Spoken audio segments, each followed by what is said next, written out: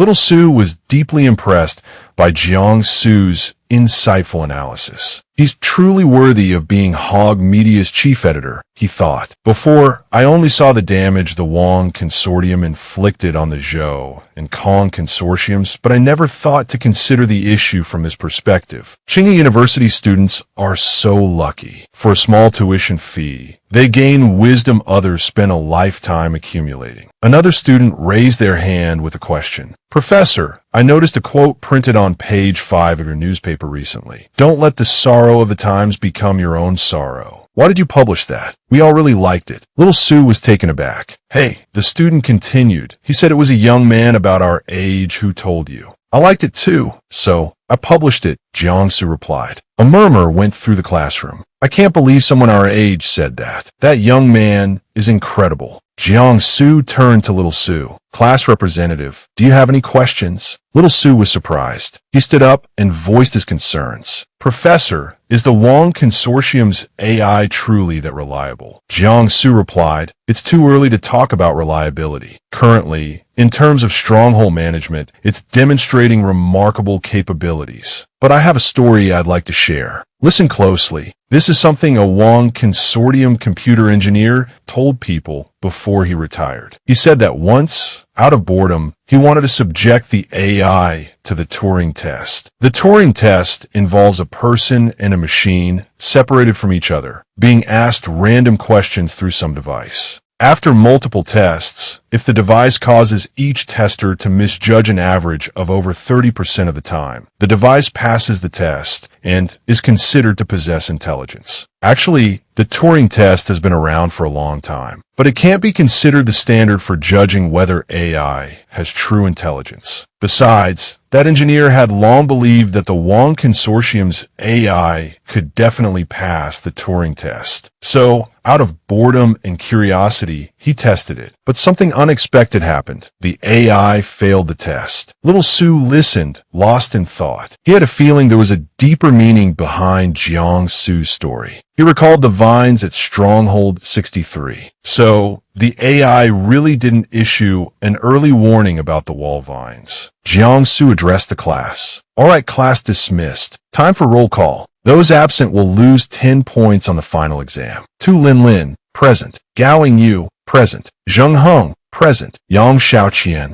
Little Sue was surprised to hear Yang Xiaoqian's name. Jiangsu repeated the name. Yang Xiaoqian is absent. A student stood up. Professor, Yang Xiaoqian withdrew from school over 10 days ago. Left the city. You didn't take roll in the last class, so you didn't know. Jiangsu responded, oh, that's a shame. Zheng Heng, come to my office after class. The scene shifted to Jiangsu's office. What's your real name? He asked. Little Sue, realizing Jiangsu knew he wasn't Zheng Heng, thought, it seems there's no need to hide it from him. Ren Xiaosu, he replied. Jiangsu was surprised. You're Ren Xiaosu. What a small world. I was just discussing you with someone else, and here you are. Little Sue was surprised. The editor-in-chief knows me. The man introduced himself. He was Jiangsu, a close friend of Zhang Jinglin. When he called me, he mentioned you. But what are you doing in the Central Plains instead of the Northwest? I heard from Zhang Jinglin that he wants you to be the next commander of Stronghold 178. The fact that even Jiangsu knew about his supposed commandership of Stronghold 178 startled Little Sue. It feels like the whole world knows I'm going to be the commander of Stronghold 178, he thought. Aloud, he said, I came to the Central Plains looking for someone. Jiangsu asked, looking for whom? Little Sue replied, Yang Xiaoqian. She was also your student, but when I arrived, she had already left. Hearing this, Jiangsu said, oh, so you're the one she likes, aren't you?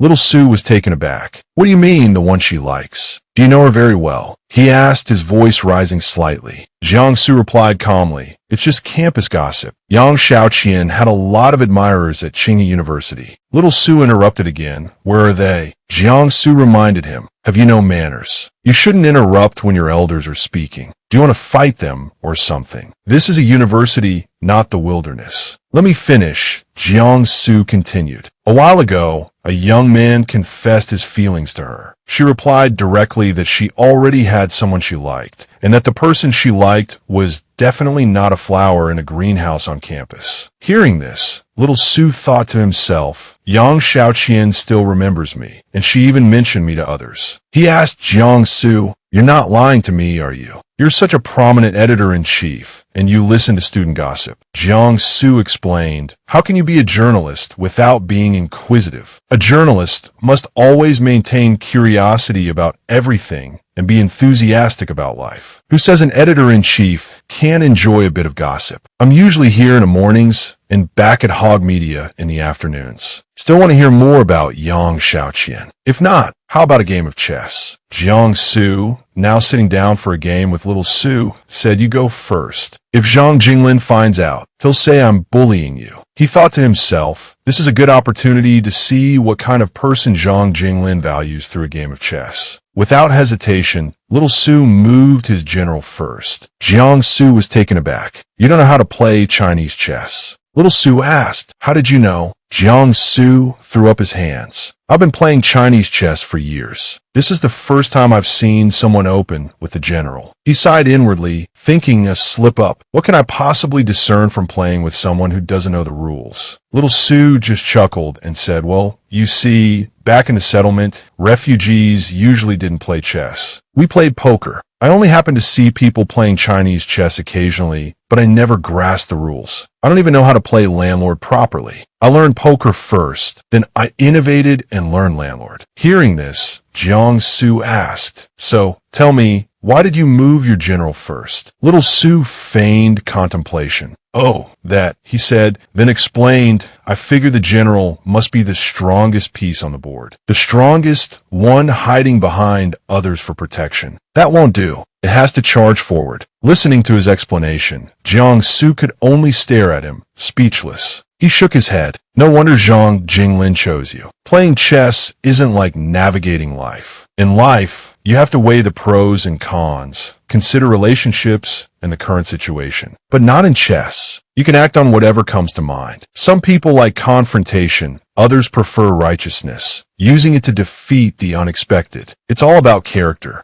So, I won't teach you the rules of chess. Play however you like." Little Su was delighted. Jiangsu thought to himself, this is good. The more clearly I can see his true nature. Little Su declared, "You lose." Jiangsu, taken aback, sputtered, "I haven't even moved a piece. How can I have lost?" Little Su calmly replied, "This rook is a tank, right? Look, I know where your general is. Just blow it up from long range." Jiangsu, regaining his composure, coughed. "Well then, we're engaged in ancient warfare, not modern warfare." Little Su grinned. "All right." He then moved a pawn. Jiangsu was bewildered. "What's the meaning of this? Pawns don't have that kind of mobility. Are you joking?" Little Su offered a personal anecdote. "On the northwest battlefield, I was just a small pawn, but I did have this kind of mobility." Jiangsu thought this. He accepted the move. "Fine, even with this mobility, it can't turn back, can it? Otherwise, it'd be desertion, wouldn't it?" Little Su argued his point. "Why can't a pawn turn back? Tactics emphasize flanking maneuvers. There's no rule that dictates one must bravely charge forward. When I was on the northwest battlefield, didn't I have to return to the front line base for repairs? If retreat wasn't an option, Zhang Xiaoman and the others would have been dead long ago." Jiang Su Sai, Isap Da. What does this have to do with Zhang Xiaoman? And who is Zhang Xiaoman anyway? He snapped, "I'm not playing anymore." Little Su calmly said, "All right, then tell me about Yang Xiaoqian." Jiangsu asked, "What do you want to know?" Little Su replied, "I want to know what else she said." As he stood and put the chessboard away, Jiangsu said she didn't say much else. She had plenty of admirers. It's just that she saw the students at Tsinghua University as hothouse flowers. So she positioned herself in opposition to her classmates. Her relationships with them weren't very good. Yang Xiaoqian is a good girl, just a bit sullen. Little Su countered, "Why sullen? She's inherently good, and she's not wrong. The students here are hothouse flowers." Jiangsu, irritated, snapped back, "Why are you arguing with me? And what's wrong with my students being hothouse flowers?" Little Su recounted a previous observation. "When I first came to Tsinghua University, they were debating whether or not the world should have nuclear weapons. hiding in their greenhouse, discussing matters of global importance. Can't you get them to be a little less ambitious? Thinking about how to survive in this chaotic world would be more reliable. Yang Xiaoqian once told me that when disaster strikes, willpower is humanity's first weapon. I spent some time in the library a while back. I read a very interesting magazine article. It described an experiment where scientists blindfolded 11 people and gathered them together. The scientist told them he was going to burn them with a hot iron rod. But in reality, he used ice cubes instead of a hot iron, placing them on their skin. And then something strange happened. After the ice cubes were rubbed on these people, 2 of them showed no reaction. 3 began to cry out. 6 exhibited burns and blisters. But after they learned that it was only ice, the burns disappeared within minutes. Jiang Su asked, "Are you suggesting that the transcendents, like them, develop their subconscious to the point where they shift from controlling themselves to controlling the world?" Little Su shook his head. "I'm not sure. But regardless of how, this is no longer a world where the powerful can do whatever they please. Some transcendents view ordinary people as insignificant creatures. To achieve their desires, they wouldn't hesitate to drag an entire stronghold down with them." Editor-in-Chief, when you walk down the street, do you pay attention to whether you're stepping on ants? Jiang Su note that, of course. He gave a thumbs up, a gesture of admiration, and chuckled. "Impressive." Jiang Su just laughed heartily. Then he said, "You already know Yang Xiaoqian isn't here anymore. Are you still planning to attend classes? You're well aware of what's about to happen to this city. Do you still want to put yourself in danger?" Little Su replied resolutely, "I plan to stay and see what happens. Qin Sheng and Oldly are my friends. Helping them is the right thing to do."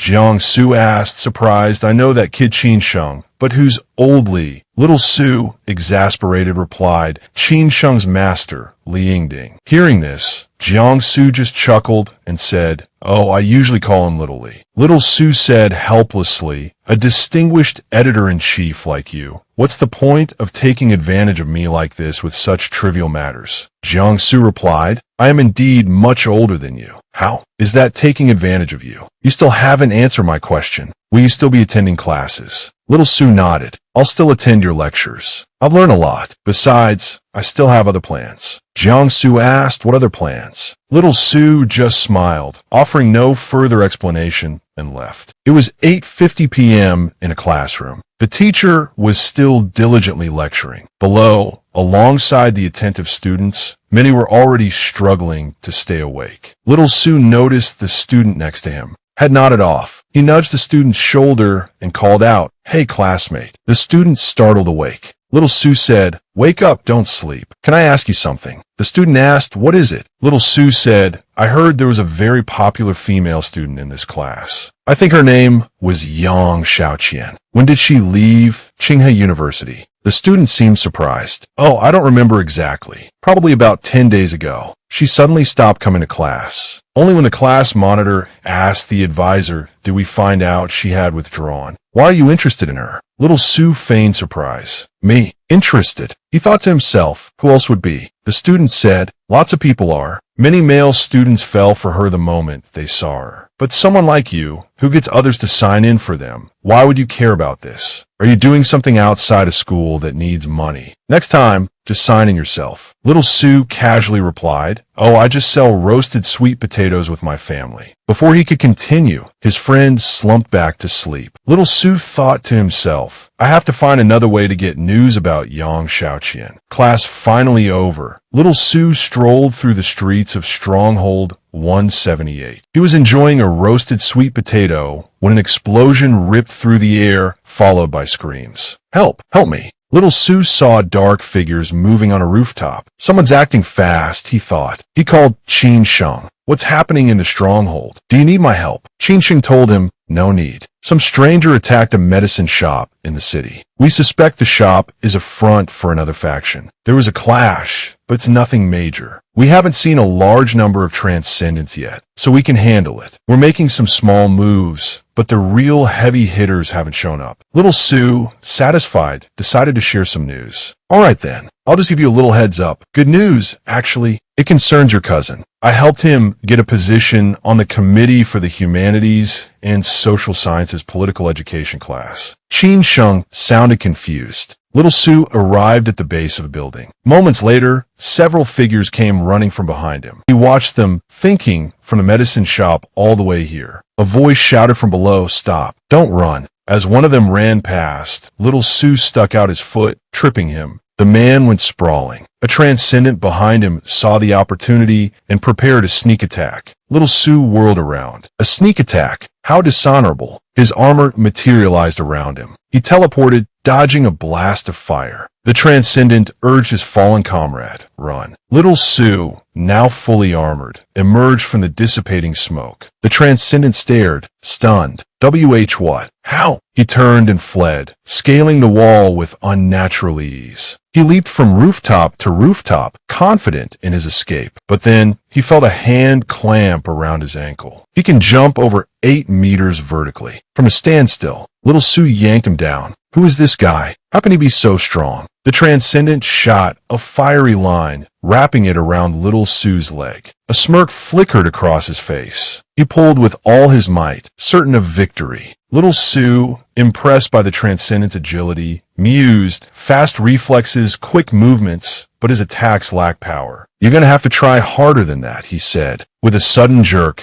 Little Sue pulled the transcendent towards him, his hand tightening around the man's throat. Without hesitation, his sword flashed, piercing through the transcendent's chest, then threw him to the ground. The armor and sword gradually disappeared. Little Sue then left the scene. The police later arrived to handle the incident. The young man accompanying oldly observed the situation and said, "I can't believe a transcendent would act at this time. I still thought they were waiting." But logically speaking, a fight between transcendents is rarely decisive. Why is it a life or death struggle right from the start? Oldly stepped forward and asked 2 nearby civilians, "Were you 2 witnesses to this entire incident? Could you tell us everything that happened?" The young man recounted, 2 people were running away frantically. When they ran past a young man in a hooded cloak, he was eating a roasted sweet potato and tripped one of them. Then, he started fighting with one of the transcendents. Old Lee and his companion exchanged surprised glances. Eating a roasted sweet potato. What the hell? They thought. The young man continued. They just kept fighting, and then, I don't know how, but the young man suddenly had armor on. And the armor wasn't afraid of fire. The other young man exclaimed, "Steel armor. Is it from the northwest?" Oldly then led them away from the scene, saying cheerfully, "Thank you. If there's anything else we need to know, we'll contact you." He then turned to his companion. "Luo Chung, we definitely have someone from Stronghold 178 here. Moreover, it's him." The young man asked, "You mean Little Sue? Didn't you and Qin Sheng say he didn't look like he could fight? And didn't you have a meeting about it afterwards? Maybe he's the one who dealt with those vines, too."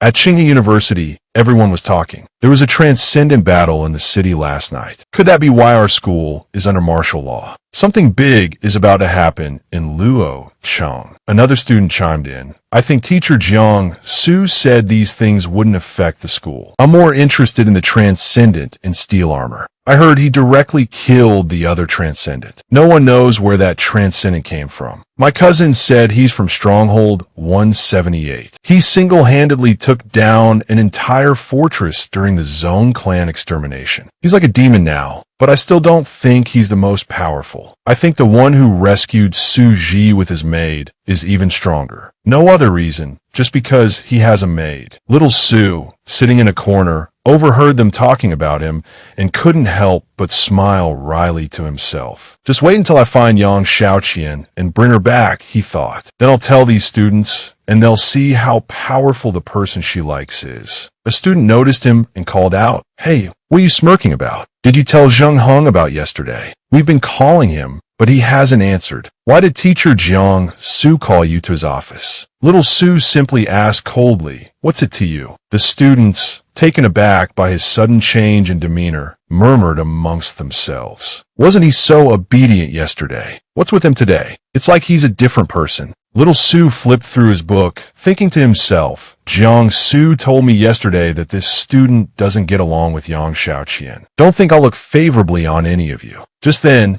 Jiangsu arrived and beckoned. Zheng Heng, come here. Let's step outside for a moment. Little Su pointed at himself. You were looking for me, Professor. Jiangsu note that. Indeed. Little Su stepped out and asked, what are you up to? I don't have your class today. Jiangsu just smiled. I'm taking you to the faculty canteen. My treat. Care to join me? Little Su grinned. Of course. It's your treat. Why would I refuse? Nearby students murmured amongst themselves. Did you hear? Professor Jiangsu just invited him to lunch. They're definitely not just acquaintances. Yeah, isn't he just a substitute teacher? Could he have some other connection? On their way to the canteen, Jiangsu broached the subject. The person last night, that was you, wasn't it? Little Su didn't deny it. It was Jiangsu Sai. Zhang Jinglin is a scholar, not a fighter. And yet, he chose a transcendent to send to Stronghold 178. It seems he also senses the danger this world is in. I hear you single-handedly took down the Tong clan stronghold. Little Su shifted modestly. I'm not that powerful. It was mostly luck. Mr. Zhang chose me mainly because I'm resourceful. Jiangsu looked at him, speechless. What about that powered armor you were wearing last night? No corporation is researching that kind of technology anymore, is there? Little Su explained. It's nano armor from the Li and Yang corporations.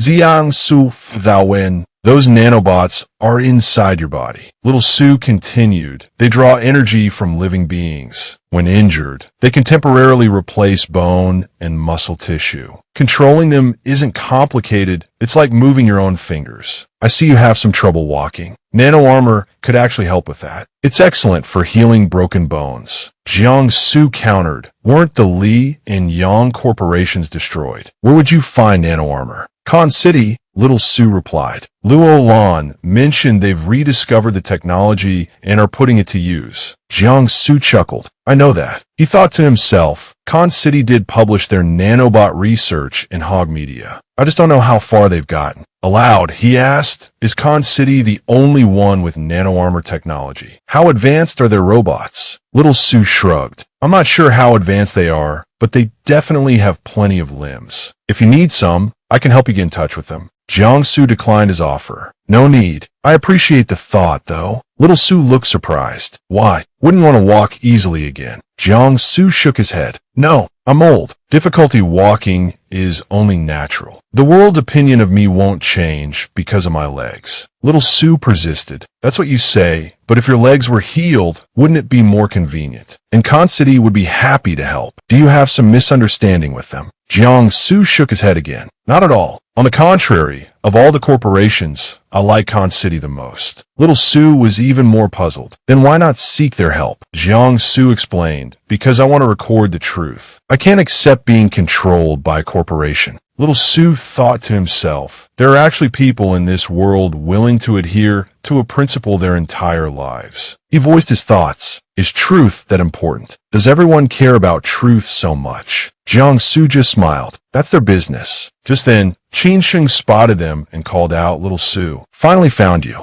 Little Su, you're looking for me. What's up? Jiangsu Vima Imba. You're a busy man these days. Qin Sheng, tugging Little Su along, added, don't ask so many questions, just come with me. Little Su, slightly anxious, thought, I haven't even had lunch yet. When they reached their destination, Little Su asked, where are we going? Qin Sheng grinned. To have lunch with a Qinghao executive. Little Su's eyes widened in alarm. I never said I was going. Qin Sheng reassured him, I've been calling you all day, but you didn't answer. I had to come to the university to find you. What's done is done. Just have a meal. Consider it making a new acquaintance. They arrived at a house and rang the doorbell. Oldly opened the door, accompanied by the young man who had been with him during Little Su's incident the previous day. It's you. Little Su exclaimed, surprised. Qin Sheng was equally taken aback. You two already know each other. The young man explained, I was on duty at East Lake in Stronghold 73 when I saw him jogging. I even advised him to leave. Little Su chimed in, and I was trying to reason with those dancing ladies in the square, and they gave me a hard time. The young man chuckled sheepishly, leading them inside. He said, you were at Stronghold 73 too. That person in the white mask, it wasn't you, was it? That masked figure caused quite the stir. Who else besides you could have that kind of power? Little Su raised his hands in denial. It wasn't me. It really wasn't. The young man slung an arm around his shoulders. Don't worry, we knights have a code. We won't reveal your identity. Besides, you were there to help. We wouldn't betray a friend. Little Sue continued to deny any involvement. It honestly wasn't me. The young man pressed. So, where were you that day? Little Sue improvised. Oh, weren't you the one who told me to leave? I thought about it and decided you were right, so I left.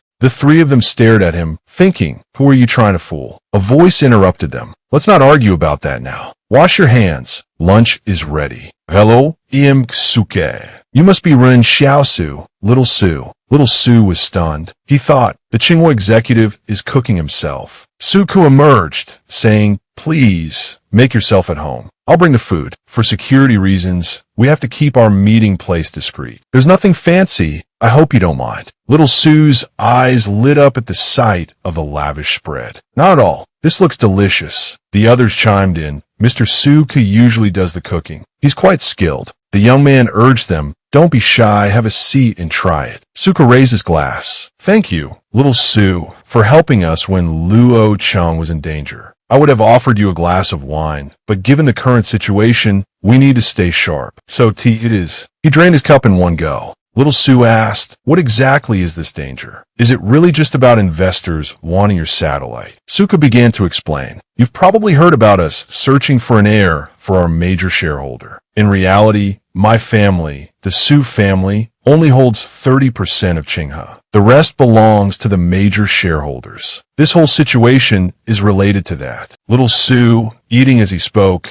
said, I know about this, but what does it have to do with the crisis in Luo Cheng? Su Ku continued, our Su family ancestor, Su Nuo, conquered the world alongside Tsingha's founder. He promised the founder that our family would never participate in power struggles. Although my generation adheres to our ancestors' teachings, not coveting what doesn't belong to us, some relatives disagree. It's a family disgrace, he admitted. After I discovered some relatives plotting a power grab, I immediately initiated a purge. As a result, they secretly colluded and even conspired with external forces to seize control. Little Sue asked, aren't they afraid these external forces will occupy Luo Cheng? Suka replied, they're not. They're using this as an excuse to hand over control of the satellites and sell Tsinghua Corporation to these outside forces. Then they'll take the money from the investors and live a life of luxury. Little Sue inquired, so who is the main enemy in this chaos? Which are your relatives? Suka shook his head, denying it. None of them. Those relatives of mine are just deluding themselves. Their actions will only be exploited by those with ulterior motives. Little Sue was surprised. Ulterior motives. Suku stated, mainly the Wong Corporation. But we don't have any proof yet. We only suspect that the Wong Corporation wants to acquire the 7 satellites in our Luo Cheng to complete the final piece of their AI strategy. Let's not dwell on such heavy topics. What would you gentlemen like for dessert after your meal? Little Sue, after a moment of surprise at the mention of dessert, replied, I'll have a plate of pickled garlic, please. The other 3 at the table were taken aback by his unusual preference. Just then, the young man's phone rang. He answered and said, understood. He informed the others, there's a disturbance on Triumph Road, but we haven't confirmed the forces involved. The defense forces are on their way. We should head over there immediately. Suku added, my apologies, but I must return to Tsinghua headquarters now. The group then headed outside. Little Sue was surprised to see Suku riding a bicycle. The head of Tsinghua Corporation not only cooks his own meals, but also rides a bicycle. Quite down to earth, he thought to himself. Turning back, he said, until we meet again, gentlemen. Little Sue asked Qin Sheng, are there any transcendents involved tonight? Qin Sheng replied, yes, but based on their appearance, one of them seems to have been a solo operative before. No idea which investor recruited him to come here and exert himself for money. Little Sue, intrigued, asked what are his abilities. Qin Sheng answered, oh, I heard he can blow bubbles that explode people. Little Sue pondered bubbles. Qin Sheng, noticing his thoughtful expression, asked, what's with that look? Little Sue replied, I think I might know this transcendent. Qin Sheng was surprised. Really? What a coincidence. Let's head to the scene and see. Arriving at the scene, Qin Sheng asked some soldiers, excuse me, What's the situation? Where's the bubble-blowing transcendent? The soldier recounted the events. He killed his opponent. To avoid capture, he took a hostage and barricaded himself inside. Suddenly, an explosion erupted from within the building. The military used a loudspeaker to address the transcendent. We have you surrounded. Even if you kill the hostage, you won't escape. Why don't you tell us your conditions? We might consider letting you go, Balkan said angrily. You let me go? What kind of joke is that? Little Sue suddenly recognized the voice as belonging to Zhang Baocan. Just then, Qin Sheng's phone rang. Hello, Qin Sheng answered. I'm about to make my move, Little Sue said. Qin Sheng looked around, but Little Sue had already vanished. Where are you? What are you planning to do? He asked. Little Sue told him he was going to take a long shot. But he's hiding well, Qin Sheng replied. If you shoot, you could easily hit the hostage. Before he could finish, Little Sue fired, the shot echoing from a distant building. The people on the ground below were still unaware of what had transpired. Inside the building, Balkan trembled, believing the hostage had been killed. All right, Little Sue said, tell the transcendent inside to come out and surrender. Don't kill him yet. He then hung up. Qin Sheng shouted, criminal inside. The hostage is dead. Come out and surrender. Balkan emerged, hands raised in surrender. Later, Qin Sheng and the young man escorted Bao Can to a secluded spot. Where are you taking me? Balkan asked. An old friend wants to see you, Qin Sheng replied. He has a special status and doesn't want to be seen. We need to avoid any prying eyes. I don't have any old friends, Balkan protested. At this point, I guess I just have to accept my fate. Little Sue stepped out of the shadows. Zhang Baocan, he said, we meet again. Balkan stared in disbelief. You're Ren Xiaosu. Is that really you?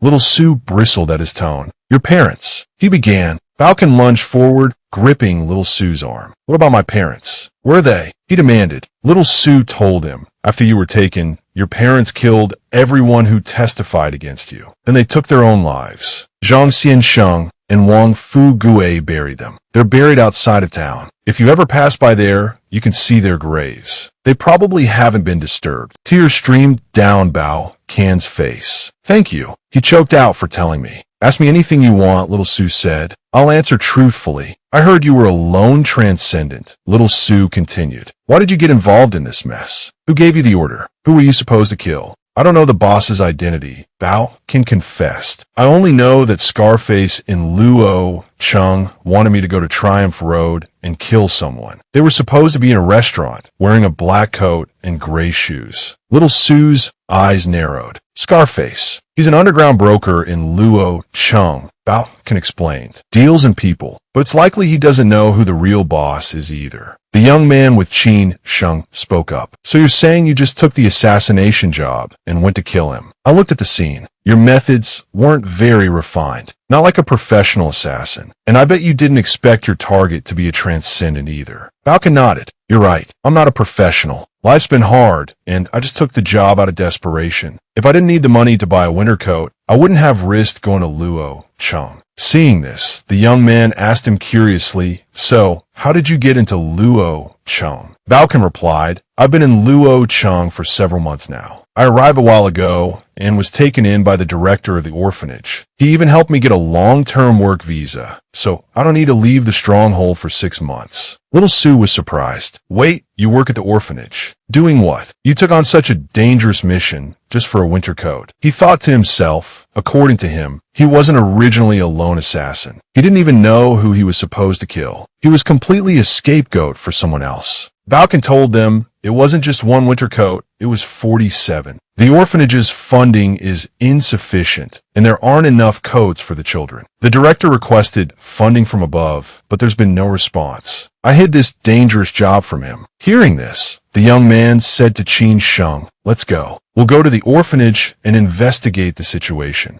Balkan asked hesitantly, could you unlock these handcuffs? I'm afraid I'll scare the children if I go back like this. Qin Sheng unlocked the handcuffs while reassuring him, don't worry, we won't disturb the children at the orphanage. If what you say is true, we won't make things difficult for you. Balkan smiled and said, I knew Qinghe had many good people. I didn't want to kill anyone in Luo Chung either. The young man with Qin Sheng told him, all right, no need to flatter us. As long as what you say is true, nothing will happen. Then the group headed towards the orphanage. The scene there was desolate, with many dilapidated and crumbling buildings. Little Sue said to them, "This is Chingha's property. You guys aren't short of money, but this place is far too dilapidated." Qingsheng chuckled and replied, "Chingha's property. This must be the handiwork of those Su family relatives. They have no principles. It's not the first or second time they've docked workers' wages. This is probably one of the reasons Su Ku wants to purge them." Bao can ask Little Sue, "By the way, Little Sue, why did you shoot the hostage earlier?" Qingsheng was taken aback. Ren Xiaosu was the one who shot the hostage. He recounted, "Last night, didn't I trip a fleeing criminal? That hostage was the person I tripped. I guess this is what they call fate's cruel irony. But he was also unlucky. What a coincidence." They were all startled by this revelation. At this moment, everyone entered the main hall of the orphanage. Children rushed out. "Uncle Baocan, you're back. Did you buy the winter coats?" Baocan told the children, "I'm sorry, I didn't buy them today. I'll go look again tomorrow." Then he made bubbles for the children to play with. The young man accompanying Qingsheng was surprised. "As a transcendent, you're content to stay at the orphanage as a caregiver." Baocan sighed sheepishly and recounted, "Actually, my purpose in coming to Luo Chung wasn't so simple. I wanted to sneak into the stronghold and kill someone to complete a mission. After sneaking in using the caregiver identity, I saw these children and wanted to play with them. Then, when a child with autism smiled because he saw the bubbles, I suddenly had the thought of staying here. Being a transcendent isn't anything special. Maybe my ability wasn't meant for killing people. There's no rule that says transcendents have to kill people and fight for power, right? If you gentlemen happen to meet any of the higher-ups from Qingha Corporation," Baocan said, his voice strained, "would you please put in a good word for me? The 6,000 notes they provide each month truly isn't enough. The children can't even eat their fill, let alone have new clothes." Qingsheng sighed, shaking his head. "I never imagined there'd be such a poorly funded orphanage within Luo Chang. This isn't an orphanage, it's more like a refugee camp. Where's the director? Haven't come out here. I need to get a clearer understanding of the situation." Just then, a man descended the stairs. "Haha," he chuckled, "I'm the director. Anything you need, just ask." Little Sue, taken aback, thought to himself, that's odd. How did he become the director of the orphanage? "Baocan, why don't you take the children outside to play while we talk?" Qingsheng suggested gently. "I'll blow some bubbles for you, okay?" The portly man beamed and extended his hand. "I'm the director of this orphanage. What can I do for you two?" "We'd like to inquire about the funding Luo Chang provides to the orphanage," Qingsheng stated. The man's expression shifted, a flicker of understanding in his eyes. "Certainly. I'll tell you everything I know." Little Sue watched, puzzled. How did he end up in Luo Chang as the director of an orphanage? He used to be an informant for the Li consortium. Can he really be sincerely managing this place? A frown creased his brow as he considered the possibilities. Could he have been the one who instructed Zhang Baocan to carry out the assassination, using it to draw the attention of Qingha Corporation and improve the orphanage's funding? Surely not, but it's not entirely impossible. A moment later, Suku shook the director's hand with a grateful expression. "Thank you for your cooperation. We'll investigate this matter tomorrow. Furthermore, from now on, the orphanage's funding will be allocated by the Consortium of Knights. The orphanage will no longer fall under Luo Cheng's civil administration. The members of the Consortium of Knights truly are angels of mercy," the director said, scratching his head sheepishly. "Well then, please rest. We'll take our leave." The man offered his thanks once more. "On behalf of the orphanage, I thank you again." Just then, Little Sue placed a hand on Zhang Baocan's shoulder. "You two go ahead," he said. "I want to talk to Baocan for a bit longer." Suku and Qingsheng nodded and turned to leave. "See you later, Little Sue," Suku called out. "All right, we'll head back," Qingsheng added. Once they were gone, the director turned to Little Sue and asked, "Why didn't you expose me?" "Why would I?" Little Sue replied. "There's nothing to gain from it. Besides, the children really do need winter clothes. Improving their meals is a good thing." The director frowned, realization dawning on his face. "So you saw through my plan?" "It wasn't difficult," Little Sue said. "Let's see if the knights are as righteous as the legends say." Overhearing their conversation, Zhang Bao can look from one to the other, confused. Did you two know each other before, director? The director placed a hand on Bao Kan's shoulder. Go and look after the children, he said. I need to speak with him. Bao Kan didn't press the matter, offering a cheerful, all right, before heading off. Little Sue watched him go, then turned back to the director, a curious look in his eyes. You're using Zhang Bao Kan. What's your purpose? The director shook his head. That boy is like a precious gem. I wouldn't dream of using him. Little Sue's curiosity deepened. You have your own reasons for being here, don't you? Little Sue listened to the director's explanation.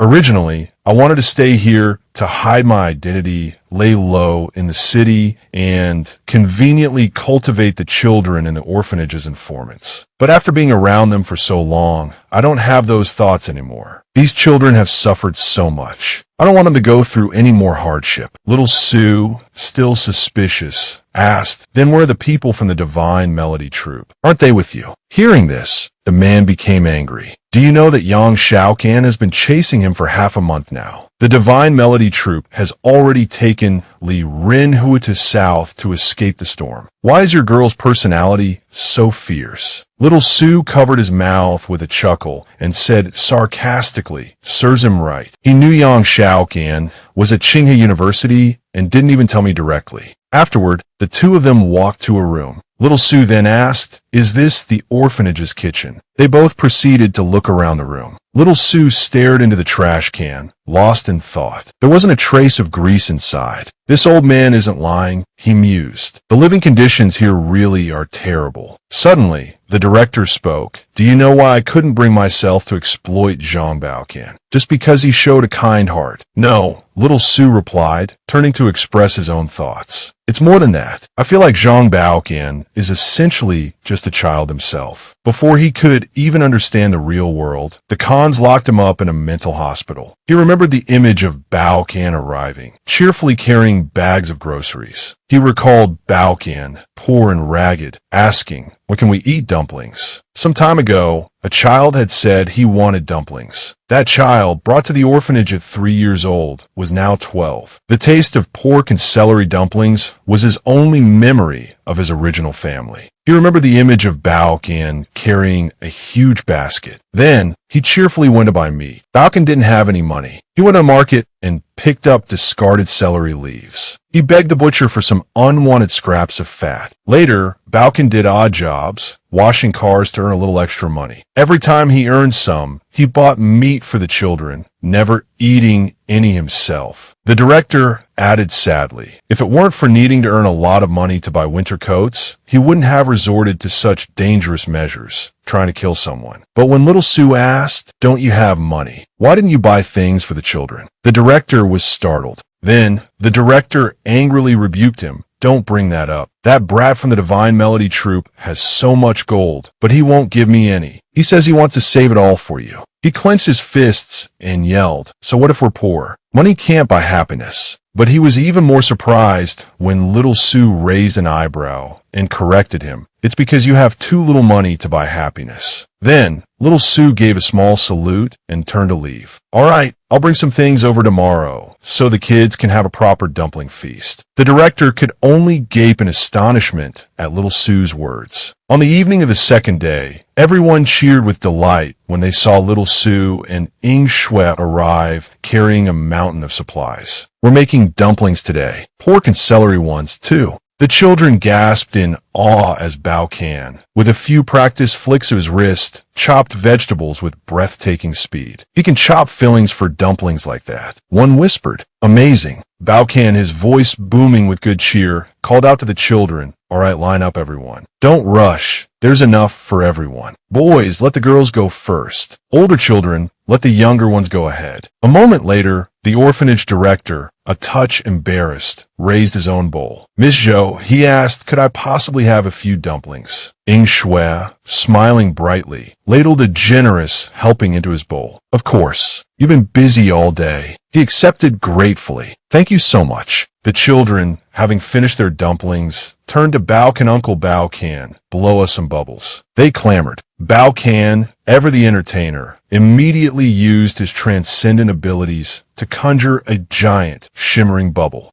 staring at the bird-shaped bubble floating before them. One of the children wrinkled their nose. Uncle Bao Can, they complained, why does your bubble smell like celery and pork today? Meanwhile, Ing Shui, watching little Sue, sighed. My lord, you're actually showing some humanity today. Little Sue, however, simply shrugged, a melancholic air about him. Humanity? What does that even taste like? I'm just being considerate. I can't protect these children like Zhang Bao can. Ing Shui crossed her arms, a thoughtful frown on her face. It's better than nothing. In this world, a little humanity goes a long way. Hearing this, a small, genuine smile touched little Sue's lips. Since arriving in Luo Cheng, he hadn't felt this at ease. He smiled as he popped a dumpling into his mouth. Just then, fireworks began to explode outside the window. The children, pointing excitedly, cried out, Look, Uncle Bao Can, fireworks. Everyone in the room turned towards the window, captivated by the dazzling display. A thought flickered through little Sue's mind. It would be wonderful if the world could be this peaceful from now on. The fireworks illuminated the night sky. Almost everyone was gathered by the window, mesmerized by the spectacle outside. The fireworks are so beautiful, Bao Can murmured. It's been so long since I've seen fireworks. Suddenly, he noticed an unidentified object falling from amidst the exploding colors.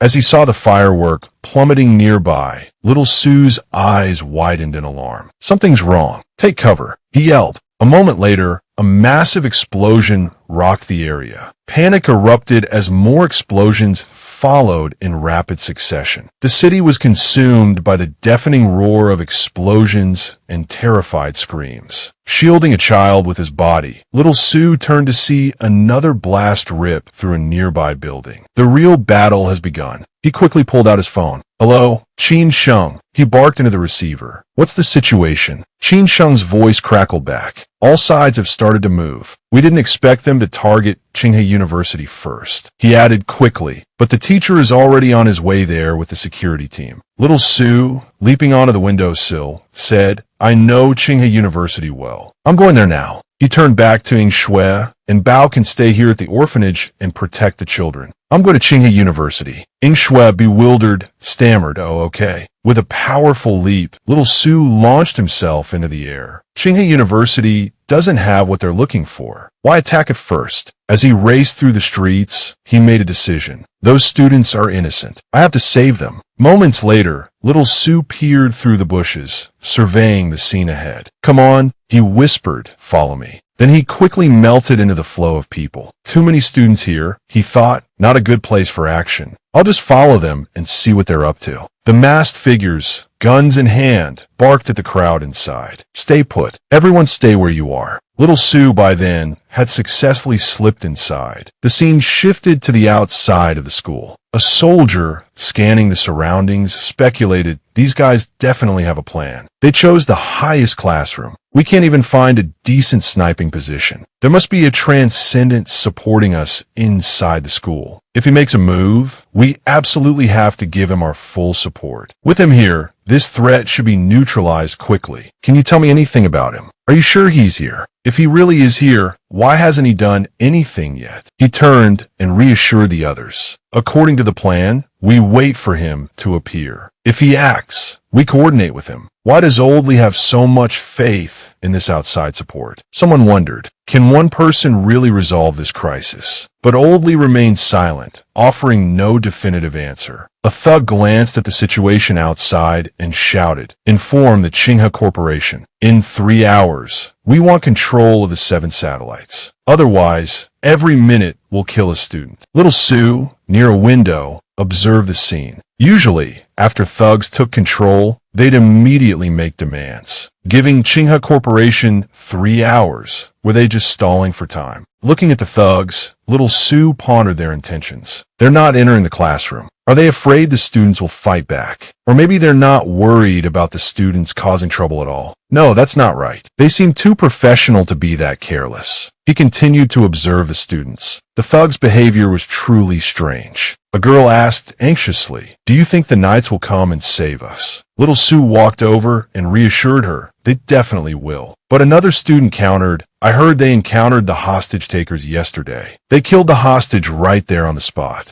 A thug, rifle slung over his shoulder, approached them. If you want to cry, cry now. If the Qinghe Corporation doesn't hand over the satellites, you won't have the chance to cry later. One of the students pretended to cover his face and sob. Little Sue, seeing this, realized something. That's why the thugs aren't entering the classroom. They have someone inside. Suddenly, the student glanced back at him. Little Sue immediately dropped to the floor, wailing dramatically. What are we going to do? Are they really going to kill us? I don't want to die. As soon as the spy turned away, he calmly wiped his tears. A thug with a video camera approached as the students whispered amongst themselves. Do you think the Qinghe Corporation will hand over the satellites? One murmured, probably not. They can't just stand by and do nothing. The thug raised the camera, a cruel smile twisting his lips. Now, I'm going to give you a chance to save yourselves. Interested, the students stared at the camera in his hand. Look into this camera, he instructed. Beg the Qinghe Corporation to give us the satellites. Once we have them, you'll be released. But the students, as one, shook their heads. We won't betray the bulwark. A thug, his face contorted with rage, grabbed a female student by the hair. Don't turn around. Don't you dare turn around. If you do, I'll drag you to the roof and kill you right now, right where the garrison could see. The camera zoomed in on the girl's terrified face. The moment the recording ended, it was tossed out the window. The soldiers watched the cassette tumble through the air, accompanied by the thug's mocking laughter. Don't worry, take it back and watch it. We won't be shooting. Ha! One soldier handed a package to another, then ordered everyone to stand back. Old Lee opened it and examined the contents. A video camera. The camera held the image of a weeping female student pleading for her life. I don't want to die. Both Old Lee and the other soldier gritted their teeth in anger. They were just kids. They shouldn't be caught up in this.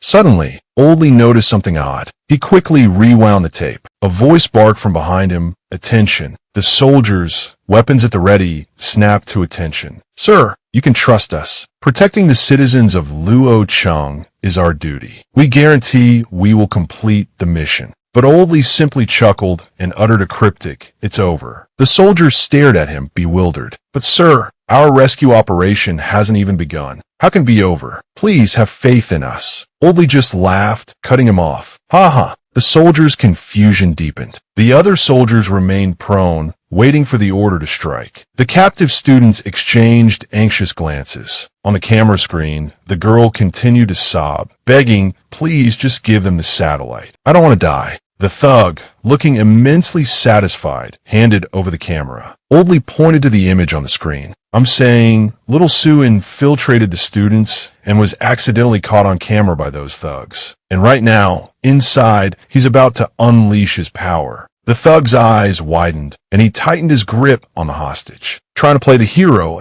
Fine. Then you can join her on the roof. The other students quickly parted to let little Sue through. Despite the hood pulled low over his face, one of the male students recognized him. Isn't that the guy who took attendance for Zheng Hong? The thug released his hostage and cracked his knuckles, a cruel grin spreading across his face. So it's you, kid. You forced our hand. The thugs surged forward, attacking little Sue. Get him! But he effortlessly countered, seizing them by the throats. Little Sue's hand, pulsing with power, tightened around one thug's neck. His body had undergone a visible transformation, filling the thugs with terror. Don't move. If you move, we'll shoot. Ignoring the threat, little Sue lunged forward, delivering a devastating blow to one of the thugs. Let's go. The wall in front of them exploded, sending bodies hurtling into another wall. Little Sue calmly walked towards the two crumpled forms. The students gaped, staring at the gaping hole in the wall. Then, as little Sue turned and walked calmly back towards them, a buzz of excited whispers filled the air. Isn't that the armor the Northwest Paragon wears in the legends? He is the Paragon. Why is he here? Who is he? Little Sue smiled faintly. From behind his mask, he declared confidently, I'm the one young Shaokin likes. Little Sue continued walking forward amidst the students' hushed discussions. He's the one young Shaokin likes. No wonder she refused the student council presidency. He came here looking for her, so he likes her too. But just then, he stopped in front of the spy, his presence causing the man to flinch.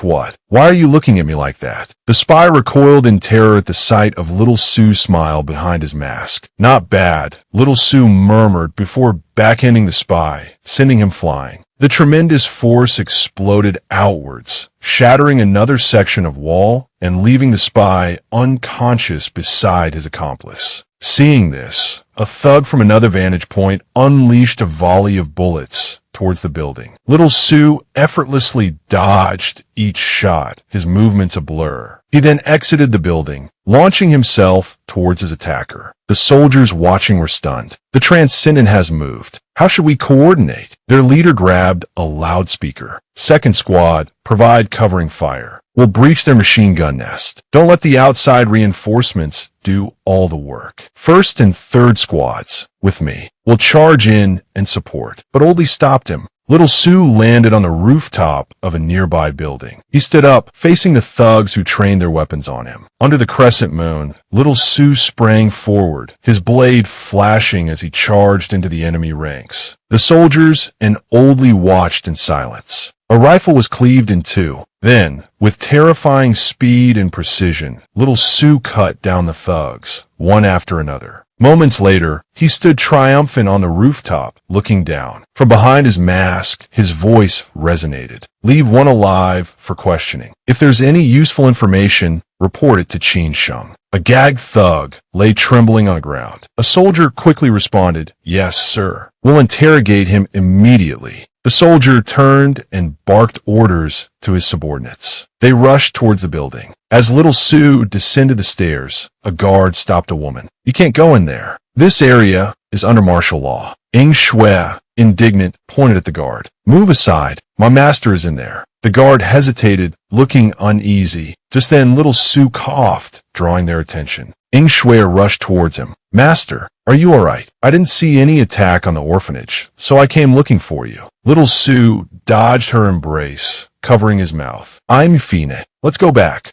As the two walked away, the students erupted in excited chatter. "Master, a maid. He's the one who saved Suja. He's the same person we've been worshipping. But does Yang Shaokin know he has a maid?" Little Sue turned back, his voice calm. "Everyone, stay hidden here." The commanding officer immediately raised his hand, signaling, "Quickly, go and clear the battlefield. See if any students have been killed." Little Sue spoke as he walked. The earlier fight at Tsinghua University was likely just a prelude. The real battle is unavoidable today. If everything's all right at the orphanage, go back and protect Wang Yu and the others. Ing Shui, at his side, offered no objection. He watched a retreating figure, thinking, "We came here to help. It wouldn't be worth it if we got hurt ourselves in the process." Ing Shui, walking ahead, suddenly stopped. Then, turning back with a cheerful expression, she said, "There's still some chicken left at home. I'll go back and stew it. We'll wait for you to finish up and come back for some soup." Little Sue gave a thumbs up in agreement. "All right." He then stood still, watching Ing Shui depart. Little Sue then pulled out his phone and made a call. "The situation at Tsinghua University has been handled. How are things on your end?" Qin Sheng reported from the other end. "The thugs are holding more than 10 hostages inside the building and refusing to come out. It's not convenient for us to attack. The situation is a bit tricky." Little Sue pulled his cap down over his head and asked, "Do you need my help?" The voice on the other end immediately declined. "No need. There aren't many of them. We'll find an opportunity to act." He immediately understood. "All right then, stay in touch." Little Sue then continued walking alone down the road. Jiang Hu, seeing him arrive, couldn't help but ask, "How did things go at Tsinghua University?" "Little Suri Blaid casually, no casualties. The threat has been neutralized." This made Jiang Hu laugh out loud. "Impressive." The others in the room all looked over, wondering, who is that young man outside? The editor-in-chief is personally receiving him. "So, what brings you to Hope Media?" Little Sue asked with a gentle smile. "Qin Sheng and Oldie don't need my help for the time being. I thought it over and decided I should be here with you. You're also a group that needs protection."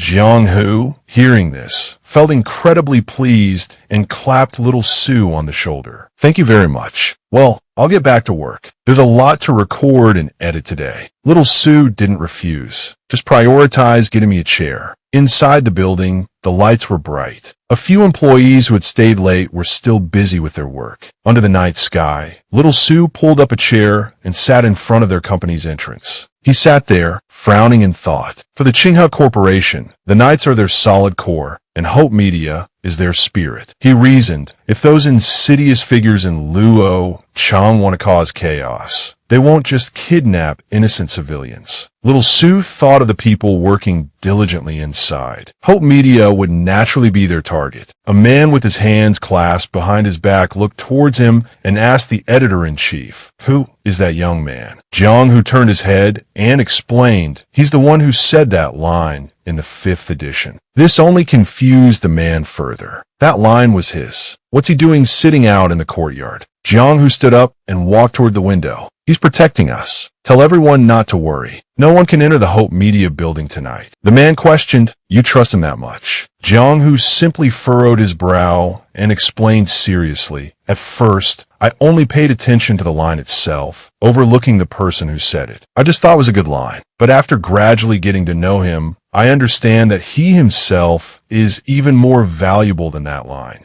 Then he turned and instructed them, "All right, get back to work. We still have a lot to do." Jiang, who suddenly heard loud noises. Little Sue looked up at the moon, gradually obscured by gathering clouds. The weather was turning, but he remained seated, calmly watching the approaching figures in black, weapons in hand. As expected, he thought, if they want to sow chaos, they'll definitely target Hope Media. I haven't wasted my time waiting. A scarred man grinned, firing his gun into the air. Little Sue frowned, pulling his hat low. "You shouldn't think of destroying this place," he warned. But the scarred man ignored him, giving the order to attack. The figures in black opened fire. Little Sue quickly donned his armor and charged directly into the hail of bullets. He slammed into one of the attackers, sending him flying. Inside, the staff watched the fight in terror. "Is he planning to fight that mob alone?" One whispered, "He's protecting us. If you're a man, come on, let's help him." But Jiang, who, leaning on his cane, hobbled forward and scolded them. "What are you all doing gawking? Isn't this chaotic enough? Get back to work. Do you think he's here to protect us? He's protecting what we do. He's fighting for the truth." He calmly directed his staff, "Rein in your unnecessary fervor. For us, the only valuable thing we could do right now is record the truth. Even if we die, we must die on the path of pursuing truth." Little Sue somehow overheard the conversation. Fighting for the truth, huh? Not bad. He swung his sword, charging back into the fray of gunfire. He remembered events from his past, living in such a sorrowful era. He sliced a gunman's weapon in two. He remembered his younger self, helplessly calling out to his brother. He understood. Having experienced the despair of this era, he had often felt that truth wasn't so important after all. Wherever little Sue went, the attackers fell. In his mind's eye, he saw himself constantly striving, fighting. That's why he had always prioritized survival above all else. Beneath his armor, little Sue gritted his teeth in anger. Jiang Hu and his staff were also working tirelessly. Until he met the people of Hope Media, their appearance had made him feel that the world wasn't so dark that its end couldn't be seen. He cleaved through his enemies while enduring the barrage of bullets against his back. Can natural disasters truly destroy humanity? Maybe, maybe not. He spun, his sword a blur, cutting down more attackers. But after a disaster, do humans really abandon their beliefs out of fear? Absolutely not. He thought of his old comrade, a pang of sadness in his heart. "Woody, if you were still alive, you'd be so happy. Because behind me, there's a group of people just like you." He punched through an attacker's chest, using the body as a shield as he pressed forward. Fighting on, little Sue roared, "I still don't know who's behind you. But tonight, you came to a place you shouldn't have. So tonight you all die." The clouds parted, revealing a crescent moon. Jiang Hu looked down from above, declaring, "Starting today, we are no longer alone." Meanwhile, little Sue, down below, continued to swing his sword relentlessly, battling the attackers. But after a long while, exhaustion began to creep in, and the armor shimmering around him started to dissipate. Seeing this, one of the thugs pointed and yelled, "His armor is gone. Get him!" The men in black swarmed forward like ants pouring from a broken hill. Even without his armor, little Su effortlessly sliced through them, his sword a blur of deadly precision. He then swiftly charged towards the group, firing relentlessly at him, his blade flashing, cutting them down with brutal efficiency. Exhaustion gnawed at little Su. He saw old Lee, masked, standing opposite him. His eyes widened as the figure lunged. Good thing I prepared for this, he thought. I summoned old Lee earlier. Old Lee, sword in hand, materialized unexpectedly behind the men in black. With a swift, devastating arc, his blade severed their bodies. That's the legendary masked transcendent in white, someone gasped. Back to back, little Su and Old Lee fought, their swords a whirlwind of steel against the onslaught. But soon, little Su's strength gave out, and he leaned heavily on his sword, barely able to stand. Suddenly, a transcendent with earth-manipulating abilities appeared before him. Out of energy are we. Watch this. Little Su's jaw dropped. A transcendent among the thugs. Ignoring the hurtling boulders, little Su lunged forward, deflecting the largest one back towards the transcendent with a powerful swing of his sword. The transcendent, struck by his own attack, coughed up blood and went flying. Ag! He screamed. Little Su, his strength waning, thought, overestimated myself. He gritted his teeth as another thug attempted a sneak attack from behind. Shouldn't have said that so soon. He swiftly parried the blow. The thug smirked. Without your armor, how many of my attacks can you withstand? He raised his hand, unleashing a stream of red liquid. To little Su's astonishment, a silvery liquid flowed from his own hand, intercepting the attack. The silver consumed the red, its advance relentless. The Transcendent's eyes widened in terror as the silver liquid surged towards him. What is this? He was engulfed, pulled to the ground. Impossible.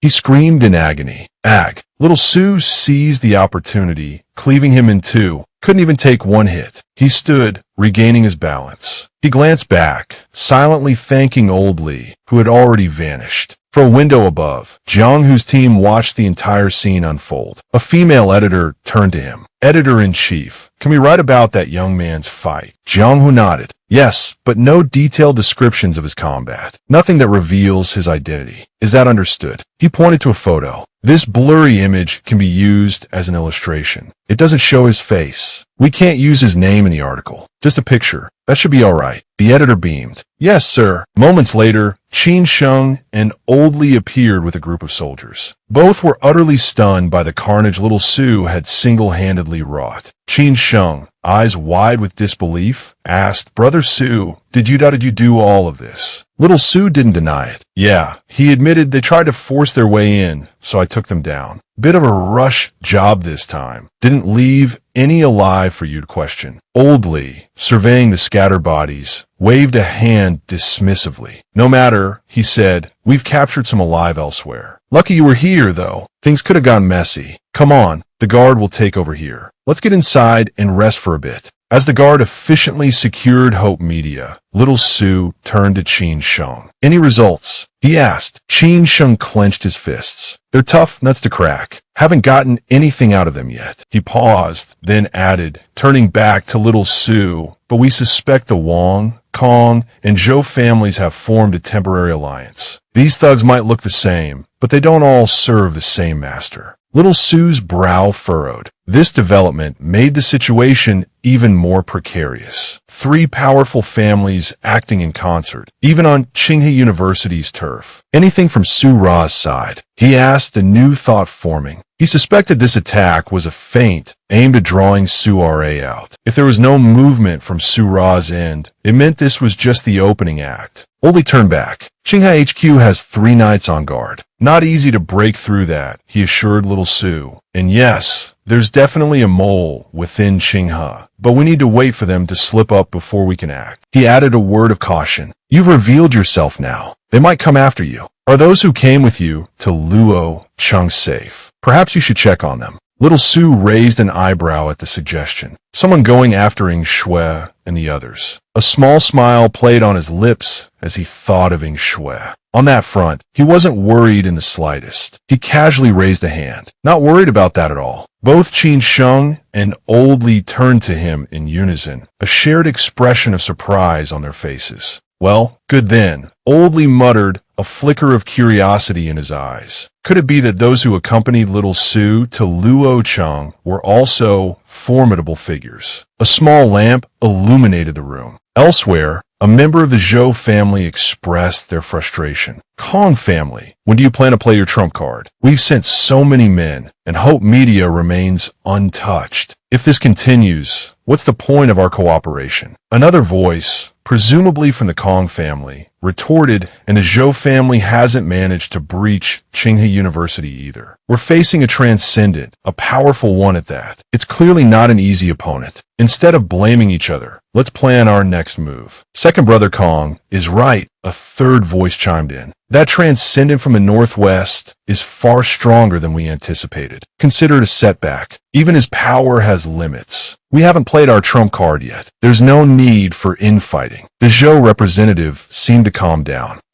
I just didn't expect the Northwest to send someone to Luo Cheng's aid. It seems they've chosen their side. They're clearly against us. Second brother Kong disagreed. So what if they're the opposition? The three of us together, are we afraid of just him? Who knows? That Northwest Transcendent might even lose his life today. Since we couldn't capture Jianghu, let's see if there's any other lucky break. The bottom line is, we need to have important figures in our hands to have bargaining power. Wang Wenyin suddenly brought up the issue. I have a new lead. He stubbed out his cigarette and continued. For the past 2 days, our intelligence has been tracking a man named Yang Shuilin. He's in charge of media relations for Tsinghua. After having dinner with Su Ku's relatives, second brother Kong held his head in his hands, looking exasperated. He didn't go home. He went straight to a hotel. Going to a hotel to meet a lover? What kind of lead is that? If you don't have any important information, don't bother speaking. Don't just throw in random bits of information to fill the quota. Wang Wenyin suddenly lowered his voice. He wasn't going to meet a lover. He's turned the hotel room into his residence. I found this very strange, so I want to ask Su Ku's relatives. After some investigation, I indeed found a lead. Yang Shuilin's house is temporarily occupied by a young woman and a group of children. Isn't that a temporary safe house? To protect important figures, they intentionally find a house with long-term residents and let them stay there. The people in that house right now are likely the family and children of an important figure in the Tsinghua Corporation. Second brother Kong, however, was wary. Some more people there. This operation cannot fail. The scene shifted to where Ning Shui was happily making soup. One person yawned repeatedly. It's so late, and Sister Ning Shui is still making soup for brother Little Su. The other person complained while reading a book. My homework is about to be marinated in chicken soup. Ning Shui then slowly brought out 2 bowls of hot soup. The soup is ready. Try it first. The white-haired person took the 2 bowls of soup and said cheerfully, "Thank you, Sister Ning Shui." Then, while blowing on the soup, he looked at Ning Shui and asked, "Sister Ning Shui, brother Little Su will be all right, won't he? Otherwise, let's go help him. We also have nano-robotics in our bodies." Ning Shui slowly took off her apron and said, "What you need to do now is study hard. He specifically entrusted me with the task of taking good care of you. Don't you understand him? Is there anyone in this city who can threaten him?" The white-haired person sipped the soup and agreed. "That's true." Then she picked up the garbage bag and left. "You guys stay home and drink your soup. I'm going out to throw out the garbage." Ning Shui slowly turned the doorknob. As soon as she stepped outside, she sensed something was amiss. The surrounding neighborhood suddenly became eerily quiet. Ning Shui hummed a tune as she went to throw out the garbage. She walked casually along the deserted street. Just as Ning Shui reached out to open the lid of the garbage can, a figure in black lunged at her from the shadows. Instantly, Potato Shooter activated, firing a volley of potato projectiles. The figure in black was immediately hit and sent flying, much to Ning Shui's surprise. She thought to herself with amusement, Old Li's Potato Shooter is really reliable. The ambushers nearby were all stunned. How is that possible? Then they all rushed forward, attempting to surround Ning Shui. "Get her!" Potato Shooter switched to an enraged mode, unleashing a continuous barrage of projectiles. The figures in black cried out as they were hit. A figure with energy abilities observed everything from above. Ning Shui turned her head, spotting the attacker riding the wind, bearing down on her from behind. "I really didn't want to do this to a woman," he sneered. With a fluid grace, she evaded his strike. The transcendent landed swiftly, confronting Ning Shui. He unleashed a barrage of energy attacks, each aimed to incapacitate her. But Ning Shui, with effortless agility, somersaulted away from each blast. Landing lightly, she poised herself, ready for the next assault. The transcendent advanced slowly, his voice laced with false charm. "Come quietly," he urged. "Resistance is futile." Ning Shui, her own power surging, scoffed. "Save your breath," she retorted, and with a flick of her wrist, a torrent of thorny vines erupted from the earth, ensnaring the transcendent and his companions. What is this?" he stammered, stumbling backward. The vines tightened their grip, constricting the men in black. "What is this? Help! Help!" Tiny tendrils, almost invisible, pierced their skin, injecting a searing pain that made them scream. Ning Shui raised her hand again, a dismissive gesture. She turned and walked away, leaving the writhing figures to the mercy of the voracious vines. Humming softly, Ning Shui retied her hair as the vines dragged their victims beneath the earth, swallowing them whole. Returning to the house, she was greeted by two figures who emerged to meet her. "Ning Shui, what took you so long to take out the trash?" "We thought we heard you talking to someone," one of them asked. Calmly, as she set down a bowl, she replied, "Just a lost soul." Then, with a cheerful smile, she held up the empty bowl. "How was the chicken soup? Shall I get you some more?" Zhou family's representative played a pair of fours. Wang Wenyan, shuffling his cards, mused aloud. The sixes they should have reported back by now. "What's the hold-up?" Just as he finished speaking, Kong Erji's walkie-talkie crackled to life. "Speak of the devil," he muttered, swirling the liquor in his glass. Kong Erji answered the call. "Hello. Report." A tense silence hung in the air before the voice on the other end spoke. "Sir, we've lost contact with the team we dispatched." Kong Erji slammed his fist on the table. "Lost contact. Send someone to investigate the area immediately." "Yes, sir," came the hurried reply. Slamming the walkie-talkie down, Kong Erji turned to the other two men. "They've lost contact." The Zhou representative paled. "What do we do now? How can we lose contact?" Wang Wenyan, taking a sip of his drink, speculated. "That area is known for protecting important figures. It's not surprising that Manhwa has tight security there. We need to consider other points of vulnerability." Suddenly, he set his glass down with a decisive clink. "I've got something." A relative of Su Ra's, in charge of Luo Cheng's civil affairs, mentioned that the Knights have taken over the Welfare Institute's budget allocation. "Wouldn't you say that's unusual?" Kong Erji slammed his hand on the table again, his voice booming. "Unusual? Of course it's unusual. At a time like this, anything the Knights do is significant. Send men to the Welfare Institute, secure the people inside, and then we'll figure out what's going on." Meanwhile, the director of the Welfare Institute sat at a table teaching a group of children. "How many ways are there to write a secret message? Does anyone know?" A small hand shot up immediately. "Director, you taught us 3 ways. Onion juice, acetaminophen tablets, and starch." Smiling at the eager faces, the director picked up 2 sheets of paper. "Today, I'll teach you a 4th method. Take out 2 sheets of paper.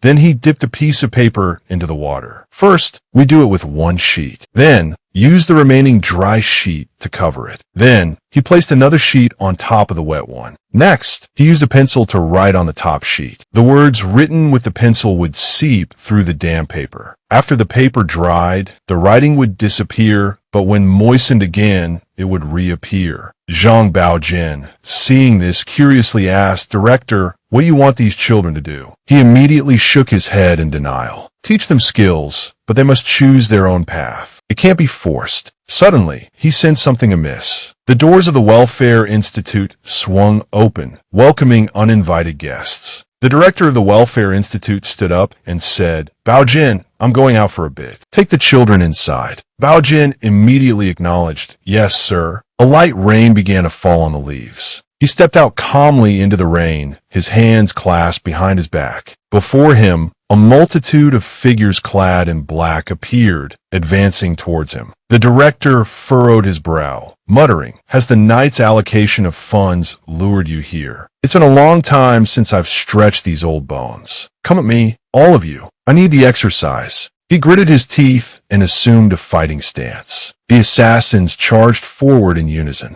Under the falling rain, he stood alone, ready to face them all. One of them swung a blade, but with a swift retreat, he easily evaded the attack. He then blocked the knife attack of another assassin with his hand, and with a powerful kick, sent the attacker flying back into his comrades. He spun around, delivering a sharp kick to the face of another assailant directly behind him. He followed up with a punch to the gut of yet another. He nimbly dodged a sneak attack from behind, his anger rising. With a flurry of blows, he sent the attacker sprawling. Thunder rumbled overhead. A transcendent, wielding a chain weapon, stepped forward. The director's brow furrowed as he glanced at the newcomer. The transcendent immediately launched his chain towards him. The director, in response, summoned a storm of thousands of daggers. With a gesture, he sent the barrage of blades hurtling forward. The transcendent frantically swung his chain, deflecting the incoming daggers. But to his astonishment, a single sword pierced his chest. In that instant, a torrent of sharp blades rained down upon him. The transcendent collapsed, falling beside the bodies of his comrades. The director stood, staring at his own hand. He then turned and walked back inside the Welfare Institute. The scene shifted to Second Brother Kong, leisurely drinking and chatting. "I have a bottle of whiskey stashed away. Don't know from which rich family cellar it came before the disaster. It's well sealed. I'll have to let you all try it sometime."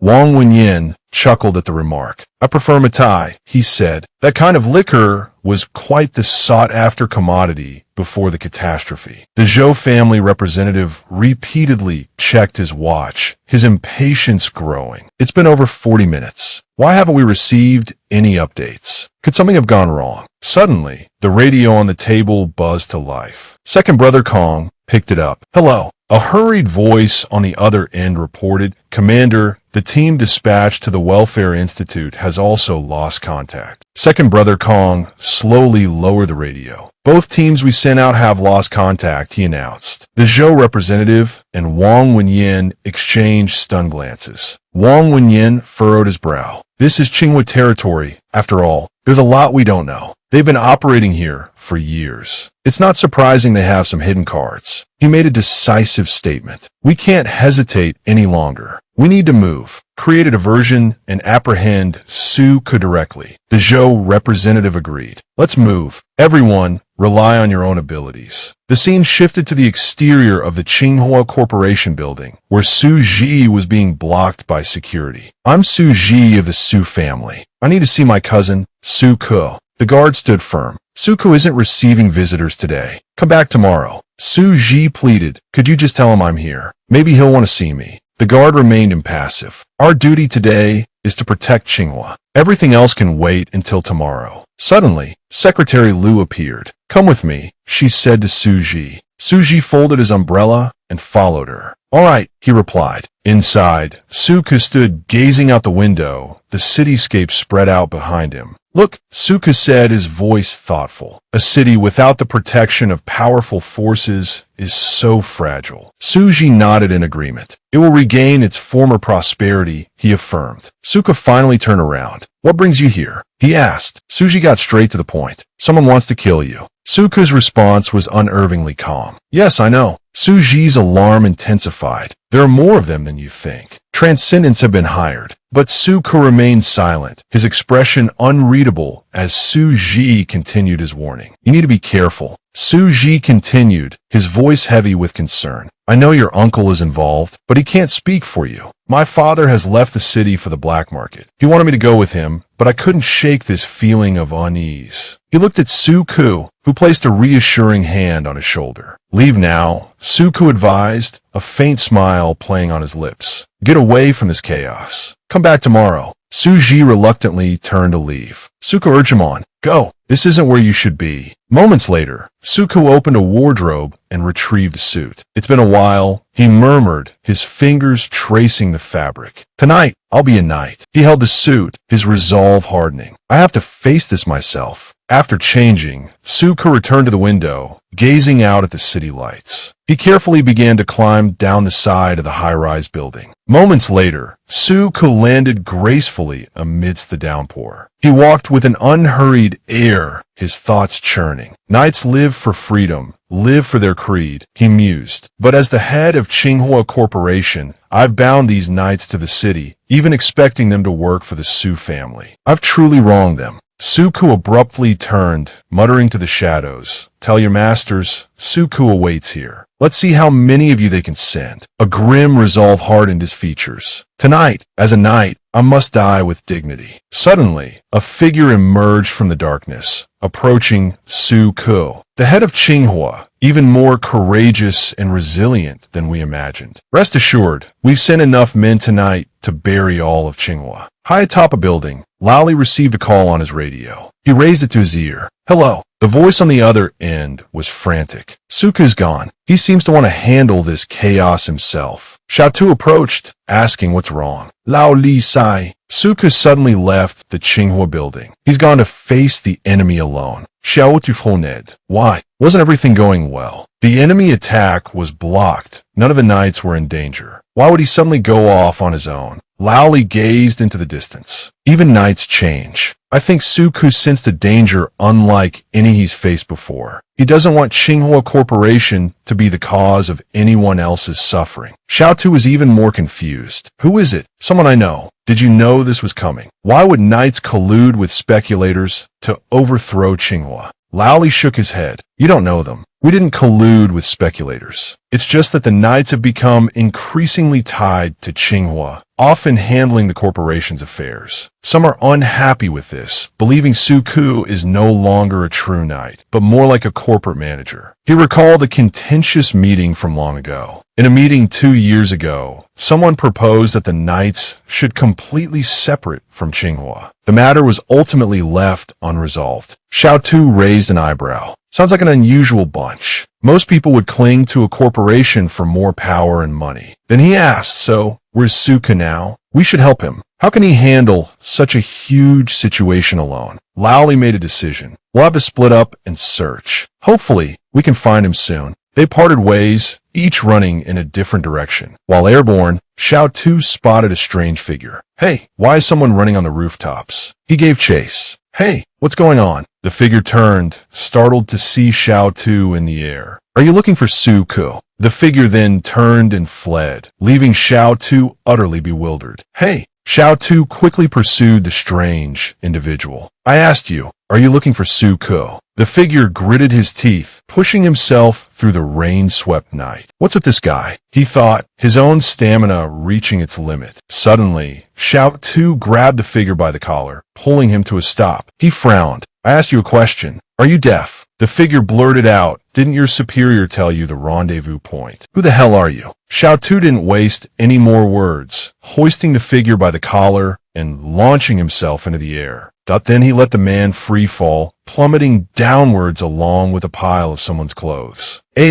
And just like that, the man face planted into the ground. Finally, the man looked up at the sky in bewilderment, asking who this person was. Suku, after eliminating all his enemies, gradually grew weak. Despite coughing up blood, he still roared defiantly. Are there any more knights here who dare to fight? A fiery spirit burned within Suku. The fight was exhilarating. This was the true purpose of a knight. Let me fight to my last breath, he thought, gritting his teeth in frustration as he saw another group approaching from behind. Suddenly, though they were all simultaneously struck down by something, Suku gaped in astonishment. Xiaotu, sword flashing, arrived on the scene. Finally found you, Suku, he said cheerfully. Suku protested, it's not worth it, but Xiaotu confidently stepped forward, shielding him. Trust me, okay. I trust you. Just then, a train approached. The front of the engine suddenly exploded. Suka watched in disbelief as Xiao Tu ran towards the train. Steam train ability. I've heard of it, he thought, but wasn't Wang Songyang the one who possessed that ability? Xiao Tu swung his sword, sending the men in black flying. A transcendent charged forward, ordering the men behind him to open fire. He immediately grabbed the transcendent by the throat, using him as a human shield. A transcendent's bullet flew slowly towards him, but Xiao Tu, anticipating the move, sliced the bullet in midair. The bullet immediately changed direction, flying straight towards another attacker. The remaining assailants watched in shock as their comrade fell. Xiao Tu used another body as a shield, charging into the hail of bullets. A transcendent prepared to use his ability, but Xiao Tu pulled something from thin air. Think you're the only ones with guns, he muttered with a grin. He fired the sniper rifle in his hand, thinking to himself, I never thought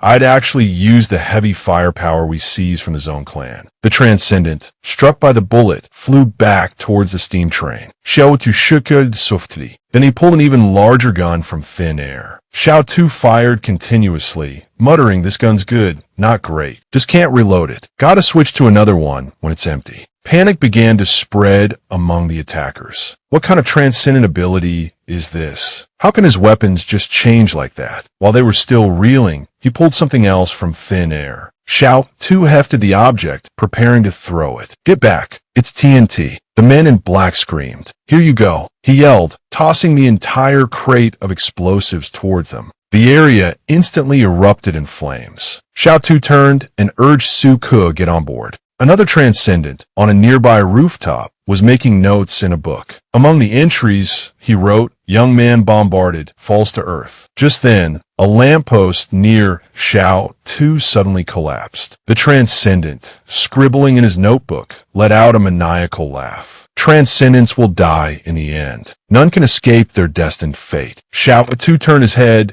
just in time to see the lamppost falling towards him. Careful, he shouted, angrily pivoting and kicking the crumbling post in two. This rusty old thing thinks it can get in my way. The transcendent, suffering the backlash of his own power, coughed up a mouthful of blood. He clutched his notebook, trembling. Unbelievable. Someone who refuses to accept their fate. Someone who can actually bite back. Xiao Tu, seizing the opportunity, pulled out another sniper rifle. A shot rang out. The bullet pierced straight through the transcendent's body. He crumpled to the ground, lying dead in a pool of his own blood, eyes wide open. Xiao Tu slung the rifle over his shoulder and ran, muttering, who has time for book learning at a time like this? Here's your lesson. He clapped Su Ke on the shoulder. Come on, let's go. As the two of them were boarding the train, another transcendent burst through a window. With a swift motion, the transcendent conjured a chain, attempting to bind the train. Xiao Tu watched as the chains wrapped around the carriages. Unbelievable. He's actually using his powers to stop a steam train. He grabbed Su Ke's arm. The whole train's locked down. We need to find another way out. Su Ke, exhausted from his previous fight with the transcendents, could only allow himself to be pulled along. Seeing their escape, the thugs opened fire again. You can't run. Get them. Su Ke, running, felt a pang of regret. I'm sorry. I've dragged you into this. Xiao Tu, his expression serious, asked again, do you trust me? Xukeria fermed udo. A confident smile spread across Xiao Tu's face. I trust someone too. I know she'll come. Their footsteps echoed urgently in the rain. Yang Xiao Can, rifle in hand, appeared above them. Xiao Tu looked up and saw her. The person I trust is here. Xiao Can landed gracefully and quickly shouldered her weapon. Looking through her scope, she saw Xiao Tu waving cheerfully. Bye-bye, he called out. Another thug, aiming his weapon in their direction, suddenly felt a prickle of unease. In the next instant, his head exploded. A single bullet casing clattered to the ground in the rain. Xiao Tu and Xiao Can exchanged a knowing glance across the distance. Xiao Tu clapped Su Ke on the shoulder. Still got some fight left in you. Su Ke replied, taking down a few more shouldn't be a problem. Xiao Tu drew his black blade. Then let's kill them all. The thugs hesitated, gritting their teeth. But their hesitation was short-lived. One by one, they fell beneath Xiao Tu's blade. Another group of thugs was closing in on Xiao Can. The sniper's up there. Get her. One of them scrambled over a wall, silently drawing his gun as he crept up behind her. But Lao Li appeared in a flash, slicing the thug's gun in half and sending him flying with a kick. His comrades stared in shock as he hurtled towards them. Suka held his sword defensively, shielding Yang Xiao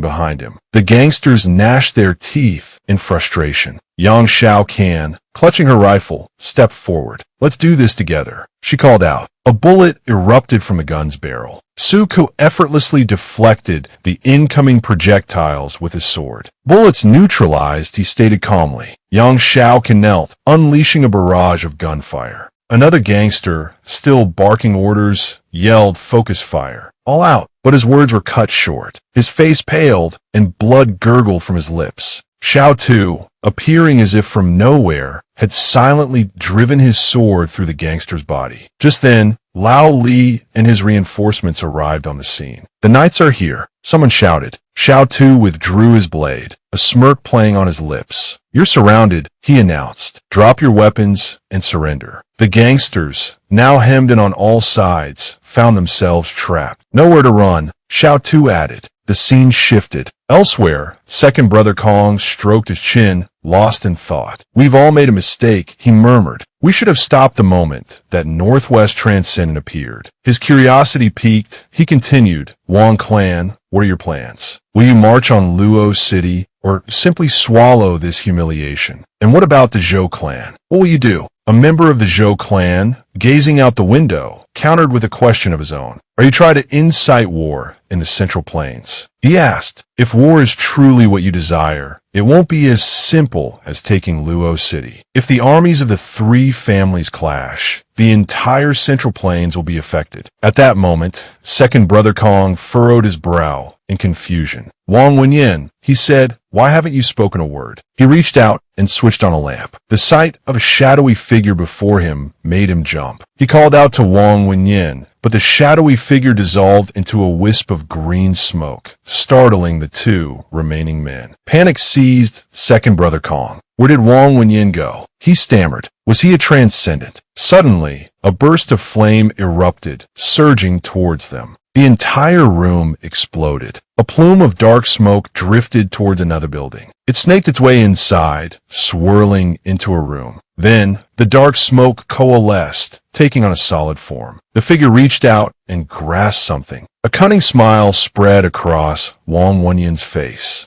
The streets of Luo City were scarred, bearing the marks of the recent battle, smoke, fire, and debris. Yang Xiao stood alone on a rooftop, gazing down at the dawning light. She removed her hat, letting it catch the wind. Across the way, on another rooftop, stood another Yang Xiao, a rifle slung over her shoulder. Seeing her doppelganger remove her hat, the first Yang Xiao was taken aback. Without a word, the other Yang Xiao leaped from the rooftop and ran. The first Yang Xiao remained on her perch, her face impassive, a thought echoing in her mind. The month-long chaos in Luo City had finally come to an end. The scene shifted again. In a quiet corner, a conversation unfolded. "A knight's individual combat prowess has never been inferior," one voice stated. "It's just a pity that, due to excessive worry and being tied down by the fortress, they haven't been able to fully utilize their inherent advantages. People believe knights are invincible, a very beautiful aspiration." He paused, then asked, "So, you considered this early on. Is that why you separated the knights from Xinhua?" Suku, standing before Huang Xiaoyu, replied, "Even if the knights continued to protect Xinhua,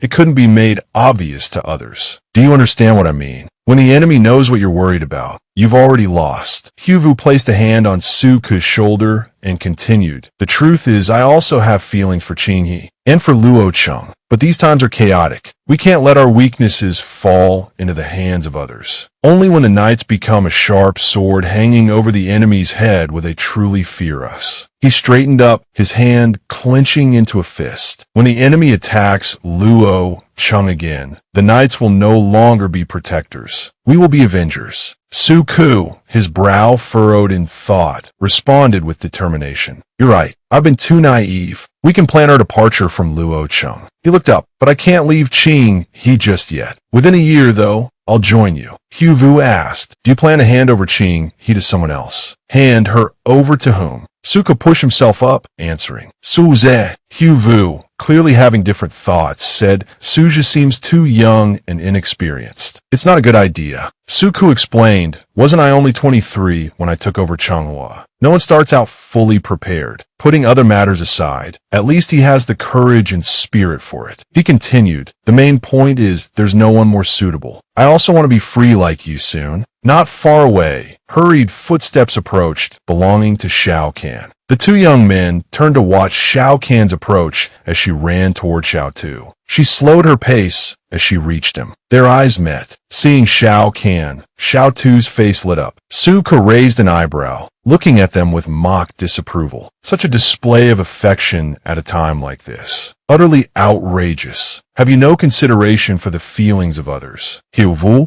Balusing, Sai. A quick-witted young man stepped forward, giving Shao Tu a playful shove. Go on, Shao Tu Ji said with a grin, causing Shao Tu to stumble forward in embarrassed confusion. Shao Tu shuffled forward, scratching his face, unable to speak. He started to say something, but then suddenly looked up at Shao Kahn in bewildered confusion, his hands raised. Shao Kahn had suddenly raised her gun and aimed it at him. Confused, he asked, What's this? Shao Kahn's voice was cold. I hear you've taken on a concubine recently. Hearing this, Shao Tu dropped his hands with a sigh. Huh.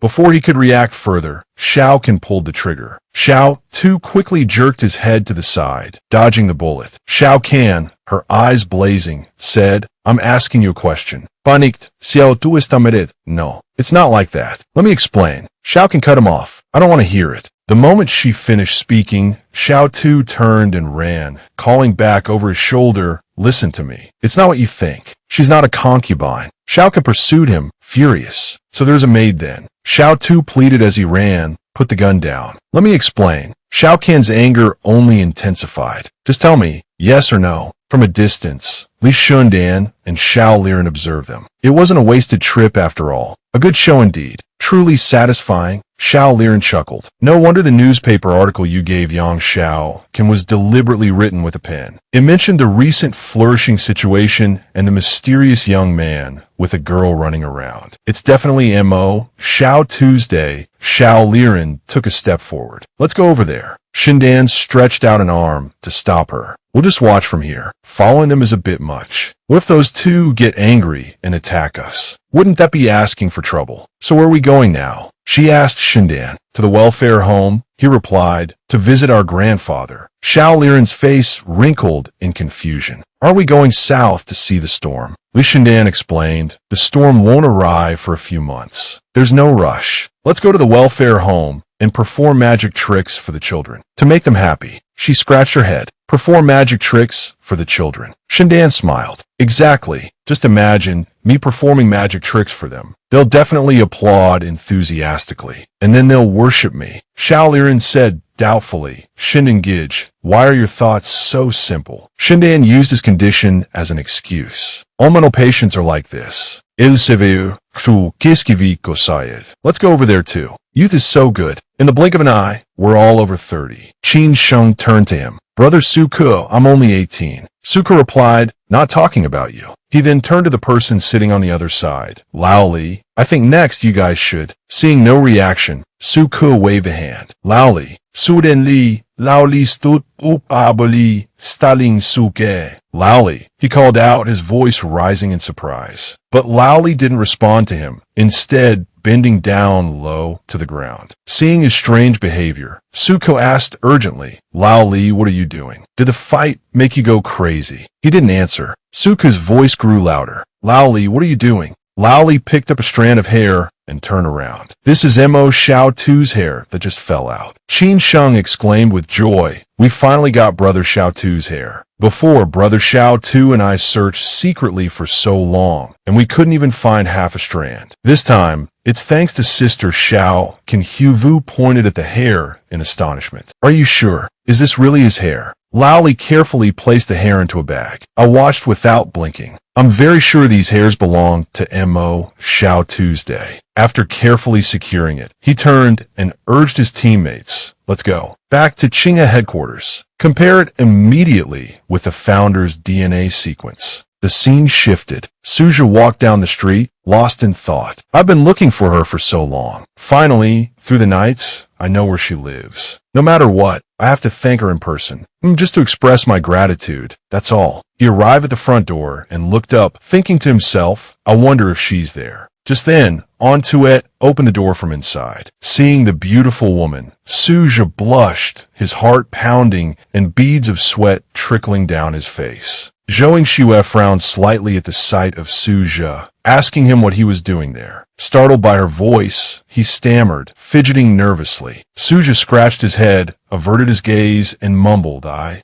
came to thank you again. After all, you did save me. Cutting him off before he could say anything more, she held up a hand dismissively. All right, I know you have feelings for me. Go back. You're still far from my master's level. Taking the opportunity, she held out the black bag she was carrying towards Suja. Turn left, walk about 10 meters, and you'll find a trash can. Throw this away. Despite being rejected, he didn't refuse, taking the bag of trash from her. With that done, Zhou Xue turned and went back inside, leaving Suja standing there with a forced smile. Reaching the trash can, he thought, it seems her heart only belongs to that master of hers, even though that master chased after someone else and left. He sighed. I should head back and deal with Qing, he's matters first. The scene shifted to Su Ke's office. He began by asking his younger brother, how are things lately? Are you adapting to the work? Suja gave a non-committal answer. Yeah, it's fine. He continued, the reconstruction work has begun. Minister Yang Shuilin has set a timeline for the project, and the specific task assignments will be sent over this afternoon. I'll continue to. Hearing this, Su Ke closed his eyes in exasperation, waving a hand. Do you know why I suddenly chose you to be my assistant director? No, Sufichakiv. Is it because I was the best option at the last minute? Su Ke shook his head. No, it's not about who I chose. Decisiveness is the most important thing. Suja's face fell at those words. Su Ke stood up, placing a hand on his younger brother's shoulder. In this era, what's needed most is decisiveness and courage. You have both. Come on, come out with me. The 2 statues we commissioned must be finished by now. Outside, a large cloth, big enough to conceal a statue the height of nearly 10 men, was guarded by 2 soldiers. Su Ke approached and pulled down the covering, revealing 2 enormous statues. One was of Shao Kan, the other of Shao Tu. Curious students gathered around, gazing at the statues and murmuring amongst themselves. Isn't that girl our classmate, Yang Xiaokan? Yes, and the other one is the young man who answered roll call for Zhengheng. Another voice chimed in, hey, to others, we're practically living in a greenhouse. Someone else added, I heard they killed over 100 enemies that day. People like them aren't even in the same world as us. Suja was overwhelmed by their words, thinking perhaps he is a height I can never reach in my lifetime. The scene shifted to another location. A group of people on horseback approached a lone figure who seemed to be waiting for them. The waiting man stood up, discarding his half-smoked cigarette, and walked forward. His name was Su Lei, but without introducing himself, he folded his arms and addressed the newcomer. You're late. Lu Yuan smoothly replied. Good things often come a little late. Then he asked, have you brought what we need? Su Lei pointed behind him. The goods you want back there. But we need to confirm your sincerity before we can take you to them. Lu Yuan calmly said, send someone to inspect the goods. Su Lei turned and ordered one of his men. You go. The man shook his head fearfully, intimidated by Lu Yuan's barbarian companions. A cold gust of wind swept past, causing even the horses to flinch and draw back their legs. Lu Yuan, wrapped in his fur cloak,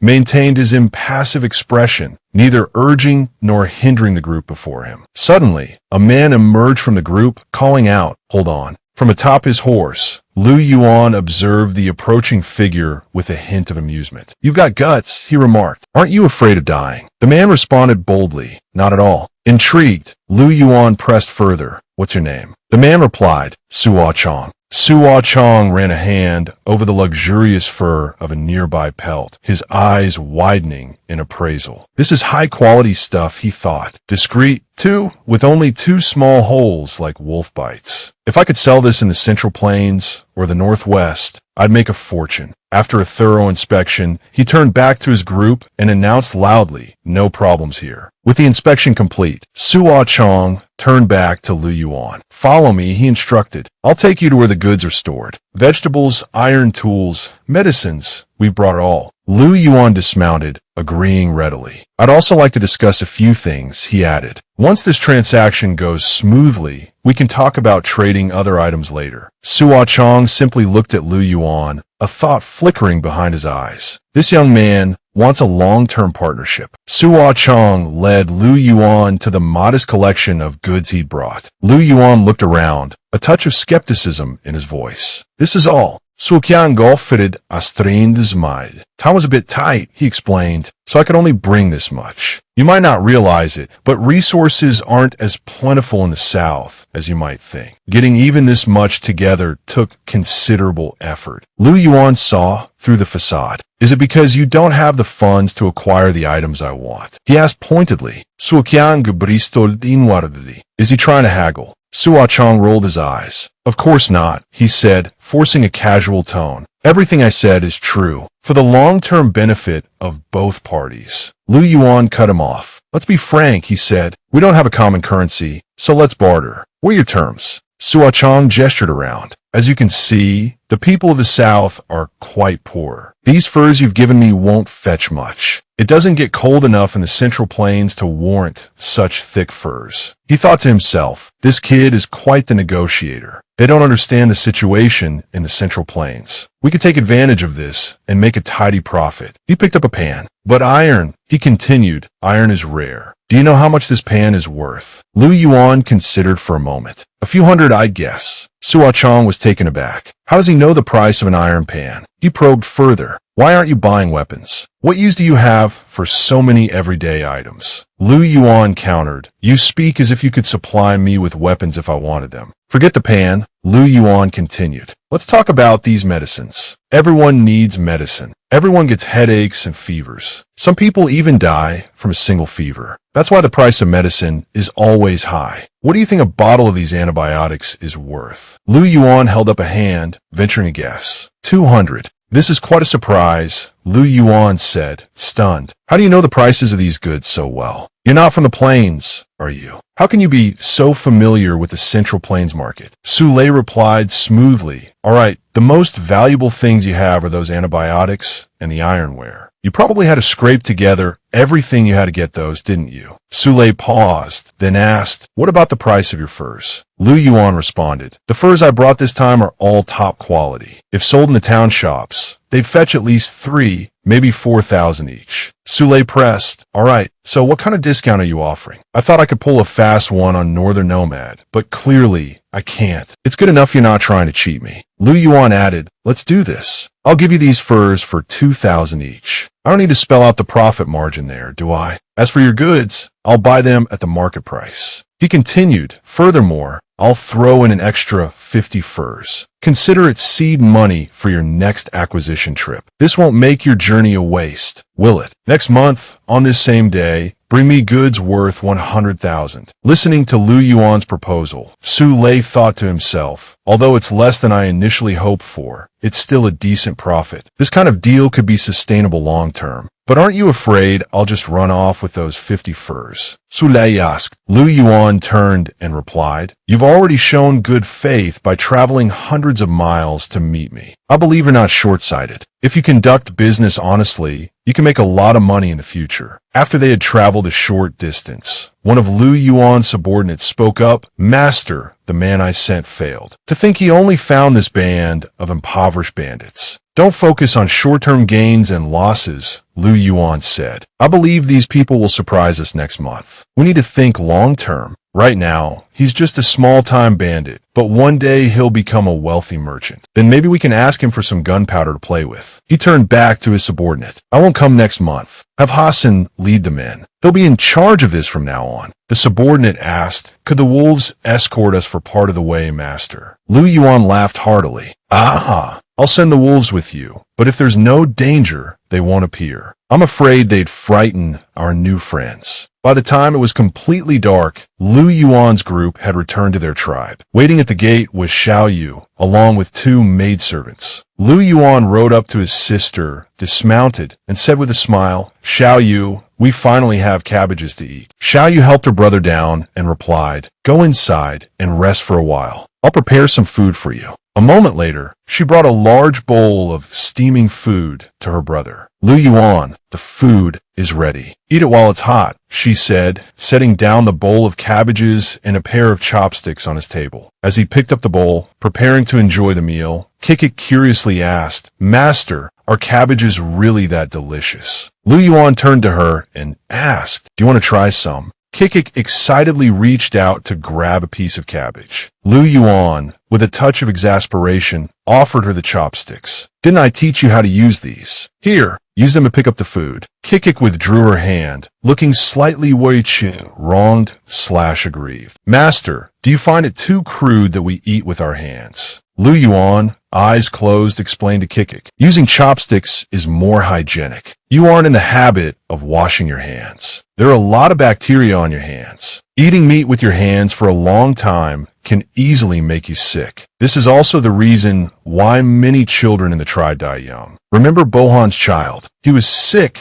but the medicine I brought back from the south cured him immediately." He nodded thoughtfully. "Although I brought back antibiotics from the south this time, we still need to be careful, including my rule that everyone in the tribe must not drink raw water. It must be boiled before drinking." Kikik marveled in response. "So there's such a reason. Master, how do you know so much?" Lu Yuan replied, "My brother taught me all this." Kikik asked in surprise, "You have a brother?" Suddenly, Hexen burst in, announcing, "Master, many people from the Central Plains are here." Many strangers approached outside the tent. Lu Yuan calmly instructed, "Don't act rashly. Tell everyone not to speak carelessly. I will go and deal with them." The strangers all wore the same uniform, emblazoned with a triangular logo containing a flame. Lu Yuan, of course, recognized them. His eyes widened in disbelief. The Fire Seed Company, he thought. Why are they here? By a clear stream in a forest somewhere, Xiao Tu, his face beaded with sweat, walked slowly, thinking, "I can finally breathe a sigh of relief." He looked down at the gently flowing stream and thought, "I'm safer now." Xiao Tu knelt down, scooped up some water in his hand, and wondered this stream isn't cold at all. Could the source be a hot spring? Should I go to the hot spring for a bath? After all, I've been chased by Shao Kan for 7 days. He took a sip of the stream water. Panic flared. He scrambled to his feet and ran, his mind racing. What do I have to do to get her to forgive me? Shao Kan had also arrived at the stream. Seeing the clear water, she sat down for a drink, thinking, he's such an idiot. All he had to do was apologize. Why run over 700 kilometers? Shao Kan noticed Xiao Tu's footprints. She followed them for a while, then stopped, puzzled. Where did the footprints go? Something flew past. Shao Kan glanced after it, anger simmering. He takes on a maid himself, and then dares to fight back. Shao Kan chased Xiao Tu, finally reaching the source of the clear stream. Her eyes widened in astonishment at the beautiful scene before her. A flower drifted down the stream and came to rest at Shao Kan's feet. She picked it up. "All right, come out. I know you're here." Hearing the softness in her voice, Xiao Tu emerged, scratching his head sheepishly. "You're not angry anymore." Shao Kan held out the flower. "It's already winter," she asked curiously. "Where did you find this flower?" He replied, "The temperature near the hot spring is high. The plants haven't withered. There are even flowers." He added, "I lured you here mainly because we've been running for 7 days. We must be filthy." Xiao Tu turned away, rubbing his reddened eyes. "I checked. The water at the foot of the mountain is fine. It's safe. The spring water is very warm, so I wanted us both." He hesitated, then raised his voice, correcting himself awkwardly. "I wanted us both to bathe." No, it's not that." Xiao Tu stammered, scratching his head. "It's mainly, I thought you might want to bathe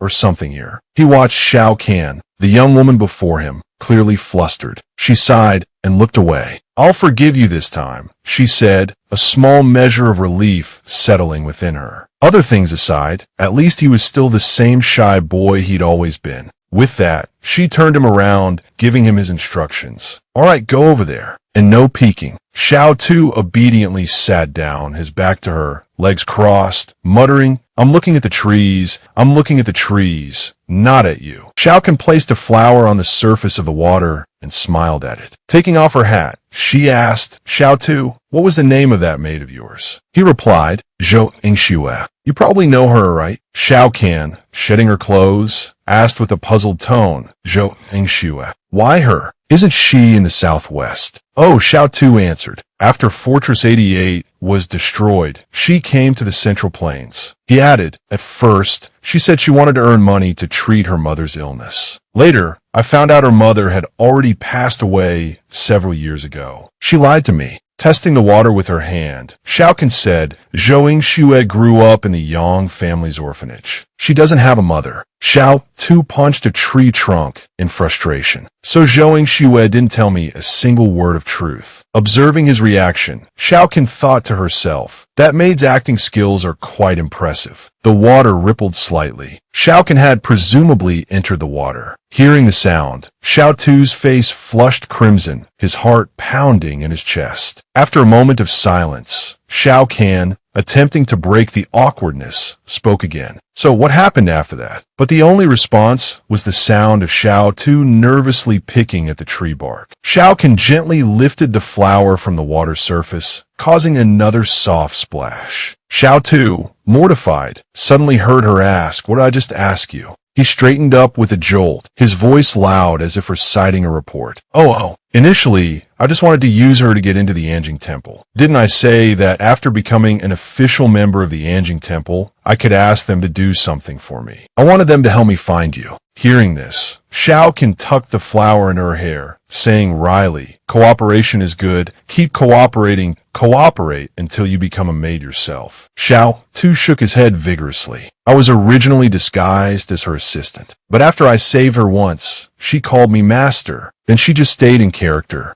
Having laid everything bare, Xiao Tu nervously anticipated Xiao Kan's reaction. She furrowed her brow, tilting her head with a chilling look. "So, you stayed in character too?" Xiao Tu waved his hands defensively. No.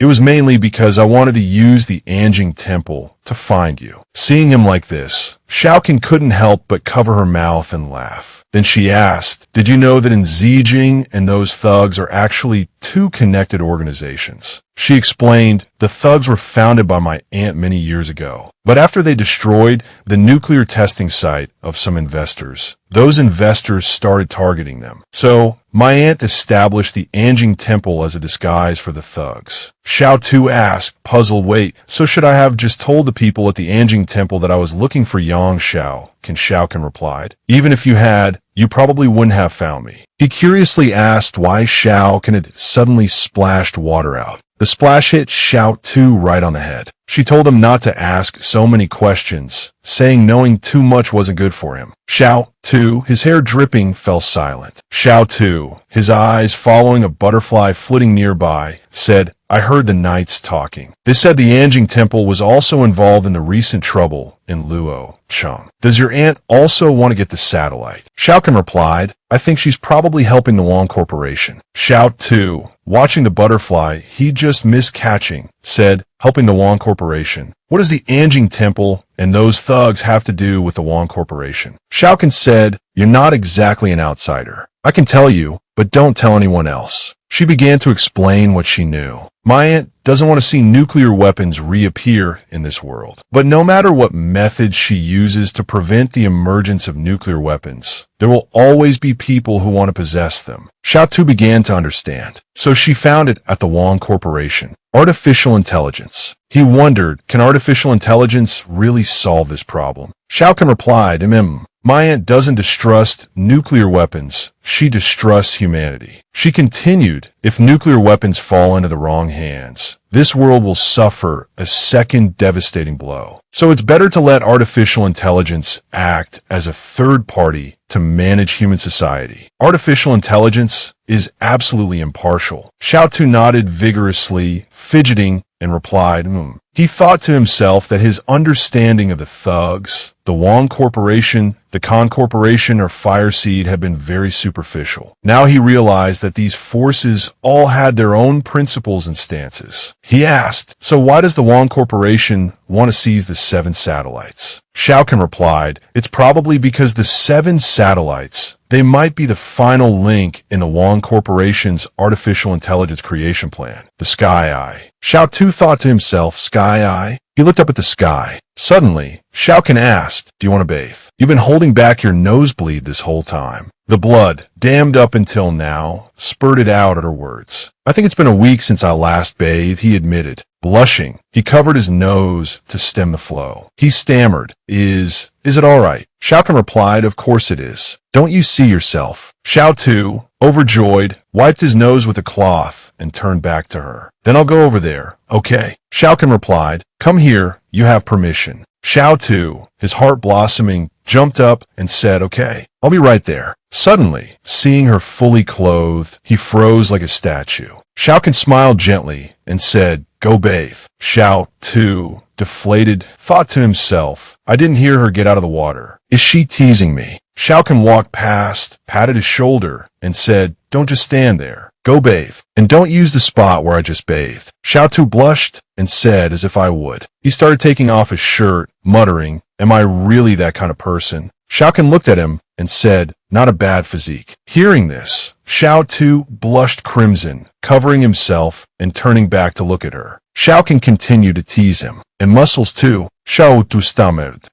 Suddenly, Xiao Tu slipped. He tumbled with a splash into the stream as Xiaokan watched. Soaked to the bone, Xiao Tu voiced his indignation. Hey, that's not fair. Why can you look at me, but I can't look at you? Xiaokan, hearing his complaint, stepped closer. I'll let you look, she teased, tugging her shirt down slightly. Xiao Tu's face flushed crimson, as if he'd just been pulled from a furnace. Fine, he mumbled, turning away to remove his own shirt. Look all you want. Xiaokan, however, had already turned her attention to the characters Xiao Tu had recently carved into a nearby tree trunk. A blush crept up her cheeks as a small smile played on her lips. Xiao Tu, gazing up at the sky, began to speak. I have a few friends in the Northwest. We're like brothers, forged in the fires of battle. Rather than stay here in the Central Plains where I'm not exactly welcome, I might as well go back there. I don't have grand ambitions, just a desire for a place to belong, a place to do some good. Xiaokan listened intently, then asked, were you injured in battle? Xiao Tu replied, no, you know me. I am careful.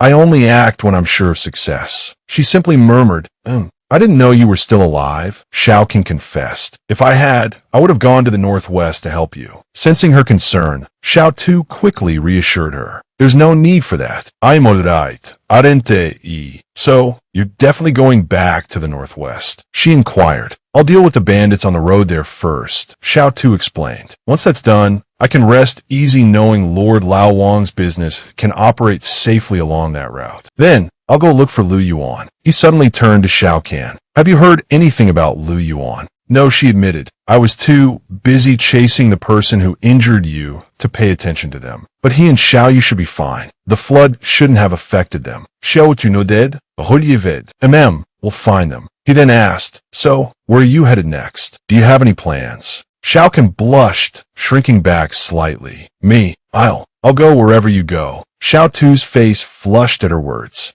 A comfortable silence settled between them. Sometime later, they emerged from the forest and arrived at a small town. Xiao Tu, walking ahead, approached a middle-aged man. My wife and I are looking to rent a house for a few days. Is there anything decent around here that we could take a look at? The man smiled. Certainly, I can show you around. Xiaokan's face burned at the word wife. Didn't we agree to call each other brother and sister in public? Why did he change it? She wondered. The man led them to a house. How about this one? He offered. Not bad, Xiao Tu replied, thinking to himself, I didn't expect to find such a private place. Xiao Tu pulled out some money. Bring us the best food and drink you have. We're not short on funds. The man's eyes lit up at the sight of the cash. Certainly, sir. I'll bring you the finest fare in town, he said, accepting the money with a bow. Looks like I've stumbled upon a wealthy fool. I'm about to make a fortune, he thought gleefully. They entered the house. After carefully closing the door, Xiaokan asked, are you planning to let them know you have a lot of money? Wait for them to act, and then wipe out all the bandits here. Xiao Tu peeked outside through a crack in the door. There are so many of them. If we attack directly, won't they just scatter? There are only 2 of us. Catching even a 5th of them would be a good result. 2 of them just arrived in town. The man reported to his companion. Just a man and a woman. Should be easy pickings, right? Just then, they spotted Tall Lei approaching from a distance. Someone called out, "Lazy. Heard you took some folks north to do business with the steppe people. Anything to show for it?" Tuol Lei grinned, patting the fur pelt slung over his shoulder. "Take a look at this. Top quality stuff. This would fetch a good 3 or 4,000 in the market." He clutched the fur protectively. "Don't even think about touching it. This is a gift from my benefactor, a real steppe hero. You break it, you won't be able to afford the replacement." Inside a steppe dwelling, Xiao Tu asked Xiao Can, "Do you know much about the steppe? It's pretty chaotic out there. Nomadic groups constantly fighting amongst themselves. They occasionally raid south, near Fortress 176, preying on the refugee settlements, but they rarely venture this far south. The steppe tribes haven't come to the Central Plains in years. They don't have firearms, right? Probably still stuck in the cold weapons era." Xiao Tu paused, then asked, "So why doesn't the Central Plains just conquer them?" Xiao Can shook her head. "Not so easy. The terrain and climate are against us. An invasion would be costly. It's more trouble than it's worth." Outside, the men continued their conversation. "So, looks like you sold off all your previous goods," one of them said to Tuol Lei. "Of course," Tuol Lei replied. "And that steppe hero is quite generous, too." Li Mazi chimed in. "Well then, why not bring us along on your next trip? We're having a hard time making ends meet these days. Might as well join you, Tuol Lei, and make some real money." Tuol Lei crossed his arms. "Li Mazi, I invited you to join before, and you said dealing with the steppe people was too risky. Now you want in. Isn't a bit late." Tuol Lei extended a hand. "No deal," he said flatly. "I'm staying in town tonight, but tomorrow I'm heading to Fortress 178 with my men. I found a way to survive, and anyone who messes with my livelihood will find this path becomes their last. Let's go, men." Xiao Tu listened for a moment, then turned to Xiao Can. "Don't you think these bandits are all looking for a way out?" She nodded in agreement. "I get the same feeling. Looks like banditry isn't so profitable anymore. What should we do?" Xiao Tu replied, "Let's see how this plays out. I find this Tuol Lei rather interesting. What he's doing now, it's almost like he's helping Fortress 178 establish a trade route with the steppe people." Xiao Can's eyes widened. Truly the young commander of Fortress 178, always thinking of its welfare. "Are you planning to recruit this Tuol Lei?" Xiao Tu shook his head. "Recruit him? We don't even know what kind of person he is yet. I just want to point him in the right direction. If he goes to Fortress 144 and mentions my name to Zhang Xiaoman, and Zhang Xiaoman tells Mr. Zhang will understand." Outside, Li Mazi raised his hands, addressing his companions. "Tuol Lei won't help us. What do we do now?" His companions gathered behind him. He turned back to Tuol Lei, his voice laced with a hint of coercion. "Tuol Lei, we could all be making good money, living the high life. Wouldn't that be better for everyone?" Tuol Lei's group, witnessing the unfolding scene, froze in astonishment. Inside, Xiao Can consulted Xiao Tu. "It seems Tuol Lei is in trouble. What should we do? Should we go out and help them?" Outside, Tuol Lei wrestled with his thoughts. "I've been careless." He berated himself. "It's all because I wanted to return for my parents' memorial tablet that this happened. If something truly goes wrong, I'll feel terrible for the brothers behind me." One of his men approached and whispered, "Boss, why don't we just give them one business deal? There are so many of them. A good man doesn't fight when the odds are stacked against him. We can find other deals, but we only have one life." Limazi reiser a hand kradningly. "I'll count to 5. Hand over the deal, or we'll take action." Inside, Xiao Tu sensed the escalating tension. He pushed open the door. He and Xiao Can stepped out to intervene. "Why all the commotion?" Xiao Tu asked. "Everyone's here, but no one's brought any food for my wife and me." Limazi's face darkened as he saw his intended prey emerge. "Young man, don't interfere. This doesn't concern you."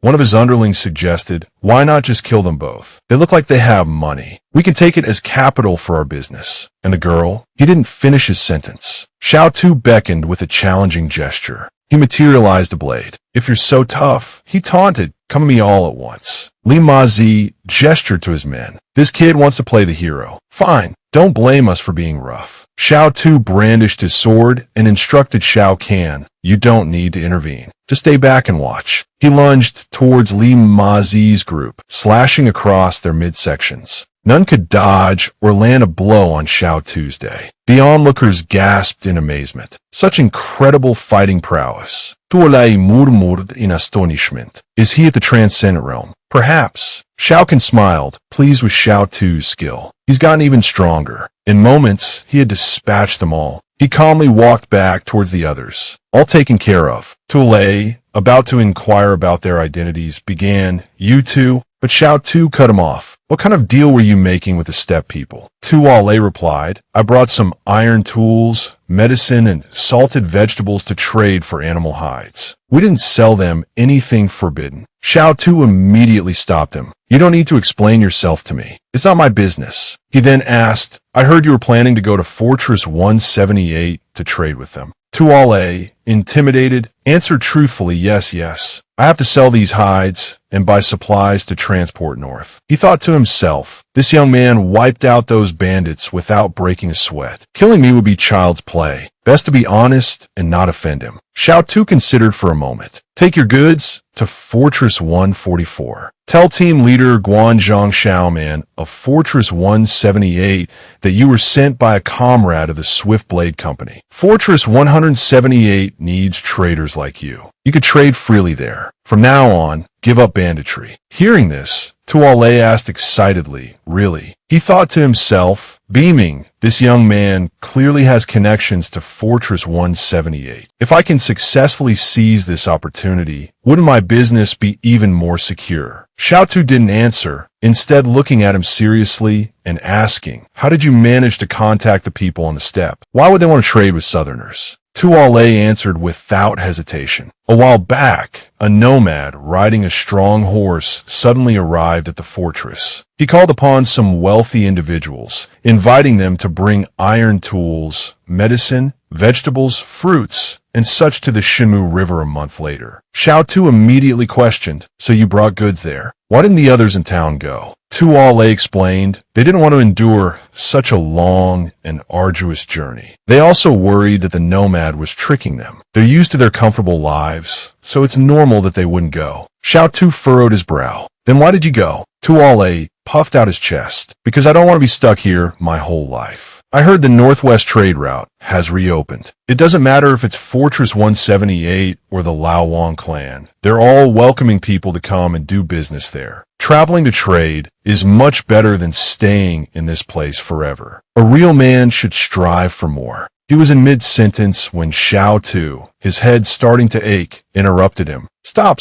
Just get to the point. Then he asked, are the people you trade with large tribes on the steppe? Tuolai replied, their leader is a very mysterious fellow. He's about this tall. He gestured and they don't even carry spears, yet they're incredibly calm and composed. They have the air of powerful steppe lords. The items they want to trade are also quite peculiar. Xiao Tu and Xiao can exchange glances, a shared thought passing between them. Similar height to 6 yuan. Suddenly, both their phones chimed simultaneously. The message displayed, suspected Huazhong Corporation has captured experimental subject in the northern steppe, currently en route back to Huazhong Corporation's experimental base. Assassin can proceed with elimination of target. Reward to follow. Xiao Tu skimmed the message and instructed Tuolai, take your goods and head to the northwest. Just do as I say, and someone from Fortress 178 will meet you. Don't just bring medicine and iron tools. There are plenty of other things you can trade with the steppe people. Tuolai agreed enthusiastically. Yes, sir.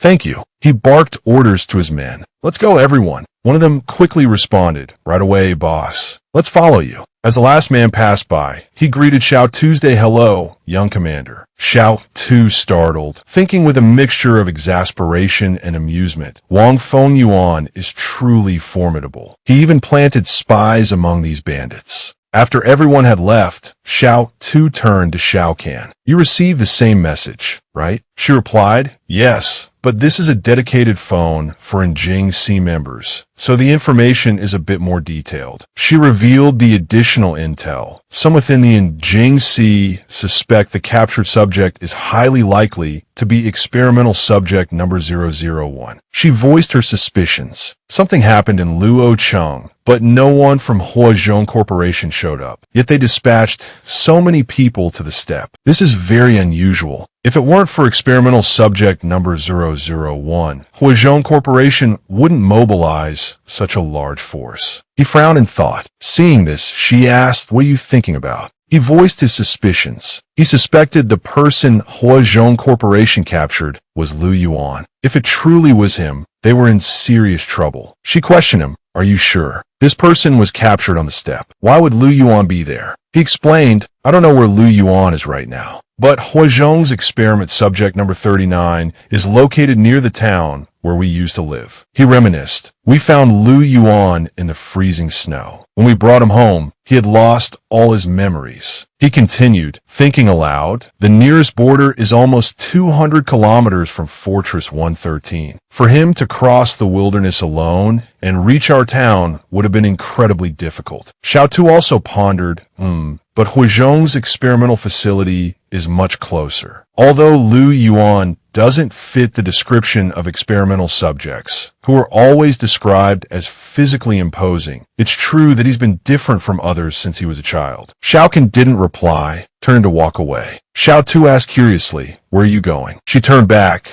replying casually, "To rescue Lu Yuan. Huazhong Corporation's journey is only 6 days long. We have to intercept them on the way." She then asked, "Do you want to contact the people of the Baohu? This is the first time I'm meeting your sister. Should we prepare a meeting gift? Or is there anyone your sister hates? I can help her take care of them." Vehicles trailed one another down the road. The driver grumbled, "Finally lost those guys. What do the mantises on this steppe eat? They can run for 3 days straight without getting tired, and so fast too." The man beside him, eyes closed, replied indifferently, "You get used to it after killing a few. Wild creatures are getting stronger these days. I heard there are quite a few mutated plants on that restricted mountain too." T-5102 frowned, warning, "Don't let your guard down." Headquarters sent a message. They said the Anjing Temple has leaked our operation. Someone will be coming for us. If we want to be safe, we need to return to the corporation. It won't be easy. The other man scoffed. If that's the case, then ask headquarters to send reinforcements. T-5102 remained silent. He frowned, looking out the window. Suddenly, a dragon descended before the convoy. It roared, a display of power directed at the vehicles. The driver, panicked, swerved the wheel, quickly changing direction. T-5102 immediately reassured him, "Don't panic." He spoke quickly into the radio, "Continue forward. Don't change course. It's an illusion. There's no need to be afraid." The convoy passed the brown dragon safely. T-5102 breathed a sigh of relief, triumphant. It really was an illusion. Try to demoralize us with such petty tricks. The Anjing Temple is too childish.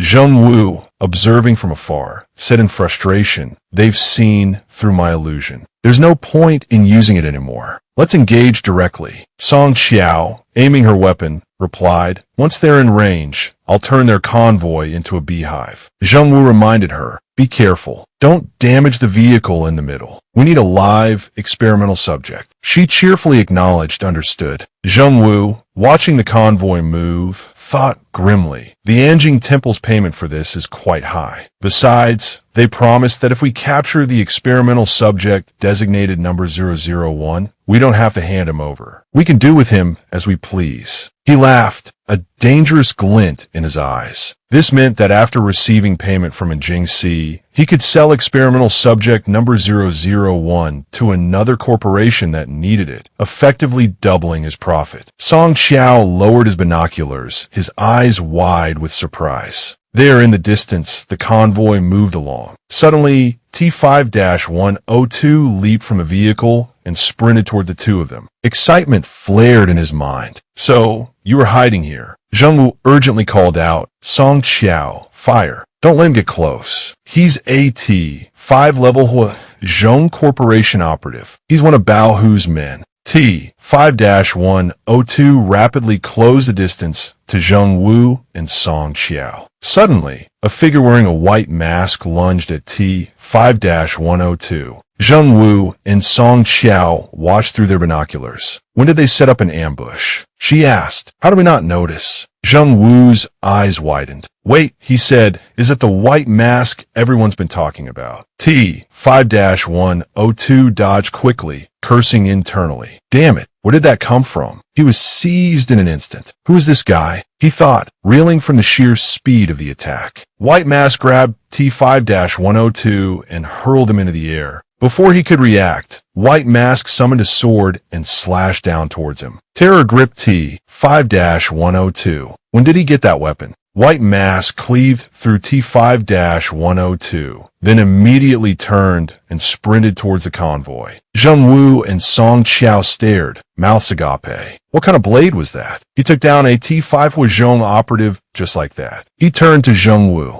Let's get down the mountain. Maybe we can scavenge something he left behind. Better than nothing. As they prepared to descend, a warning shot cracked through the air. They both hit the ground in terror. A sniper. Did you see where it came from? No, nothing. Xiao Tu watched the Huazhong operatives. He called Shao Kan. I'm about to make my move. That super-powered illusionist on the mountain won't cause any trouble, will he? Shao Kan, mid-bite, replied, don't worry. They're as quiet as mice now. He hung up and drew his blade, then launched himself towards the Huazhong operatives. Lu Yuan, I'm coming. The Huazhong operatives fired relentlessly at Lao Su, their shouts laced with fear. Shoot him. Don't let him through. But he ignored the bullets peppering his body, continuing his relentless advance. The operatives watched in horror. How is this possible? He's not even flinching at the gunfire. He swung his sword, cleaving into their armored vehicle. The force of the blow sent the vehicle flying, the operatives screaming in terror. He's a monster. If he could take down T5-102 in one hit, we don't stand a chance. As they turned to flee, Xiao Tu stood blocking their path. At the same moment, the airborne vehicle crashed down onto another park beside it. Xiao Tu's voice was cold as he addressed Lao Su. Lao Su, make sure none of them escape. Lao Su nodded obediently. The Huazhong operatives, surrounded and terrified, spoke in trembling voices. We have a fight. The White Mask isn't afraid of bullets. We have a better chance in close combat. The group quickly agreed, yelling attack. In unison, they immediately split into two groups, charging towards Lao Su and Xiao Tuesday. But Lao Su wouldn't give them the chance. With a few swift strokes of his sword, he dispatched those rushing towards him. Xiao Tu, on the other side, made short work of his own attackers. The two moved with remarkable coordination, switching positions seamlessly. Simultaneously, they leaped into the air, bringing their weapons down on the remaining Huazhong Corporation operatives. With a single slash, Xiao Tu claimed another life. He and Lao Su swung their weapons with deadly precision. Wherever their blades flashed, another enemy fell. Zheng Wu, observing the carnage through his binoculars, swallowed hard. How can they be so powerful? He muttered. Song Qiao, watching alongside him, asked curiously, could he take on both of them at once? Zheng Wu, stunned by the question, retorted, if I could, why would I be standing here? Song Qiao hesitated, then suggested, maybe we should retreat. Staying here isn't doing us any good. Meanwhile, in the short time their conversation had taken place, Xiao Tu and Lao Su had finished off the remaining Huazhong operatives. They strolled casually towards the back of the transport truck. Lao Su grabbed the chain securing the back doors. With a single, powerful yank, he ripped them free. As the door swung open, Xiao Tu's phone rang. He answered, and a worried voice immediately filled his ear. Xiao Tu, is it Lu Yuan? Is he there? Looking inside the empty truck, Xiao Tu responded in a low voice, no one's here. He continued his report, his voice flat. It's empty. Xiao Tu slammed the truck doors shut, leaning against the back in dejection. How can this be? They said they captured experimental subject 001. Couldn't Jing Si's intel have been wrong? Just as despair threatened to consume him, Xiao Kan approached. She silently placed a comforting hand on his head. He looked up at her, his voice tinged with sadness. Tell your sister there's no one inside. Huazhong tricked us. Xiao Kan considered this. a thoughtful frown on her face. Our intel is rarely wrong. It's possible Huizhong split their forces. The transport with experimental subject 001 might have taken a different route. They could be almost back at Huizhong Corporation by now. A flicker of hope ignited in Xiao Tu's eyes. He looked up at her. Where would Huizhong take experimental subject 001 for research? Xiao Can answered calmly. Captured supernaturals are almost always taken to the sacred mountain, the legendary place where the divine manifested. Huizhong's research facility is there. The entrances are heavily guarded. Xiao Tu clenched his fists. Xiao Can, sensing his resolve, asked, "Are you going to the sacred mountain?" He nodded, his determination clear. "Yes."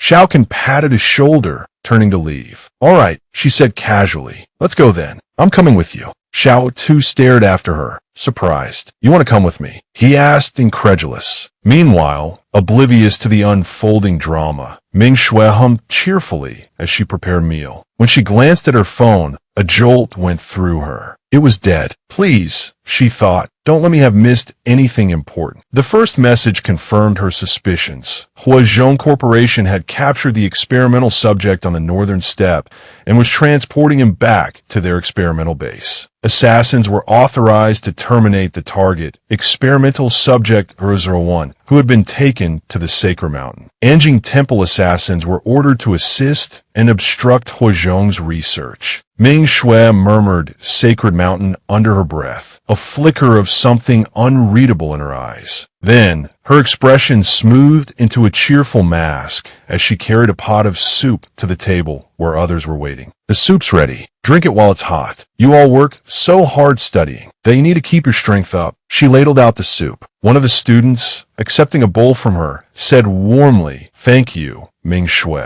You've been putting so much effort into making us delicious meals lately." She gave a small nod of acknowledgement, then casually announced her intentions. "Actually," she began, "something's come up. I need to leave the city for a while. I think I found a trace of your Xiao Tuesday." Her voice took on a fiercer edge. "I'm going to go give him a piece of my mind for you, leaving you all here with no word. If I were you, I wouldn't stand for it." The student tried to reassure her. "Go ahead, Ming Shui. Don't worry about us. We can take care of ourselves. There's a card in the top drawer of my nightstand," she instructed. "It's for your living expenses. Buy whatever you want to eat. I'll be back soon." She sighed dramatically. Honestly, that Xiao Tuesday, he has such a lovely, sibling here in the city. I mean, such a devoted friend. How could he just leave with someone else? The student chuckled, playing along. "Exactly. Go get him, Ming Shui." At the door, Ming Shui paused, a flicker of concern in her eyes. "Remember to study hard," she reminded them. "You all need to get into Tsinghua University." "Yes, ma'am," they chorused. Outside, the sky was a brilliant blue, sunlight dappling the leaves of the trees. As Ming Shui stepped outside, she saw Su Zhe waiting for her. "What are you doing here?" she asked, surprised. "Su Zhe Oluset. I heard from Su Ku that you were leaving," he stammered. Ming Shui sighed. "Your Su Ku is well informed, isn't he?" He didn't deny it, instead asking quickly, "So, you're really leaving?" Ming Shui nodded curtly. "Go back," she said coldly. "Where I go is none of your business." Su Zhe, summoning his courage, blurted out, I like you, Ming Shui.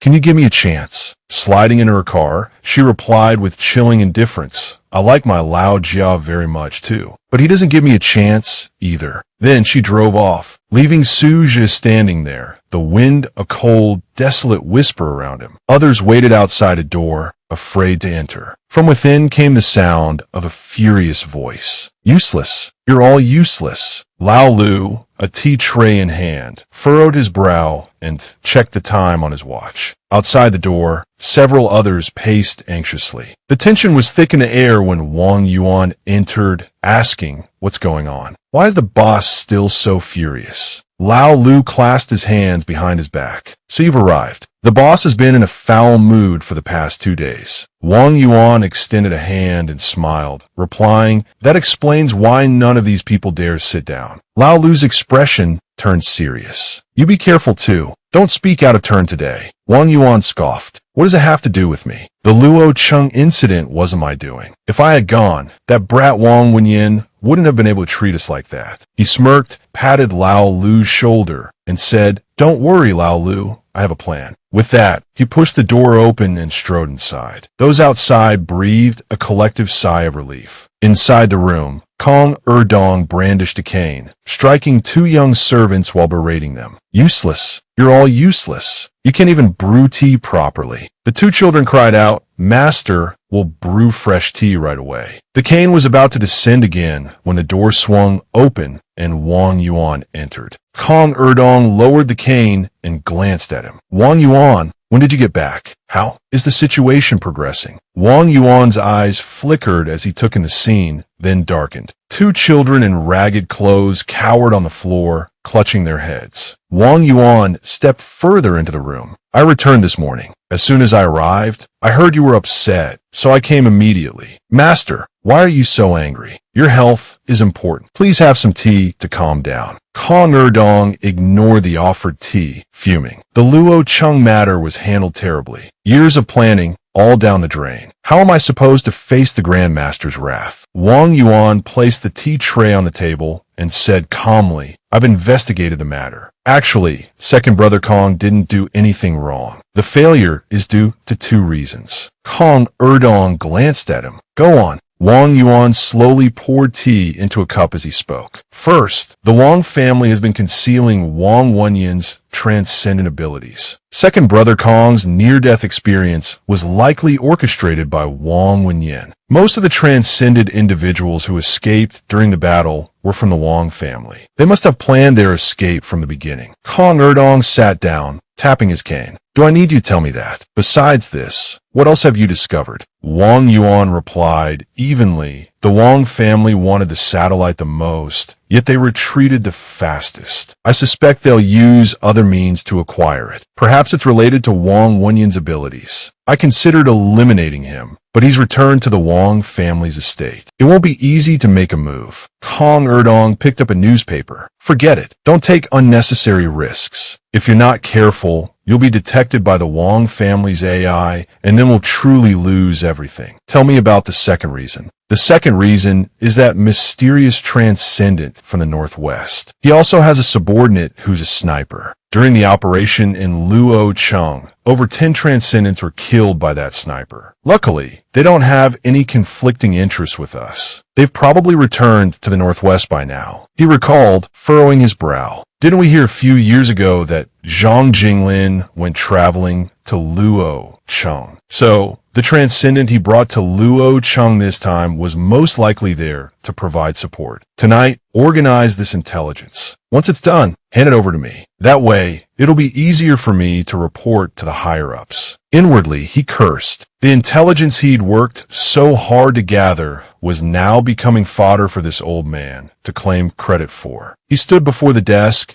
and asked, Have you heard about the Huazhong Corporation incident? The old man, leaning on his cane, stood up and replied, Of course I have. Why? Do you have any ideas? He spoke with a serious tone. Huazhong is our neighbor. How could I not have any ideas? After the Luo Chung incident, Anjing Temple clearly sided with the Wang family. Not to mention experimental subject 001. Whether they used him or not, just disrupting their plans is enough. Hearing the designation, the old man stirred. Experimental subject 001. I heard that person has lived for over 200 years. He pursed his lips, silently contemplating. He hadn't expected the old man's interest to lie in that area. As if understanding everything, he sighed inwardly. Indeed, what else could the old man, having reached such a high position, desire besides longevity? He warned with a stern face, Master, it's true he might have lived for over 200 years, but you should also consider the other experimental subjects who also lived for over 200 years. But how the hell did they live? The old man stood before the mirror, leaning on his cane and waving his hand dismissively. All right, I know. This time, you lead the team to the northern steppe and watch the tigers fight. Let Anjing Temple, the Wang family, and Huazhong Corporation battle it out amongst themselves. Hobbling along with his cane, he continued, If there's a chance, bring that experimental subject 001 back to me. He took off his hat and replied, understood. I will definitely bring that experimental subject back to the Kong family. As he answered, he thought, since capturing the experimental subject is so important, it's understandable that you'd have someone watching me, right? He held his hat and tilted his head, looking towards the door. He pulled out his phone and called someone. That old man will be here tonight. The voice on the other end replied, received. He hung up, standing upstairs and looking down through the window. 2 cars approached the front of the building. The old man, leaning on his cane, stepped out. 2 bodyguards immediately rushed to support him. The door opened, and the old man's eyes lit up as a blonde woman in a tight, red dress walked towards him, coquettishly saying, "Why are you so late?" Outside, the lights were bright, and the atmosphere was quiet. Inside, 2 figures were entangled. The old man embraced the woman, his hands wandering. She pushed him away slightly, her eyes glazed over. "I can't. Let's rest a bit, master. You're too strong." He squeezed her playfully, chuckling lecherously. "You little minx. I've been so busy lately, I haven't been able to see you. Miss me, haven't you?" She furrowed her brows, raising a hand to stop him, feigning reproach. "Oh, you, don't be so hasty. Wait for me a moment. I'll go change." She walked away, exiting and closing the door behind her. The old man sat back comfortably on the sofa, his clothes disheveled, a satisfied smirk playing on his lips. Interesting indeed. Suddenly, a screw in the ceiling light fixture came loose, causing the lamp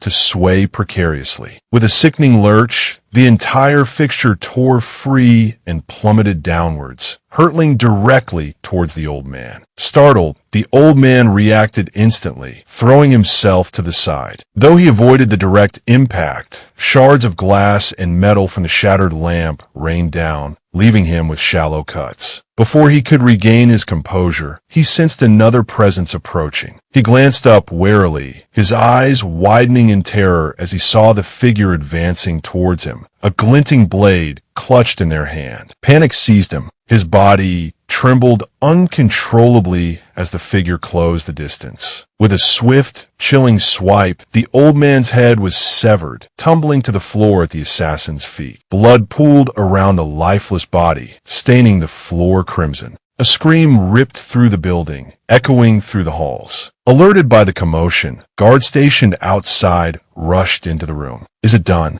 a voice asked, hand clasped behind their back. "Of course," came the confident reply. Kong Erdong was a cautious man, well protected. But even in his old age, his desire for female companionship proved his undoing. With a beauty by his side, he let his guard down. "We should leave. It's time to head north," the first voice commanded. "This time, dealing with Huizhong Corporation requires our presence." The other voice responded with a sigh. "You could have handled this alone. Why drag me into your exhausting schemes?" Suddenly, a flicker of unease crossed their face. Their eyes darted around the room, sharp and alert. Looking towards the roof of a distant high-rise, they muttered, "I have a feeling we're being watched." Grabbing the other's arm, they urged, "Come on, let's get out of here before the Kong family suspects anything." Wang Yuan stood on the rooftop, looking down with a faint smile. "Head north," he thought to himself. "I'm certainly one of the most promising candidates to take over the intelligence network. But how do I eliminate the competition? Perhaps a gift is required." He turned, his mind still churning, lost in contemplation. Kong Donghuai, the current head of the Kong family, is getting on in years. He's likely interested in longevity. The key isn't to form political factions, but to show Kong Donghuai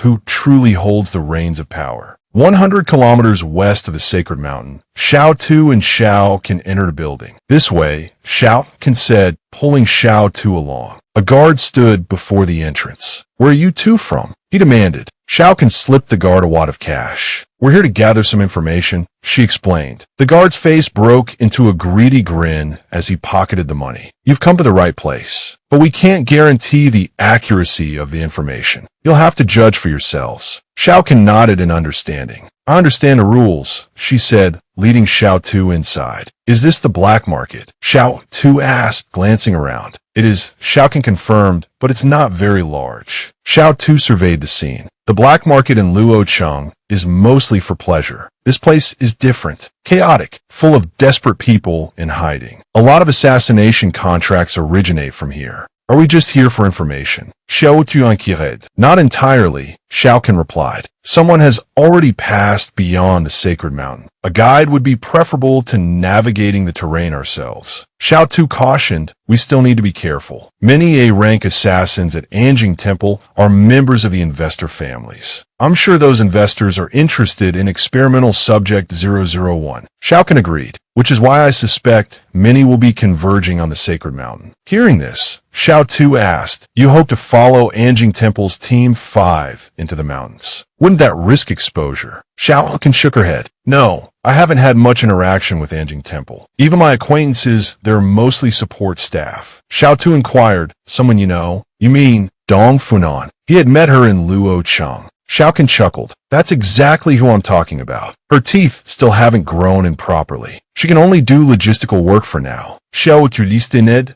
dump funded. Her teeth still haven't grown in right. At that moment, they passed a room where a hushed conversation was taking place. Have you heard? The one with the white mask has appeared. Seems he's quite interested in the siege of the Huazhong Corporation. Another voice replied, your information isn't worth much. We don't know his abilities, his identity, or even the identity of the transcendent sniper. You're just repeating hearsay. I'll give you 10,000 at most. The first voice protested, 10,000 is too little. Aren't you going into the sacred mountain with the Anjing Temple group? I bet he'll be there too. Just confirm his abilities for me, and I'll give you 50,000. His identity is worth another 100,000, and the sniper's identity is another 50,000. Xiao Tu, overhearing this exchange, felt his eyes light up. 150,000. Xiaokan immediately turned and asked, you're not thinking of selling yourself out, are you? He waved his hand dismissively. No, not at all. Just then, someone burst out of the room, demanding, who's eavesdropping? Even in Liansheng, you have to pay for this information. Xiao Tu and Xiaokan froze. Xiaokan quickly turned and slapped some money into the man's hand. Apologies, we overheard accidentally. The man counted the money and grunted. Consider yourselves lucky you know how to behave. As they walked away, Xiao Tu whispered to Xiaokan, we just paid him. What for? She replied, it's a black market shakedown. He heard our footsteps and deliberately leaked that false information. If you listen, you pay. If you don't, you're barred from the market. But it's fine. He's heading to the sacred mountain too. We'll cross paths again, and we'll get our money back one way or another. Xiao Tu felt his face flush as Xiaokan took his hand. He thought to himself, with a mixture of amusement and apprehension, she could be even shadier than me sometimes. I'll have to be more careful.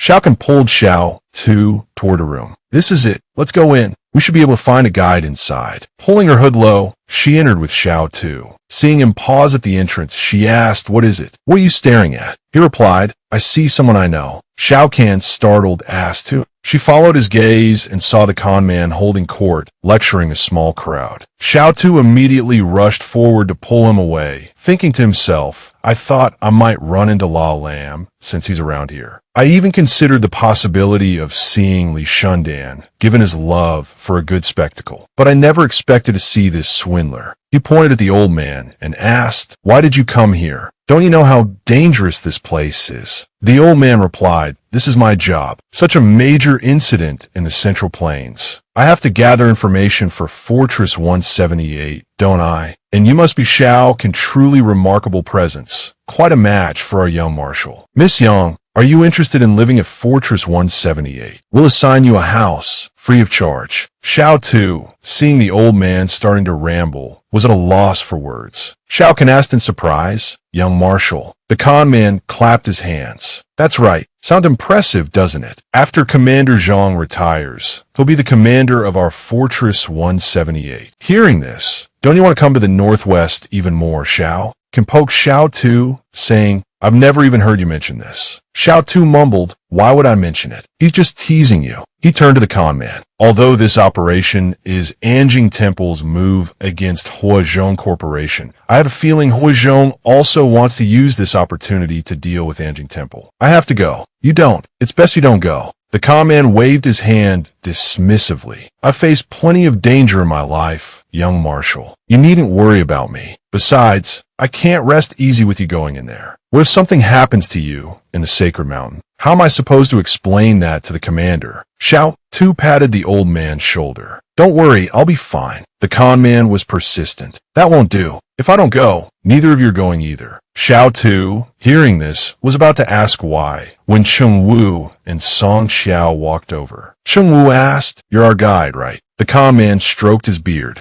Right, that's correct. But I have to tell you up front, I've only been around the outskirts of the sacred mountain. I'm not familiar with the situation inside. Hearing this, Xiao Tu was taken aback. Cheng Wu looked at Xiao Tu, thinking, that person looked familiar. Could it be him? He stepped forward and asked, "Are you two from 100 kilometers west of West Mountain City?" Xiao Tu gestured toward Shao Kan. "We're C-rank assassins. We came here as soon as we received the message. She's my partner." Song Xiao asked, "C-rank assassins still need partners." Xiao Tu scratched his head and chuckled awkwardly. "It's because we're weak that we need partners." Cheng Wu looked at the two with suspicion. C-rank assassins, huh? It can't be a coincidence that I ran into those two, can it? But then again, maybe they're hiding their true strength. Cheng Wu lifted the curtain and called out, "All right, everyone, what are you doing out here? Come inside." The con man beckoned them in. "Yes, come inside and rest. We'll set off when everyone's here." Xiao Tu immediately replied, "Okay." Inside, many people were already waiting. Cheng Wu stepped forward and introduced himself. "I'm Cheng Wu, and I'm responsible for assisting and guiding everyone into the sacred mountain. We plan to stay inside for 15 days. Please bring whatever supplies you need yourselves." Xiao Tu murmured, "These people aren't simple. There might even be experts from the investor families." Shao Kan nodded in agreement. He pointed to a red-haired man. "Look at that middle-aged man sitting in the corner. The way he's sitting, all his postures are defensive. And look at that young man. Not a single callus on his hands. He doesn't look like an ordinary assassin. And he keeps observing everyone around him, like he's assessing their weapons." He frowned, looking at the young woman in front of him, thinking, and then there's that young woman. Seeing Shao Kan's generous spirit, a lascivious grin spread across Xiao Tu's face. Noticing his gaze, Shao Kan glanced around suspiciously. When she realized where he was looking, she pinched him angrily. "Where do you think you're looking?" He yelped out. "That hurts." Shao Kan warned, "Don't even think about it. That woman is way out of your league." He nodded vigorously. He meant that the three of them weren't simple folk, and they should be wary. She looked at him skeptically and replied, "Oh, really?" Just then, a group of people rushed in. Those inside were all headed to the sacred mountain. "Please excuse our lateness," one of them said. Xiao Tu and Shao Kan were both startled. The man leading the group, seeing Shao Kan inside, said awkwardly, "You're here too? What a coincidence." Xiao Tu thought to himself, so they really are going together. We can only wish them luck. That girl isn't generous at all. She gave me a dagger and then took it back.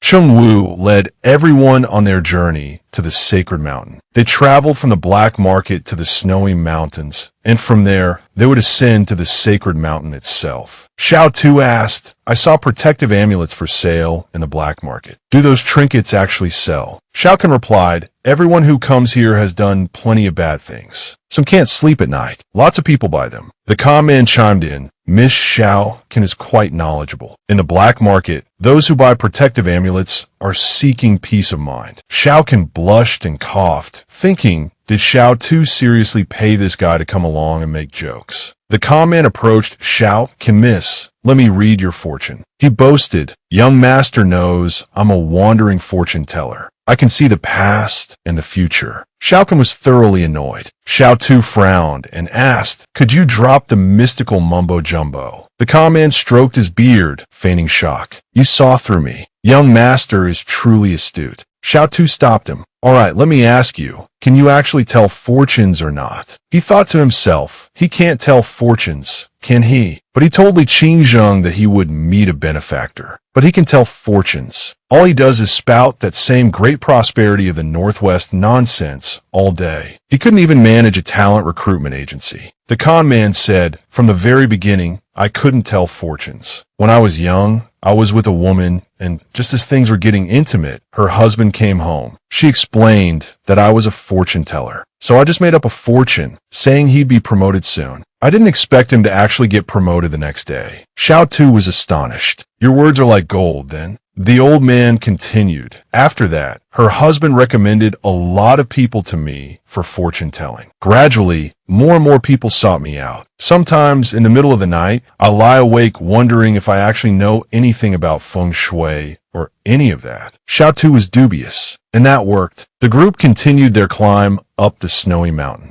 Xiao Tu took Jojo's hand, leading her forward, leaving the con man trailing behind. As they climbed, Xiao Tu asked, "Why is Changshan called the Sacred Mountain? What makes it different from any other hill?" The con man replied, "Actually, this mountain didn't have a name before. Everyone was too busy trying to survive in this land to bother remembering the names of mountains. Then Huazhong Corporation built their research lab here. Martial law was imposed, and the Huazhong Corporation named this mountain the Sacred Mountain." Xiao Tu, after listening, said, "I always felt that name had religious connotations. It doesn't quite sit right." The con man shook his head. "It has nothing to do with religion. The Huazhong Corporation's belief is in genetic science. But there's always been talk that this is a place where divine beings appear. Does that mean a god or something has actually appeared here? That's unclear. The Huazhong Corporation is very secretive. Back then, I only dared to skirt around the outside of the Sacred Mountain before leaving. I always felt an inexplicable sense of danger within." The Khan City insiders also call it Jingshan, a place where divine beings appear. But now Jingshan is destroyed and no one dares to go inside anymore. But spies who infiltrated Khan City said they called it a place where divine beings appear because someone appeared there. And that person's appearance changed the surrounding environment. Xiao Tu murmured, "A place where divine beings appear." He thought to himself, Huazhong Corporation's Lab 039 is there. And it's become this mysteriously divine place. What does this have to do with experimental subject 012? The con man asked why the sudden interest in places where divine beings appear. Xiao Tu replied, "Xiao Kan and I both escaped death at Jingshan. If these two divine places are connected, we need to be careful. There's a good chance that terrifying creatures exist within the Sacred Mountain." He thought to himself, back then, on the way to Jingshan, so many strange things happened. Whether it was the shadow under the river, those experimental subjects, or the human-faced insects, they were all difficult to deal with. And then there were those claws that reached out from the crater. I still don't know what kind of creature that was. Chung Wu, up ahead, asked angrily, "Why are you muttering back there when you're supposed to be the guide? You should be leading the way. Which way do we go next?" The con man replied, "An ordinary person like me can't keep up with experts like you. My legs aren't what they used to be. Trailing behind is only natural. I have a map, though. I'll mark the path we need to take." Chung Wu extended his hand. "You have it." Song Xiao immediately handed him the map. The con man looked at the map, marking it as he spoke. To reach the outer area of the Sacred Mountain, we still have to cross 3 more mountains. Tonight, we'll reach the foot of Fengshan. 2 days later, we'll reach Wujiashan. 7 days later, we'll reach Shun Qishan, and then we'll see the outline of the Sacred Mountain Range. Chung Wu asked, "Why does a 100 kilometers journey take 7 days?" He replied, "Didn't I say my legs aren't what they used to be? If you think I'm slow, you can carry me. Or you can just follow the map. That'll be faster." Chung Wu snatched the map. "Carry you? Why don't you just fly? Just stay put in the group. 7 days it is." At the foot of Fengshan, the group began to set up camp. The con man leaned in, whispering to Xiao Tu and Xiao Kan, "There's something I haven't told the others. I've noticed that the range of these mutated plants has been expanding for years. Once we're past the 5th camp, we'll need to be extra vigilant." Xiao Kan and Xiao Tu nodded in agreement. Xiao Tu turned to Xiao Kan. "Are there any weaknesses to your ability? Let's discuss it beforehand. If we end up in a fight, we can cover each other's blind spots. For example, that shadow Su Xian recreated. If you hit it between the eyebrows, it disappears." Xiao Kan replied softly, "The weakness of my ability is that my sniper rifle can only fire 1 shot at a time. I have to reload after every shot. The firing rate limits my effectiveness. It always feels like I can't fully utilize my power. Xiao Tu thought to himself. I remember her firing rate being incredibly high. So it's a single-shot sniper rifle. Consecutive shots will be defying the heavens. He considered his own black sniper, which could fire continuously, and wondered if he should let her use it. The image of her wielding his weapon filled him with a giddy excitement. He nudged her, and she asked, "What is it?" He pointed mysteriously in one direction. "Follow me." He stood up and waved to the con man. "We're going to step away for a bit. The potatoes are roasted. You can go ahead and eat." The old man replied, Understood.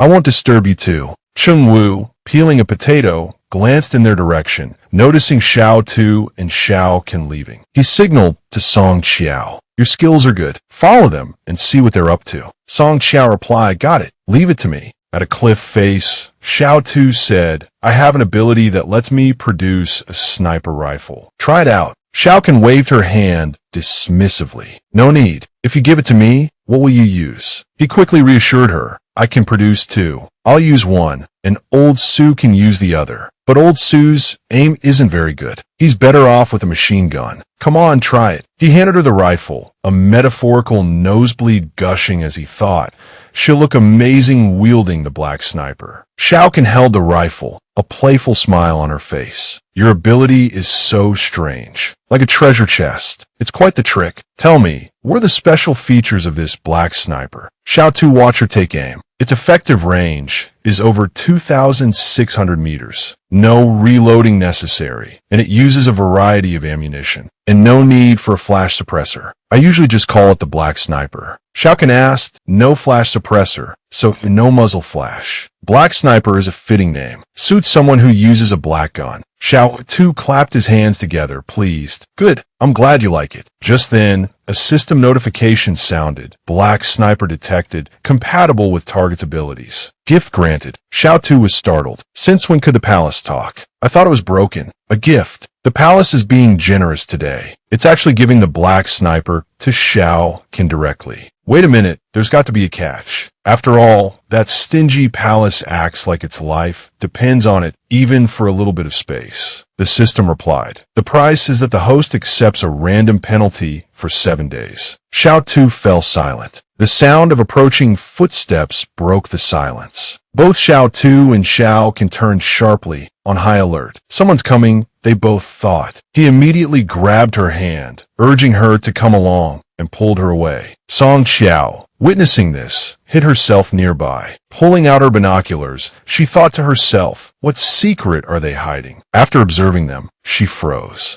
Meanwhile, back at the main camp, Chung Wu was roasting potatoes. Seeing Song Qiao return, he asked, "Back so soon? Did you see what they were doing?" Song Qiao replied, "I saw something, but it was so strange, I don't know how to describe it." Chung Wu, sweating, asked what? Was it something creepy? Song Qiao answered, "Yes, very creepy. They were jump roping on the mountainside," she revealed. Chung Wu's jaw dropped, his head filling with question marks. By this time, Xiao Tu and Xiao Ken had returned. The con-man handed them roasted potatoes. Thinking to himself, they were arguing earlier, why aren't they saying anything now? Peeling her potato, Xiao Ken asked, "Was your jump roping skill also replicated from me?" He, holding his potato, replied, "Yeah, the skills I acquire are random. I'm never sure what I'll get." Pointing her knife at him, she asked, "So, what other skills have you replicated for me?" He shook his head. "Nothing else." Seeing this, she sheathed her knife, took a bite of her potato, and replied, "Oh, good." He leaned closer and said, "But I know you also have a singing skill." Xiao Ken, her mouth full of potato, said, "You pull me away to jump rope because you noticed someone was watching us, right?" He blushed, replying, "Not entirely." Intrigued, she responded with a questioning. Inside the camp, Xiao Tu said sheepishly, "I don't know why either." Xiao Ken asked, "You don't know why?" He nodded, peeling his potato, and replied, "Yeah." He thought to himself, previously, palace missions were always about helping others or saving people. Who would have thought this time it would be jump roping? And I didn't even complete it, and it lowered my strength and agility stats. This isn't good. Xiao Tu then asked, "Did anything happen while we were gone?" The con-man replied, "Nothing much. Aside from Chung Wu's assistant following you two, everyone else stayed put at the camp. The young man who favors 8 o'clock and the girl who favors 9 o'clock definitely know each other. They're probably working for the same investor." Xiao Tu thought to himself. As I suspected, I knew there was something going on with those two. The con man continued. Go to a dangerous place like the Sacred Mountain. It's normal to have companions. You need trustworthy people taking turns keeping watch. Otherwise, you won't even know how you died. At that moment, Chung Wu stood up and announced, although we haven't reached the Sacred Mountain yet, it's not necessarily safe here either. So, I plan to divide everyone into two groups. One group will keep watch before midnight, and the other group will take over after midnight. Is that all right? Silence hung in the air. No one spoke. Xiao Tu then stepped forward. Chung Wu asked, what is it? Something wrong. Xiao Tu replied, seeing as everyone seems on edge, I'll perform a little something for your entertainment. He turned and stood at attention, leaving Chung Wu perplexed. Taking a deep breath, Xiao Tu began to sing, Amen, a penny a grapevine. The green shoots are sprouting. A snail, carrying its heavy shell, slowly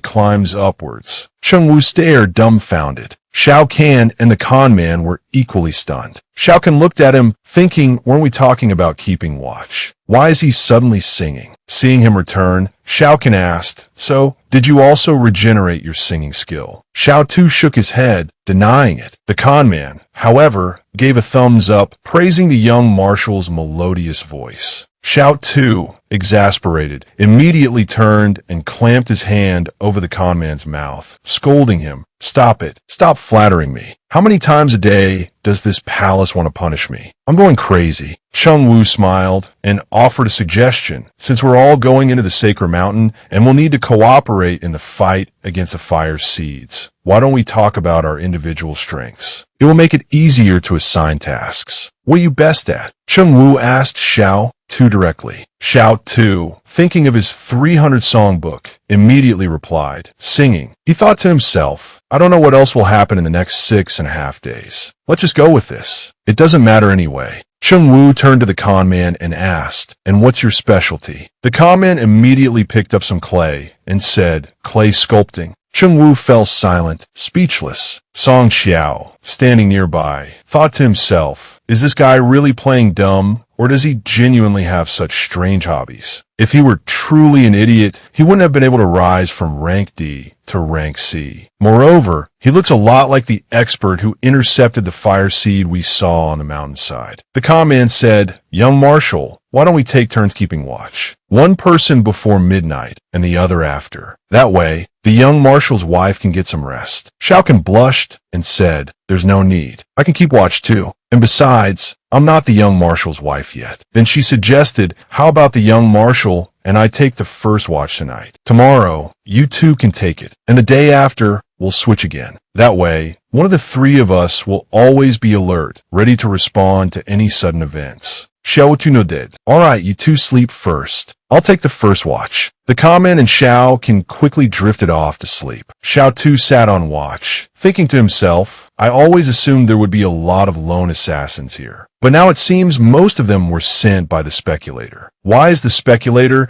so interested in experimental subject number 01? Is it for immortality? He looked up at the star-filled sky and sighed. Then he glanced back inside and saw Xiao Kahn sleeping soundly. On the other side, Chung Wu was leaving. Chung Wu gradually walked deeper into the mountains. Suddenly, Xiao Tu appeared and clapped him on the shoulder, startling him. Xiao Tu asked, why were you gone so long? Did you need to pee? Chung Wu angrily retorted, are you crazy? What's so strange about that? Haven't you ever needed to pee? Seeing his reaction, Xiao Tu thought to himself, that reaction confirms it. I was right. He couldn't blame himself. The palace had wanted him to ask. A notification popped up in his system. Congratulations. You have perfectly completed 3 punishment tasks. A side quest has been unlocked. If you perfectly complete each task within 7 days, you will receive a new skill as a reward. Xiao Tu thought to himself, so, after successfully completing 3 punishment tasks, a new storyline opens up, and there's even a new skill. I wonder what the new skill is. I'm so curious. Just then, he heard rustling sounds coming from the bushes behind him. Xiao Tu immediately turned, alert, and looked towards the source of the noise. Xiao Kahn pulled back the curtain and asked, is there an enemy attack? Xiao Tu replied, don't worry, just go back to sleep. I'm here.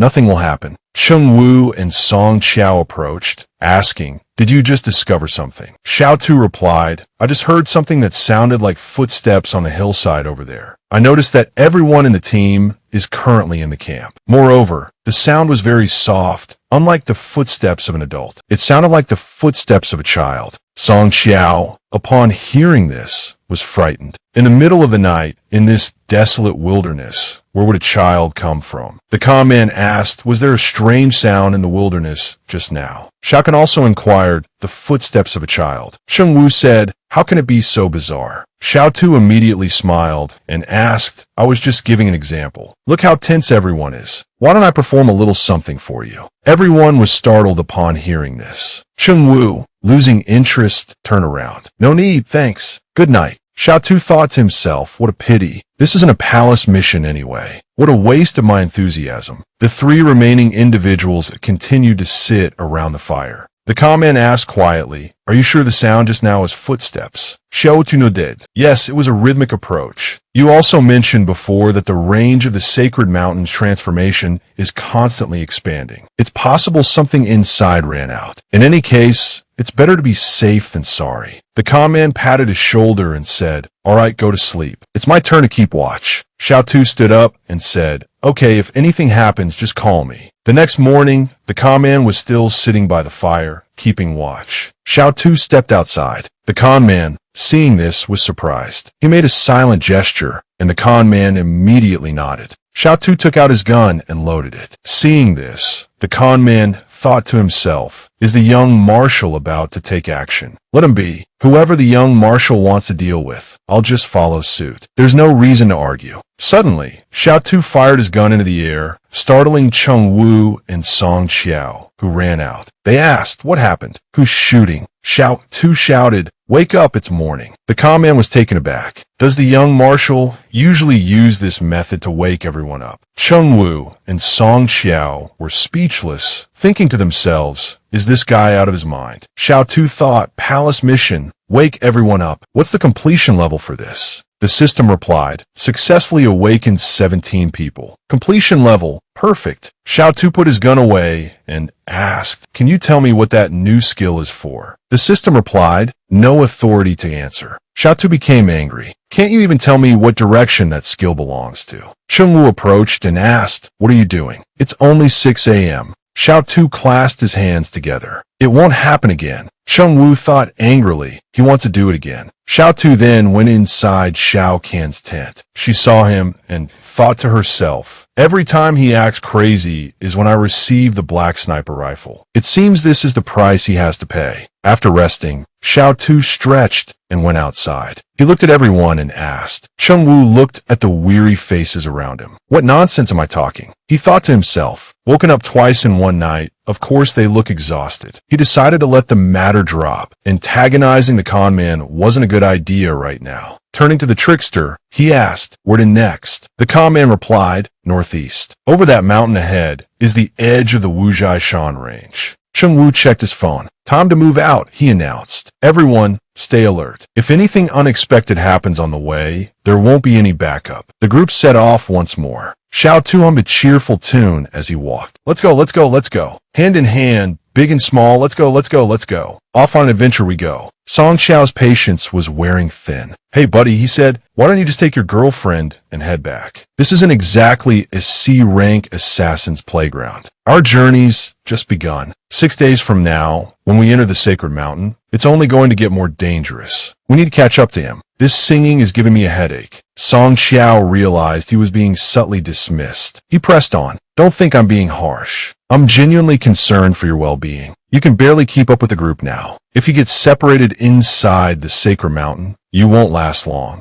He's a cheerful one, isn't he?" Song Qiao muttered. "Just give up. It's better for you, better for me, better for everyone." He looked at Cheng Wu. "Don't you think I'm making perfect sense? A C-rank assassin's stamina just won't cut it." To his surprise, Xiao Tu replied, "I'll be fine. Actually, I have a superpower." Cheng Wu was taken aback. A superpower? Could he be? Xiao Tu continued. "To be more precise, I don't know if it's a superpower, but as long as someone sings to me, I can instantly boost my stamina. Cheng Wu was utterly bewildered. Just then, a notification popped up on both their phones. All assassins en route to the sacred mountain, please exercise extreme caution. A team has encountered an incident. A strange creature attacked, while one member was relieving himself. The victim was completely eviscerated. The con man smiled to himself, thinking, what's our young master up to now? Cheng Wu stormed over to Xiao Tu, pointing an accusing finger. Xiao Tu hung his head. Sorry, he mumbled, I misread the time. The message sent a ripple of shock through the group. Another notification arrived, and Jing Temple reports the team that encountered the incident is only 50 kilometers from your position. Please remain where you are. The two teams will merge before proceeding. Only the internal organs. Someone mused. Sounds like a scavenger. We haven't even reached the sacred mountain, and we're already encountering strange things, another remarked. Xiaokan frowned. Actually, most predators in the wild prioritize eating the internal organs of their prey. We can't determine what it is based solely on its dietary preferences. Xiaokan approached Xiao Tuesday. Any ideas what it could be? Xiao Tu shook his head. We have too little information to make a reliable judgment. We can only speculate. It's likely a solitary creature, not particularly hungry. Otherwise, it would have dragged the body away. It's also strong, has no natural predators in this wilderness, isn't afraid of people, is patient and capable of ambush. The con man hurried over to Cheng Wu. Why don't we just turn back? It's too dangerous. What's the point of continuing? Cheng Wu remained silent. Xiao Tu and Xiao can exchange glances, thinking, here we go with the theatrics again. Cheng Wu retorted, if you've already taken the money, why do you always quit halfway through? Just guide us properly. We're not going any further today. We'll wait here as instructed. Everyone stopped to discuss amongst themselves. When will that other team arrive? Someone grumbled. Who knows how long we'll be stuck here? Just then, Lao Lam arrived with his group. How much longer until we link up with the other team? He asked. I'm telling you, in Jing Temple, you're all a bunch of cowards. Just because one person died, you immediately merge with Team 5. Do you have to make things so difficult for us? Xiao Tu and Xiao can exchange startled glances. That voice sounded incredibly familiar. Someone from the other team told La Lam, Boss La, if you don't want to enter Sacred Mountain, you can leave. La Lambri said, why should I leave? I'm a C-rank assassin. You messaged me to assemble, and now you want me to retreat. Unbelievable. The officer replied, what use is an ordinary person like you here? Song Xiao thought to himself, this fatty's acting skills are pretty good. He's clearly awakened, yet they still mistake him for an ordinary person. Xiao Tu whispered, do you know that team leader? He was thinking of all people, it had to be Fatty La. La Lam, Sputing Xiao Tu, brightened. My man Xiao Tu is here too.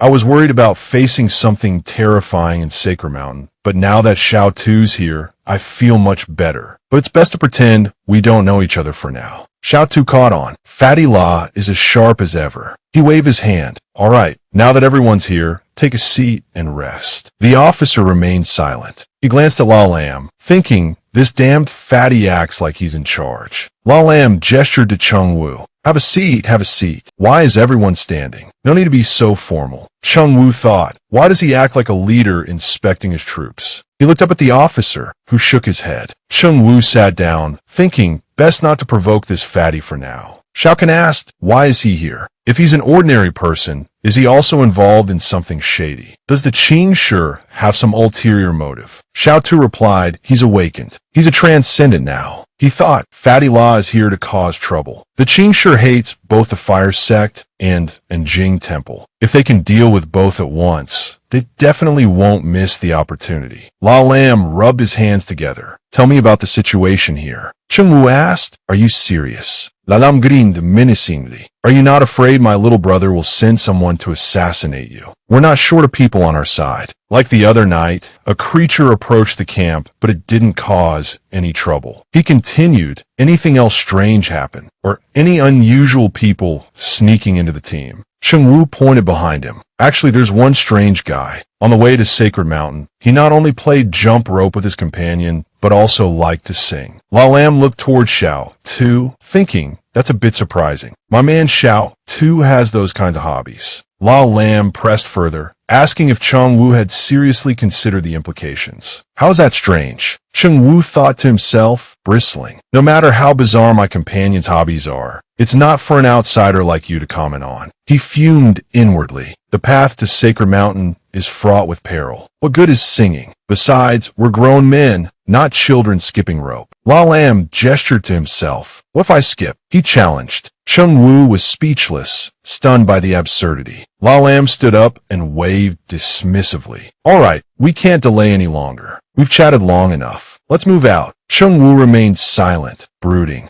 Lao Lam strode over to the officer. So, tour guide, he began where we headed next. The officer gestured impatiently. This way. Pack your things and follow me. He seethed internally. This damned fatty actually thinks I'm a tour guide. Does he really believe he's on vacation? As they departed, Wang Yuan lingered, carving a mark into a tree trunk. Unseen, Xiao Tu, concealed nearby, observed his actions. Walking away, Wang Yuan mused, once I deliver experimental subject 001 back to the Kong Corporation, I'll finally earn my rightful place as head of intelligence. After all, I came prepared. Xiao Tu glanced at Wang Yuan's retreating figure, then back at the tree. He pondered the cryptic symbol. What does that circle mean? Hard to say. Elsewhere, an approaching troop of soldiers called out orders. Set up a perimeter. Reinforce firepower at 1300 hours. Dite information. Search the camp for the commander's mark. Found it. An officer shouted. The soldiers gathered around, murmuring amongst themselves. Across inside a circle. Does Commander Wang Yuan want us to retreat? Has something unexpected happened? Is it no longer safe to proceed? We can't be certain of Commander Wang Yuan's meaning, one soldier said, but he's always meticulous. If he wants us to retreat, then we retreat. We'll fall back to the black market and set up camp there for now. Withdraw the troops. Cheng Wu addressed the officer. Who was the one who was attacked? The officer shrugged. I don't know, but definitely someone from the speculators. Probably support staff for one of the superiors in the team. He left the camp, and it wasn't to relieve himself, the officer continued. He was sending information, but he ran into some bad luck. The incident happened far from camp. You didn't hear any cries for help. The officer shook his head. Not far, but strangely, there wasn't a sound. I examined his wounds, his throat, a mangled mess. There wasn't much left to see. Cheng Wu replied, we need to be cautious. It's very possible it followed you back here. The officer continued, merging with Squad 5 is a good thing for you. Your combat abilities aren't strong. How could you and your assistant possibly make it back from Changshan safely otherwise? Cheng Wu, flipping the bird. What the hell do you know? Beasts can't discern illusions. My ability might not work on many superiors, but against beasts, who among you is better than me? The officer's tone immediately shifted, and he clapped Cheng Wu on the shoulder. Brother, if it comes down to a life or death situation and you save me, I'll repay you. Cheng Wu raised an eyebrow. Now you're talking. Suddenly, a loud crash startled the entire group. They stopped. Cheng Wu said, go check it out. The officer replied, right? Two men took the lead and ran towards the sound. They startled at the sight of a beast's carcass lying before them. Cheng Wu asked if it was a fox. The officer immediately drew his knife.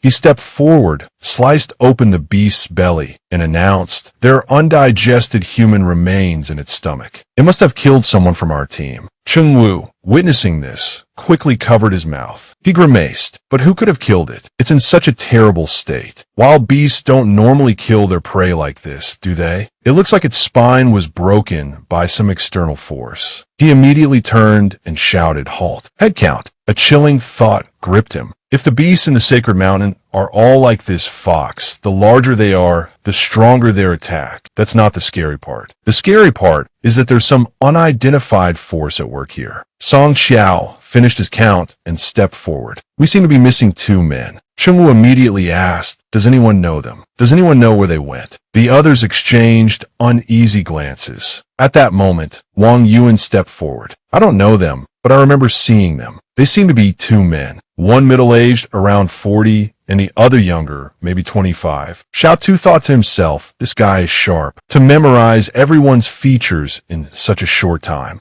Cheng Wu immediately yelled, "Go back. Find them." The entire group turned and ran back the way they had come. On the way back, Xiaokan asked, "Who do you think killed that fox?" Xiao Tu replied, "Old Su did it. I was worried something was following us, so I called Old Su out earlier. Didn't expect him to catch that fox." Xiao Kan, hearing this, thought to himself, so he made that noise too. Cheng Wu and the officer returned to the previous location and fell silent at the sight of two bodies lying in the snow. Cheng Wu frowned. "These must be them." The officer said, "We clearly saw human remains in that fox's stomach. Did it have companions?" Xiao Kan and Xiao Tu exchanged a glance, as did Wang Yuan, who then looked back at them. Wang Yuan asked, "I saw you shake your head just now. Can you tell me why?" Xiao Tu pulled a jump rope from his pocket and began to skip, explaining, "Because the wounds on their necks weren't made by a fox. Don't mind me, I just need to jump rope for a bit, and I'll be fine." The others were speechless at this display. After finishing his jumps, Xiao Tu announced, 300. "Done. Man, that was tiring. What's the mission completion rating for this?"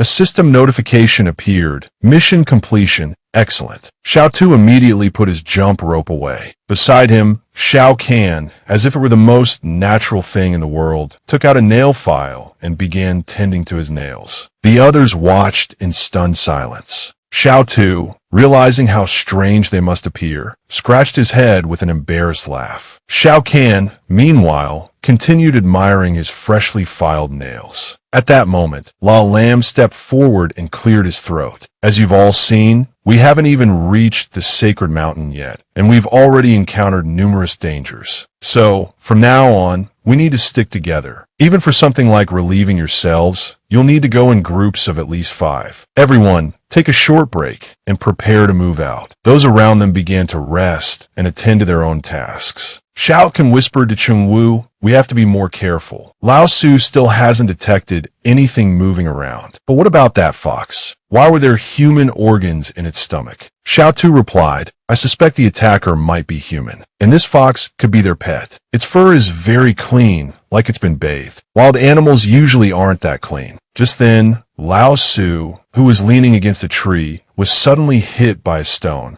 Xiao Tu sensed it too. Startled, Xiao Kan asked, "What was that?" He answered, "The attacker is starting to take revenge on Lao Su, but I can't pinpoint their location." Xiao Kan asked, "Revenge? How?" Xiao Tu replied, "They threw a stone at him." Xiao Kan sounded bewildered. Throwing stones. That sounds like something a child would do. Xiao Tu's eyes widened. He thought back to the footsteps he'd heard in the wilderness. They had sounded like a child's too. He pulled Xiao Kan aside. They might have a way of avoiding Lao Su. They weren't detected even when they killed that person. Xiao Kan nodded. "All right, I'll keep watch tonight with that dream tricker. You get some rest and conserve your energy." That evening, everyone set up their tents and sat around the fire. La Lam yawned, stood up, and said, "Finally, some rest." Cheng Wu stopped him. "Aren't we going to discuss what attacked us?" La Lam replied, "That's the superior's business. What does it have to do with ordinary people like me? With our friend Xiao Tu here, we can say we're safe and sound. Finally, a good night's sleep." With that, he promptly crawled into his tent. They're on the same team. They're just sleeping like that, not even taking turns keeping watch. Was it always like this? Cheng Wu asked incredulously. The officer replied, "No, not at all. When their team operated alone, he was very vigilant. I don't understand why he's sleeping like the dead now." Cheng Wu mused. "That's strange. So, there's someone in the camp that La Lam and Zhou Qi trust enough to let them sleep soundly without worrying about their safety in these circumstances." The officer shrugged. "Who knows?" Night fell, and a sudden fog rolled in. Cheng Wu, startled, asked, "Why is there fog all of a sudden?" The officer looked around. "Visibility is dropping fast. Do you have a flashlight?" At that moment, a man ran up and asked, "Have you seen the young man who shares a tent with me? He went to relieve himself a long time ago and hasn't come back." Cheng Wu stood up, grabbing a flashlight. "Didn't I say we should go in pairs from now on? Why did he go alone?" The man replied, "I offered to go with him, but he said it wasn't necessary." Xiao Tu emerged from his tent. "What's going on?" The dream tricker answered, "Young master, another one has gone missing." A chilling sound suddenly echoed through the air, causing everyone to scramble out of their tents. What was that sound? What's Chengwu doing with a flashlight? Another one missing. Xiao tu Ned. That sound again.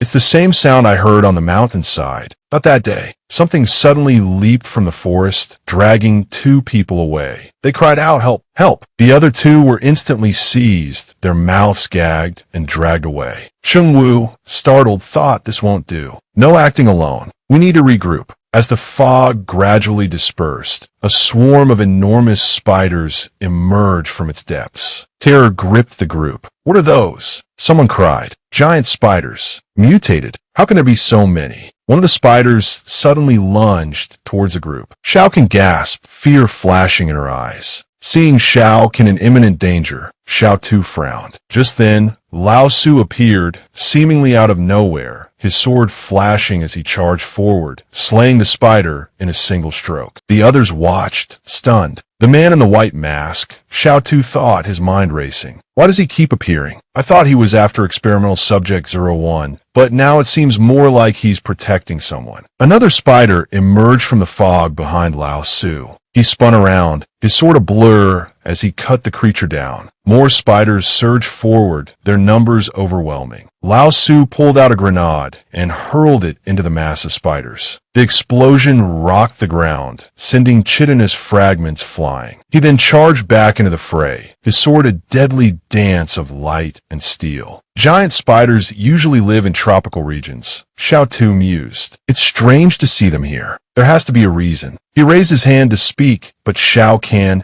seemingly lost in thought, interrupted him. He suddenly broke into a run. Chengwu, noticing his departure, frowned. What is he doing? He wondered, leaving the camp at a time like this. What's his game? Lao Su continued his relentless assault on the spiders. The spiders, sensing the tide turning against them, abruptly retreated back into the fog. They're withdrawing. Chengwu exclaimed in surprise. The officer let out a sigh of relief. We're alive. As Lao Su turned to leave, the officer called out, "Wait, hero." Lao Su paused, glanced back, adjusted his mask, and then disappeared back into the swirling mist. Just like that. Chengwu asked, incredulous. The officer turned and shouted, "Head count. Everyone, report in." Chengwu rushed over to Xiao Can. Miss, where's your boyfriend? I just saw him leave. Where did he go? Xiao Can replied, he probably went a skip rope. Chengwu stared at her, speechless. Xiao Tu ventured deeper into the mountains, lost in thought. Giant spiders in this frigid place, it's unnatural. Something's definitely going on. He continued forward and stopped short, his eyes widening at the sight of striped spiders spinning webs. What is this? Suddenly, a light appeared behind him. He quickly ducked behind a rock. Someone else is here, he thought. Looks like we've caught another prey. Another voice responded, don't get your hopes up. It's not that easy to catch a superhuman. The higher-ups are really making things difficult, the first voice grumbled. Xiao Tu gritted his teeth. Fire Clan. They're the ones breeding these striped spiders. But spiders can't communicate with humans. How are they controlling them? The striped spiders began to advance towards the Fire Clan members. They quickly retrieved suitcases and pressed a red button on each. A high-pitched sound pierced the air, and the spiders immediately scattered. One of the Fire Clan members stepped forward. Those spiders have terrible memories. Why release them before thoroughly researching their genes? Another retorted, stop your nonsense and get the prey moving. Just then, Xiao Tu appeared before them, skipping rope and singing, let's row the boat together to push the waves far away. Startled, they glared at him, their lights flashing in his direction. Who's there? Xiao Tu continued skipping, thinking to himself, I was just about to leave. Why does this dilapidated palace have to issue a mission right now? They recoiled at the sight of him. What kind of monstrosity is this? Isn't it some freak those mountain people cooked up? Xiao Tu, still skipping, replied, hold on a moment. Let me finish jumping, then we'll talk about who I am. We're the T3 group on early morning duty. If you're from the mountains, we should be friends. Xiao Tu snaped, irritated. Stop talking. You're messing up my count. Wait until I'm done jumping, or I'll kill you. The Fire Clan members exchanged glances, thinking this guy must be a monster from the mountains. No normal person would talk like this. After a while, Xiao Tu wiped his sweat and asked, what's that black box you have for? The Fire Clan member answered, the mountain research facility is specifically studying striped spiders. Xiao Tu pointed upwards. How long have these striped spiders been here? Are you using them against an Jing temple? The Fire Clan member replied, probably since last year. A few months ago, our superiors instructed us to check in every 3 days. Many people will die. They're not just here. There are striped spiders everywhere.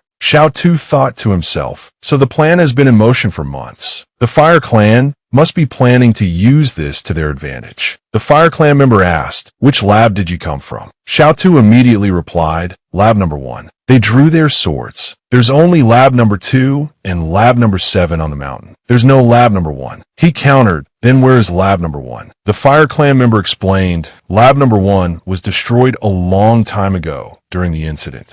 And with that, they lunged at him, swords flashing. But in a blink, he drew his own sword and cut them down. Xiao Tu Sigid. It's a shame. Smart people don't tend to live long. He then summoned his clone, Lao Su. Lao Su approached and slashed open the cocoons, revealing the living people inside. Xiao Tu checked their breathing, thinking steady breaths. It seems they can still be saved. He turned to Lao Su. I'm entrusting them to you. Lao Su immediately gathered the cocoons in a suitcase and departed. Lao Su dragged the cocoons and webbing back to the campsite. Cheng Wu stared in astonishment, thinking with a surge of emotion, mysterious and powerful. The masked man is truly a master among masters. After leaving the people there, Lao Su turned and vanished. Cheng Wu thought, I was so scared I couldn't move, and he went alone to save the others. I am ashamed. At that moment, Xiao Tu returned from the mountains, approaching from a different direction. Cheng Wu, startled, asked, where were you? You disappeared when things got dangerous. Xiao Tu replied, I went to jump rope. Cheng Wu was even more bewildered. Cheng Wu returned to his seat. Song Qiao muttered under his breath. Only a ghost would believe he went out to jump rope. Who jumps rope at a time like this? Cheng Wu replied, what do you mean? Xiao Tu jumps rope whenever he feels like it. He never picks a specific time. Meanwhile, inside the cocoons, the trapped people slowly began to regain consciousness. Someone called out, they're awake. They're waking up. Song Xiao approached and asked, why aren't they moving? Xiao Tu replied, maybe it's because I haven't shown off my special skill yet. Everyone, step back a bit. I'll show you my splits. Everyone behind him looked at him with disdain. Cheng Wu said, everyone, take turns carrying those who are injured and can't move. We can't stay in the Shun Qi Mountains for long. Let's get out of here. But before we leave, I want to know who that masked man in white was protecting. Maybe we can invite him to join our team. We can all help each other.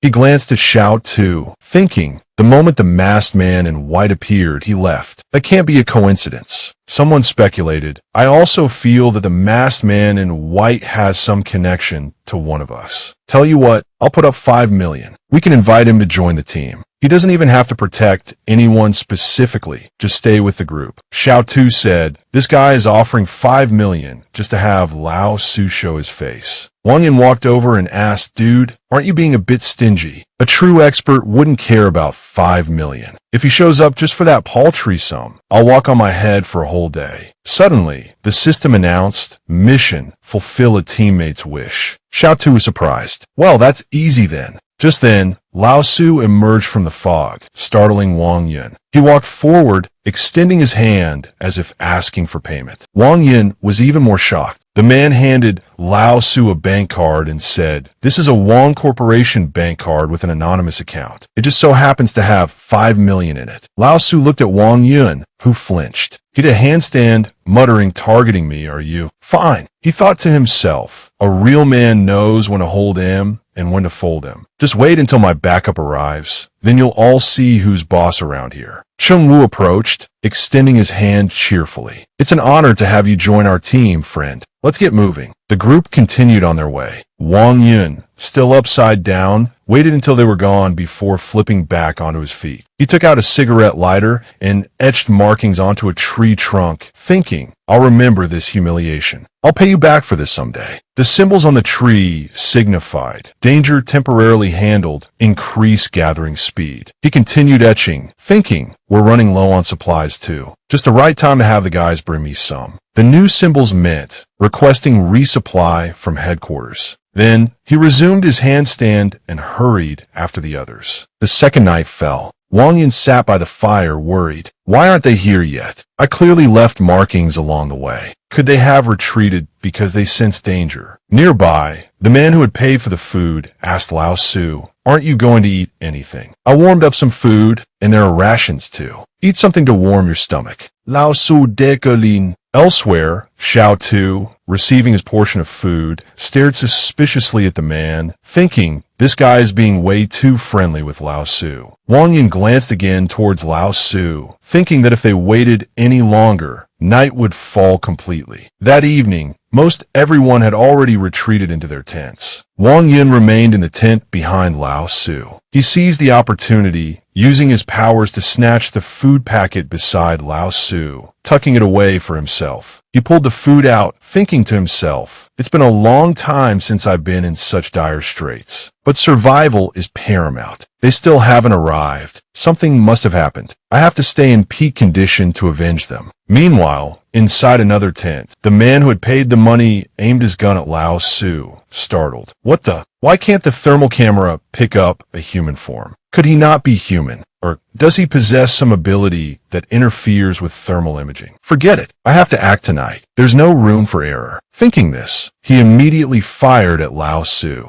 Xiao Tu, asleep in his tent, heard the commotion and thought, this guy definitely has a problem. Seeing Lao Su fall, the shooter immediately ran from the tent, grabbed Lao Su, and fled. Everyone else, witnessing this, was stunned. Should we save him? Acting rashly could be dangerous. Just then, the man in the forest fired his gun into the air. Fireworks erupted, startling everyone. Does he have backup? Who is he? At that moment, a group of Fire Clan members appeared, heading towards the tents. Cheng Wu and Song Xiao stood, wary. "Prepare for battle," Cheng Wu said. "They might come after us next." Just then, screams pierced the air. Lao Su had returned. He twisted the arm of one of the Fire Clan members, eliciting a cry of pain. Swiftly, he drew his sword and pierced the man's heart. The other Fire Clan members charged, but Lao Su cut them down one by one. Then, he quickly disappeared back into the forest. Cheng Wu stared in disbelief. But the man in the white mask, wasn't he shot with a tranquilizer dart? How did the situation reverse so suddenly? After a while, Lao Su returned,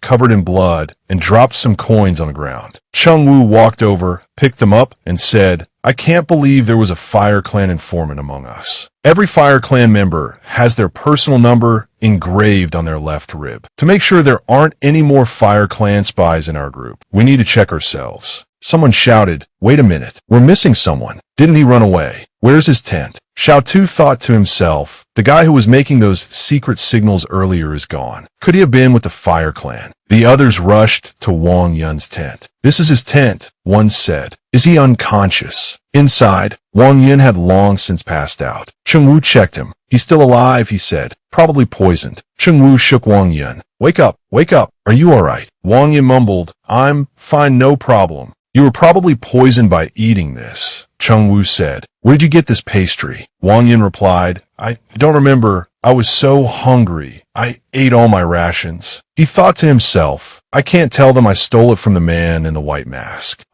Wang Yun, reduced to scavenging. Xiao Tu observed the scene, thinking, that pastry, it looked like it came from Lao Su's stash. This guy just saved Lao Su's life. Xiao Tu approached, asking, "Are you out of food? I happen to have some extra I could sell you." Wang Yun, surprised, replied, "Thank you. How much?" Xiao Tu smiled, 1 million. Wang Yun thought to himself, 1 million for 50 ration bars. Not a bad deal. Just then, a system notification popped up, tasking Xiao Tu with singing with a teammate. Startled, he blurted out, "Actually, how about this? I don't need the money. Sing a song with me, and I'll give you the 50 ration bars." Wang Yun stared at him, utterly bewildered. 10 minutes later, they were singing together. Xiao Tu interrupted, "Wait, you sang that wrong. You missed a word. Again." Wang Yun, near tears, sang again. "The snail, with its heavy shell, slowly crawls upward." Those around them watched in stunned silence. The system announced, "Quick quest complete." Due to the host's perfect completion, the reward is the new skill, ear cleaning. An ear pick materialized in Xiao Tu's hand. He stared at it, dumbfounded. What the hell?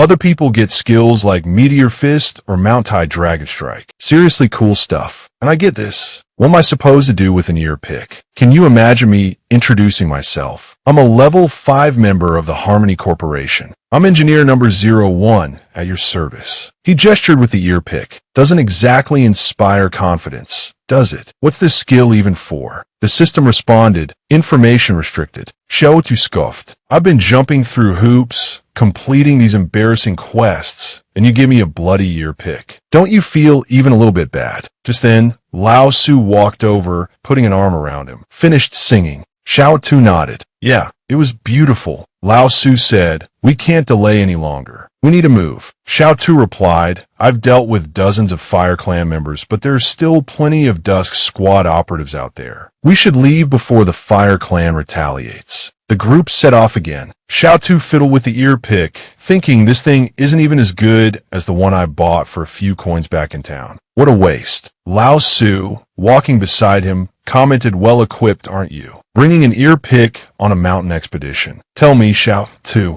Lao Su reached out to touch him, but Xiaosu flinched away, startling him. There's an old saying, Xiaosu thought, something about not being touched while cleaning your ears. He glanced back at the ear pick. The towering mountain range stretched before them, shrouded in thick mist. Suddenly, Xiaosu tugged on Song Qiao's sleeve. Surprised by the gesture, she turned to him. What is it? He handed her a stone. Throw this at me, from a distance, and throw it hard. She let out a confused but took the stone. He walked a short distance away. She wound up and hurled the stone with all her might. It struck him with a sharp thud, sending him stumbling forward. Why didn't it work? He wondered. He turned back to her and placed another stone in her hand. She looked at him, completely baffled. This time, he said, hit me with it. She held the stone, ready to swing. She swung her arm forcefully towards him. Xiaosu, however, remained calmly in place, letting her strike. The stone hit him, then bounced harmlessly off his body. She stared, a flicker of surprise in her eyes. Her gaze, full of bewilderment, followed him. Curious, she trailed after him, asking a new ability. What does it do? He glanced at the ear pick in his hand and replied,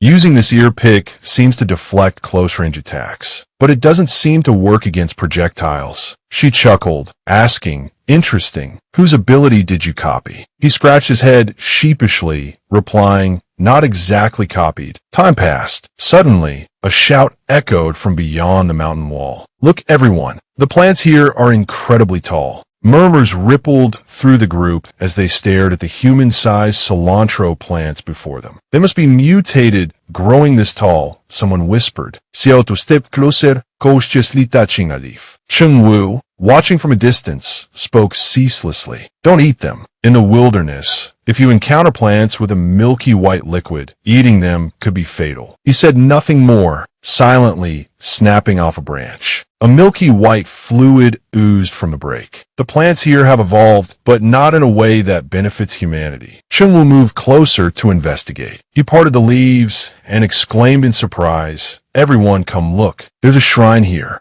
Inside, a gloomy shrine stood in the shadows. A stone statue rested in the center, radiating an unsettling aura. Cheng Wu quickly approached, observing it closely. Does anyone recognize this shrine? Which god is this? He asked. La Lam scoffed, looking at the statue. Who knows which god this is? But it's certainly strange. Look, it has 6 fingers. Indeed, the statue's hand bore 6 fingers, an unsettling detail. One of the men lunged forward. Let me see. Usually, there are blessed treasures behind shrines like this, he declared, reaching behind the statue. If we take it outside, we can sell it for a fortune. Suddenly, the statue's eyes snapped open, fixing on the man. He shrieked in terror. He stumbled back, falling to the ground, pointing a trembling finger. Did you see that? It just opened its eyes and looked at me. La Lam, seeing his panic, rolled his eyes. What are you so scared of? Its eyes are still closed. You're imagining things. The man, still clutching his neck in apparent agony, suddenly cried out. Black liquid seeped from the corners of his eyes. In an instant, he collapsed, lifeless, eyes wide open, frozen in shock. The group stared at the scene, the air thick with unease. La Lam stumbled back, kicking the shrine in frustration. I don't believe in ghosts and gods. When our ancestors defeated the bull demon and snake god, none of them came out to defend their shrines. The kicked statue toppled to the ground, the shrine crumbling into ruins. Suddenly, blood-red ants swarmed the area, causing La Lam to recoil in horror. What are these? Xiao Tu, seeing the ants, gritted his teeth and threw a freshly lit match onto the ground. The ants, consumed by the flames, writhed helplessly. La Lam, arms crossed, let out a triumphant, arrogant laugh. I told you, there are no gods or demons in this world. Look at how scared you all are. The one who touched the statue was poisoned by a venomous species. It creates hallucinations. That's why he thought the statue's eyes opened. Xiao Tu interrupted him, pointing. Starting tonight, everyone must clear the grass around their sleeping area before they go to bed. It's best to sleep on the ground near the fire. I think there are still a lot of venomous insects around, so don't sleep too soundly. Cheng Wu added,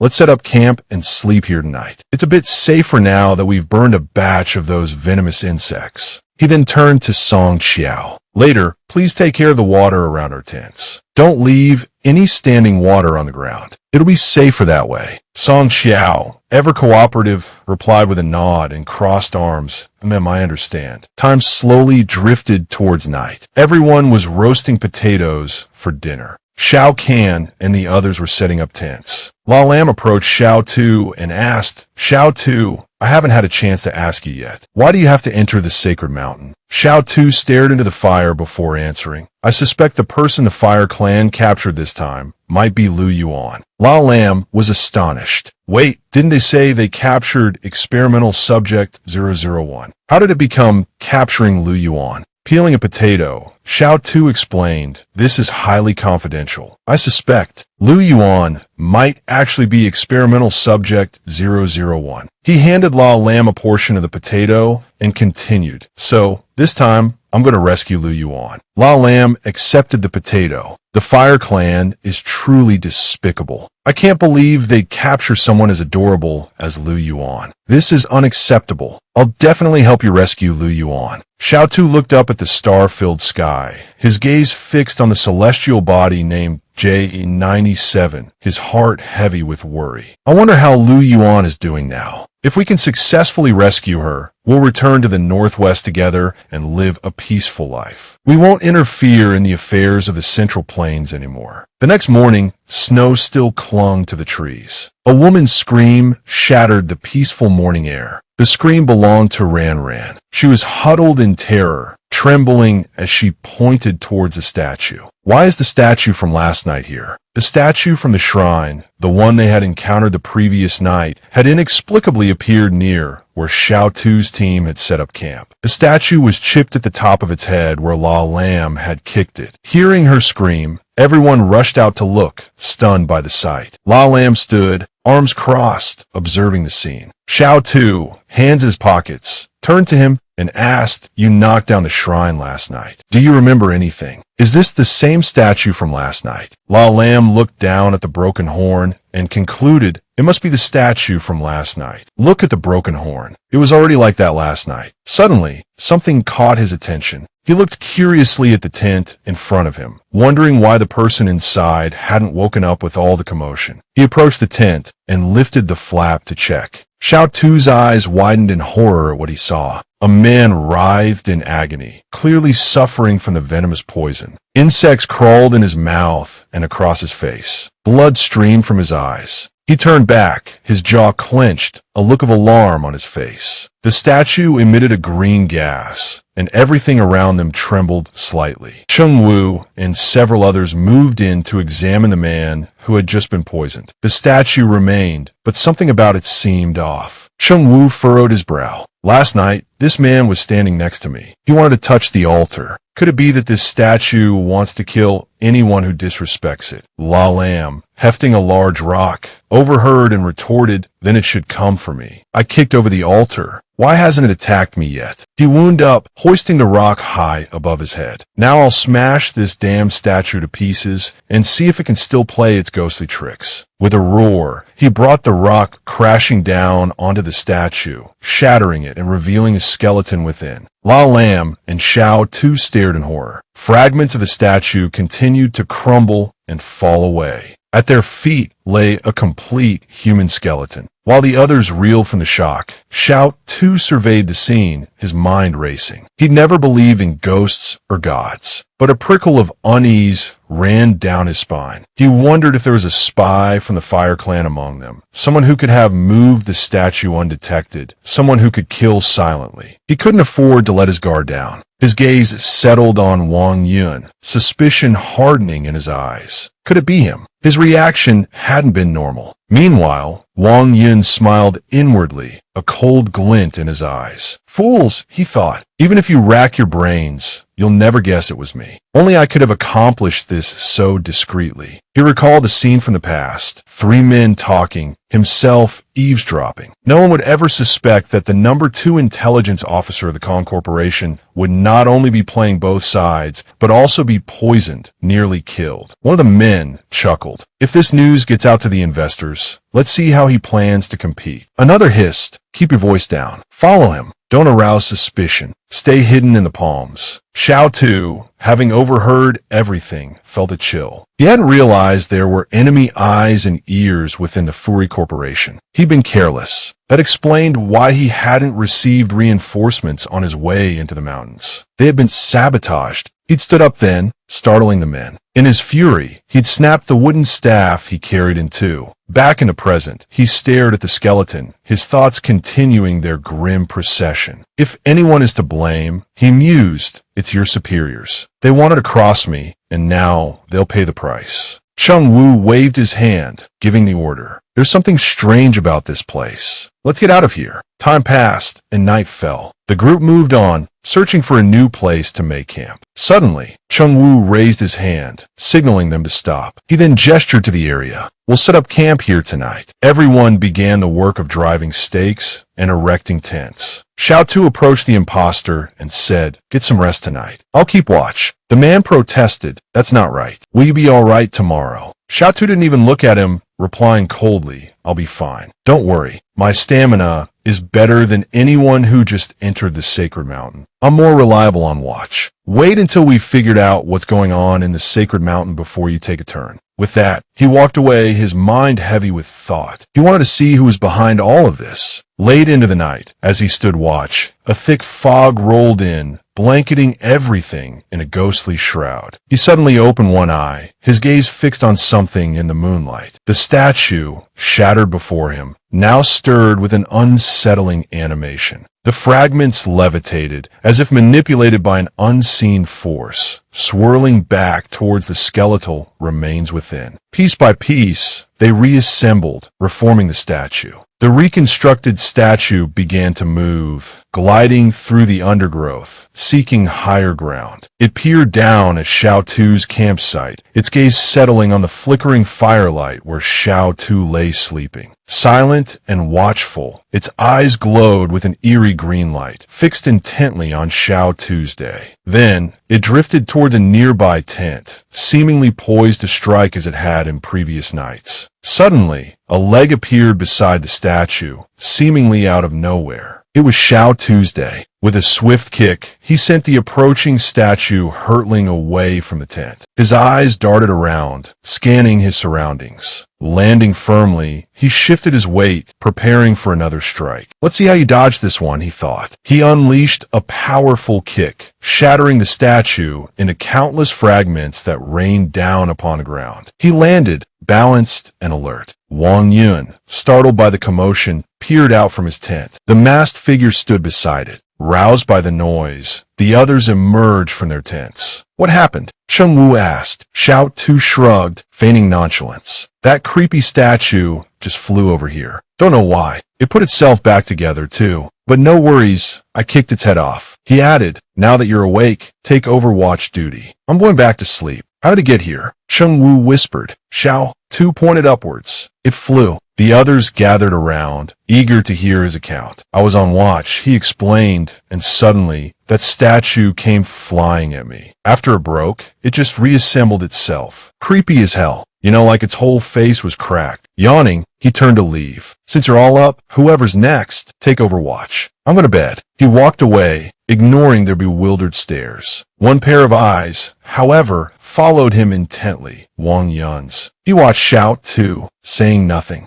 Entering his tent, Xiao Tu glanced towards Wang Yun's, a suspicion forming in his mind. It's definitely that guy playing tricks from inside his tent. Inside, Wang Yun seethed with frustration. His carefully laid plans had been thwarted. Damn it, my perfect plan ruined. Xiao Tu propped his foot against the tent canvas, thinking, as long as he doesn't bother us, he can do whatever he wants. He rested his head on his hand, lost in thought. The Fire Clan still hasn't made a move. We need to be more vigilant. It'll take about 10 days to reach the heart of the sacred mountain, and by then, there are bound to be more strange tricks. Meanwhile, on the western slopes outside the sacred mountain, Yuan Shui was captivated by a wildflower. She studied it intently. It's an evolved sweet potato, she mused. Aside from growing bigger and tasting sweeter, it's pretty useless. I'll call it Brother Sweet Potato. That way, Potato Shooter won't be lonely anymore. A wave of realization washed over her. She'd rushed to the sacred mountain so quickly, she'd forgotten to bring a gift. Old Master must be with Xiao Can. What should I call her when we meet? Madam or Miss Can? The question plagued her. But that doesn't really matter, Ning Shui mused, a flicker of excitement in her eyes. What matters is that once I find the old master, I'll tell those people at Fortress 178 that I'm young Marshal Lu Yuan's maidservant. Even if I'm not by his side anymore, I'll still be able to eat and drink my fill. The thought brought a smile to her face. Xiang Chao, what kind of herb is that? She turned, addressing the bespectacled man. Have you found the wonder lily yet? The man with the glasses replied calmly, not quite. Beside him, Xiang Chao, whose name happened to be the same as the herb Ning Shui had mentioned, stammered, fragrant herb. That's,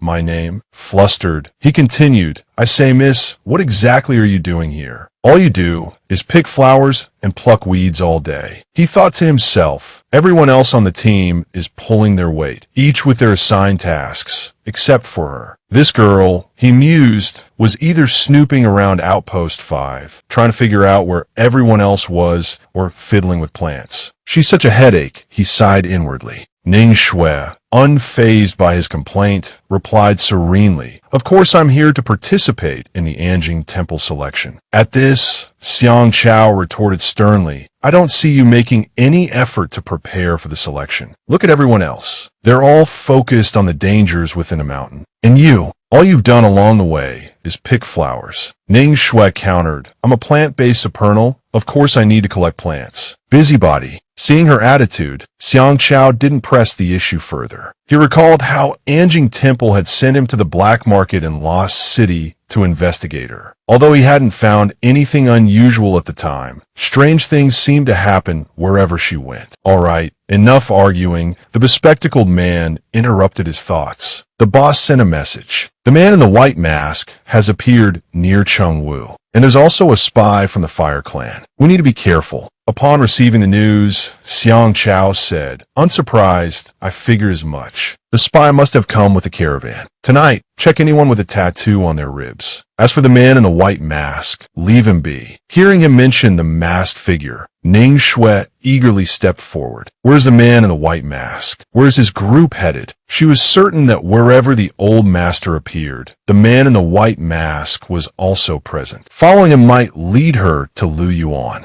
Seeing her reaction, Xiang Chao replied with surprise, what do you want with him? The man in the white mask is on the eastern side of Sacred Mountain. We're on the western side. If you want to find him, you'll have to cross the entire mountain range. Suddenly, the sound of approaching footsteps startled them. Footsteps. The area was open and deserted. Xiang Chao was instantly on alert. Someone's here. Prepare for battle. Don't attack. I'm just passing through. The approaching figure stepped into view, leaving all three of them stunned. The newcomer smiled, a sinister yet friendly expression on his face. "Greetings, everyone. Li Shen." Xiang Chao recognized him. "You're the demonic cross-dressing beauty." Li Shun casually stepped down from his palanquin. "That's just a nickname. Don't take it too seriously." His gaze immediately fell upon Ning Shui.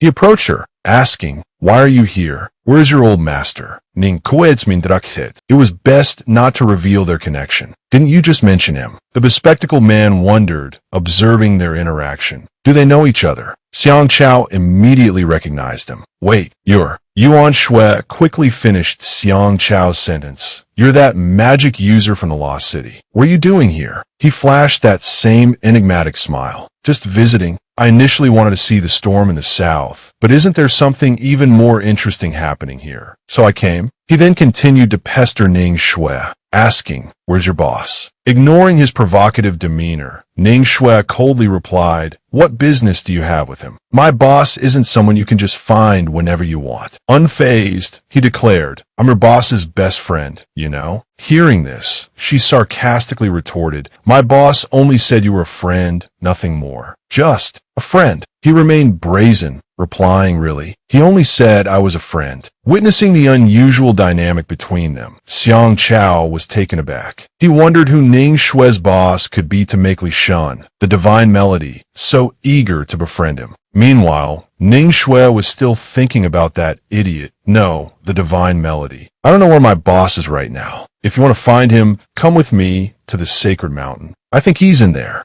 The divine melody readily agreed. "All right, let's head into the sacred mountain." Everyone was stunned, unable to believe their eyes. They had expected a confrontation with this demonic figure, but unexpectedly, they had encountered an acquaintance. They all began setting up camp for the night at the edge of the forest. The divine melody cheerfully chatted with Shaoli. "Shaoli, come sit here. I'll have someone make you some food." Hearing this, the little girl excitedly replied, "I want roasted sweet potatoes." Ning Shui chimed in, "I have some evolved sweet potatoes. They're delicious." Everyone around them watched as if they were a happy family of three. The attention made the divine melody curious. "Why are you all just standing there? Have a seat. I'm in a good mood today. I'll perform some magic for you." They naturally shook their heads in refusal. Who would want to watch a demon perform magic? Seeing their rejection, the divine melody continued to coax them. "You don't like my magic. Are you looking down on me?" Li Shun, the divine melody. Before he could finish his sentence, everyone became even more frightened than before. Xiang Chao stepped forward to defuse the situation. "Are they under your control?" He angrily thought, this is a real mess. He had just thought his team was easy to manage, and now they had to welcome this transcendent being, Li Shun, the divine melody. Hearing Xiang Chao's accusation, he didn't hesitate to admit, "Yes, they were fighting when I found them. If it weren't for me controlling them, many more would have died." He then boasted, "Once our journey to the sacred mountain is over, I'll release them. By then, they might even thank me for saving their friends." He then looked triumphantly at Xiang Chao. Am I right? Leaving him speechless. The logic of this demonic magic user was truly different from ordinary people. He was indeed, as rumored, a madman.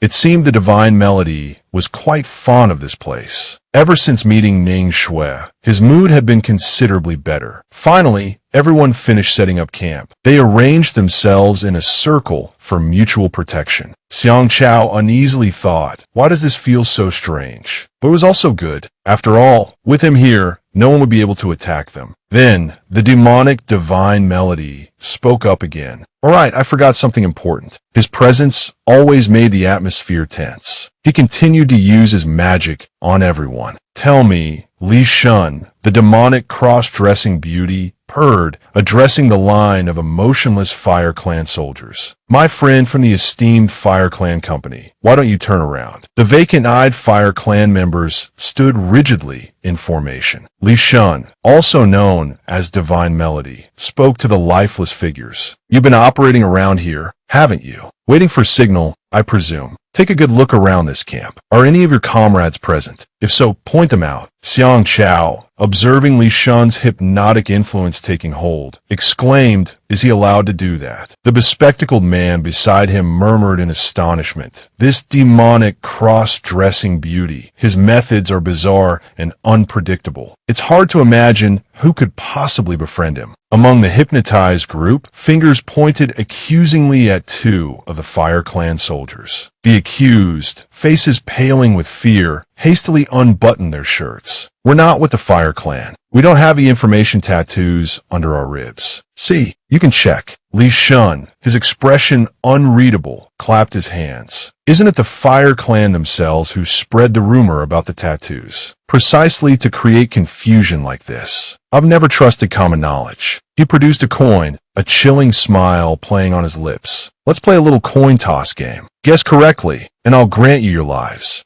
The two soldiers exchanged uneasy glances. The one with red hair spoke first, his voice trembling with anxiety. I guess heads." Li Shun chuckled coldly, flipping the coin into the air. Then watched closely. The coin spun, glinting in the air. He fixed his gaze on the coin suspended in mid-air, as every eye in the camp followed its mesmerizing rotation. Suddenly, Xiang Chao shielded his eyes, shouting, "Close your eyes. Everyone close your eyes." Ning Shui, startled by his outburst, glanced at him, while the others remained entranced, their gazes locked on the spinning coin. Li Shun let out a soft laugh, praising Xiang Chao. Quick reflexes. Xiang Chao, his face grim, thought to himself, "This demonic cross-dressing beauty is truly formidable. His hypnosis is incredibly difficult to defend against. He may be the renowned Li Shun, the divine melody, but I'm no pushover either." Aloud, he said, "Except for those from the Fire Clan, everyone will be released from the hypnosis after I snap my fingers." With a sharp snap of his fingers, the spell was broken, and those who had been hypnotized blinked back to awareness. Xiang Chao, perplexed, wondered, what is Li Shun playing at? Why is he helping us? Beside him, Lyran pouted. "I was waiting to see the coin toss." "You didn't keep your word." Li Shun replied nonchalantly. "Why should I bother with promises to a lunatic? I'm the lunatic, remember." Turning to Ning Shui,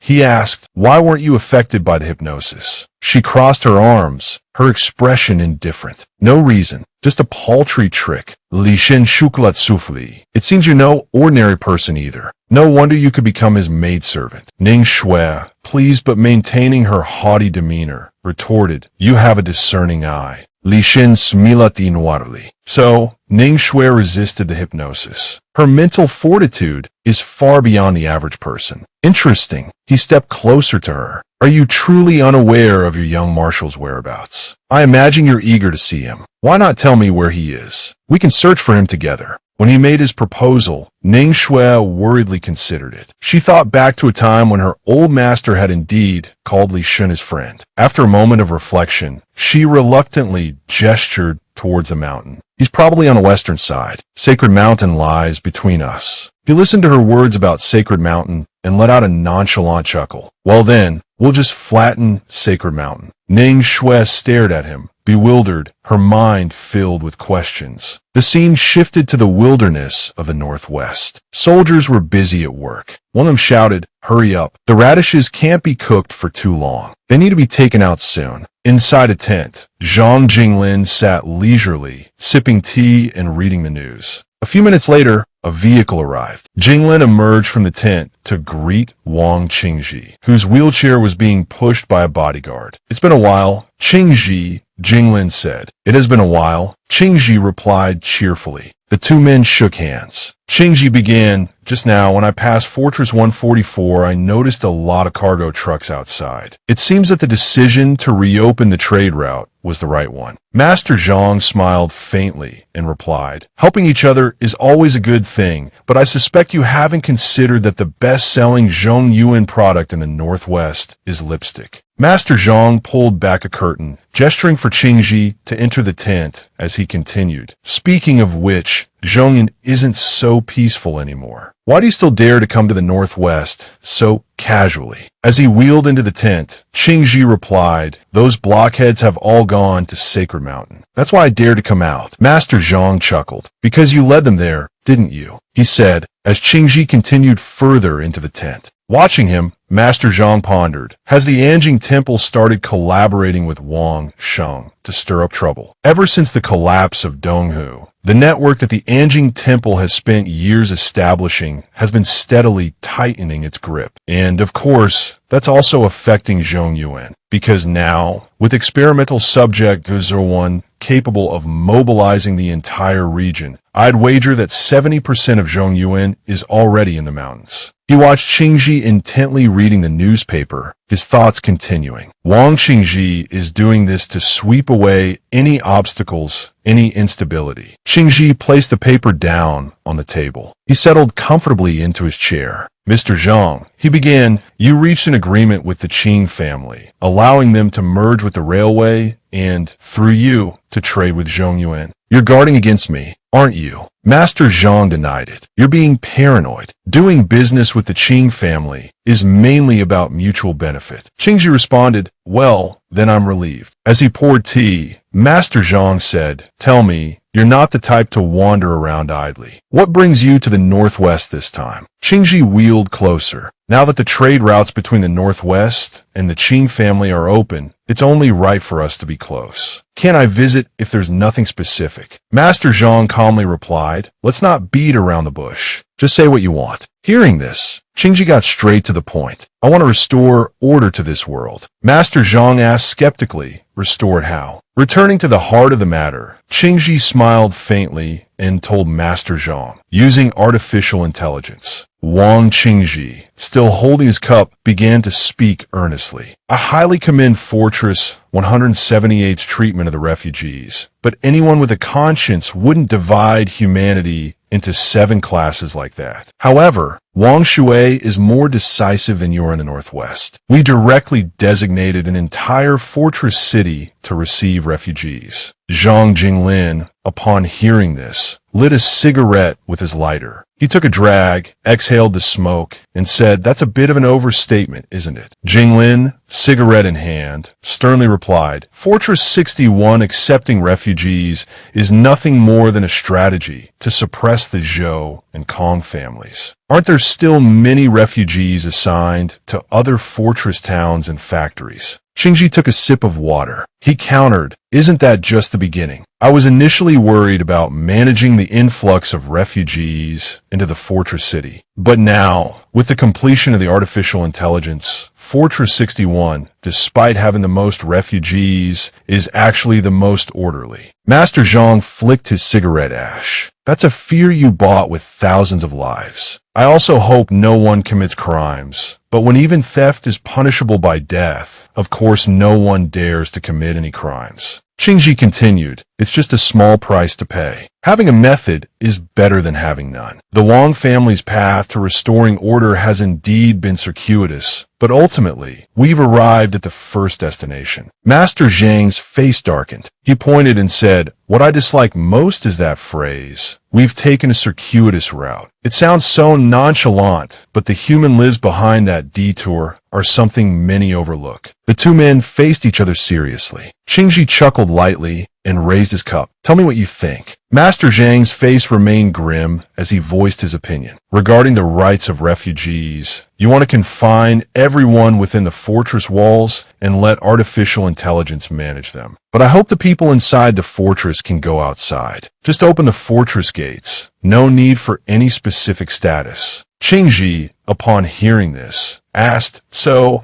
if refugees commit crimes within the fortress, how will they be managed? You wouldn't arrest them. Faced with Qingji's sardonic smile, Master Zhang calmly replied, I don't want to excuse criminals. I just feel the Wang family's methods are too cruel, and most importantly, I don't trust artificial intelligence. Qingji retorted, both you and I know the inherent wickedness of humanity. Even in 178, there'll be corruption. Can you ensure everyone is fair and incorruptible? Neither you nor I can achieve that, but artificial intelligence can. It's the most impartial. No one can bribe it. Jinglin, stubbing out his nearly finished cigarette, said, just now, you mentioned wanting to restore order to the entire Fortress Alliance. First, you have to control the Fortress Alliance. He paused, then continued with a serious expression. So, you're preparing to launch a war. aren't you? Qingji, hearing the question, smiled and replied, when the war begins, I hope the Northwest can join us in Zhongyuan to suppress the Qing family. Master Zhang immediately asked, what does the Northwest gain from this? Outside the room where the two men conversed, the late afternoon painted a serene picture. Pale clouds drifted lazily across the sky. Inside, Wang Qingji continued his argument. After a victorious war, naturally, we will achieve stable order within the fortress and a world free from the threat of nuclear weapons. Zhang Jinglin, Master Zhang, listened intently as Qingji pressed on. In the future, should Fortress 178 face invasion from external forces, the entire Fortress Alliance, led by the Wang family, will be your strongest backing. Master Zhang slowly lifted his cup. What you say is difficult to sway me. What the Wang family offers is merely a worthless banknote. Besides, I have no interest in war.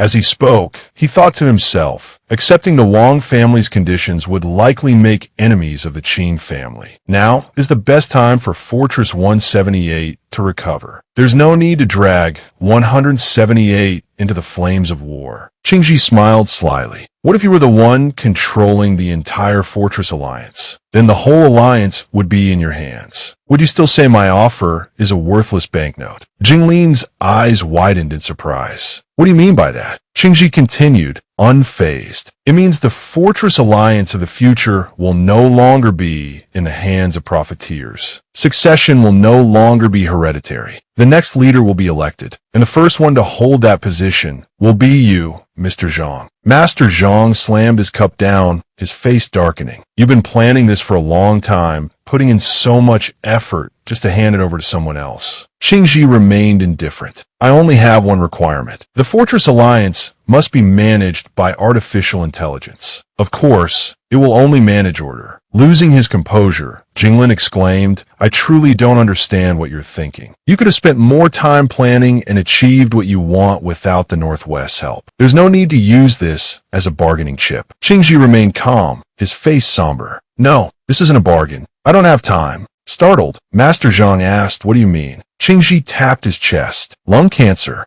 Jinglin continued his questioning. So, the reason you went to Anjing Temple and led those people into the sacred mountain was to find experimental subject 01 and then find a way to cure your cancer using him. A melancholic smile touched Qingji's lips. I have no such intention. In my current state, death would be a release. He suddenly let out a laugh. Mr. Zhang, why do you think life is so important? It's important because it's finite. If life were infinite, it would be meaningless. Jinglin understood that the laughter was merely a facade, a way to reassure himself, and fell into deep thought. After a moment, he said regretfully, I'm sorry. Qingji, maintaining his calm demeanor, tinged with resignation, continued, I don't find this regrettable at all. I just want to finish what I need to do before I die. In my heart, you have always been the most insightful person in this world. So, I hope you can take over from me. After hearing these words, Zhang Jinglin fell into deep thought for a long moment. Seeing this, Wang Qingji continued, before I die, I will liquidate all the speculators. I'll give you a completely clean alliance. I know Master Zhang has some reservations about artificial intelligence. I only hope you'll come to understand it better. Look at how orderly Fortress 61 is. He finished speaking, drained his glass, and slammed it down on the table. Jinglin, lost in thought until now, looked up and said with a hint of regret, I'm sorry, I can't help you. Qingji, taken aback by the response, asked why.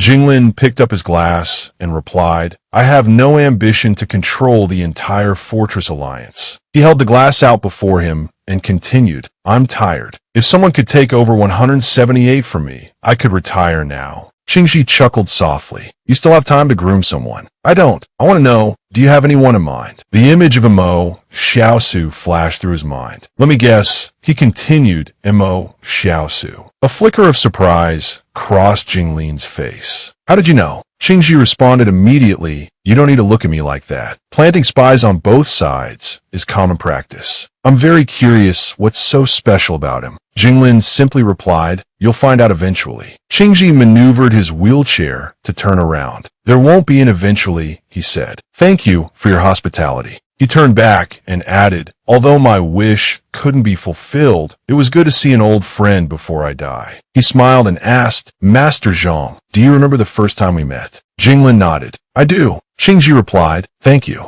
The conversation ended there. Jinglin solemnly saw his old friend off, while Qingji departed with a melancholic air. From afar, Jinglin watched the tracks left by Qingji's wheelchair. Yet, as Qingji returned, traveling through the pristine white snow that blanketed every corner, a self-consoling smile touched his lips. Elsewhere, Jiangsu led a group of his subordinates, employees of Hog Media. One of them announced, we're here, stopping before the gates of Fortress 61. Jiangsu gazed at the imposing gate for a moment before replying, let's go inside and see. As they approached, a guard checked their credentials. Name, the guard asked. Jiangsu promptly presented his identification. Jiangsu, he replied. A higher-ranking officer, standing at a distance, noticed him and approached. He greeted Jiangsu warmly. Welcome, Editor-in-Chief, to Fortress 61. We'll prepare a vehicle to show you around immediately. Unfazed by the enthusiastic welcome, Jiangsu brushed past the officer. I'm here to investigate, he stated. You don't need to concern yourselves. Besides, I'm afraid the itinerary you've arranged wouldn't be authentic. Though slightly displeased by Jiangsu's curtness, the officer replied, there's nothing in Fortress 61 we hide from the public. Feel free to look around. Jiangsu offered a perfunctory, thank you.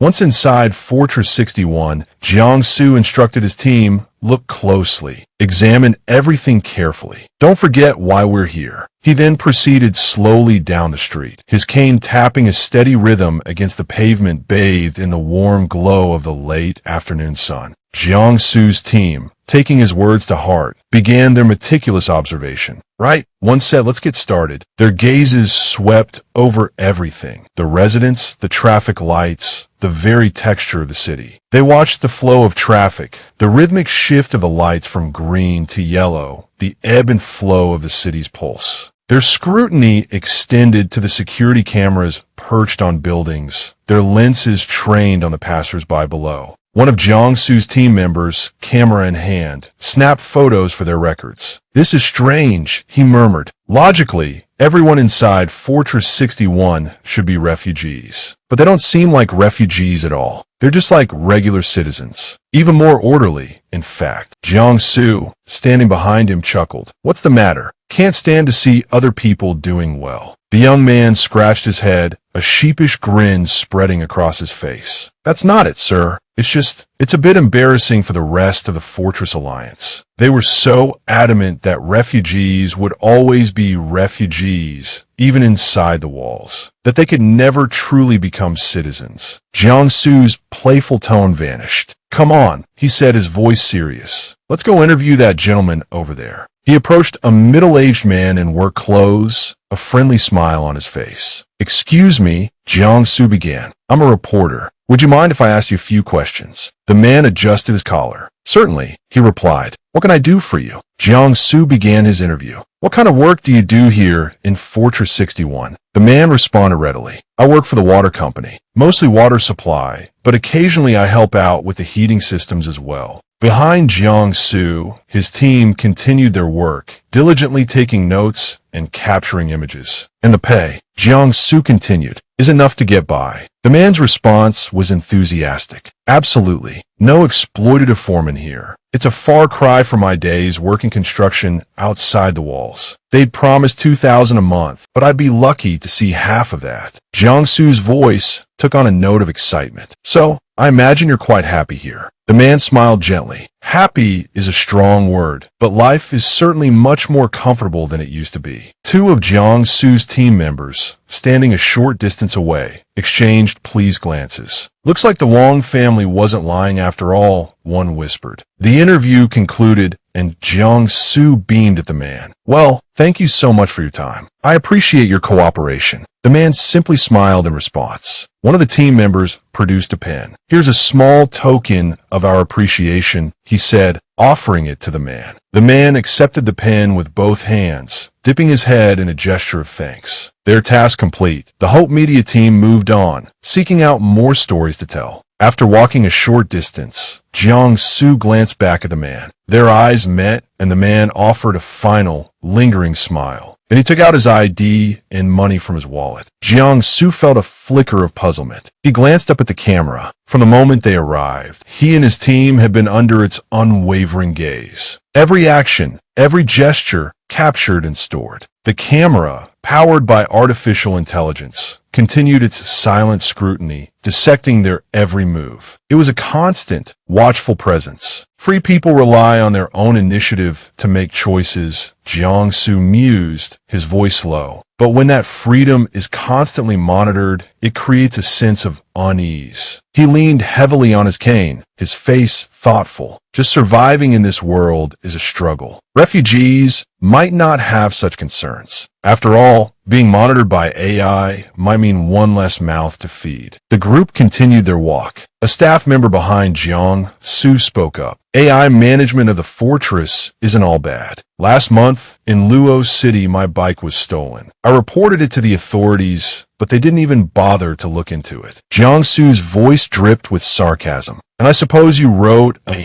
scathing expose about their incompetence. The staff member laughed. Wasn't that the one you killed, editor-in-chief? Jiangsu fell silent. Aren't you all starting to admire the people here? He finally asked. Everyone has food. Everyone has work. No worries about violence or robbery. The other staff members walked in silence, listening. The one who had spoken earlier replied, his voice serious. It's true. Being monitored is uncomfortable, but if it means a better quality of life, it's a trade-off many would accept. Jiangsu Zaowen. Other power brokers monitor people's lives too, just not so directly. True freedom is a rare commodity for ordinary people. He sighed. I'm reminded of an old saying. He continued. True utopian governance is impossible, but the appearance of it can be achieved. He looked down the road, his gaze distant. It's quite the coincidence that the head of the Wang family is named Wang Xingji. A homophone for sage rule in that saying. He scanned the faces of the people around them. Look at Fortress 61. Not a single beggar. Everyone has a purpose. The gleaming image of artificial intelligence flashed in his mind. The Wang family uses AI to collect data and assign tasks, ensuring everyone has food on the table and a way to earn it. He continued to share his thoughts with his team. But have you considered this? If you're unhappy working at Hope Media, you could take a break. Here, there is no respite. His mind drifted to the current state of the arts. There's no room for art here. No time for introspection. No time to ponder what you truly want, what you're truly suited for. Because AI doesn't consider such things useful. Its actions are precise, purposeful. Humanity isn't. Suddenly, a refugee standing nearby interjected, these days having food to eat is good enough. Can you eat art? Before, when we were outside the fortress, we never even thought about such a thing called art. Jiangsu, hearing the man's words, was taken aback. He considered this for a moment, preparing his response. He spoke, drawing the man's attention. I see. Jiangsu bowed slightly and continued, we were born in Luo City. We never had to think about having enough to eat, because, for us, that's the most basic thing. That's why we have the capacity to think about art, philosophy. He paused, looking at the man for a moment, then asked, what about the refugees? The worker suddenly spoke,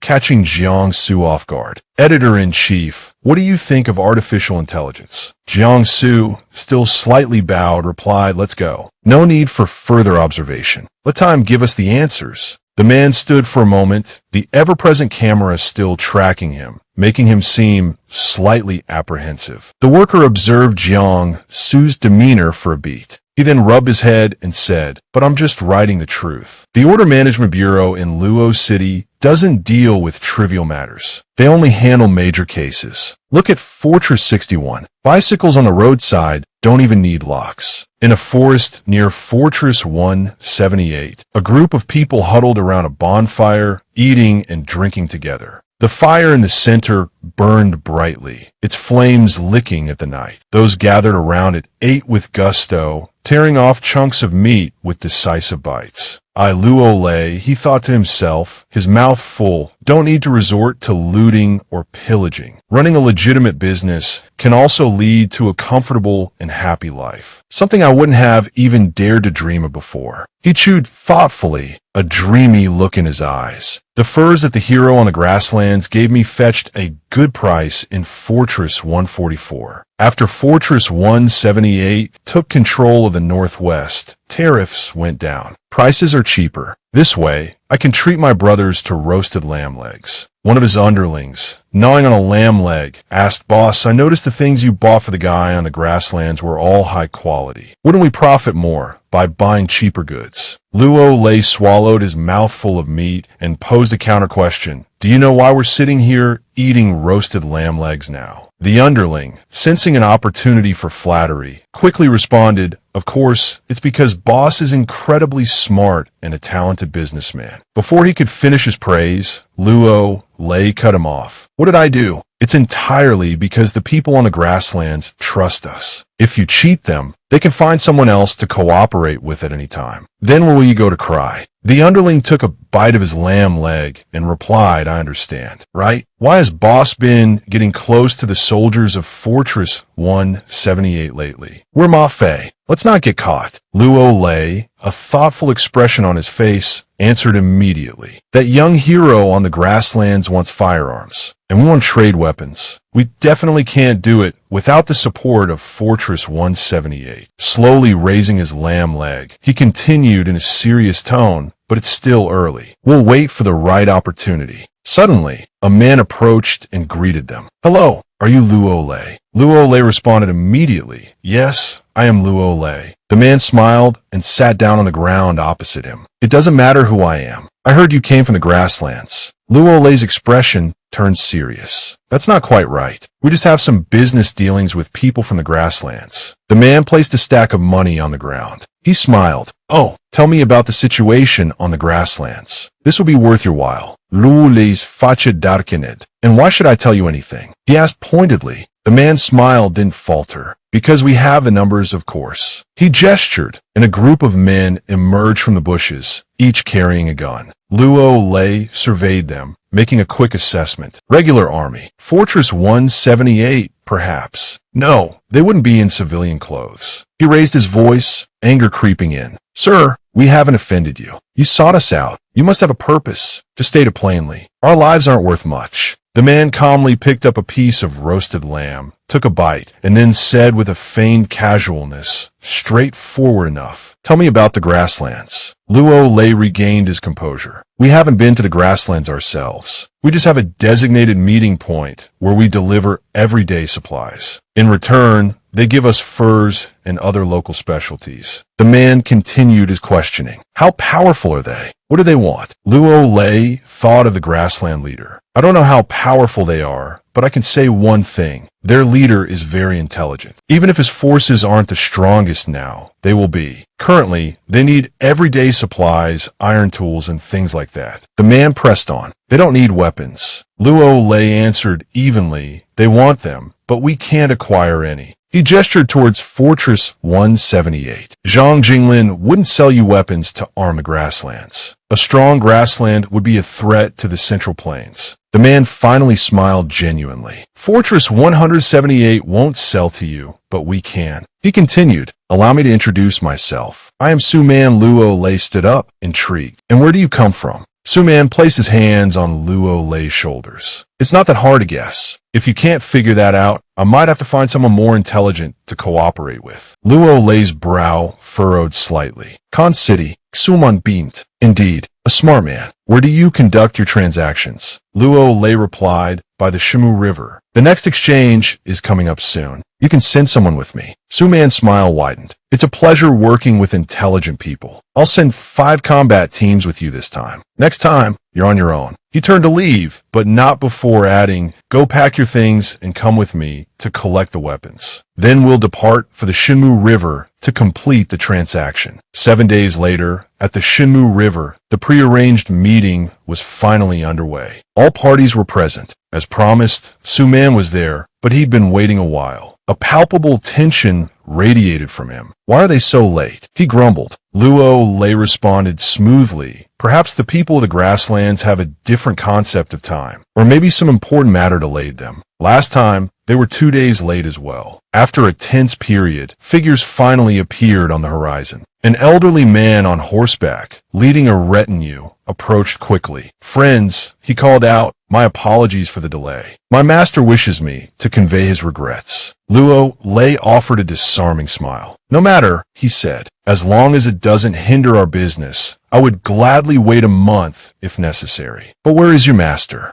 "Still mounted," the old man replied. "My master attends to other, more pressing matters, Brother Luo. I noticed you have new companions this time. They weren't present at our last transaction." Luo Lei smoothly explained, "These are men I've recently recruited, and I brought you a considerable surprise, something I believe your master will find most desirable." With that, Su Man raised a rifle and fired several shots into the air. The old man's eyes widened. He let out a low chuckle. "Excellent," he breathed. "My master said you would bring a surprise. I didn't expect it to be so persuasive." Su Man pressed his advantage. "Besides this," he gestured to the rifle, "we've also brought 300 automatic rifles, 1,000 grenades, 20,000 rounds of ammunition, and 2 heavy machine guns with another 20,000 rounds. We were in a bit of a hurry this time. Otherwise, we could have brought more. We'll conduct our next transaction next month, same time. By then, if you require artillery or more grenades, we can accommodate you." The old man laughed, a sound of deep satisfaction. "My master said that if the southern profiteers were clever, they would send someone along. He told me not to ask who you are, but to simply relay a message. He enjoys the company of intelligent men." Su Man grinned, a predatory glint in his eyes. "Indeed," he replied, "I, too, appreciate the company of intelligent men. Consider this shipment a welcome gift." The old man gestured behind him, where other grassland riders waited with several crates. Then, he said jovially, "Consider this our welcome gift in return. Next time you visit the grasslands, I will personally slaughter a bull in honor of our new friendship." "Agreed," Su Man said.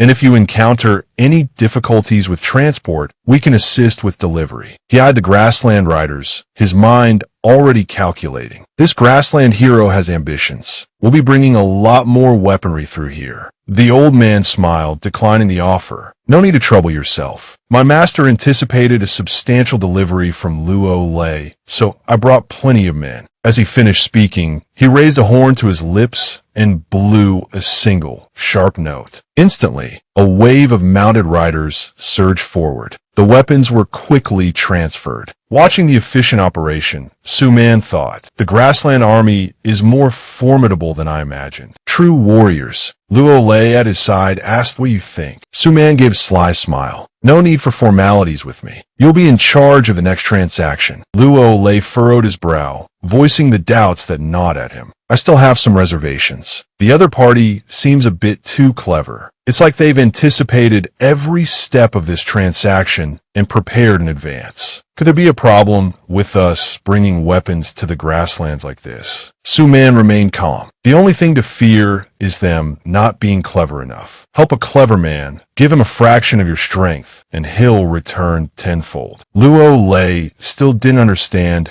Su Man's meaning. Su Man placed a hand on Luo Lei's shoulder and continued, "Help a fool, give him 10 parts, and you'll only get 1 back." Luo Lei shifted the subject, gesturing towards the crates the grassland representative had given them earlier. "So what about those furs?" Su Man answered immediately, "They're all yours. Khan City has never treated anyone poorly." He paused, then continued, "You mentioned before that the hero on the grasslands knows the southern plains well." He paused again. "Do you know if he's ever been to the southern plains? Or is he originally from there?" Luo Lei pondered for a moment. "I'd guess he's from the southern plains. His skin isn't rough like Hassan's. Quite the opposite, it's very smooth." Hearing this, Su Man fell into contemplation. He mused, if he's from the southern plains and possesses such capabilities, why haven't we heard of him before? High in the grassland mountains, Hassan and his men rode slowly through the harsh, snowy landscape. Seeing the familiar scenery ahead, he thought with a surge of joy, finally, home. He added to himself, if only the leader could see these weapons. Before Hassan stretched the familiar sight of yurts clustered together. He felt a pang of emotion. It hasn't even been 10 days, and the tribe seems to have grown. Lost in thought, he suddenly heard shouts in the distance. "Hassan! Hassan!" Two tribesmen on horseback galloped towards him, yelling, "Hassan, come back quickly. Something's happened at the main yurt." Hassan's eyes widened in alarm. Without a second thought, he dug his heels into his horse's flanks. Reining in his horse sharply, Hassan turned and barked, "The leader is in danger. Follow me." With that, he spurred his horse towards the main yurt. Within minutes, Hassan and his men arrived at the main yurt, where a large crowd had gathered. Hassan pulled his horse to a halt before a group of men, weapons clutched tightly in their hands, who stood blocking the entrance to the yurt. Hassan suddenly raised his gun and fired a shot into the air. "Bring the guns," he commanded. "Let these people see them."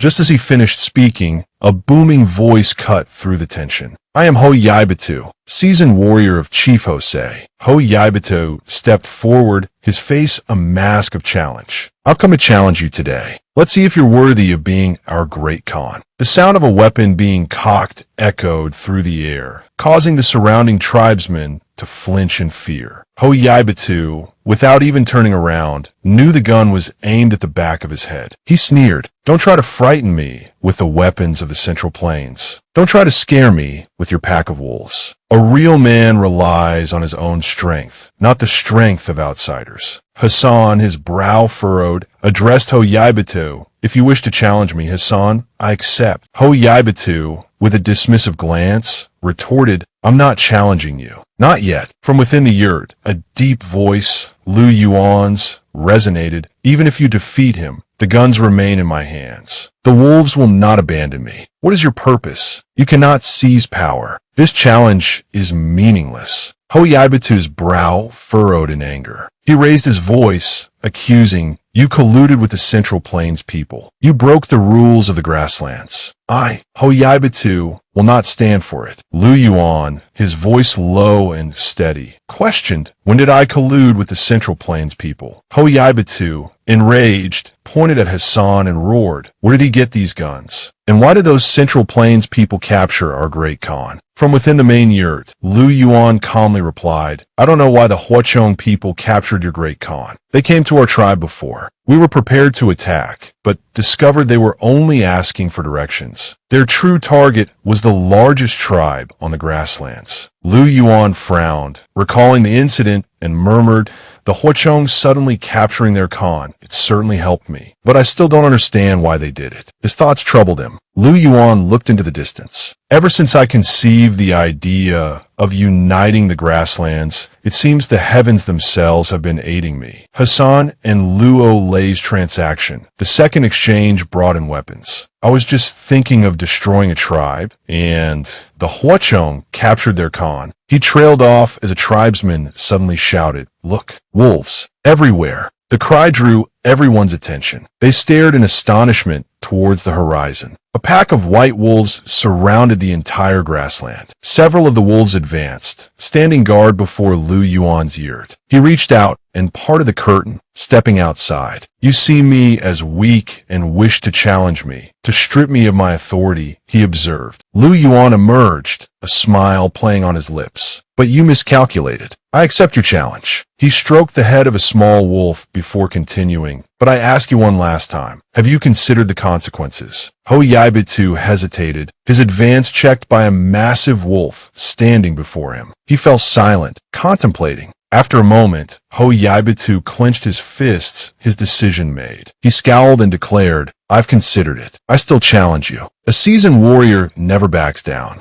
As Ho Yaibatu finished speaking, the massive wolf bared its teeth, a low growl rumbling in its chest. A smaller wolf beside it fixed him with a sharp glare. Ho Yaibatu flinched, taking a step back, just as Lu Yuan soothed the wolves. Stroking the wolf's head, Lu Yuan murmured, "All right, that's enough. Don't frighten him." Under the respectful gaze of the tribesmen, Lu Yuan smiled gently. "Begin," he said. "Let me see the strength of a seasoned warrior." But Ho Yaibatu, enraged, pointed his sword at Lu Yuan and roared, "You must tell the wolves in the tribe that this challenge is fair. Even if I accidentally kill you, they cannot seek retribution." Facing Ho Yaibatu's fury, Lu Yuan remained calm and accepting. Everyone has heard. Even if I am killed, you cannot seek retribution. He reached down and stroked the head of the wolf lying obediently at his feet. You too, he added to the animal. The moment Lu Yuan finished speaking, Ho Yaibata lunged at him, sword raised. Just as the blade was about to cleave Lu Yuan's skull, a strange thing happened. Ho Yaibata only managed to sever a few short strands of hair. Instead of the expected bloodbath, a shimmering shield appeared where the sharp blade met Lu Yuan's head. Ho Yaibata's eyes widened in stunned disbelief. Taking advantage of Ho Yaibata's momentary distraction, Lu Yuan effortlessly pushed the blade away from his head with just 2 fingers. The pressure he exerted on the sword caused Ho Yaibata's arm to tremble violently. In a blink, Lu Yuan snapped the blade in 2. He then thrust his 2 fingers forward. As Ho Yaibata watched in horror, Lu Yuan drove his 2 fingers directly into his chest. Ho Yaibata coughed up blood. He collapsed to the ground, clutching his chest in agony. Lu Yuan looked down at him coldly. Picking up the broken blade, Lu Yuan looked down at the kneeling Ho Yaibata and declared, "Today, I establish my kingdom here. Ho Yaibata's blood will serve as the banner of my reign. These grasslands need a true king." He pressed the sharp edge of the broken blade against the back of Ho Yaibata's neck. With a swift, cold motion, he slashed, sending a spray of blood into the air. "Others cannot give you glory and fortune," Lu Yuan proclaimed. "So let me bestow it upon you."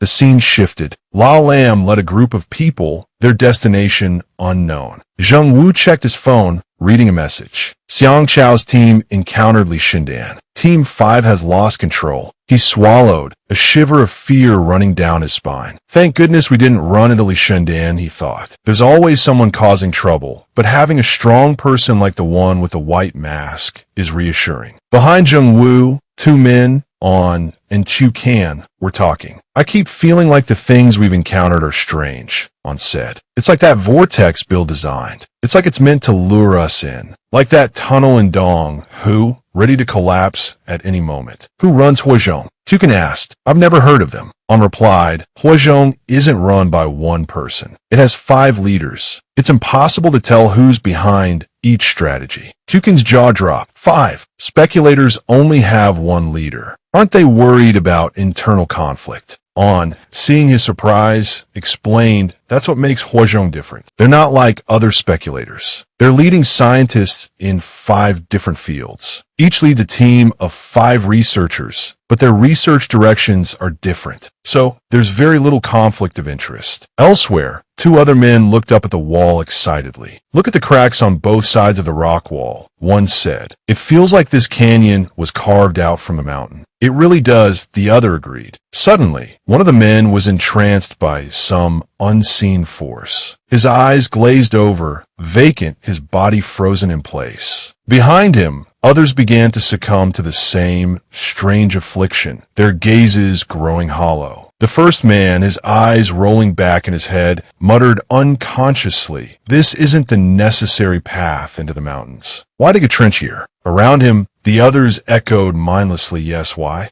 Zheng Wu, sensing the danger, spun around and shouted towards the group, "All right, enough of this nonsense. Let's get out of here and figure things out later." Chu Kan, deep in thought, mused this would be an ideal ambush point. There's no way Huazhong would overlook this terrain. We need Su Man to scout ahead. Abruptly, Su Man kicked off the ground and shot forward. Seeing this, Zheng Wu thought with a grin. As expected, the greater the power, the greater the sense of responsibility. Look at the man in the white mask, always ahead of us, confronting the danger. No one else in the group does that. Meanwhile, the entranced man began to lose control, his grip tightening on his weapon, the veins in his eyes bulging. A shot rang out. The man had shot one of his comrades. The others, still under the strange influence, began firing at each other in a chaotic frenzy. On reacted swiftly, grabbing Chu Kan's hand and sprinting away. "Something's wrong with this canyon," he yelled. "Get out with me now." As they ran, 2 figures appeared ahead. One man clutched his head in terror, while an older man stood beside him, radiating fury. A bullet suddenly struck La Lam in the leg. He cried out in agony, "Who shot me?" His face paled, and he collapsed unconscious. Seeing La Lam fall, On urged the others, La Lam's down. Someone get him out of this canyon, quickly. The two men ahead rushed forward and began dragging La Lam away. On glanced back at the canyon, where explosions were now erupting. What's happening? He asked, bewildered. Chu Kan, her expression unreadable, replied. After seeing the cracks in the stone wall, I started hallucinating. I saw you towering over me, but I felt like you wouldn't hurt me, so I knew it was fake, and I snapped out of it. On, sweating, looked back at the canyon walls, thinking hallucinations from the cracks. Why wasn't I affected? His gaze fell upon another figure. Wang Yuan, he exclaimed, realizing the other man was also unaffected. Wang Yuan, running alongside them, thought anxiously. I was disoriented for about 4 seconds. When I opened my eyes, I saw that young man and the one in the white mask. Only the two of them seemed completely immune. Meanwhile, La Lam remained unconscious, his face contorted in pain from his leg wound. Suddenly, he awoke with a wail. Ow, that hurts. On, seeing his distress, offered him a vial of medicine without a word. La Lam's eyes lit up. Haha, thanks, friend. Wang Yun, observing On and La Lam, pieced things together in his mind. That young man and the masked figure are from the first group. That girl, Zhou Qi, Zheng Wu, Song Xiao, the unnamed man, and myself are from the second. We're all supernaturals. He approached Chu Kan, extending a hand. It's been a while, and I still don't know your name, he said amiably. It's hard to know what to call you. We'll be traveling together for a while, so I can't keep calling you hey, can I? On, feigning ignorance, pointed at himself and said my name. It feels like it's been so long since it was given to me, I can't quite recall. Please forgive me. Wang Yuan, hearing this, stood frozen, thinking, couldn't he have come up with a more believable excuse? Wang Yuan's mind raced. This young man possesses such immense power. He can't be a nobody. Let me think. There was a picture. 2 sculpted figures at the Wangshun gate of Luo City. One of them bears a striking resemblance to this young man. The other was a girl in a baseball cap. A cold sweat broke out on Wang Yuan. Could they be the two who defeated all of Luo City's speculators? The legendary phantom duo of the Northwest. Thank goodness I'm not on their bad side right now. Let Huizhong worry about that. At the canyon, a group stood lined up at its entrance. Li Shundan, at the head of the group, waved a red flag and shouted, quickly, everyone follow closely behind me. I'll repeat this one more time. After entering this canyon, keep your eyes fixed on this red flag. The others, seemingly unconcerned, replied indifferently, yeah, we heard you. Seeing their apathy, Li Shindan's face darkened with anger. Are you all deaf? Li Shandan Ruarat. This canyon is extremely dangerous. If you haven't heard me clearly, then for your own safety, I'll have to hypnotize you. Suddenly, a hand shot up. It was Xiang Chao. I heard you clearly, Xiang Chao declared, hand raised, though inwardly fuming. He knows he's threatening us, but there's nothing we can do. This is infuriating. Li Shindan pointed to the characters carved into the rock face. This canyon isn't mystical. These cracks in the stone walls are man-made. They're meant to induce hypnosis. Although I'm not sure of the exact purpose, he continued, after passing through this canyon, you might experience hallucinations, leading you to attack each other. You might even become catatonic. Xiang Chao, skeptical, responded, how could something so bizarre happen? It's just a canyon. Li Shundan turned, a sinister look on his face, and approached him. Are you questioning my expertise? Xiang Chao, startled, quickly changed his tune, forcing a jovial smile. Of course not. Ignoring the forced cheer, Li Shindan continued, I don't know how someone in Huizhong became proficient in this technique, but I do know that a few years ago, the genetic samples from the Li Family Psychiatric Hospital, where I used to work, were stolen. It's highly likely Huizhong was behind it. Xiang Chao, apprehensive, thought, Huizhong collecting the genes of phantom doubles. We know nothing about this. Li Shindan's voice cut through his thoughts. I wonder if I'll encounter another version of myself in here. Little Li Ren wasn't around back then. They hadn't obtained his genetic sample yet, but they definitely stole mine. This is going to be quite interesting, indeed. He finished speaking emphatically, pointing a finger at himself. Don't worry. If another version of me really does appear here, I'll kill him. Xiang Gao Litzden Puao. Wang Yuan, meanwhile, was still deep in thought. Such immense power. I must find an opportunity to probe this young man. Li Shundan continued walking, speaking frankly. To be honest, if there truly is someone with abilities like mine in these mountains, it will be a danger to us all. He replied with a sly grin and a slightly sarcastic tone. It seems you really have no way to deal with it. You're all too weak. Xiang Chao, hearing the taunt, said helplessly, "Come on, you're being too blunt." He continued, "But don't worry, there's still one person in these mountains I can't do anything about." He clasped his hands, chuckling softly. If there were another person like me in this sacred mountain, that person would certainly be in for a big surprise. Just thinking about it is exciting. A young woman played with a flower nearby. It seemed to be Ying Shui. Xiang Gao spoke civility, Shao couldn't it be Zhou Ying Shui's boss? He added, "It's not hard to guess." Li Shundan looked up at the sky, continuing the conversation. Besides, the reason counterfeit products can become super counterfeit products is because of each person's willpower. Innate conditions determine the lower limit. Acquired experience and mentality determine the upper limit. What about a recreated monster? How can a physical body defeat me? Song Qiao then waved the flag in his hand, looking back at the group behind him. All right, everyone behind, don't get lost. Follow the team. The group and Li Shundan began to walk inside. He pointed to the symbols on the wall, explaining, "Let me give you a brief introduction. The carvings on my left will open your subconscious and evoke suggestions. Don't look too much." The group ventured deeper. Li Shundan, still leading, called out, his gaze fixed on a red flag. "That's right, follow me forward."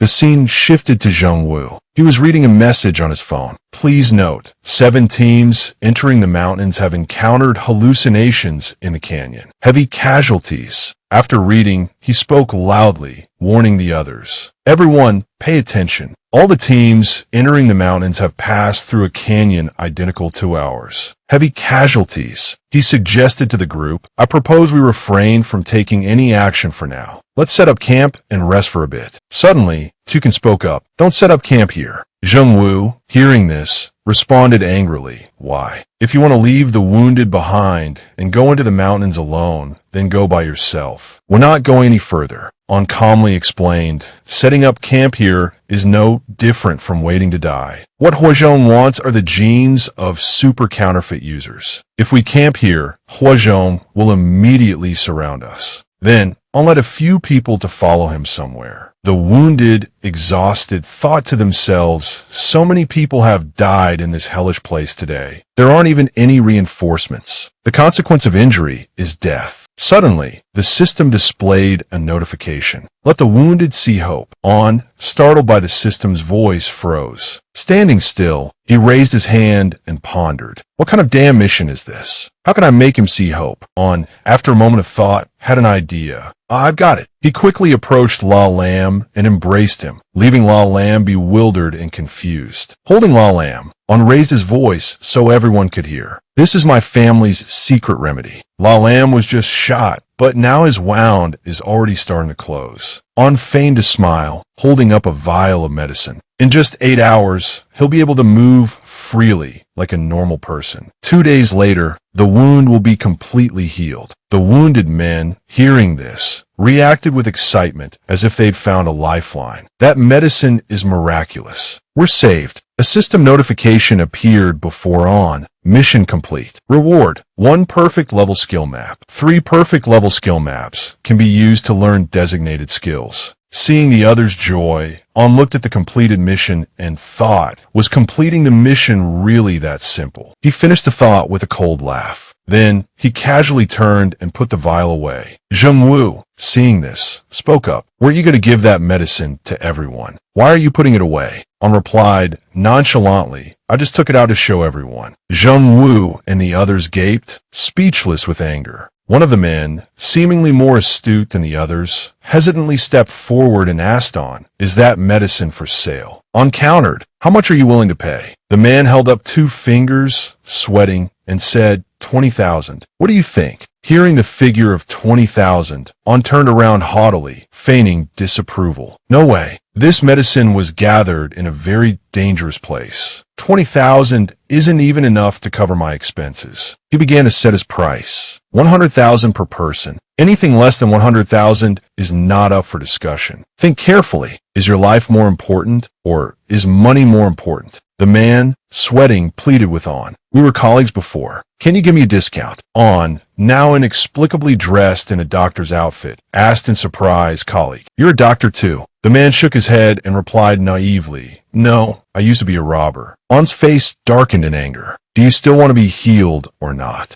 Wang Yuan stepped forward. Hold on. First, I want to ask, how many vials of this medicine do you have? On held up his hand, making an OK sign. 3 vials. Enough for more than 10 people here. How about that? Wang Yuan chuckled. I'll pay 600,000 for all of it, for everyone. Seeing a good price, On felt reassured. He chuckled in response. All right then. The two exchanged money and medicine. Wang Yuan, having received the medicine, quickly turned to the others. Everyone, look here. The medicine is now in my hands. I can sell it to you cheaper. He was selling it for 100,000, but I only want 50,000. But you're not ordinary people. Life shouldn't be so cheap. So, in exchange, I'll need a piece of intelligence worth 50,000. The Taoist priest approached On and whispered, Young master, do you still have any of that medicine? Trade with him for intelligence. Wang Yuan overheard and turned back. I know you still have some medicine, but I'll share the intelligence I get with you. Just don't interfere. Your strength might surpass mine, but I'm better at analyzing the validity of intelligence. How about we cooperate? Hearing this, On nodded in agreement. The Taoist priest spoke up. This Wang Yuan is a clever man. Such talent would be a great asset to the Western North. The Kong family's bureaucracy is too cumbersome. Brilliant minds like his struggle to survive there. But the Western North is different. On listened, then replied, casually, well then, why don't you read his fortune? The priest seemed to ignore On's suggestion, instead offering his own. When exchanging information, position yourself strategically. On, his expression unchanged, turned and asked, you often engage in such maneuvers, don't you? We can't always rely on bolstering the Western North like this. As they spoke, Wang Yuan approached. I've just received some intelligence, he announced. I can share it with you. On calmly replied, what do you want? Wang Yuan smiled faintly, extending a hand. It's refreshing to speak with someone intelligent. What I want isn't much. I simply hope you can locate experimental subject 001 for me and provide a sample of his genes. I don't need to capture him. On's face became thoughtful. He wanted a sample of Lu Yuan's genes. After a moment of consideration, On refused. I'm sorry, I can't fulfill that request. Do you have any other requests? Seeing On's refusal, Wang Yuan narrowed his eyes. He thought to himself, obtaining a gene sample from experimental subject 001 shouldn't be difficult. The human body has plenty of blood and tissue, just a small sample. Why won't he agree? Unless, he speculated, unless he has some connection to experimental subject 001. Otherwise, it doesn't make sense. Finishing his thought, Wang Yuan chuckled dryly. It's all right if you can't provide that. Let's change the terms. Ensure my survival to the best of your ability. If both I and your companions are in danger, you can prioritize saving them. On responded, tell me, what intelligence have you received? Nearby, La Lam spoke to someone else. Why bother with these depressing pronouncements? We're all here for our own benefit. Don't act like some noble martyr. On, hands in his pockets, listened as Wang Yuan shared his intelligence. I have a miniature camera. Using the cover of politeness, I took a picture of La Lam and myself, creating the impression of a whispered conversation. Kong Haidong is suspicious and won't trust him. We'll have an opportunity to incite rebellion. Wang Yuan extended a hand to Qiu, can allow me to introduce myself. I'm Wang Yuan, head of the Kong family's intelligence department number 2. I just received intel from a wounded man stating that Kong Haidong, the head of the intelligence system, suspects Xiang Chao of Anjing Temple is a double agent. On replied, nonchalantly, I've known that for a while. Wang Yuan didn't seem surprised. What truly surprised me is that Anjing Temple and the Wang family have signed pact. They plan to assassinate high-ranking members of the Kong family in the future. His tone grew serious, almost certain. I fear the Wang family is about to declare war. On, through Wang Yuan's words, finally confirmed his suspicions. Anjing Temple and the Wang family were indeed allied. Wang Yuan seemed to realize that Qiu Qin was well informed. I just don't understand. Politicians typically dislike assassinations. It's unseemly, especially a seasoned politician like Wang Xingji. But currently, he seems to be resorting to any means necessary. He appears quite desperate. Tukin didn't offer an opinion, simply asking, "What other intelligence do you have?" Wang Yuan, unhesitating, continued to feed on information. The middle-aged man, gesturing towards 7 o'clock, delivered a piece of intelligence. He was a Zhou family man, and many of the Wang family merchants heading northwest were actually disguised soldiers from the 5th Division. He suspected the Wang family had ill intentions towards the northwest. Qiu Kan, head bowed, absorbed the information and simply asked, "Anything else?" Wang Yuan then pointed to another person in the group. That young man on the left said that Su Kok will likely resign within a year. Su Chat will take over the entire Manhwa corporation. This is directly related to the war in Lacton. Tukin simply nodded in acknowledgement. Wang Yuan then turned serious, asking Qiu Qin about his name. "Now that we have a cooperative relationship, may I know your name?" On, his expression unchanged, casually lied. "Sure. My name is Camon." He elaborated, "My full name is Vo Kung Camon." Wang Yuan was dumbfounded by this blatant, unapologetic lie. Qiu Kan, paying little attention to the now statue-like Wang Yuan, having gleaned the necessary information, turned to leave. "Let's go. We need to keep moving." On a narrow path clinging to the sheer cliff face, the group formed a long line, carefully making their way forward. Zheng Wu, brimming with enthusiasm, approached Qiu Kan. "The atmosphere feels a bit dull. How about you show us your talent?"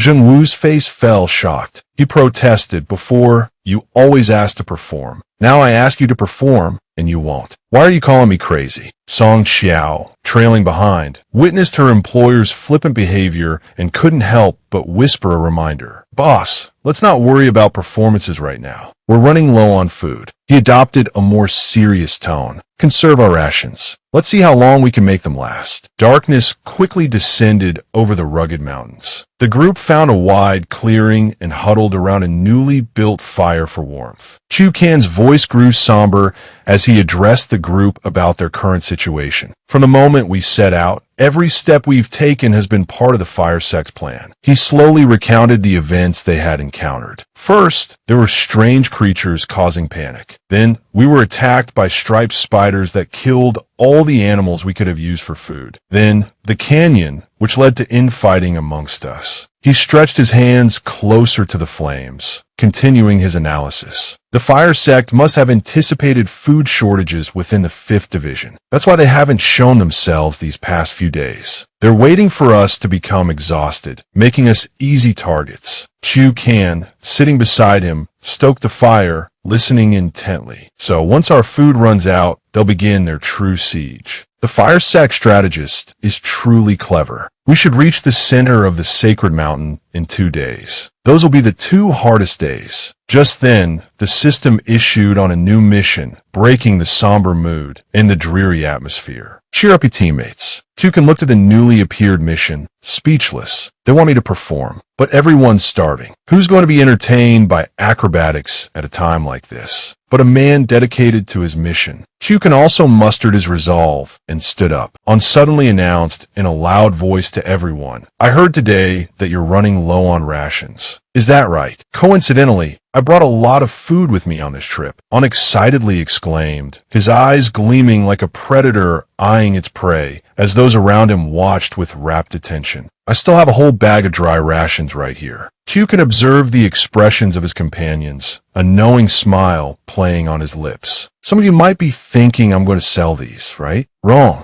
He raised a finger, drawing everyone's focus back to him, and continued, "I can give these rations away for free, but I have one condition." Zheng Wu, curious, immediately asked what condition. Chu Kan's face lit up with an almost unsettling cheerfulness. Each of you has to perform a talent for me. Let them show off their skills. Having fun together is the only way to properly complete the mission. This rather bizarre proposal caused not only Wang Yuan's face to darken, but even Zheng Wu, preoccupied with the dwindling food supply, paled. He snapped, his voice rising in indignation. Do you really think we'd sell our self-respect for a bit of food? Everyone here is a person of some standing. Do you think anyone will perform for you just for some dry rations? Don't any of you have any pride left? Chu Kan, unfazed, calmly countered, it's just performing a talent. Didn't I perform before? What does it have to do with pride? Zheng Wu, momentarily speechless, gestured towards one of the men in their group, seeking an ally. Do you agree with him? The man he addressed slowly rose to his feet. Then, extending both arms to the side, he executed a flawless split, leaving no room for criticism. Both Zheng Wu and Song Xiao were stunned into silence by the man's display, fearfully wondering if they were still hallucinating from their time in the canyon. Wang Yuan, however, calmly considered the man's strange behavior. This saboteur of the fortress and the man in the white mask appearing in the ruined city at the same time. It's definitely not a coincidence. They might even be close associates. Otherwise, why would a powerful figure like the man in the white mask cooperate like this? Immediately afterward, he stood up and addressed the group. Well then, I'll also perform a talent for everyone. This is a song I learned in the army. It's called the Gorilla Song. Amidst the quiet of the mountains, a song suddenly filled the air. Wang Yuan, with utmost professionalism, began his performance. We are all sharpshooters, every bullet. Meanwhile, on a high cliff some distance away, a figure lay prone on the ground, observing Chu Kan's group through binoculars. He watched the scene unfold before him with a sigh of resignation. Reporting in, he spoke into his communicator. The next phase of the plan has to be postponed. Their rations haven't run out yet, and they're still full of energy. The voice on the other end responded in surprise. How is that possible? What are they doing? The observer immediately reported the chaotic scene. Chaotic dancing. There was even a split. There's singing and dancing. And someone just did a split. The voice on the other end seemed incredulous. Continue observing. Report back immediately if there are any new developments. The observer simply acknowledged the receipt of the order. Then, with utmost diligence, he raised his binoculars and continued to carry out his instructions. He watched Chu Kan and Old Su perform their splits, a flicker of doubt crossing his mind. Isn't that guy a lunatic? This is definitely madness. Despite the observer's distant judgment, the atmosphere among the group had become incredibly lively. Everyone linked arms, dancing and twirling. Off to one side, an old man wearing the clear spectacles of a fortune teller spoke to On. Don't let him hear you.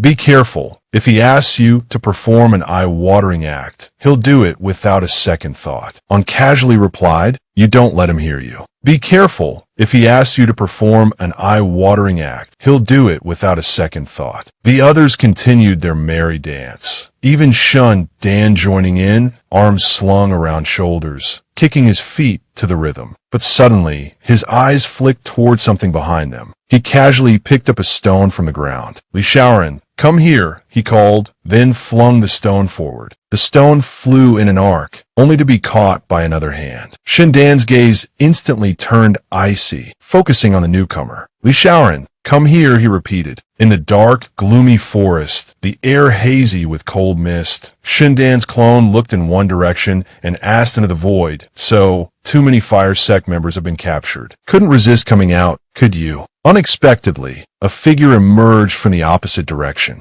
The figure was the real Shindan. He replied, why would I care about the lives of these people? I just wanted to see you. The clone smirked. The traps at East Lake and Sacred Mountain, were those your handiwork? Shundan calmly replied, you know as well as I do, neither of us is that clever. Liren appeared behind the Real Shundan, hovering in the air. As expected of a Fire Sect copy, you're truly identical to him, Shundan. He pointed at his clone, irritated. Blame yourself, not me. Li Ren's gaze remained indifferent. You're not just a copy, are you? The clone held a playing card between two fingers, turning away with a provocative air. Is that so? Then let's wait and see. Seeing no immediate reaction from the encounter between clone and original, Li Ren asked the Real Shandan, "He's just leaving. Why didn't you kill him outright?" A dangerous smile curved his lips, his ruby eyes following the clone's retreating figure. "Because I want to leave him for someone. Don't you want to see them fight?" She brought a hand to her forehead, sighing with worry at Shun Dan's madness. Meanwhile, a black, smoke-belching steam airship drifted through the night sky. Below, a white car pursued it, two fire sect members on the roof aiming their guns at the airship. Xinjiang knelt on one knee on the airship's deck, taunting them. A man poked his head out of the cabin. "Are the fire sect insane? What kind of grudge do they have to chase us for so long?" Xinjiang, still kneeling on the deck, speculated, "I have a feeling the fire sect is targeting me. I took their money and ran before, but I didn't even spend it. Do they really need to be this hot-headed?" The airship sped towards the artificial hills. Xinjiang called out, "Eastward road, westward bound." Inside the train car, someone asked why. On replied, "There's still a branch of the 5th Division, the White Masks, to the west. You've probably heard of them. I have a feeling they have the strength to protect us." The black train then changed direction. It headed towards Chu Tuc's group. He too saw the train. Toon Gang and the others in the car poked their heads out, their faces livid as they looked down. "Wait," Toon Gang exclaimed, "look at that encampment. Is someone doing stretches? Who in their right mind would be doing stretches at this hour? These enemies are truly bizarre." The person doing stretches was, in fact, Zheng Wu. He muttered discontentedly, dragging things out until the final performance, only to lose face. Toon Gang said with a hint of glee, "It seems our choice was correct. There's definitely someone in this 5th Division that the fire sect is wary of. That's why they're besieging us." One of the men in the car interrupted, "Enough talk. Let's get down there quickly."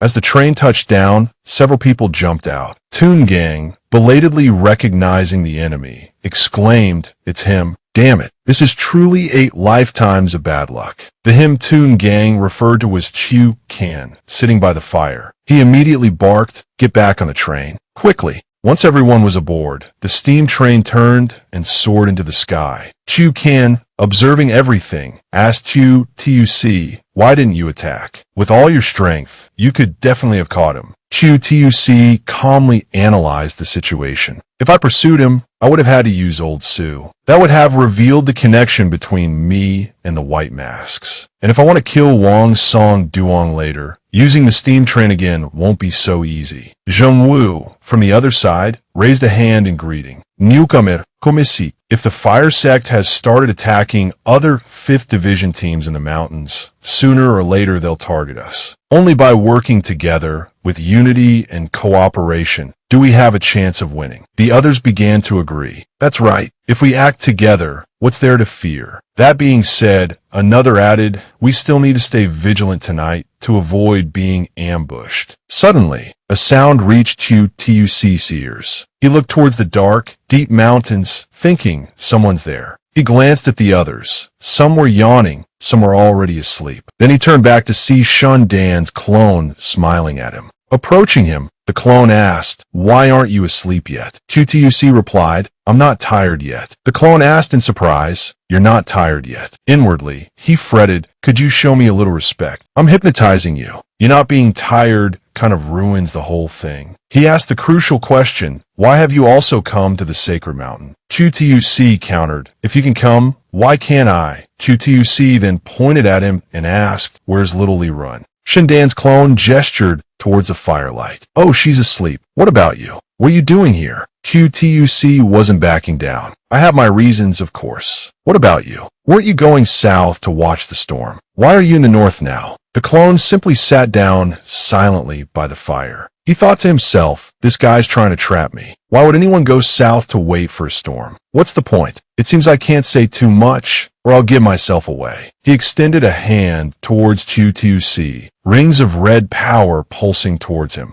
Chu Tuc simply watched silently as the clone gestured towards him across the fire. Shindan's clone asked, "Do you have anything to say to me?" Chu Tuc clapped and chuckled. "Magic tricks, huh? Very pretty. The clone silently lowered his head, hiding his furious, contorted face. His hands clenched. He thought, magic tricks, my ass. This is hypnotism. He, seemingly oblivious to Tuc's thoughts, asked, why did you hypnotize the others? Tuc replied, so they wouldn't hear us. I have something very important to tell you. The clone of Shundan responded casually, oh, go ahead then. Meanwhile, Tuc thought, this guy knows I use hypnotism. Tuc raised his hands dramatically. I'll show you a magic trick. Any kind you want, I know them all. The clone immediately requested, show me the one you did back in Luo Cheng. Tuc forced a smile. That one's not very interesting. I'll show you a new one. Inwardly, he cursed. Why are this guy's reflexes so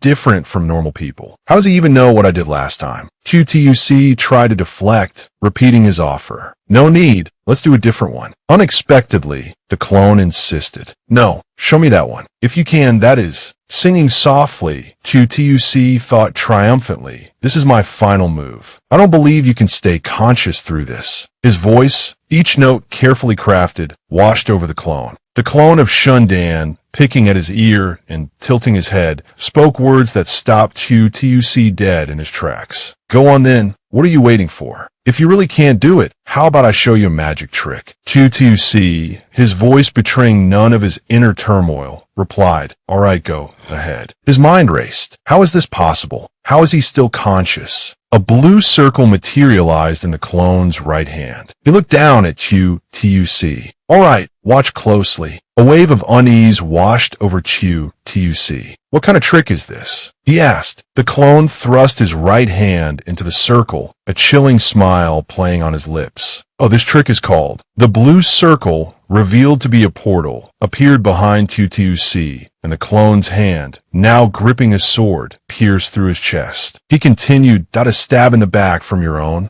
dimension. Horror dawned on Tuc's face. How? The clone's demeanor shifted, his voice now cold. You're not Shundan. At least, he wouldn't repeatedly try to hypnotize me. He knows he can't. The clone, his sword now dripping blood, addressed Tuc's lifeless body. And most importantly, you could never replicate the madness that's in his very bones. He stood before a small fire, the hypnotized figures slumbering around him. He pondered, how did this clone of Shundan appear? Was it the fire sect's doing? Who else have they replicated? His gaze fell upon the sleeping Chukan. I should wake young Chukan first, see what she thinks. He gently shook Chukan awake. She blinked, disoriented. What happened? Why was I asleep? He replied, a replica of Shundan showed up and hypnotized everyone. I took care of it, though. Chukan looked at the clone's body. Shundan's genetic information being stolen isn't surprising. The Lee family's security at the mental hospital was lax. It would have been child's play for the fire sect to get their hands on it. He nodded, his gaze still fixed on the body. I just don't know who else they've recreated. Chukan, knowing him all too well, said bluntly, you don't know, or you don't want to believe it. He remained silent. The image of Vodike,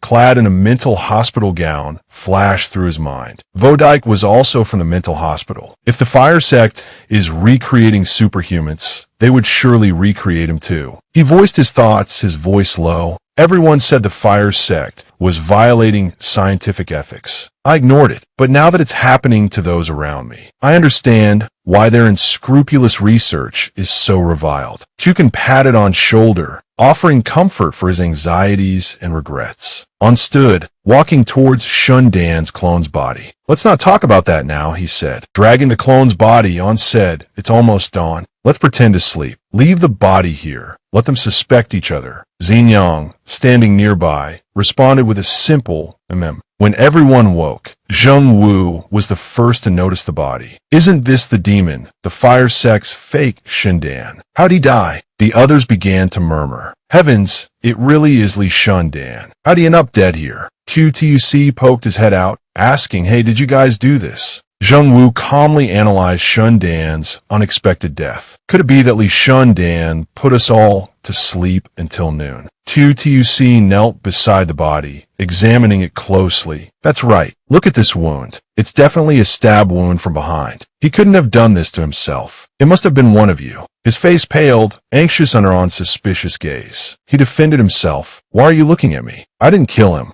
On stepped in front of TUC, applying pressure. But you were the first to speak. In most murder cases, the first person to discover the scene is the killer. TUC remained silent, circling around on to crouch beside the body. The cut made him think of someone. This looks like the work of the masked man. Doesn't the white mask also use a black blade? Could have been him. Suddenly, Vodike appeared, interrupting him. Don't overthink it. Instead of dwelling on what happened, let's focus on what we should do next. Vodike continued, calculating the route and time. We should reach the heart of Sacred Mountain in a day and a half. Then, we can either rely on our own abilities or cooperate. What do you think? Zheng Wu agreed, raising a hand. Since we're all here, I urge everyone to put aside their grudges. Sacred Mountain is ultimately the fire sect's territory. I know everyone has been conserving their strength, but we now have a common enemy. TUC clapped his hands and laughed amidst the apprehensive atmosphere. Well said. Then, he addressed On, what are your plans? On gave a strained smile, unsure how to respond. Suddenly, Tukin grabbed On's hand, shouting, look out. She pulled him away, dodging a shot from an unseen assailant. They landed hard, Tukin on top of On. He thought, the fire sect is making their move. Both quickly rolled over and took cover. Find cover. On commanded. The others were caught in the hail of bullets. The swindler also fled, shouting to two figures ahead, hey, wait for me.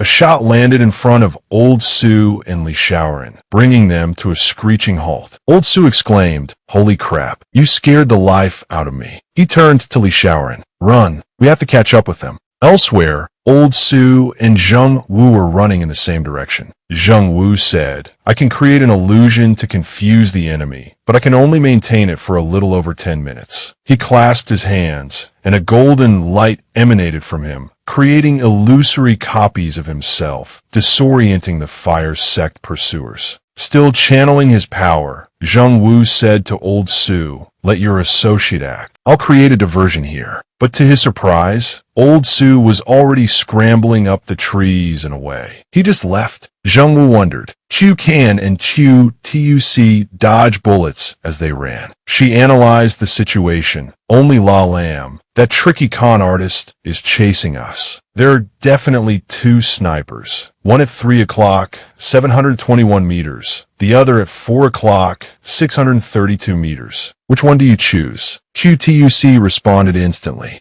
4 o'clock. Both of them ran, counting down 3, 2, 1. La Lam, pursuing them, sensed something amiss. Ahead of them, both Chu Kan and TUC raised their sniper rifles. She gave the order to fire. The bullets slammed into the mountainside on either side of their pursuer. Elsewhere, Zheng Wu tilted his head in surprise. We have a sniper on our side. Could it be that couple? I knew those two were helping the white masks. He watched as Chu Kan and TUC handled their rifles. La Lam, are there any more snipers? He asked, but I'm sure the fire sect won't let this go easily. La Lam, if you were in command, what would you do? La Lam stroked his chin, a smile playing on his lips. If it were just me, I'd have run away long ago. But with you here, I like to see how a fight would play out. QTUC began to analyze the situation. If we have to fight, the 5th Division needs to be divided into smaller groups. Otherwise, against an organized fighting force, we won't necessarily have the advantage. He agreed in part. I understand. Contran mentioned this before. The Li family's folly is grouping their nano-warriors together. But in reality, these warriors, with their strong individual powers, are better at guerrilla warfare and infiltration. Our current situation is much the same. Fortgesproken seriously. QTUC, if you have a plan, just say it. We'll cooperate. Suddenly, On placed a hand on La Lam's shoulder, a smile gracing his face. My plan needs your help, boss. La Lam pointed at himself, astonished. You're this capable, and you still need my help. QTUC asked La Lam, what exactly can your ability do? He raised a hand, and a blue flame ignited in his palm. Around him, blue figures materialized. The physical abilities of these 12 have been enhanced, but compared to superhumans, they're still a bit lacking. To be honest, I haven't figured out how to maximize their combat effectiveness. On raised his chin thoughtfully. Let me think. He voiced his thoughts. I feel like they're all professional soldiers, experienced in urban warfare. Why not let them use thermal weapons, find a suitable position, and provide suppressing fire against the fire sect. La Lam, a cigarette dangling from his lips, agreed. I think that will work. I'll pose another question. I still have one concern. If they get shot, will they die? La Lam replied, no, they'll just feel a bit of pain, but it won't be a problem. QTUC gave the order. La Lam, take these 12 men and set up a firing position. Then Chukin and I will go and clean up the rest. La Lam assured him, consider it done. On analyze the current situation. Now we have snipers, and they don't. Chukin and I will hide in the shadows to give the enemy a sense of pressure. Be careful, all three of you. Once they realize the machine gun emplacements can't defeat us, they'll turn their attention to us. On voiced his concerns, but what I'm most worried about is Tier 5 involvement. We absolutely shouldn't underestimate the enemy and think this fight will be easy. The fire sect isn't that stupid. Are you sure you can handle a Tier 5? Vodike waved his hand dismissively. Don't worry, leave it to me. He looked at An, grinning. It turned out the super cheat had a plan up his sleeve. Zhou replied that he had no problem. Well, then I have no problem either. Give me your fist. Everyone take care. All four touched fists, a silent promise to protect each other. Then Chu Kan and Chu Tuc immediately ran off. Zheng Wu, standing at a distance, pointed at the remaining three. Didn't you have some kind of deal with that young man? Why aren't you going with them? Wang Yuan beside him scoffed. Didn't you realize all five of them are on the same side? Even if there was a deal, the moment danger arises, the outsider, would definitely be left behind. There's no loyalty among us. In this situation, sticking with the larger group is better. She quickly cut to the chase. So, why are you following me? He replied calmly. My illusion magic, although weak, is quite effective for escape and ambush. Why don't we cooperate? She questioned, cooperate how? He answered, I'll handle the distractions, and you take care of the assassinations. They clasped hands, forming an unlikely alliance. Through the mist-laden jungle, a group passed by. Zheng Wu, hidden in the undergrowth, whispered, the fire sect is here. Suddenly, Wang Yuan appeared from above, swinging down on a vine, landing right on top of them. He unleashed his power, a smug grin spreading across his face. Watch how I control the air and blow your heads off. They cried out in pain as he circled them, taunting, come on, try to kill me. They charged towards him, giving chase. Suddenly, the ground gave way beneath their feet, a gaping hole appearing out of nowhere. Caught completely off guard, they plunged into the darkness. What? How did this become a pit? It's an illusion.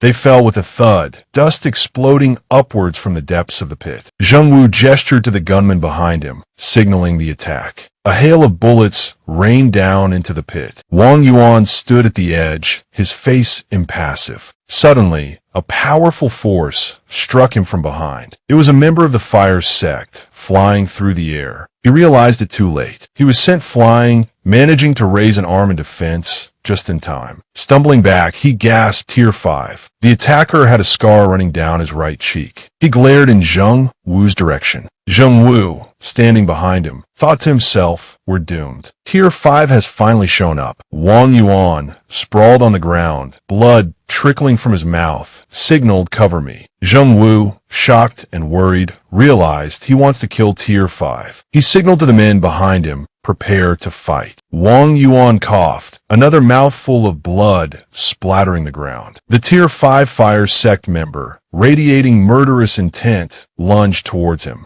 Zheng Wu, beside himself, yelled, fire. Save him. We're all in this together. If he dies, we're all dead. A barrage of bullets flew towards the attacker, but they had no effect. Dodging the blows, Wang Yuan gasped, I can't hold him much longer. Stop him. The attacker, drawing a blade, deflected the bullets and charged forward with terrifying speed. He swung, but Wang Yuan narrowly avoided the blow. A green flame flickered in his hand. The flame lashed out, striking the attacker. He staggered back, blood spraying from his mouth, clearly reeling from the blow. After he fell, Wang Yuan slumped against a nearby tree. An pulled out a vial of medicine and handed it to the approaching Zheng Wu. Hurry, he urged, apply this. There's no time. Thankfully, I stashed one away. I don't know if it will be useful, though. A green energy pulsed from the medicine as it flowed into An. Blood still stained the corner of his mouth. He gave a strained smile. I had to experience the power of a Tier 5 firsthand to understand how terrifying it truly is. I don't know how that guy in a white mask managed to suppress a Tier 5. Absolutely terrifying. We need to get out of here.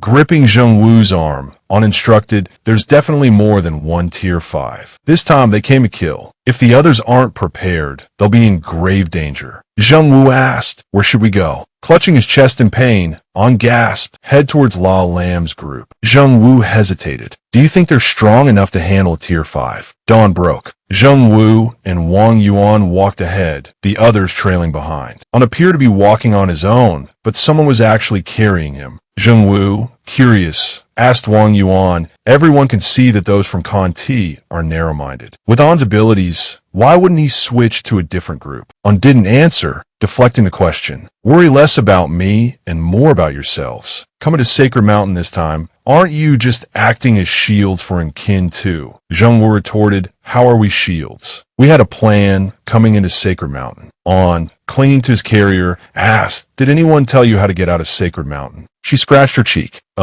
Once everyone's inside Sacred Mountain, won't the fire sect be screwed? Once they're defeated, we can leave however we want." An raised a hand, a pained laugh escaping him. "Relying on us. Cough, cough." His carrier admonished, "You're badly injured. Save your breath." Sweat beaded on An's forehead. He forced a smile. "I'm Yufine. That young man's medicine is truly miraculous. With this, I won't die." Zheng Wu walked beside them, lost in thought. Are we really just shields? And Kin 2 wants everyone to fight within Sacred Mountain, but against a Tier 5 power. What else are we but shields? On the hillside from the previous night, several figures in green dug into the earth, shouting. Even La Lam joined in the calls, trying to rally them. He held a long rifle in his hands. "Which one of you wants to be a machine gunner?" One of the men slapped his chest. "Me. Just you wait and see, boss. Those fire sect bastards won't get past this machine gun nest." He took the rifle from La Lam. The trickster stood behind him. "Need any help?" The man declined. "No need. These are the elite troops of Conti. 12 of us holding this high ground are as good as an army. It's just a shame that the age of the super cheat doesn't seem fair to them." The trickster gave a thumbs up. "Conti, you're all wolves, aren't you?" 12 men determined to take down hundreds. The man slung an arm around his shoulders, grinning proudly. Naturally, he leaned closer, lowering his voice. "By the way, what is your ability? We've been observing you for a while now, but we've never seen you use it. Are you just a normal person?"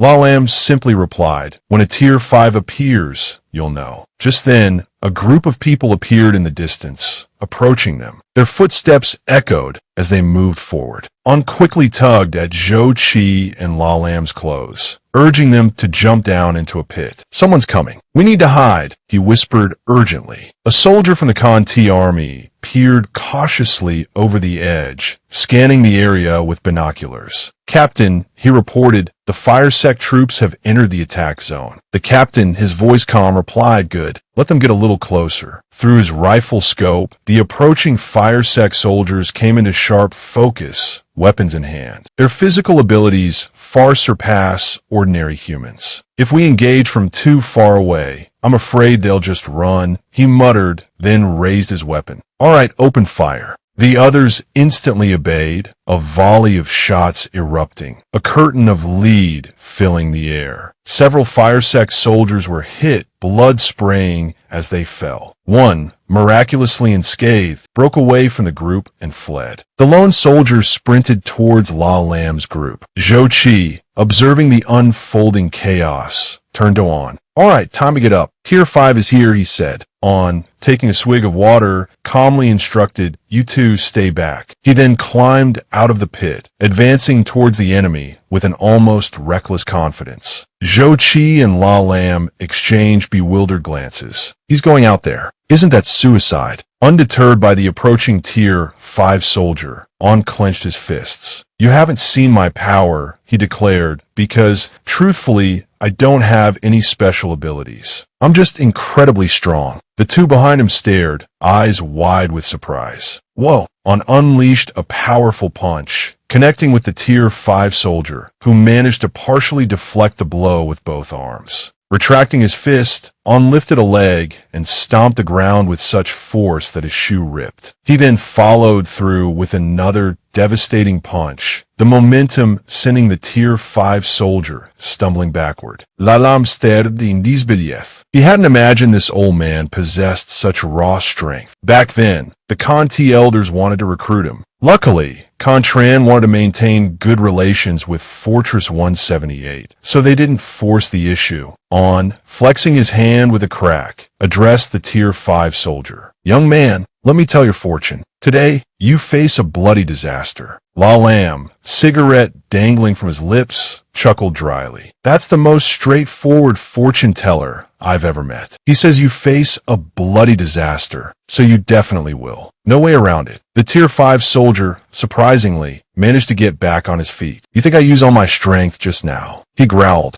On simply scratched his head, pursing his lips. Well, it certainly looked like someone used all their strength. A chase then ensued between On and the Tier 5 soldier. Both figures disappeared into the jungle, locked in a fierce and evenly matched struggle. A small blade, seemingly appearing from nowhere, flashed in On's hand. On slashed at the Tier 5 soldier, drawing blood. The soldier staggered back, blood staining the small blade. The soldier touched the wound, a sneer twisting his features. Humans, you're all as despicable as ever. On smirked, gesturing with the blade. Well, we can't just keep using our fists. It gets boring. The soldier, his face darkening, touched the wound again, seemingly unfazed by the pain. You think that little scratch can take me down? You clearly don't understand the regenerative abilities of a Tier 5. On stroked his beard, a dangerous glint in his eyes. Killing you myself might be difficult, but making it easy for someone else that I can do.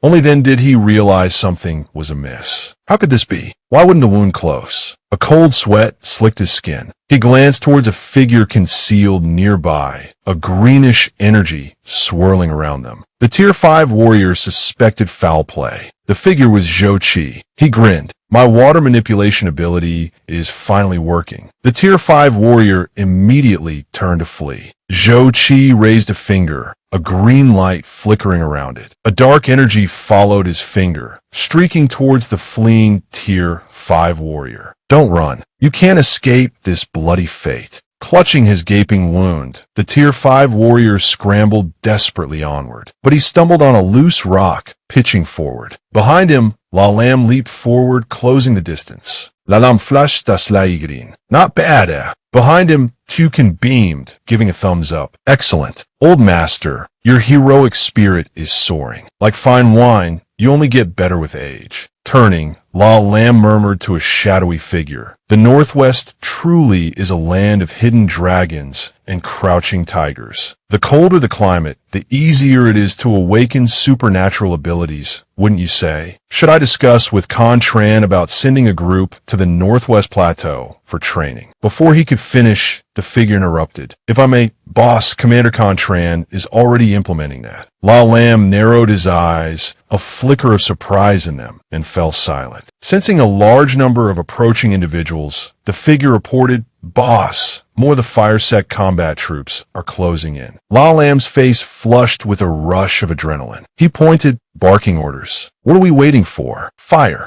Instantly, the green-clad figures sprang into action. Snipers took aim, others primed grenades. A fire sect member took a bullet to the head, collapsing backward. Those beside him stared in stunned horror. Grenades arced through the air, detonating in a series of deafening blasts. Caught off guard, the fire sect members were thrown in all directions. La Lam sat down, rubbing his forehead with a sigh. Everyone on the team is too strong. There's no room for me to show off anymore. The scene shifted, bathed in the warm hues of the setting sun. You can watch the breathtaking view. The sun is about to set. Let's finish our last ambush here. Seeing her scan the surroundings with binoculars, Tuc grinned. I'll listen to you. Amidst the tranquil landscape, he asked, is it beautiful? His face flushed, his hands outstretched as if yearning to touch the vista. He breathed, very beautiful. Chukin noticed his expression, understanding his unspoken admiration. Lowering her binoculars, she said, let's kill these guys, then we can admire it properly. she set up her sniper rifle, preparing to act. QTUC readied his own weapon, glancing at her. All right, they're about 2,100 meters out. How close do you want to let them get before we open fire? Kyukin replied, 1,560 meters. Let them get a little closer so they can't run away. He peered through his scope, carefully aiming. Got it. I'll scan the other areas first. See if any Tier 5 lurkers are trying to sneak up on us. Looking down below, QTUC spotted a young man with blonde hair, weapon in hand, followed by a purple-haired companion. It really was 2 Tier 5 soldiers trailing behind them. Kyukin wondered how half of Squad 5 could have been wiped out, yet they still dared to pursue them. It seemed they had planned for contingencies. Kyukin, aiming carefully at their targets, asked seriously, "So, how are we going to deal with the Tier 5s first?" QTUC replied with a confident grin, "Remember, our sniper rifles came with a black bullet. We haven't had a chance to use it yet. Why not now? We might be in for a surprise." Looking through her rifle scope, she said, "I've been wanting to try this for a long time. 2 rifles, 2 targets. One for the purple-haired guy, the other for the blonde." Kyukin gently squeezed the trigger. A sharp bullet ripped through the air, tearing across the 2,000 kilometers distance. It would take roughly 2 seconds to reach its target. The bullet flashed, its damage tearing through the blonde-haired man's body. The force of the impact sent him sprawling backward, skidding across the ground and leaving a trail of crimson in his wake. Kyukin stared at QTUC, her eyes wide with surprise. That fast. It only took a second. She hefted her sniper rifle and calmly stated, "It's incredibly powerful. Even a Tier 5 is killed instantly. A normal bullet would have struggled, but we need time to test the black bullet. If we don't understand it fully, it could affect accuracy." QTUC, standing behind her,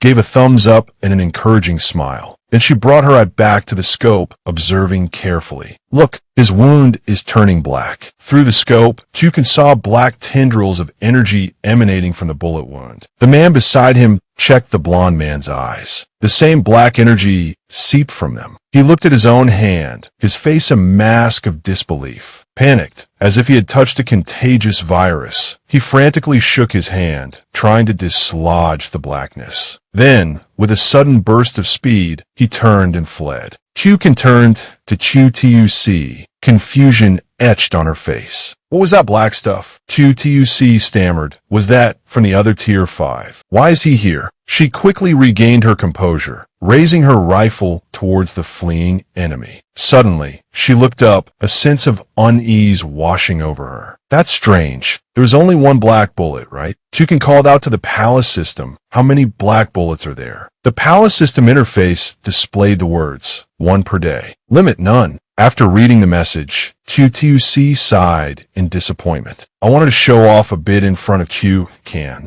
Shaking off her thoughts, she coughed to break the awkward silence. "That black bullet is your trump card. You shouldn't let others see it so easily. It's better to use it at the right moment." Kyukin calmly replied, "All right, I'll try again tomorrow." Kyukin then shouldered her rifle and turned to leave. "Let's move. If we've encountered a Tier 5, we shouldn't stay in one place. We need to figure out how to deal with the other one." The rustling of leaves echoed through the forest. Tier 5036 dropped from the trees, landing in front of the blonde man's squad. Startled by his sudden appearance, a soldier pointed his gun at him and yelled, "Holy crap. What is that thing?" A bullet was fired towards 036, but some strange force deflected it, the projectile glancing off his forehead. The atmosphere grew heavy with the weight of their attack. He scowled, teeth gritted in fury. "I am Tier 5036. Which sniveling whelp dared to fire upon me?" At his words, the blonde-haired man's face was etched with surprise. "You're Tier 5036. Our fire sect hasn't heard of any black operative." The implication of his words fueled 036's rage to an incredulous degree. Regaining his composure, he barked orders. "Continue your advance. The enemy is directly ahead. Draw their fire. I will kill them." The blonde-haired man saluted sharply. "Understood." He turned to the soldiers under his command. A cautious look settled on the blonde-haired man's face as he glanced back at the others. Could the Holy Mountain have developed some new kind of drug? The brown-haired youth frowned, adding, "Is it the venom of the black star ape?" He spoke with a troubled tone. "It's hard to say." Meanwhile, back with Chu Kan and Chu Tuc, the two were packing up their gear. Chu Kan smiled brightly. "You're amazing. The fire sect troops really did follow us. Too bad we've already retreated and left them a little parting gift of mines." On grinned, echoing her satisfaction. Suddenly, Tier 5036, moving with incredible speed, appeared before them. His face darkened, eyes blazing with murderous intent. Seeing his face clearly, Q2C calmly raised a hand in greeting. "We've been expecting you."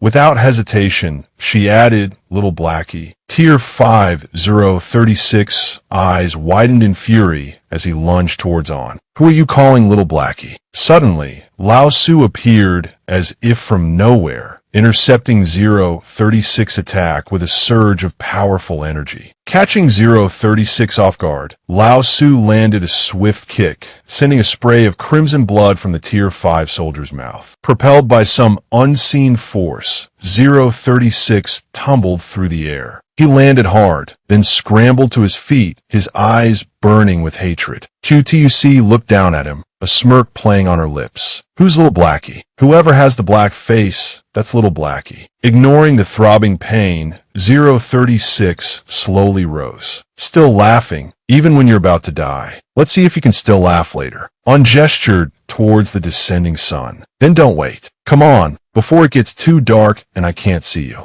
With that, Tier 5036 drew his knife and leaped into the air. Lao Su raised his sword and charged. The two clashed, their weapons meeting in a flurry of sparks. After a brief exchange, they landed back on the ground. 036 snarled, "I'll deal with the masked one first, then I'll take care of you." With a roar, he lunged towards Lao Su. He reached out, intending to grab Lao Su. Suddenly, Tuca nudged On's arm. She pointed towards figures emerging from the shadows. QTUC, the others have arrived. QTUC nodded, adjusting his collar. A sudden burst of emerald energy shot towards On. He shouted a warning. Tucan ambush. Run. As the attack struck, Tucan pushed off the ground and leaped away. On quickly threw himself backwards, narrowly avoiding the attack. On glanced back at the young swordsman who had just attacked him. He hadn't expected the fire sect to deploy 3 Tier 5 warriors this time. Resigned, he knew he had no choice but to resort to the breach formation. Immediately, Mo Xiao too returned to his serious demeanor and barked, "Breach formation, deploy."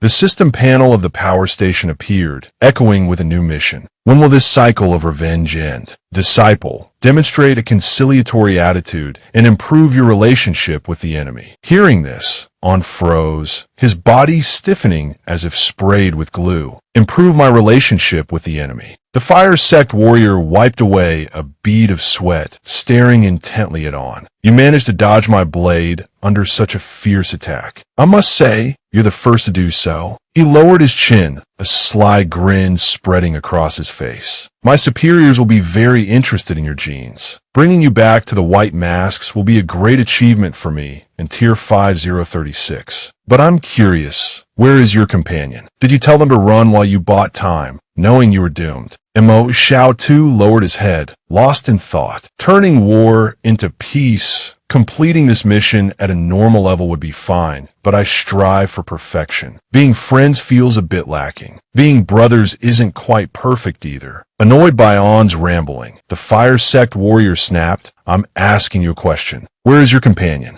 Mo Xiao too looked at him and said provocatively, "Call me daddy." The warrior stared blankly, utterly confused. Mission accomplished, On thought to himself. Reward, 1 perfect level skill map. Meanwhile, Chu Kin, hidden amongst the foliage, poked her head out to observe the situation. She raised her sniper rifle, taking aim. She pulled the trigger. The rifle cracked, and a bullet whizzed through the air. Hearing the shot, the warrior spun around in alarm, searching for the source of the sound. The bullet pierced his body. His eyes widened in shock as his strength drained away. He dropped his sword and collapsed to the ground. Still clinging to life, he struggled to get back on his feet. Mo Xiao too approached, a deceptively friendly expression on his face, his words dripping with predatory intent. Trying to run now. A little too late, don't you think? Suddenly, the warrior's strength surged. Gritting his teeth, he scrambled to escape, but a mysterious black hole appeared before him, swirling with ethereal mists. Terror seized him. His eyes went wide as a train, its twin headlights blazing, hurtled towards him, its whistle screaming. The train slammed into him, crushing him beneath its wheels. Mo Xiao too leaped onto the moving train. He landed gracefully on the roof of the train. Reporting, Dongyang. Tongyang has not yet left the sacred mountain. I repeat, Tongyang has not yet left the sacred mountain. Lao Su jumped onto another car. Qiu Kan, still hidden in the bushes, launched herself into the air. Landing beside the two men, she asked, "Where are we going now?" On turned to her, his face resolute. "We're going to find La Lam and that trickster." He sensed that the fire sex plan was unraveling, nearing its end. 3 perfect level maps to rebuild La Lam's skills. There can be no mistakes, he thought. Lu Yuan, wait for me. I'm coming. On one side, Wang Yuan pulled down the collar of his shirt, revealing his toned physique and a long scar beneath his collarbone. He innocently asked, "This black medicine is so miraculous when applied externally, wouldn't it be even more effective if ingested?" His question caused La Lam to cough, struggling to suppress a burst of laughter. He couldn't contain himself any longer and burst out laughing. At the mocking tone, Wang Yuan frowned, irritated. "What are you laughing at?" Clutching his stomach, La Lam replied, "I'm not laughing. This medicine really can be ingested. If you don't believe me, try it." Seeing La Lam's gleeful expression, Wang Yuan narrowed his eyes suspiciously. "I don't believe you for a second." Just then, Mo Xiao too emerged from the forest. Catching up, he asked. Wang Yuan, seeing him, asked with concern, "Where did you go? Did you encounter any danger?" La Lam casually gestured towards Wang Yuan and retorted, "They're the danger to anyone they encounter." Suddenly, the system issued a notification. La Lam's ability reconstruction palace. La Lam's supernatural ability detected as spiritual regeneration. "Do you accept this information?" Mo Xiao too coldly replied, "Confirmed." A brilliant golden light emanated from him. Accepting ability reconstruction. In an instant, the system transported Mo Xiao to a dark space. He frowned, channeling his power, and then spoke. "This ability is a bit strange. It's not like shadow replication or the steam train, where the effects are immediately apparent." Mo Xiao too clenched his fists, muttering, "It's more like being enveloped by some unseen force, as if a large door has been opened into a dark place." Then, Mo Xiao too turned to La Lam. "Let's regroup and prepare to move out. Tomorrow we'll reach the center of Sacred Mountain. Let's see what other tricks the Fire Sect has up their sleeves. Let them use them all." Nearby, Wang Yuan, who had been lying down, sat up and added, "You could wait for me for 2 more days. I'll be fully recovered in 2 days. At that moment, Chow Bip suddenly appeared behind him, inquiring, "I see you seem quite interested in that black medicine. Tell you what, come to the northwest and help us build Fortress 178. I'll talk to the young marshal about getting you some more." Wang Yuan shot him an annoyed glance and replied dismissively, "Me, Wang Yuan, betray the Kong family for a bit of black medicine? Never." As night fell, the moon hung high in the sky, casting its light upon the dark forest below. Mo Xiao too's group slowly moved through the trees. Chow Bip hummed as he walked. "Make new friends, but keep the old. One is silver, the other is gold." He continued, shake hands, now you're my friend. We'll be together till the very end." The quiet atmosphere, combined with Chow Bip's strange humming, unnerved La Lam. That creepy thing wasn't created by the Fire Sect, was it? It's terrifying. Just then, Chow Bip suddenly shouted, making La Lam jump and turn pale. Between yin and yang, between human and ghost, all evil be gone. The outburst caused everyone to turn and stare at him. Faced with their reproachful gazes, Chow Bip could only offer a sheepish grin. And Mo Xiao, too, suddenly noticed a figure emerge from behind the bushes ahead. It was Li Shundan and Xiao Li Run, carrying a huge metal crate. He hummed as he walked, oblivious to Xiang Chao, who was struggling to keep up behind him. Make new friends, but keep the old. One is silver, the other is gold. Wang Yuan's eyes widened at the sight of him. Li Shandan, you're still alive. Looking at Chu Tuc's speechless face across from him, Shindan smiled and asked, surprised. He continued, I climbed mountains and crossed rivers to see you, you know. Under Xiao Li Ren's dubious gaze, Shundan murmured, but I read in a book that people never remember those who climb mountains and cross rivers to see them. They only remember those they themselves had to climb mountains and cross rivers to see. She retorted, that's not important. Meanwhile, Xiang Chao, observing everything from behind, silently speculated, is this the person Li Shundan was looking for? Was Li Shundan's copy also killed by him? Lost in thought, he was startled by Cheng Wu, who suddenly approached and greeted him. Xiang Chao, I finally found someone I know. As if remembering something, Cheng Wu gritted his teeth and complained, you have no idea how miserable I've been along the way. I almost died, and I even had to perform. Xiang Chao, hearing this, grew incredibly suspicious. This script sounds awfully familiar. On the other side, Tuc frowned and asked, is it him? Shindan glanced at Xiao Li Run, who was heavily burdened, and nodded. Yes. Tuc thought for a moment, then suggested, could you come with me for a bit? Shindan looked at him, furrowed his brow, and then nodded. All right. The three of them then separated from the group and walked into the canyon. After walking for a while, Tuc stopped and asked Xiao Li Run, could you put the crate down? I want to take a look. She nodded. Sure. Then, Xiao Li Ren placed the enormous crate on the ground. Under the watchful eyes of Shundan and Xiao Li Run, Tuc quickly moved to open the mysterious crate. Halfway through, he turned and said, could you step back a bit? Shundan rolled his eyes and replied, fine. We'll wait for you on the other side of the ridge. Once they were out of sight, Tuc's hands trembled as he opened the crate. Inside, he saw a stone statue that looked like Vo Dike, dressed in Sun Wukong's attire. Tears streamed down Tuc's face as he choked out, Vo Dike. In that moment, he poured out his heart. I wasn't a good master, was I? I lied to you.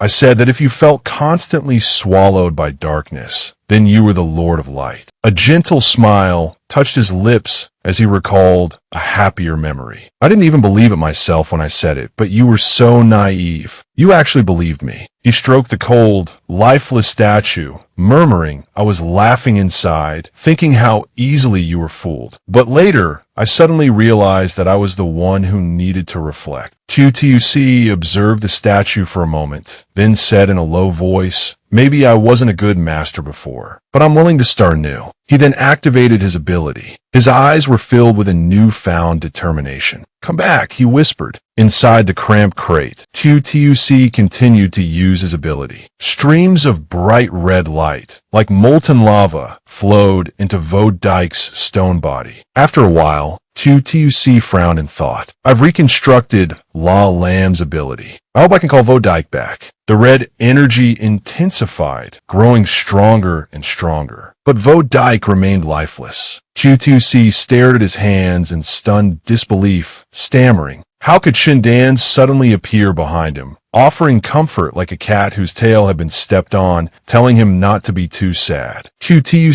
snapped back, demanding to know why. Why had he failed? Seeing Tuc on the verge of a breakdown, Shindan simply replied, will you try to use La Lam's power to call him back? But La Lam's power is meant to summon the dead. As Tuc stared in stunned silence, Shundan revealed the earth-shattering truth. But have you ever considered that Chun Vo Dike isn't actually dead? Tuc looked blankly into the space before him, whispering, why? Shindan answered lightly, because he doesn't want to wake up. Shindan then looked up at the full moon overhead and sighed. That day, he began Chun Vo Dike abandoned all hope. Like a monkey leaping from a rock, after experiencing the depths of human nature, he lost heart and turned himself back into stone. Shindan looked at Vo Dike's statue and finished. From that day on, he didn't believe the world needed good people anymore. It didn't need heroes. It didn't need Chin Vo Dike. Facing a crumbling Tuc, Shindan's brow furrowed in anguish. If it weren't for me, he confessed, he wouldn't have died that day. I always wanted to do something,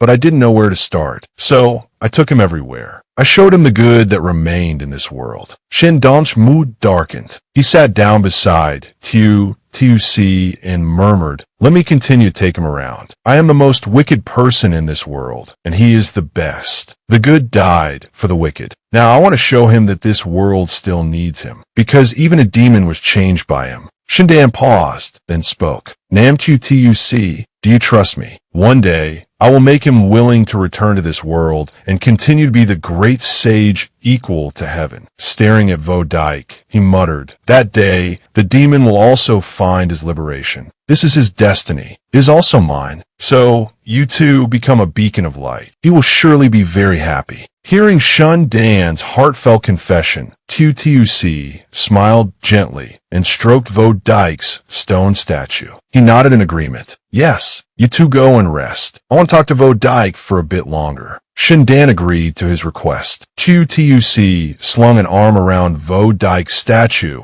as if his friend were still alive. He sighed. "Vo Dike, so much has happened while you've been gone." And so, Tuc talked to Vo Dike throughout the night. The sun rose to its peak, yet Tuc was still urging Vo Dike, "Come back soon. Master is very lonely." Hearing him, Shindan stepped forward. "I also believe in your words," he said. "I too await that day." The scene shifted to Newanime, who stood staring blankly ahead, oblivious to Duong Tucan slowly approaching. Tucan called out coldly, "Come here for a moment." Seeing her haughty demeanor, Newanime puffed out her cheeks in indignation. "Just because you want me to go over there doesn't mean I have to. I'm not afraid of you." Despite her words, Newanime's feet obediently followed Tucan to a clearing. Tucan suddenly turned and looked at her, asking, "I heard you want to cure your mother." When Newanime was questioned, she stammered, I travel the world. What's wrong with a little lie to protect myself? Haven't you ever told a lie?" Facing Tucan's skeptical gaze, she nodded slightly in agreement. "Yes, I have. How long have you been his maid?" Tucan's cold voice made Newanime extremely flustered. "Half a year." As soon as she finished speaking, Newanime pursed her lips, lost in thought. No, that's not right. She felt constantly suppressed by Tucan's aura. This won't do. I have to fight back. But before Newanime could retaliate, Tucan changed the subject. Does he usually eat his meals on time?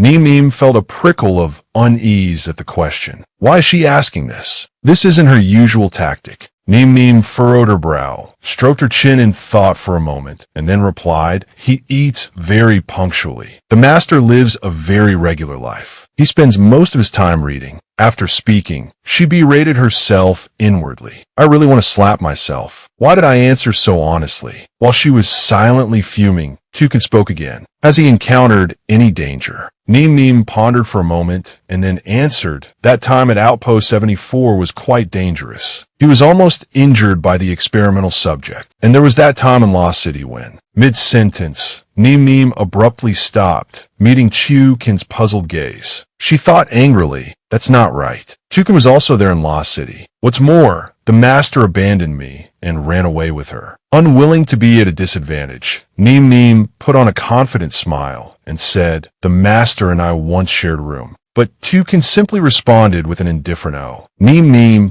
was astonished. "Just oh, aren't you curious about what happened?" Tucan furrowed her brow, asking in return, "What could have happened?" "He doesn't like you." Newanime, embarrassed by the blunt statement, stammered, not allowing her to justify herself. Tucan interrupted, "All right, no need to say any more. I only believe what he tells me himself." Facing Tucan's disdainful gaze, Newanime confessed dejectedly, "Actually, in the master's heart, there's only you. Even when we held hands at Outpost 61, he specifically wore gloves." She continued, her voice laced with frustration, "And that actress Li ran, she likes him. He told her directly that he already had someone he liked. At night, when he talks in his sleep, he only calls her name. Kyukin listened and then asked, "Is there anything else?" Neem hurriedly recounted everything she had witnessed. Also, the second time he returned to Lost City and went to Qinghe Academy to find you. He looked so anxious for the first time. No matter how dangerous the situation he'd faced before, he was always incredibly calm. Only that time did I sense his unease. After listening, Kyukin smiled gently. "All right then,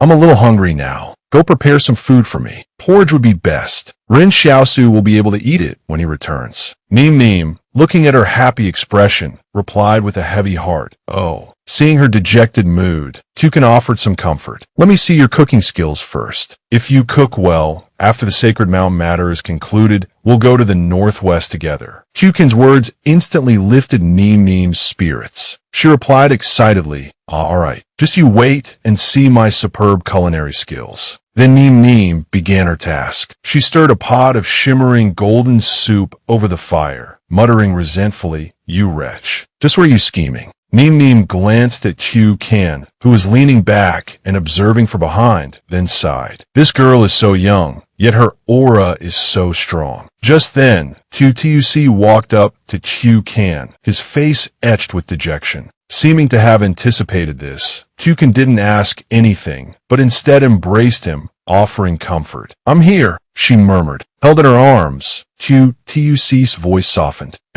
He replied. Then, his brow furrowed. He spoke in a low voice. "No matter how you look at it, the outcome is better than before. I originally thought Vodike was dead, but unexpectedly, he isn't. Anything is possible." At that moment, Neem, who was on the other side, suddenly turned around and cheerfully called out, "Master, madam, breakfast is ready." The sudden appearance of a third person startled Tuc, and he flinched. Meanwhile, in another corner, Chungwu stared at the three of them, then blurted out in frustration, "Look at them, and then look at us." He turned to Xiang Chao, his voice laced with resentment. "You didn't tell the boss when we were making the plan. Why do we have to come to this godforsaken place?" After listening to Chungwu's complaints, Xiang Chao pointed towards another area. "Why compare yourself to him? Look over there." In the other direction, Shundan was being weighted on hand and foot by 3 attendants. He sat comfortably in a chair, one girl massaging his shoulders, another feeding him.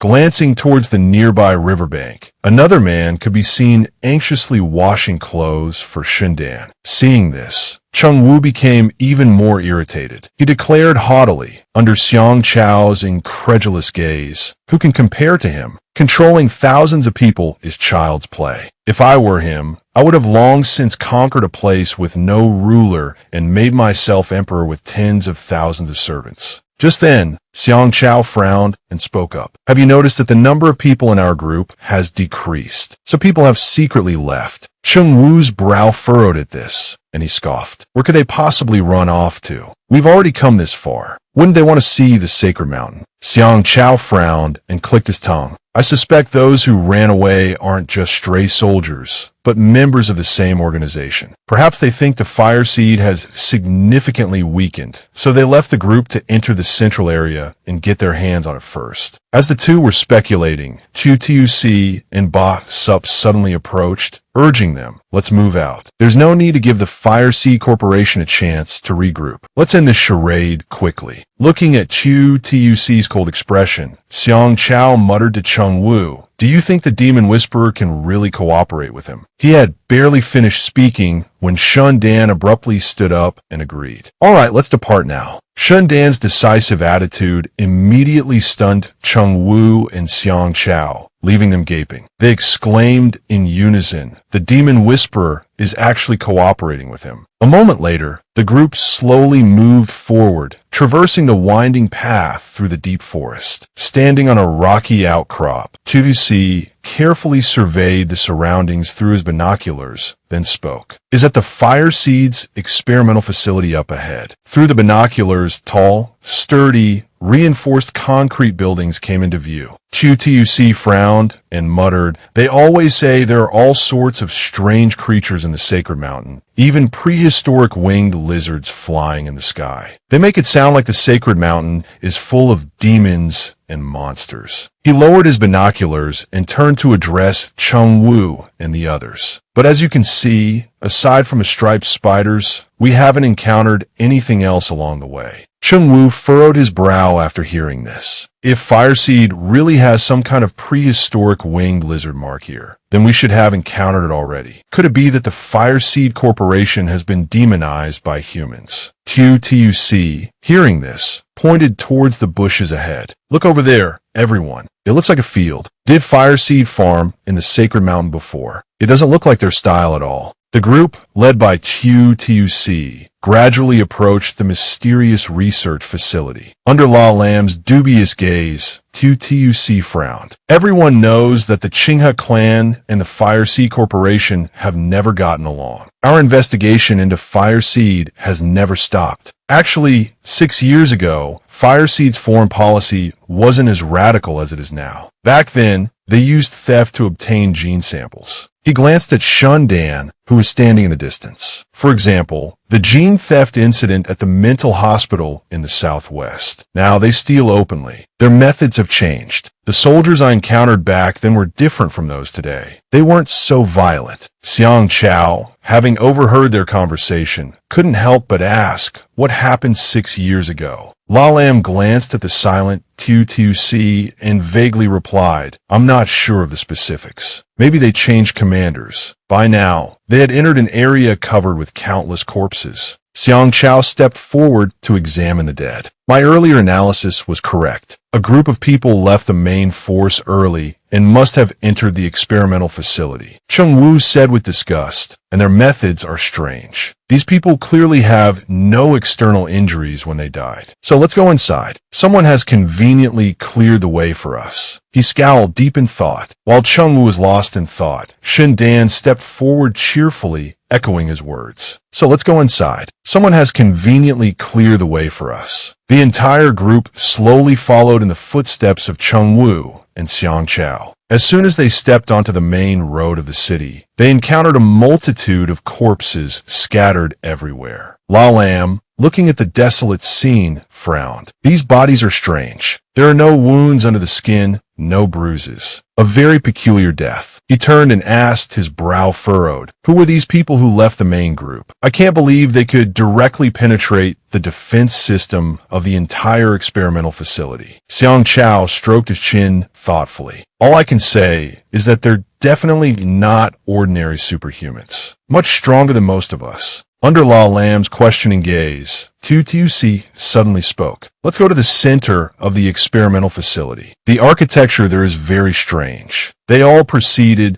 towards the building with the architecture resembling the structure of human DNA. As they walked, QTC suddenly froze, his eyes widening at the sight before him. In the midst of the desolation sat a figure with stark white hair, meditating. It was a clone of Chun Vo Dike. Seeing him, QTC thought to himself, "Actually, when I saw the clone of Li Shun Dan, I knew Fireseed would recreate another Chun Vo Dike." Though he thought so, QTC couldn't help but acknowledge inwardly, in this era of awakening gods, only 2 individuals' strength have been truly witnessed by the times, Li Shun Dan and Shin Wudi. He sighed silently. If Fireseed possessed the genetic templates of both of them, there was no reason they would only recreate Li Shun Dan and not Shin Wudi. QTUC glanced around, speculating. And this copy of Wudi hadn't disappointed Fireseed. These people had easily broken through Fireseed's defenses, but they had been killed by the Chun Wudi before them. While everyone was lost in their own thoughts, Xiang Chao, standing behind them, suddenly frowned and wondered. Judging by their reactions, they all knew him. Chung Wu was equally curious. He quietly asked the person next to him, "Who is that?" But the person he asked coldly ignored him, causing Chung Wu to pout in frustration. At this moment, Li Shindan spoke. I'm very curious. The 11 people lying on the ground seemed to know the layout of this place very well. Could it have been an internal conflict within your Fireseed Corporation? Six-eared macaque frowned in response. Internal affairs are none of your concern. Worry about yourself first. He then opened his eyes irritably, looking at the group before him. The moment he spoke, the atmosphere around TUTUC's group became quieter than ever. TUTUC frowned, staring at the person in front of him, and asserted, this isn't Chun Wudi. He doesn't have his memories. He's just a copy made from Wudi's genetic template. Xiang Chao hesitantly spoke up. Is he? T6 of the Fireseed Corporation. Six-eared macaque raised an eyebrow and replied, there's no T6 level within Fireseed. At my level, we no longer need such designations. He then stood up as everyone watched him warily. I am Chun Wudi, the one and only. Shindan suddenly chuckled and asked, you're also called Chun Wudi. Well, that won't do. Same name. He frowned, repeating Shindan's words. Same name. Six-eared macaque suddenly laughed. You mean that foolish namesake? Wanted to save people and ended up dying. Clearly could have become a true god, but threw it all away for mortals. He declared arrogantly, from now on, in this world, there is only one Chun Wudi, and that is me. As everyone looked on in bewilderment, TUTUC suddenly commanded, you should still change your name. Wang Yuan, sweating profusely, glanced at the volatile scene before him and thought to himself, Chun Wudi, like the demonic nightmare, and the falsely Shindan, is the second demigod in this era of awakening gods. I heard he had a young master who had a very good relationship with Qin Shi and Nuzhong Jinglin. After Chun Wudi died, his master also suddenly vanished from the world, never to be seen again. Could it be? He glanced at Chu Tuc standing before him and silently speculated, this young man in front of me is Chun Wudi's master. Six-eared macaque gave a mocking smile and asked, could you repeat what you just said? Chu Tuc coldly repeated his previous statement, you should still change your name. Call yourself Chun Six-ear, Chun Daihu, anything but not Chun Wudi. At this point, Six-eared macaque suddenly laughed heartily and said, oh, I see. You're that fool's master, aren't you? But why can't I be called Chun Wudi? You have to give me a good reason. Chu Tuc's face darkened as he replied, because you're not worthy. With that, Chu Tuc pulled his hood low over his face and strode forward. Chun Vo Dike is called Chun Vo Dike because he is a beacon of light. It is because of that light that Chun Vo Dike became the monkey king of this world. His words, spoken with deep conviction, left Chu Kan, Neem Neem, Shun Dan, and Xiang Chao in thoughtful silence. Stopping before the six-eared macaque, Tuc said softly, only with the light can there be the fruit of the light. Fireseed Corporation recreated Chun Vo Dike's form, but they failed to recreate his spirit, his will. He sighed. They overlooked the source of his superhuman abilities and only replicated the result. The six-eared macaque retorted, you're stubborn. Let go of your mortal worries. Death brings an end to all troubles. Seeing Chu Tuc's impassive face, he sneered. What, are you afraid? Death is just fate. Everyone experiences it. Some just experience it sooner than others. Shindan suddenly spoke up. You're wrong. I'm not holding back because I'm afraid. Ever since I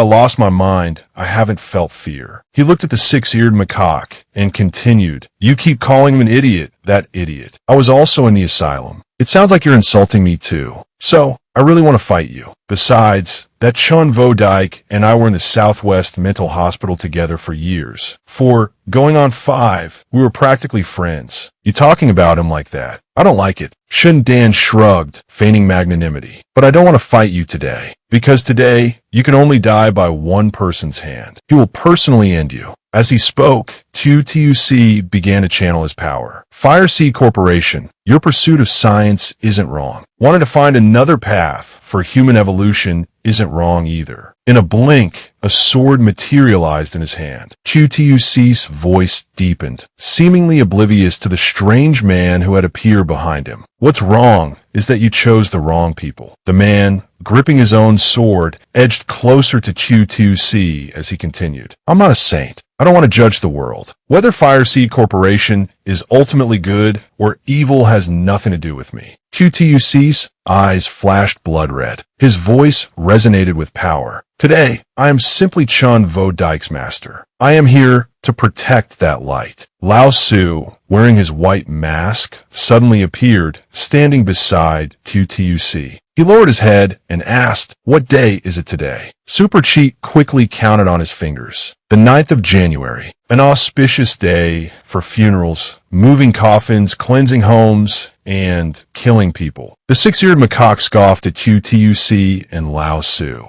"The two of you aren't enough." QTUC ignored him, turning to give instructions. "La Lam, Toucan, you two know what I'm here for. Leave me. If the person Fireseed captured is really who I'm looking for, then help me get him out." La Lam and Toucan obeyed, rushing past the six-eared macaque. His face darkened. Mortals, always so short-sighted. They think that as long as they get what they want. He watched them go, his voice dripping with sarcasm. They never consider that what awaits them in this building is only death. While Chu Tuc and Lao Su disdainfully ignored six-eared macaque, Shundan, who had been turning to leave, suddenly spoke up. "We'll go inside first. You deal with him quickly. Listening to him talk is truly irritating." With that, Shundan and Wang Yuan quickly ran into the building, leaving Chu Tuc, Lao Su, and six-eared macaque facing each other under the pouring rain. Without a word, Lao Su and Chu Tuc, radiating a chilling, killing intent, brandished their swords and charged towards six-eared macaque. Six-eared macaque summoned his staff as the two men rushed him, letting out a mocking laugh. "Huh, even if you both come at me, I can still handle it." Just as Chu Tuc and Lao Su swung their swords down toward his head, six-eared macaque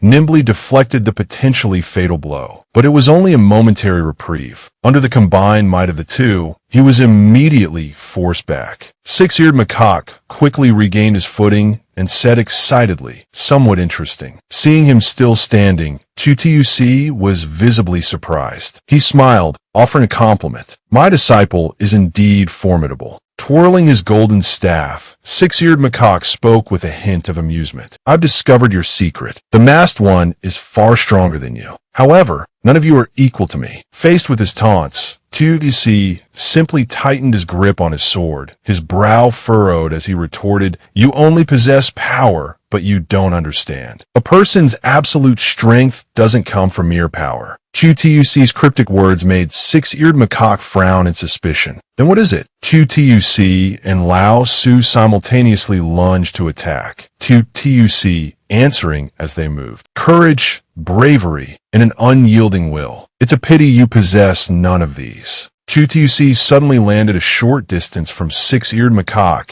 and spoke, "What you possess." All three men, Chu Tuc, Lao Su, and six-eared macaque, lunged at each other furiously as Chu Tuc finished his sentence. "That is merely a deficient soul." But in the next instant, six-eared macaque's eyes widened in astonishment, as if he had encountered something utterly unexpected. Chu Tuc, slashing with his sword, spoke in a low, resonant voice. "Master Zhang once said, a person should live like a candle, burning brightly from beginning to end." Behind him, Lao Su, taking advantage of the distraction, darted off in a different direction. In the blink of an eye, as Chu Tuc swung his sword forcefully towards six-eared macaque, Lao Su circled behind him, gritting his teeth and pressing his attack. Chu Tuc continued. Ling Duan said, "Only faith can rival the sun and moon." While six-eared macaque struggled against Chu Tuc's relentless assault, Lao Su swiftly closed in from behind. Small cracks now appeared on six-eared macaque's gleaming golden staff. Despite this, he remained vigilant, swinging the staff in a wide arc to push back Chu Tuc and Lao Su. Chu Tuc continued to murmur. Jiangzi said, "Record the truth, even in death, without regret." As his words ended, the cracks on the staff widened. Chu Tuc and Lao Su attacked from both flanks, unsettling six-eared macaque. TUC pressed on. How did humanity survive the previous calamity? Was it because of superhumans? No, at that time, superhumans hadn't even been born. Then, as he continued his relentless assault, TUC uttered words that seemed to shatter six-eared macaque's composure. Therefore, what has sustained humanity to this day is definitely not some superhuman ability. His sharp blade flashed a deadly gleam onto the heavy downpour. TUC furrowed his brow. It's not about brute force, he declared, but the radiant, unyielding will inherited from those who came before us. Despite this, the six-eared macaque nimbly parried TUC's deadly strike. He sneered, "Is that all you've got? How disappointing." The six-eared macaque suddenly spun, lashing out with his staff at Lao Su, who had been stealthily attacking from behind. Seeing this, TUC frowned. "Perhaps you should take a closer look at that golden staff of yours," he suggested. The six-eared macaque's eyes flicked down to his staff, startled by TUC's words. The cracks on its surface were growing larger, a clear sign that it was about to break in two. Not giving him a moment to recover, TUC seized the opportunity and lunged, his sword flashing. He rained down blows, each one aimed to kill, murmuring, "Woody, are you seeing this?" A deadly glint flickered in the depths of his crimson eyes. Continuing his assault, TUC spoke, his voice laced with emotion. "If you can still see, then watch how your master defends the light." He shifted his attack, his words now as sharp as his blade. "You dare with a golden circlet wield the golden staff. Have you ever even been to the West?" TUC glared at the macaque, his voice dripping with contempt. "Let me set you straight. He wasn't a fool, and you have no right to even speak of him." The six-eared macaque scowled, his brow furrowed. "He wasn't a fool. Then tell me, did those he helped appreciate him?" Instead of answering, TUC posed another question. How could you possibly understand human emotions? Seeing him evade the question, the six-eared macaque snarled. "You haven't answered my question." Facing the macaque's accusation, TUC looked away, his voice soft. "Answer what? If a good person isn't recognized, then it's the world that's wrong." He wasn't wrong. If this world, this era, can't accommodate Shinwudi, then this world, this era, deserves to die. His despair was palpable. The six-eared macaque burst into laughter, his voice laced with scorn. "It's a bit early for such pronouncements, isn't it? If you feel so burdened by it all, then good riddance." He slammed his staff to the ground. "In fact, I should thank you for helping me break free from it. I'm no longer bound by it." Suddenly, the six-eared macaque appeared within the armor of the great sage equal to heaven. He grimaced, a cruel smile twisting his lips. "As a token of my gratitude," he hissed, "I'll send you to join that fool." He gestured towards TUC with the gleaming armor. "Did your disciple have anything like this?" TUC glanced at him, his voice filled with disdain. "You're nothing compared to him. He was the great sage equal to heaven who battled the Buddha himself. You're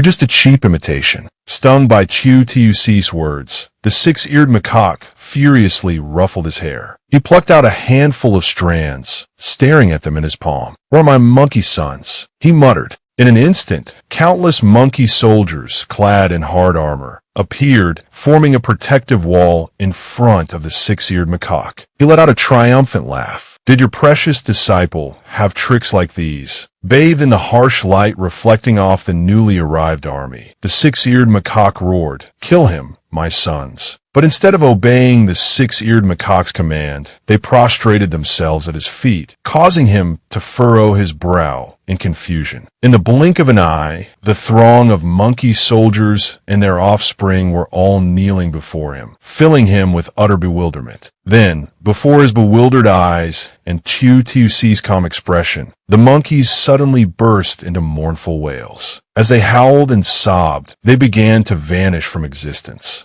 Brilliant streams of golden light dissolved into swirling mists, rising towards the churning clouds above. A radiant beam pierced the oppressive darkness, momentarily banishing the gloom that had enveloped the world. The six-eared macaque stared, dumbfounded at the dazzling light. What are they doing?" Across the battlefield, TUC offered a gentle smile, tears tracing paths down his cheeks. He smiled, a proud acknowledgement to Chun Vo Dike, somewhere in the distance. Tears of heartache streamed down Tutu's face as he gazed towards the heavens, murmuring, Shaoli Run is carrying Vo Dike in that building. Vo Dike, you're still here, aren't you? Have you seen your master yet? Inside the building, Shaoli Ren and Shundan ran with all their might. They stopped abruptly, exchanging bewildered glances. The building, once shrouded in darkness and rain, was now bathed in a warm, golden light. Tutu's expression hardened. Master, he muttered, I'll kill this six-eared macaque for you. A murderous glint flashed in his crimson eyes. He narrowed his gaze. Do you see? That's the real Monkey King. You're nothing but a cheap imitation, a six-eared macaque. With that, he lunged forward, his blade a flashing arc of deadly intent. He slashed at the stunned, six-eared macaque, his voice ringing with conviction. A fake can never be real, and the real can never be fake. You're nowhere near his level. Blood sprayed as Tutu's blade sliced across the six-eared macaque. The words of Super Swindler echoed in his mind. Today is a good day for a funeral, a good day for killing. After the blow landed, Tutu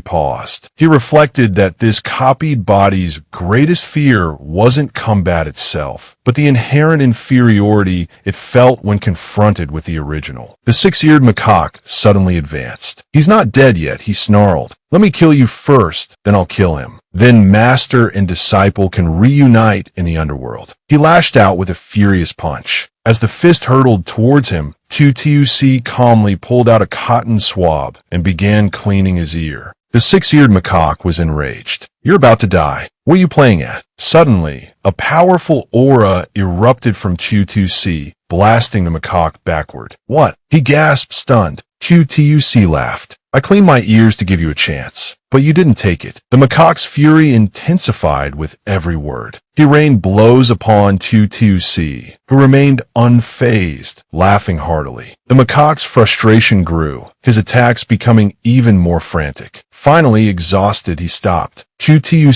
looked at him with disdain. See, 6 ears. The god you invoke is nothing special. I'll ask you one last time. Do you understand the difference between yourself and him? The six-eared macaque roared in frustration. Who are you? Why are you so powerful? He said calmly, it's not that I'm strong, it's that you're too weak. You're not even 1/10,000th of my disciple. Six-eared macaque wondered why Tutu was still cleaning his ear. I understand. This ear pick is your power, isn't it? Seeing him think this way, Tutu could only remain silent. Seeing Tutu's silence, six-eared macaque laughed loudly. So that's it. You're trying to act mysterious. Suddenly, a gun appeared in Tutu's hand, pointed directly at him. Immediately, he fired a shot towards six-eared macaque. The macaque stared blankly as the bullet lodged itself in his chest. His eyes rolled back, and blood trickled from his mouth. He still stood defiantly. He slowly crumpled to his knees, a gaping hole in his chest. He looked at Tutu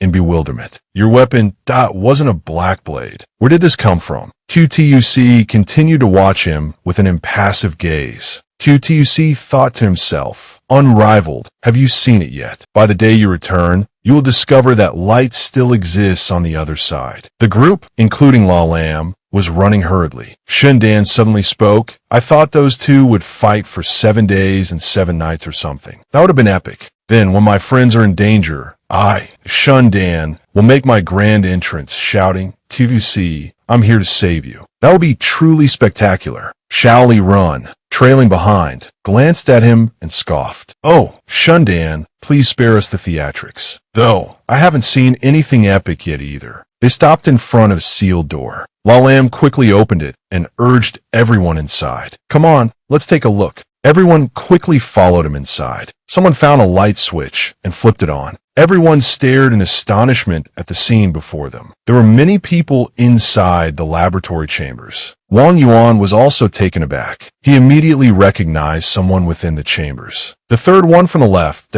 that's Kong Shi's superhuman. I can't believe it that he's a missing person now. He realized that more than half of the people looked familiar. Their only commonality seemed to be that they were all superhumans. Suddenly, someone inside one of the chambers opened their eyes. Wang Yuan startled in alarm. They're waking up. The glass of the chambers began to crack, one after another. Each chamber shattered, spilling the liquid inside. The experimental liquid flowed towards them. Sendan Sigit, it's a good thing I can fly. Ruined another pair of shoes. The people from the chambers slowly emerged. Lalam stared in disbelief. He addressed the bespectacled man. The whole floor is flooded. You're practically a main character now. Hurry up and deal with them. The bespectacled man immediately refused. There are dozens of them, and they're all superhumans. I'm not paid enough to fight them all. La Lam panicked, exclaimed, then you better think of something. I just saw Ali Shur's superhuman copy. We had a feud initially. I wonder if this copy has memories. Will he seek revenge on me? Look, there are two more Li Shur people over there. This is bad. They outnumber us. Suddenly, Shindan waved his hand. Hey,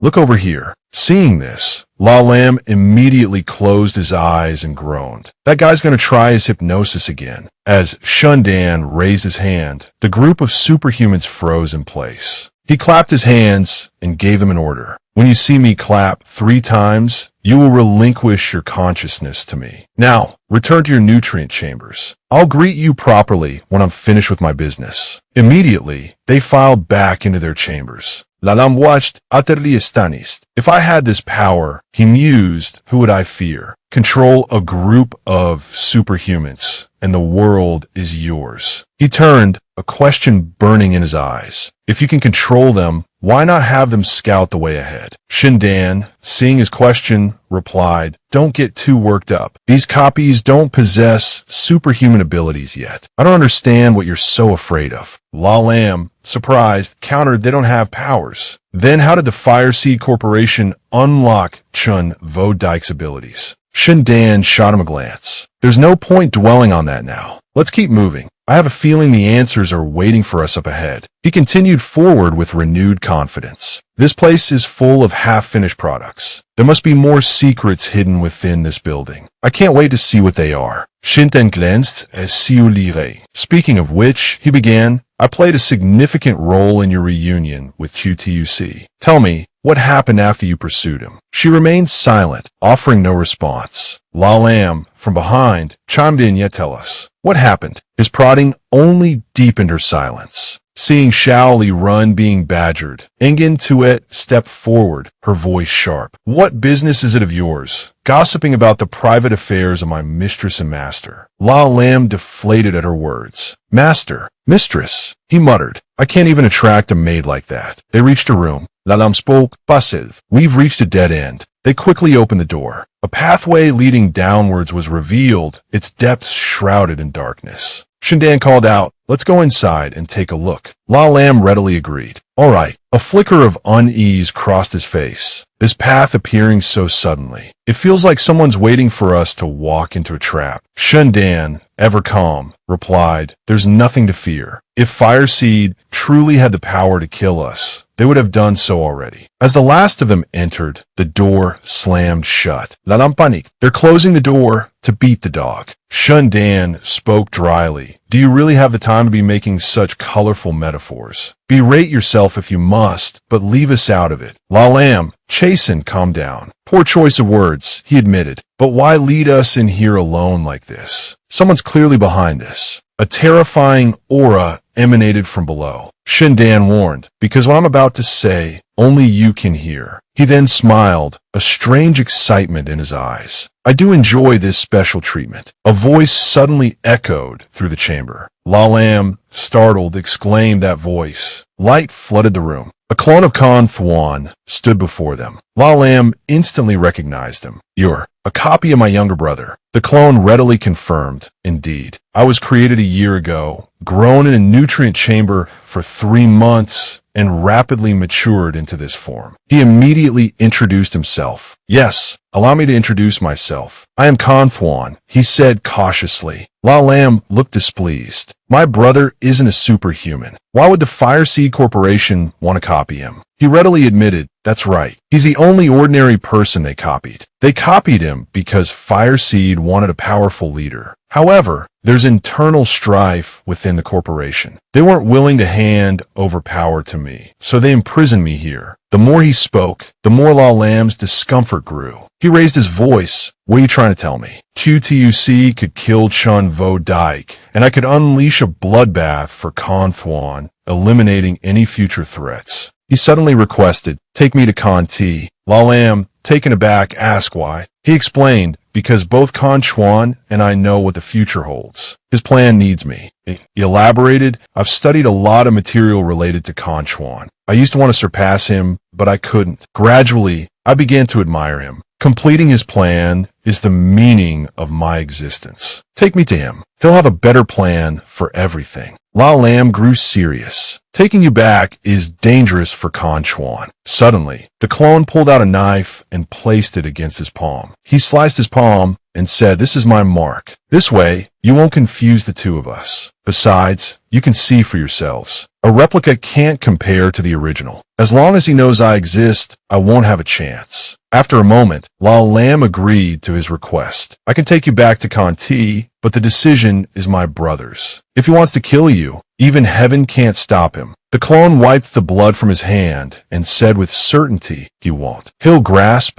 every advantage he can. La Lam, puzzled, asked, so you just needed us to get in here, just for this? He immediately admitted, correct. Everyone here can keep a secret. Con Chuan's plans don't conflict with your interests either. Shindan immediately stepped towards him, his expression serious. Let's put your affairs aside for now. I have other business. He glared at the clone. Where is Experiment 01? The clone explained, Fireseed never captured Experiment 01. From the beginning, it was just about capturing ordinary people. Fireseed learned of a powerful superhuman appearing on the grasslands and spent 5 years trying to capture them, wanting to obtain their genetic sample. The result was the rumor of Experiment 01. The imposter retorted, this misunderstanding is too big. I don't believe there's smoke without fire. The clone admitted, of course there's no smoke without fire. And Qin Temple spread the false rumor about capturing Experiment 01. They claimed Experiment 01 possessed a secret that would interest the higher-ups of the corporations. The imposter pondered, so you're saying luring everyone to the sacred mountain wasn't a trap by Fireseed, but bait by Qin Temple. The clone praised him. You're still sharp, old man. And Qin Temple lured the financial corporation's superhumans here to eliminate 4 threats to Vong Ti. La Lam wondered, eliminate the threat to Vong Ti. What plan does Vong Ti have? Conthwan's clone replied, wait until I meet Con Chuan, then I'll tell you everything. Shindan paused, considering Xiao Li Ren's request to find Experiment 01. If Experiment 01 was just bait, a phantom, and didn't actually exist, would Xiao Li Ren be disappointed?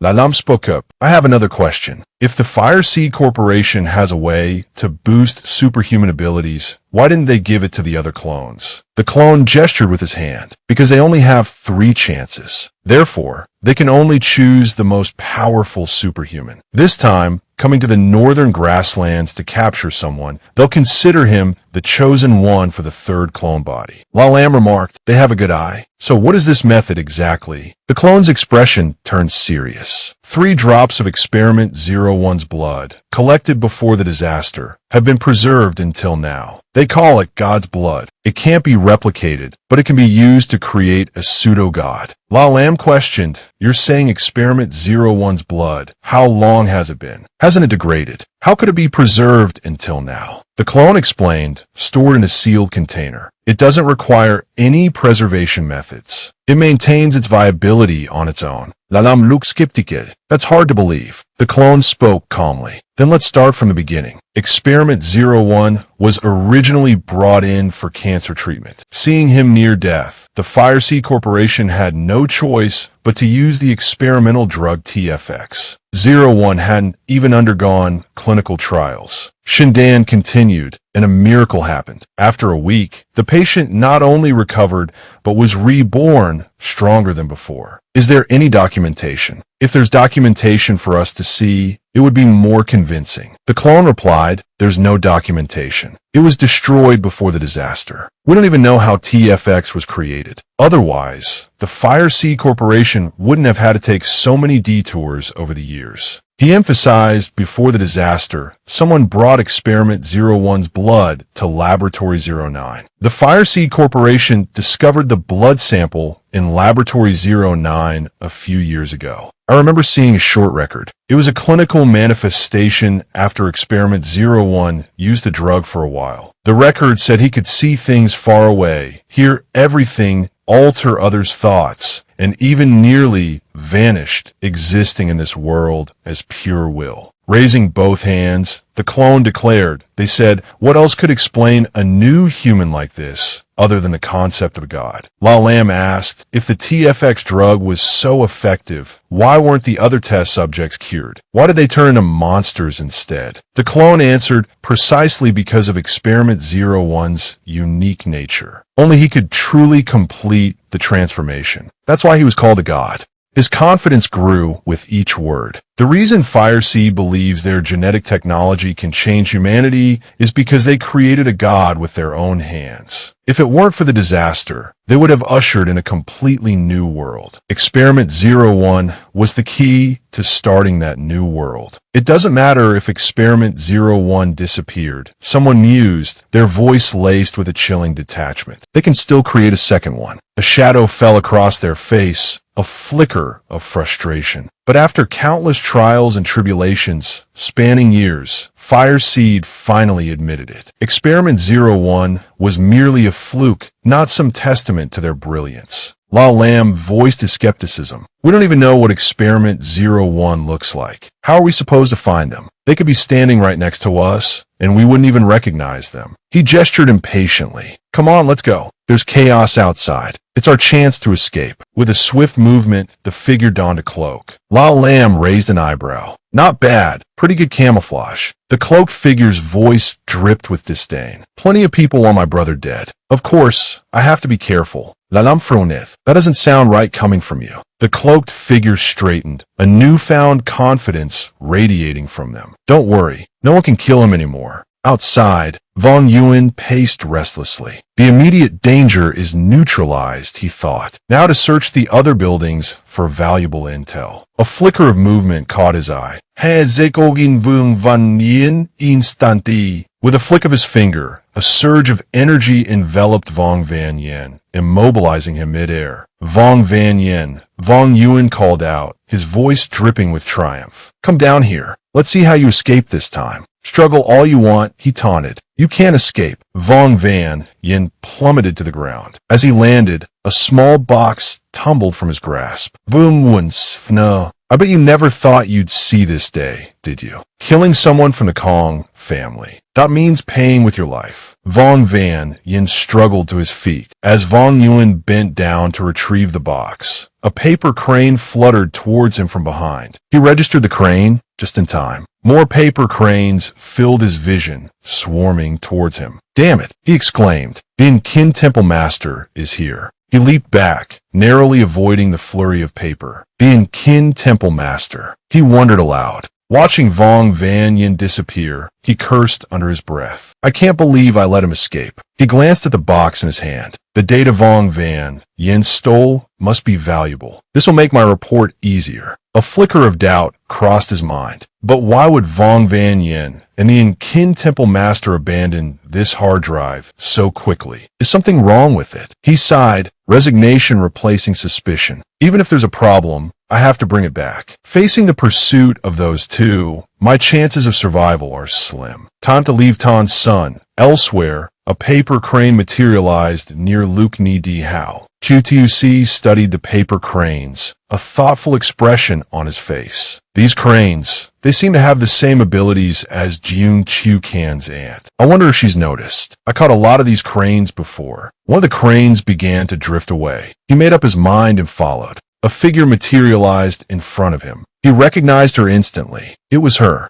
Zhu Ngan Ging. Did you catch the 1,000 paper cranes in Town 61? She demanded. Or my cranes. He chuckled nervously, glancing at the paper crane. 1,000 paper cranes, indeed. She asked, do you know who I am? If you didn't, you'd probably be preparing to fight by now. After all, you're considered one of the most famous people in this superhuman world. He blushed at the mention of his fame. Oh no, not at all. She continued, you must know I didn't approve of him arranging for Xiao Kan to attend Tanhua University, and then deliberately hiding the news from you. Really, you don't need to pretend to be so respectful. I know you must be unhappy. He admitted, honestly, I don't think your methods were right. It's her choice what she does. Even if you're her aunt, you can't interfere. Suddenly, she clapped her hands, praising him. That's the spirit the destroyer of ramparts should have. He asked, Aunt, what is it you want with me this time? She replied casually, seeing you call me aunt so shamelessly, I find you rather endearing. He said confidently, just say what you want. You're Shao Kahn's aunt, after all. It would be best if you could agree to our relationship. I don't want to put her in a difficult position.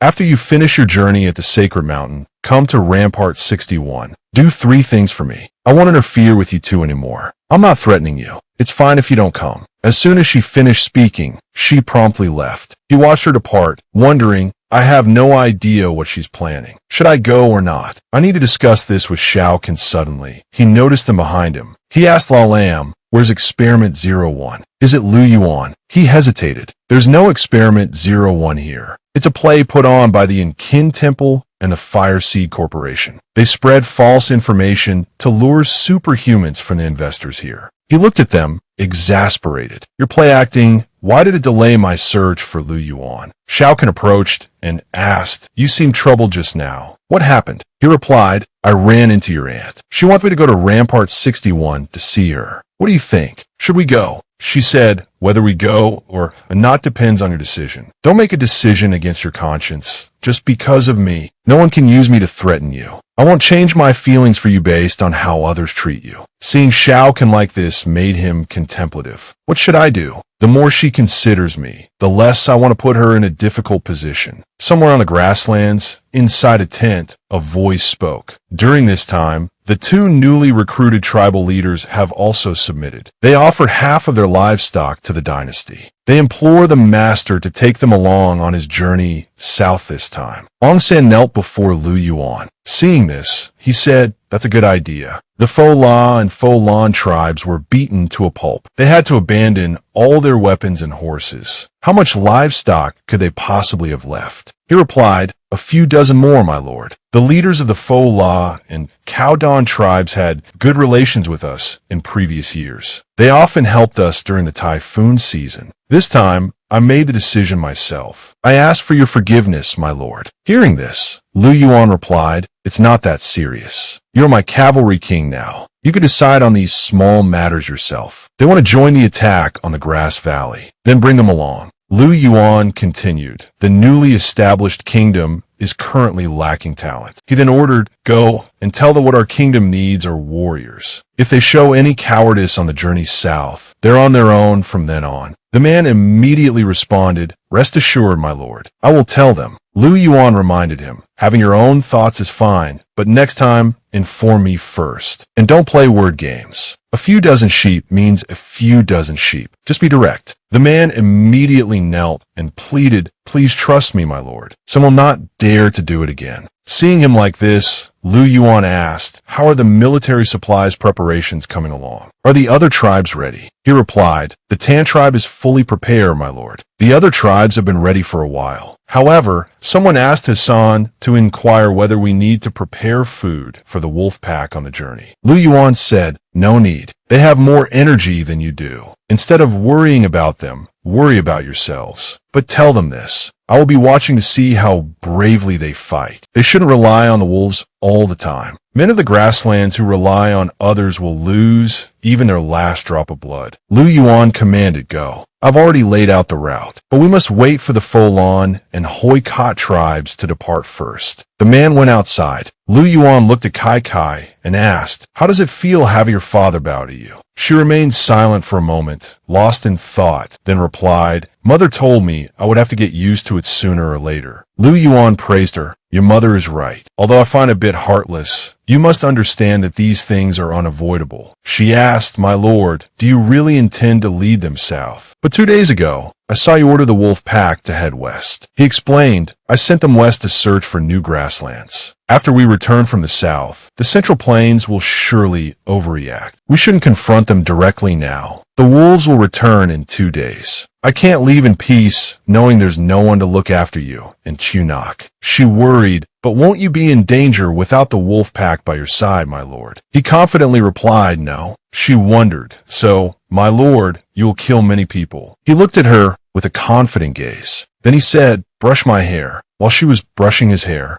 a voice suddenly called out from outside. Sister Chunak has returned. He said casually, go, see what Sister Chunak has brought back for you this time. Hearing this, she eagerly agreed. He mused to himself, everyone is starting to respect me, but they adore Chunak. He thought sadly, but there's no other way. I remember Tuc once saying, using divine authority to stabilize rule may not be the most stable method, but it's certainly one of the fastest. Chunak's sudden entrance surprised him. Where have you been this time, sister? He asked. A bright smile lit her face. Good news. I found a new salt deposit behind Mount Song Track to the northwest. That solves the entire tribe's salt problem. He beamed. That's wonderful. Realization dawned. It was your prayers again, wasn't it? She shot him a playful glare. Just pretend to be happy for me this once. Otherwise, I won't feel any sense of accomplishment. He feigned a pained cry. Ow. Begento. She rolled her eyes. All right, enough with the dramatics. I have a question. Why don't you like Kai Kai? He blinked, taken aback. Why are you asking about that all of a sudden? She explained. The poor girl came to me, asking if it was because she wasn't beautiful. I told her, no, Kai Kai is the most beautiful girl in the kingdom. Then she asked why, if she's already living in the kingdom, you haven't touched her. He sighed, a wave of helplessness washing over him. Sister, I'm still young. Oh, that's right, she retorted, her voice laced with sarcasm. There are plenty of people our age in town who are already married, many with children, but I'm not going to interfere in your affairs. You decide. It's better than you accusing me of meddling. If you don't like the girls on the grasslands, then take advantage of this trip to the Central Plains and bring a couple back with you. He stared at her, incredulous. Sister, does that sound like something you would say? Kidnapping girls. Their families would be heartbroken. She paused, seemingly considering this. True. Well, then bring their whole families back too. He threw his hands up in exasperation. What kind of logic is that? Her tone softened, concern coloring her voice. I prepared everything for you. Let Kai Kai take care of your food and sleeping arrangements on the journey. He jolted. I was going to suggest she stay here with you. She immediately dismissed the idea. I'm grown. I don't need anyone to take care of me. Besides, I'll feel better knowing she's with you. How would anyone else know what you like to eat? Resigned, he conceded. Fine. I suppose she'd like to see the Central Plains anyway. His expression turned serious. Sister, on this trip to the Central Plains, I might have to kill a lot of people. More than you can imagine. A heavy silence fell between them. Finally, she spoke, her voice quiet. Just come back soon. I'll make you porridge and bring back some pickled vegetables from the Central Plains. Porridge with pickled vegetables tastes better there. She turned to leave. I'll go prepare your luggage. Suddenly, a voice called from outside. Master, the mask is finished. Would you like to try it on?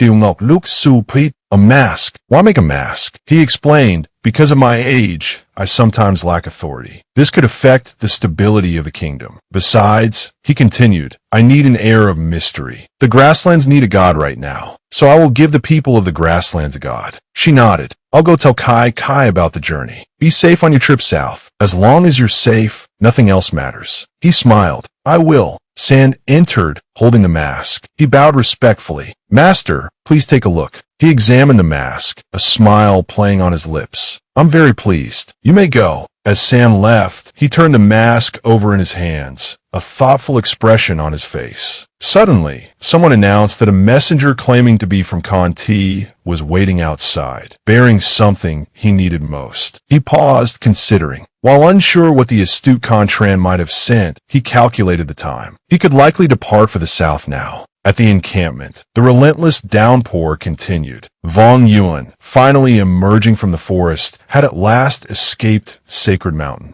He stumbled upon another encampment, surprised. Why would anyone set up camp here? And why did the layout seem so familiar? Then he saw his comrades. Weren't these his men? Why were they here? His comrades spotted him. Commander, you're back, they called out. Vong Yuan questioned them. You didn't enter the mountain. Why didn't you follow me? Confused by his question, they explained, Commander, didn't you order us to retreat? We found a signal you left. Wang Yuan felt a surge of frustration. He was utterly baffled. His men wouldn't deceive him. Someone must have sabotaged him. Who could be so malicious? Somewhere the culprit sneezed. Regaining his composure, Wang Yuan addressed his men. All right, everyone, follow me back to Kong Ti immediately. Disregard any information from other intelligence networks. If anyone of unknown origin approaches, prepare for combat. Kill without mercy. The squad responded in unison. Understood, Commander. They set off at once through the rain and mist. Wang Yuan thought to himself, the last 3 steps of tightrope walk are the most perilous. Now I must retrieve the hard drive and face 2 other rivals. Leaving was met with cheerful farewells. Returning will be harder than ascending to heaven. Finally, they reached headquarters. Wang Yuan addressed the guard. I've just completed a mission and need to report to my superiors. Let me pass. The guard responded apologetically. Commander Wang Yuan, we're just following orders. No one is allowed to enter the rampart at the moment. Passage will be granted in 3 days. Please wait. Wang Yuan immediately understood. Panic seized him. They decided on the new head of intelligence. I can't just sit here and wait. I have to get back in today. He leaned in, threatening the guard. Your name is Tnghi Van, isn't it? You live at 76 Dukjing Street. You have a wife and a daughter, and you're keeping a mistress on Taehong Street. Your father-in-law still has many former subordinates in the army. Your former platoon leader was appointed thanks to your father-in-law. What do you think he'll do if he finds out about your infidelity? The guard paled, visibly shaken.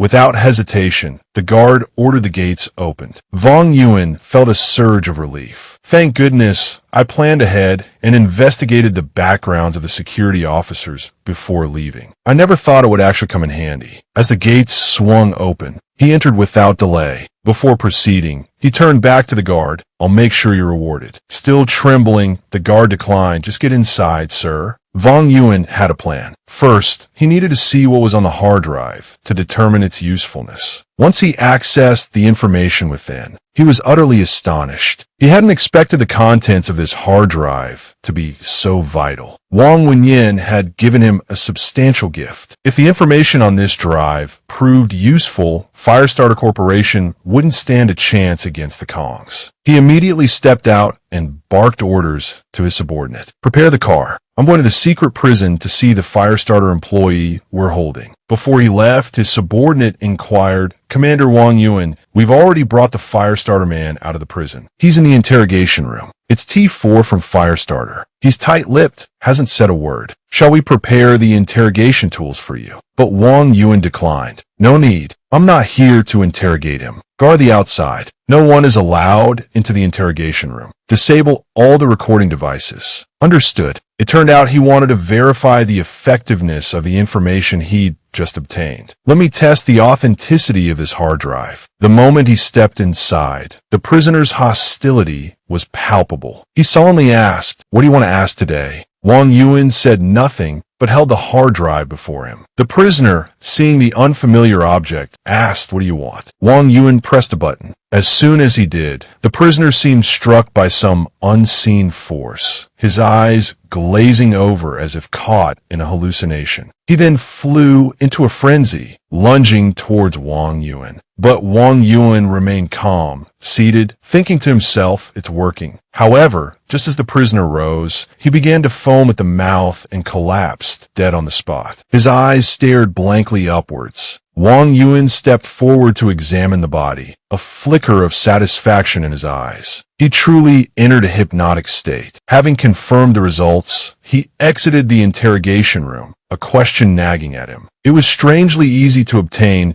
this crucial hard drive from Wang Wenyin. He didn't do that intentionally, did he? His subordinate, seeing him emerge, asked, Commander, how did it go? Wang Yuan waved it off, saying, it's fine, his mind still preoccupied with the ease of the acquisition. It doesn't feel like a coincidence. If I hadn't been there, I doubt anyone could have done anything to him. After Wang Wenyin transformed into that black smoke, he was untouchable. No one could stop him. It's just that my abilities happened to counter his. It looks like Wang Wenyin suffered a crushing defeat, but something still feels off. Why did he choose to steal it right when I was passing by? Not earlier. not later. His subordinate interrupted his train of thought. Commander, do you require anything else? Wang Yuan announced his intention to leave. Yes, prepare the car. Take me to Commander Kong Donghai's residence. Soon, the car arrived at the forested grounds of the residence. He stepped out and hurried inside, thinking, regardless of whether there's a problem with this hard drive, the current situation doesn't allow for hesitation. If those two come to power, I doubt I'll make it out of Kong territory alive. Kong Donghai, seeing him enter, got straight to the point. I hear you have something important to show me. Wang Yuan presented the hard drive. You're right, it's this hard drive. Kong Donghai's eyebrows rose in surprise. Oh, then quickly open it and let me see what surprise you brought me. Wang Yuan connected the drive to a computer. The moment the contents were displayed, Kong Donghai's jaw dropped. Incredible. Wang Yuan, have you verified this? Wang Yuan replied, my subordinate just returned from the interrogation room. We tested it on T4. It's exactly as it appears. Hearing this, Kong Donghai stepped forward, clapping Wang Yuan on the shoulder in praise. Haha, excellent. What are we waiting for? The intelligence network will be entirely under your command from now on.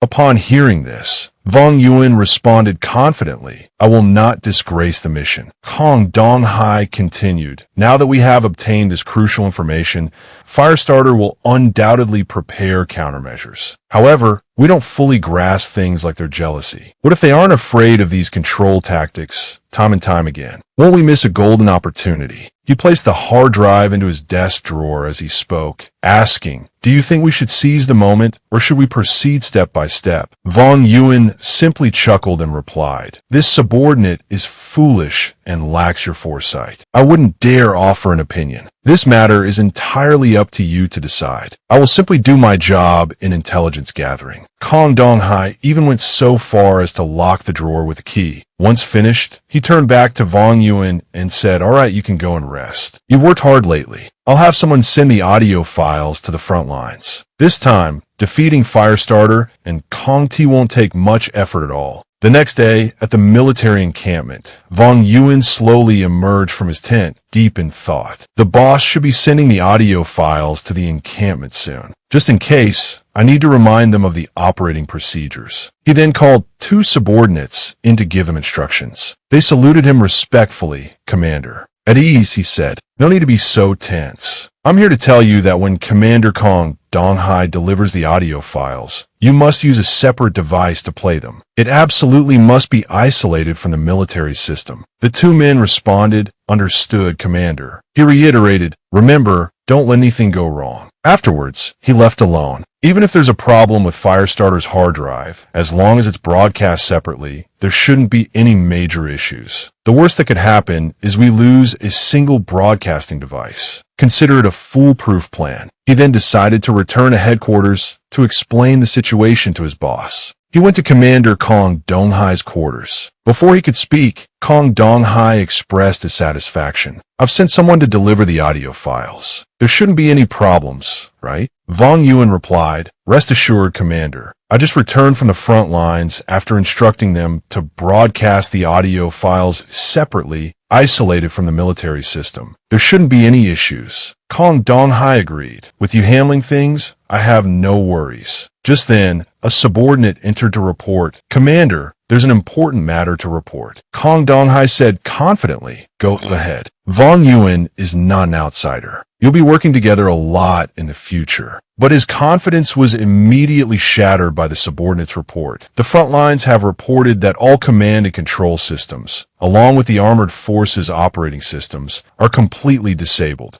Wang Yuan was stunned. What? How is this possible? What is Kong Fuang Van doing? Have they investigated the cause? The subordinate replied, the reason given by the technicians under Kong Fuang Van is technological infiltration. The commander asked suspiciously, technological infiltration. The subordinate confirmed, yes, sir. The audio files were just delivered today. As soon as the front lines copied them into the command system, this happened. But Wang Yuan insisted, but I gave explicit instructions. When copying the audio files, the computers were supposed to be disconnected from all other devices. They were to use a separate computer, then use an independent broadcasting device. Why didn't the front lines follow my orders? But a hesitant subordinate asked, Commander Wang Yuan, how did you obtain these audio files? Wang Yuan replied. I seized them from Wang Wenyan. The Wang clan is untrustworthy, which is why I gave explicit orders. Why didn't the front lines follow my instructions? Have the personnel redo the operation immediately. I suspect either Wang clan spies or Kin-2 agents are involved. The subordinate fell silent for a moment, then said, the operations officer who carried out the command has taken poison and committed suicide. Only then did the chilling realization hit Wang Yuan. And Kin-2 had already infiltrated the front lines. He had been so careful, yet a single, insignificant spy had cost them dearly, turning the armored division into scrap metal. Commander Kong Donghai spoke up, issuing a direct order. Wang Yuan, investigate this immediately. Expose every Wang clan and an Kin-2 spy. Wang Yuan's face hardened. Understood. His subordinates immediately began the investigation. He thought to himself, though there's trouble at the front, it shouldn't be connected to me. I gave the necessary orders. I did everything I was supposed to. With that, he left the headquarters.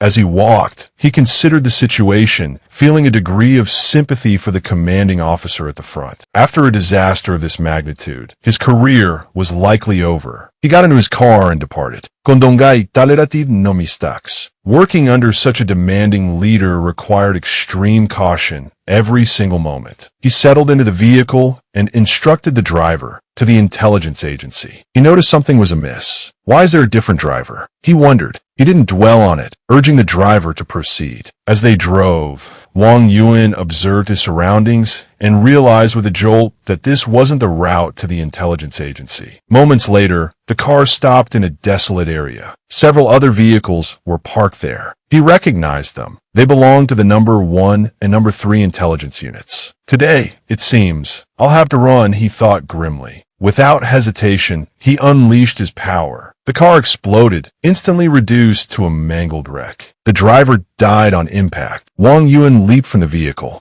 He unleashed his power again. 2 nearby cars erupted in flames. He desperately searched for a solution. Escape from the city was impossible. The roads were surely blocked. An assassination attempt within the encampment, targeting the head of intelligence. This wasn't something 2 intelligence branches could orchestrate alone. This had to be Kong Donghai's order. He sprinted, his mind racing. But why would he order my execution? The problems at the front weren't entirely my fault. Suddenly, he saw something that made his blood run cold. His comrades had been captured and were about to be executed. Seeing him approach, they yelled, "Commander, run. Leave us." He couldn't abandon them. He raised his hands in surrender. I am Wang Yuan, head of intelligence. I demand to see the commander. I'm innocent. How can I leave now? The enemy's soldiers were skeptical. Whether you're innocent or not isn't for you to decide. Explain yourself to your colleagues in the secret prison. His men shouted again, "Commander, don't stay for us. They can't hold you." But Wang Yuan simply stated the truth. Where'd I run? They've already set a trap. This is for the best. It saves me the trouble. He'd barely finished the sentence when a crippling blow landed squarely in his groin, sending him spiraling into unconsciousness. He awoke bound and captive. His interrogator sneered, "Commander Wang Yuan, I bet you never thought you'd see the day you'd be sitting here, eh?"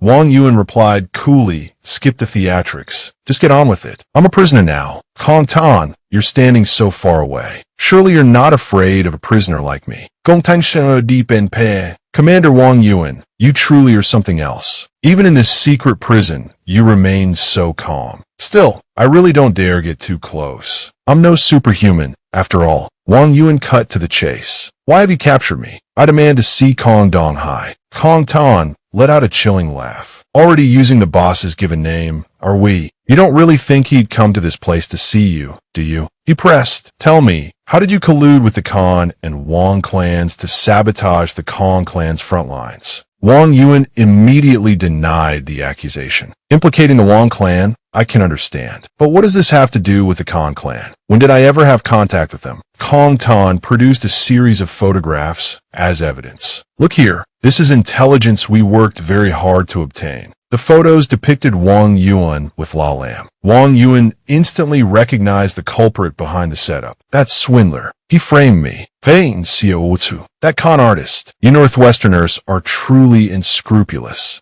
Elsewhere, Lao Lam and Xiaodu sat together. Lao Lam asked, Xiaodu, where do you plan to go next? He felt a pang of sympathy for Xiaodu, whose journey to the sacred mountain to find the 6 primordial essences had ended in vain. Being human, it's natural to feel disappointed for a few days. Consider it a time to unwind. Xiaodu was silent for a moment before replying, I want to go to the Wang clan territory. He then turned the question back to Lao Lam. What about you? What are your plans? Suddenly, the swindler rushed in with urgent news. I just received terrible news from the black market. Something big has happened. Lao Lam asked, what is it? The swindler exclaimed, Firestarter Corporation and the Kong clan have gone to war. The Kong clan has retreated from the Baksituan front lines and is consolidating its defenses further back. Some say the Kong clan's armored forces on the front lines are completely disabled and they're waiting for reinforcements before they can continue the fight. Others say the Kong clan thought they had Firestarter Corporation by the throat, but this sudden battlefield defeat has caught them completely off guard. In short, the Kong clan is going to suffer heavy losses this time. Lao Lam was elated. This is excellent news. Let's see if they still have time to bother the Khan and Wang clans now. Besides, the Kong clan is quite foolish. Firestarter Corporation operates like monkeys. How could they possibly allow themselves to be cornered? He then turned and addressed his clone brother. Clone, do you know the specifics of the situation? Kantuan's clone leaned against a tree. I know. The plan involving Firestarter was set in motion long ago. They used spies planted within the Kong clan as sacrificial pawns, leading the Kong clan to believe they could wipe out Firestarter entirely with a single audio frequency. But in reality, Firestarter laid the groundwork when they restructured their genes. Very few of their members are affected by the audio frequency. Only the spies within the Kong clan are vulnerable. Xiaodu asked, like the striped spiders. The clone replied, exactly. It seems you've witnessed how Firestarter dealt with those striped spiders.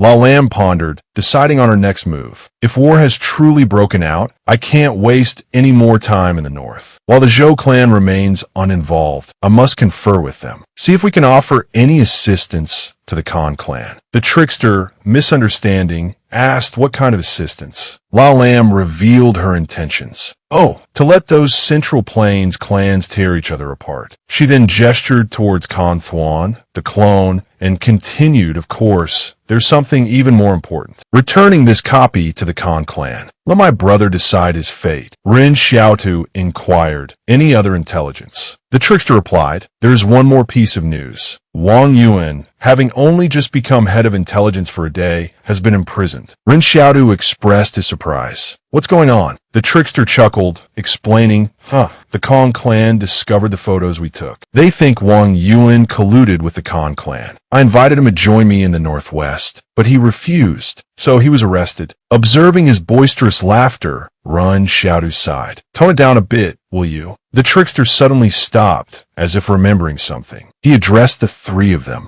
Ahem, my apologies. I had a momentary lapse in composure. I must hurry to the Kong clan. I can't let Wang Yuan die in their secret prison. I'll find a way to get him out. Such a talent shouldn't be wasted. He should be helping to build the Northwest. Ren Xiaosu agreed. All right, go ahead, but don't force it. The Kong clan's headquarters isn't a place you can just waltz into. If you truly can't save him, wait until I've finished my business with the Wang clan. I'll come to the Kong clan and find you. Wang Yuan is indeed a valuable asset. If he could contribute to the Northwest, it would be excellent. The trickster bid them farewell, preparing to depart. This parting may be a long one. The road ahead is arduous. Let us say our goodbyes here. Lao Lam returned the farewell. Goodbye. May there never be war between the Khan clan and the Northwest. Before leaving, the trickster added, oh, one more minor detail I almost forgot. I hear the northern nomads are moving south. They'll soon reach Fortress 176. But it's not a big deal. Fortress 176 should be able to hold them off. Khan Thuan, the clone, chuckled, casting doubt on his certainty. That's not a given. The trickster turned back, asking, what do you mean? Khan Thuan explained, Fortress 176 isn't like your Fortress 178. You have abundant resources and haven't been crippled by speculators. He countered, but 176 doesn't. 10 years ago, the other speculators stopped supporting them. Their lives are difficult. Let's just hope these uninvited guests from the grasslands are weak. Otherwise, Fortress 176 might become history. The trickster remained confident. That's why I said Fortress 178 is superior. I am resourceful.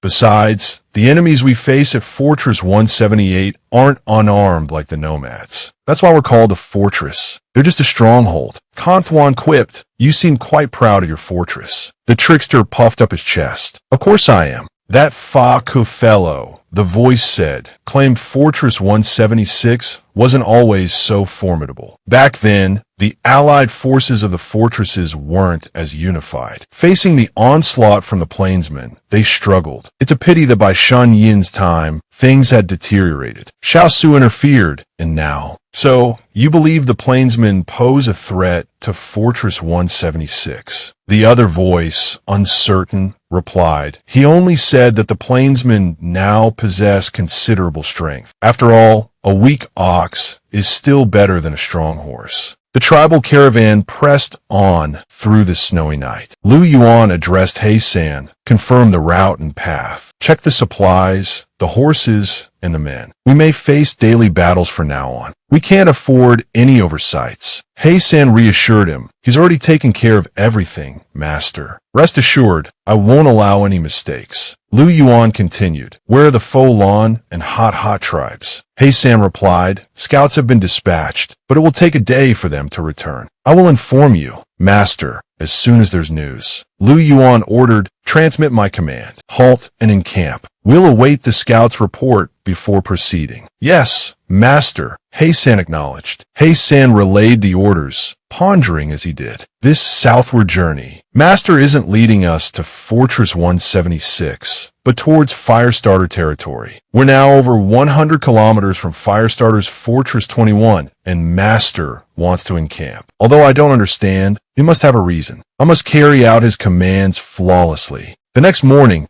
He-san rushed to Lu Yuan, reporting. Lu Yuan asked what news. The scouts report, He-san announced that the Folon and Hoikot tribes have reached the vicinity of Fortress 176. However, Fortress 176 had prepared an ambush. The two large tribes are struggling to engage Fortress 176 directly. Their retreat is cut off. It seems they'll be buried outside Fortress 176. They erupted in cheers, awed by Lu Yuan's foresight. Master is a god. Without losing a single soldier, he's eliminated two rivals. Master is truly a divine being. The plains have no more enemies. Lu Yuan stood, silent. Then, with authority, he commanded, "Depart for Fortress 176. He-san hesitated. "Master, wouldn't approaching Fortress 176 now be dangerous? Why not continue towards Firestarter? Isn't their defense line vulnerable?" Lu Yuan explained, "The Folon and Hoikot tribes greatly outnumber us. If their strongest warriors perish at Fortress 176, how long will it take the plains to recover? He-san, I need the livestock and the people of the plains, not an empty wasteland." He-san was astonished. He hadn't expected Lu Yuan to want to rescue the Folon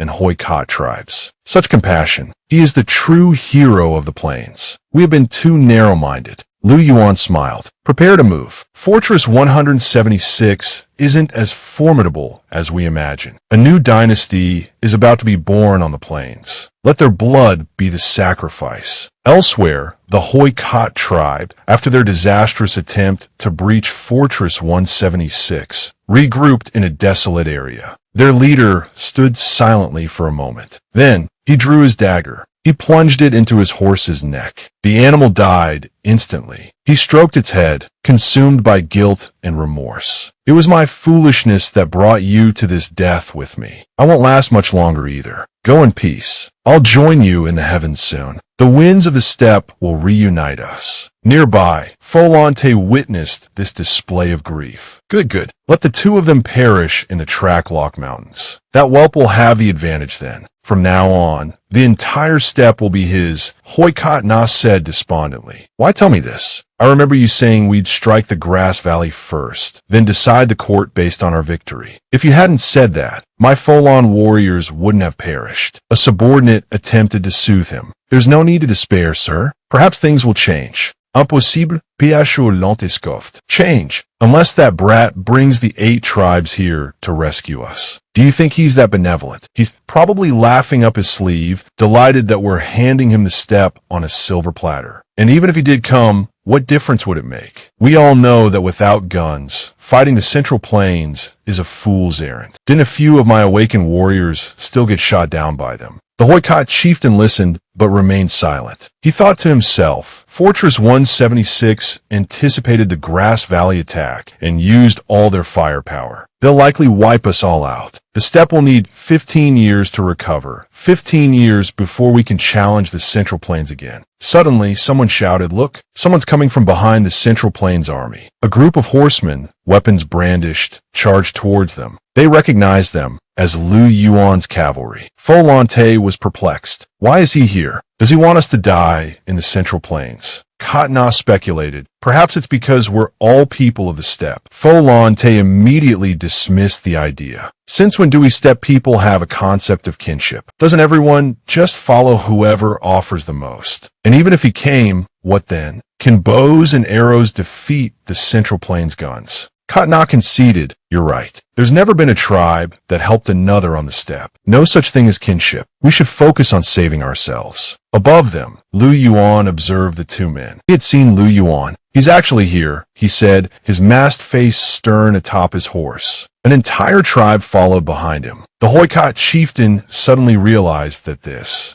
wasn't the power of men. This was the power of gods. Suddenly, rain began to fall. A massive bolt of lightning struck the earth, followed by a torrential downpour. Panic erupted below. Run to the mountainside. Run or die. Perhaps this was Lu Yuan's doing. Someone screamed, "Why is the weather changing so suddenly? Run for your lives." Up the mountain, the rain abruptly stopped, and the sky began to brighten. The 2 chieftains yelled in unison, turning back to their warriors. Now is the perfect opportunity to counterattack. Both tribes surged forward as one, launching a ferocious assault. By dawn, the entire tribe of Lu Yuan had witnessed the battle unfold. Lu Yuan addressed He-san. "He-san, have the tribe build fires and prepare a meal." But He-san proposed a different course of action. "Master," he said, "allow me to lead our forces now. Amidst the chaos, we can strike down Folante and Hoikotna. Their tribesmen will surrender without a fight." But Lu Yuan disagreed. "There's no need. I believe those 2 are not fools." As if to prove his point, a short time later, the Folon and Hoikot tribes appeared before Lu Yuan. "Excellent," Lu Yuan said. "To have so many survivors is beyond my expectations. Those who live through this campaign are truly the elite. These 9,000 warriors from your 2 tribes will form the core of my army." He addressed the 2 chieftains directly. "Submit to me, and I will grant you entry into Fortress 176. Refuse, and you will die here. Even your spirits will witness what I can accomplish, feats beyond your imagining." The 2 chieftains exchanged glances, then both bowed low in deference. They extended their hands towards Lu Yuan in a gesture of complete submission. He lightly scored each hand with his sword. A mark symbolizing their allegiance now adorned each chieftain's hand. They spoke in unison. "The steppe finally welcomes a true god. We, the Folon tribe, pledge our unwavering loyalty unto death. We, the Hoikot tribe, echo this vow." Lu Yuan turned back to them. "Good, Folante. You even know a few idioms. You could be considered a scholar of the steppe. Rise. Do you have any strength left? If so, follow me and see that the people of the Central Plains are not as noble as you might think." He-san then brought 2 horses forward. "A gift from the master," he announced. Hoikotna rose and spoke. "Master, you mentioned Fortress 176. It is still heavily defended. How will we attack?" He-san pointed towards the sky. With a proud and knowing smirk, he said cryptically, "Can the enemy bring down the rain from the heavens?" Folante and Hoikotna exchanged knowing glances. A short while later, the group arrived at the gates of Fortress 176. Lu Yuan surveyed the scene. Then, focusing on the center of the gate, he unleashed a devastating blast that reduced it to rubble. Guards plummeted from the walls. He-san signaled to his men. "The fortress is breached. Attack!" The tribesmen surged forward, their momentum unstoppable, pouring through the shattered gate. Heisan, sword flashing, cut down soldiers as he rode.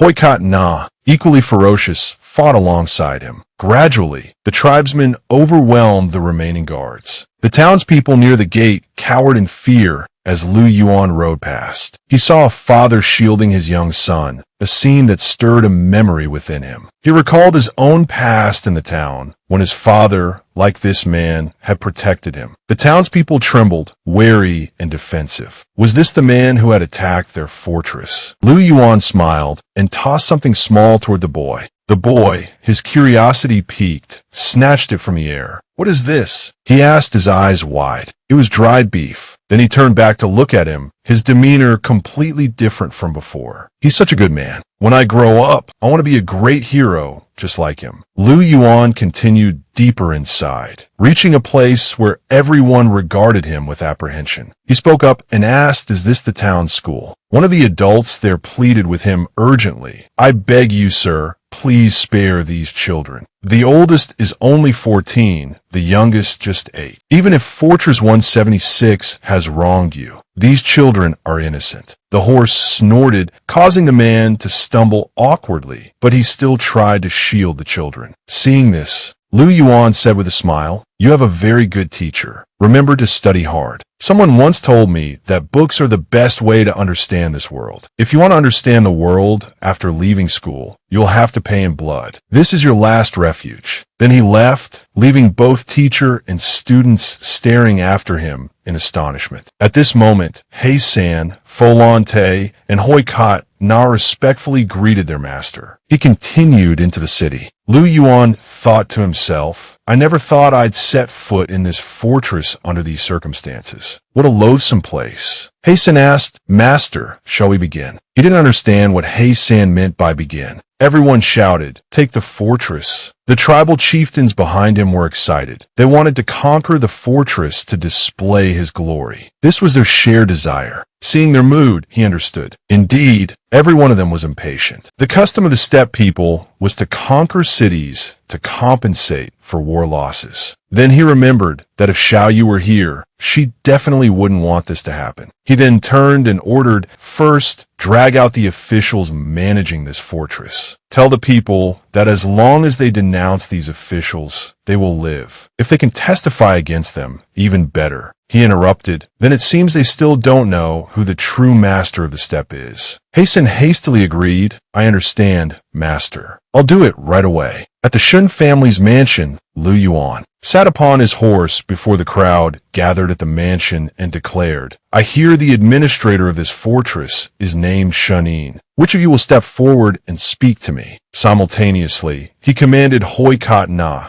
"Lead your men to raid the food and weapon stores. Take everything we can." Hoikat Na imeditan obay. The mansion gates opened, revealing the extravagant splendor within. Even Lu Yuan couldn't help but sigh. The people within the fortress truly lived on a higher plane than others. Refugees outside were starving, while private mansions were magnificent and opulent. Heisan then shoved a middle-aged man in uniform forward. He fell to the ground. Lu Yuan asked, "Are you Shunin?" The man roared in defiance. "You steppe barbarians dare to cause trouble in the Central Plains. Aren't you afraid of the entire Central Plains seeking revenge?" Lu Yuan calmly sat down on a nearby chair and chuckled, provoking him, "Firestarter Kong, Wang, who do you think will avenge your Shen family?" Hearing this, he gnashed his teeth in fury. It seemed this young man understood the Central Plains all too well. This time, his arrival was clearly premeditated. Lu Yuan asked in a low voice, "I'm quite curious. In its early years, Fortress 176 was as renowned as Fortress 178. Why has it fallen into such a state?" Shen Yin's face darkened, but he offered no reply. Just then, Hoikat Na arrived with several high-ranking officers and a thick stack of documents. "Master," he reported, "this is the evidence compiled by the residents within the fortress walls." Lu Yuan picked up the stack of papers, a sardonic smile playing on his lips. "It seems you're truly unpopular with the people. Let's play a game, shall we? Accuse each other. Let's see if any of you are willing to perform meritorious service." Immediately, An elder spoke up. I accuse the Shun family. They've tyrannized this fortress for decades, oppressing the people to the point of unbearable suffering. Shinyin's crimes are especially egregious. He even stole the wife of one of my subordinates. Lu Yuan chuckled, clearly amused. Continue. Another elder shouted, listing Shun Yin's offenses. This Shun Yin is truly despicable. He's slaughtered innocent people and taken pleasure in torturing those he captures from a steppe. And this Shun Yin prefers men. 2 years ago, he selected women and children from the refugee settlements outside the market towns. Lu Yuan raised a hand, silencing them. Enough. He declared, look at this. These are the people within your fortress walls. Accustomed to a life of luxury, they've lost all their spirit. Shun Yin, having been the target of numerous accusations, seemed to be on the verge of madness. He burst out with a string of inhumane pronouncements. Still better than those homeless wretches living like pigs and dogs. Those refugees scrape by however they can. Some are forced to sell their own daughters. Others resort to stealing chickens and dogs. Those people can die in the mines, and no one would bat an eye. Their families never even mention revenge when they're gone. They only ask about compensation. They send their children to school, only to discover years later that what they've learned is utterly useless. Those who dig. Those who go to the mines, go to the mines. Day in and day out. They live a life with no tomorrow like animals. He finished with a venomous question. I ask you, what dignity do such people possess? How are they any better than the livestock in the fields? Lu Yuan, having listened patiently, didn't answer the question. Instead, he quietly called for Fo Lan Te. The chieftain stepped to his side. Master, Lu Yuan issued his orders, his voice cold. This has become tedious. Kill them all and hang their bodies from the city gates. Begin the occupation. 1 house per tribe. Consider it compensation for our losses in this war. Go, and try to keep them from squealing like stuck pigs. Hoikot Na grinned, his eyes alight with savage joy. Thank you for your generosity, master. He rose, drew his sword, and advanced on Shun Yin. With a brutal thrust, he drove the blade into Shun Yin's mouth, eliciting a strangled cry of agony. Fo Lan Te followed suit,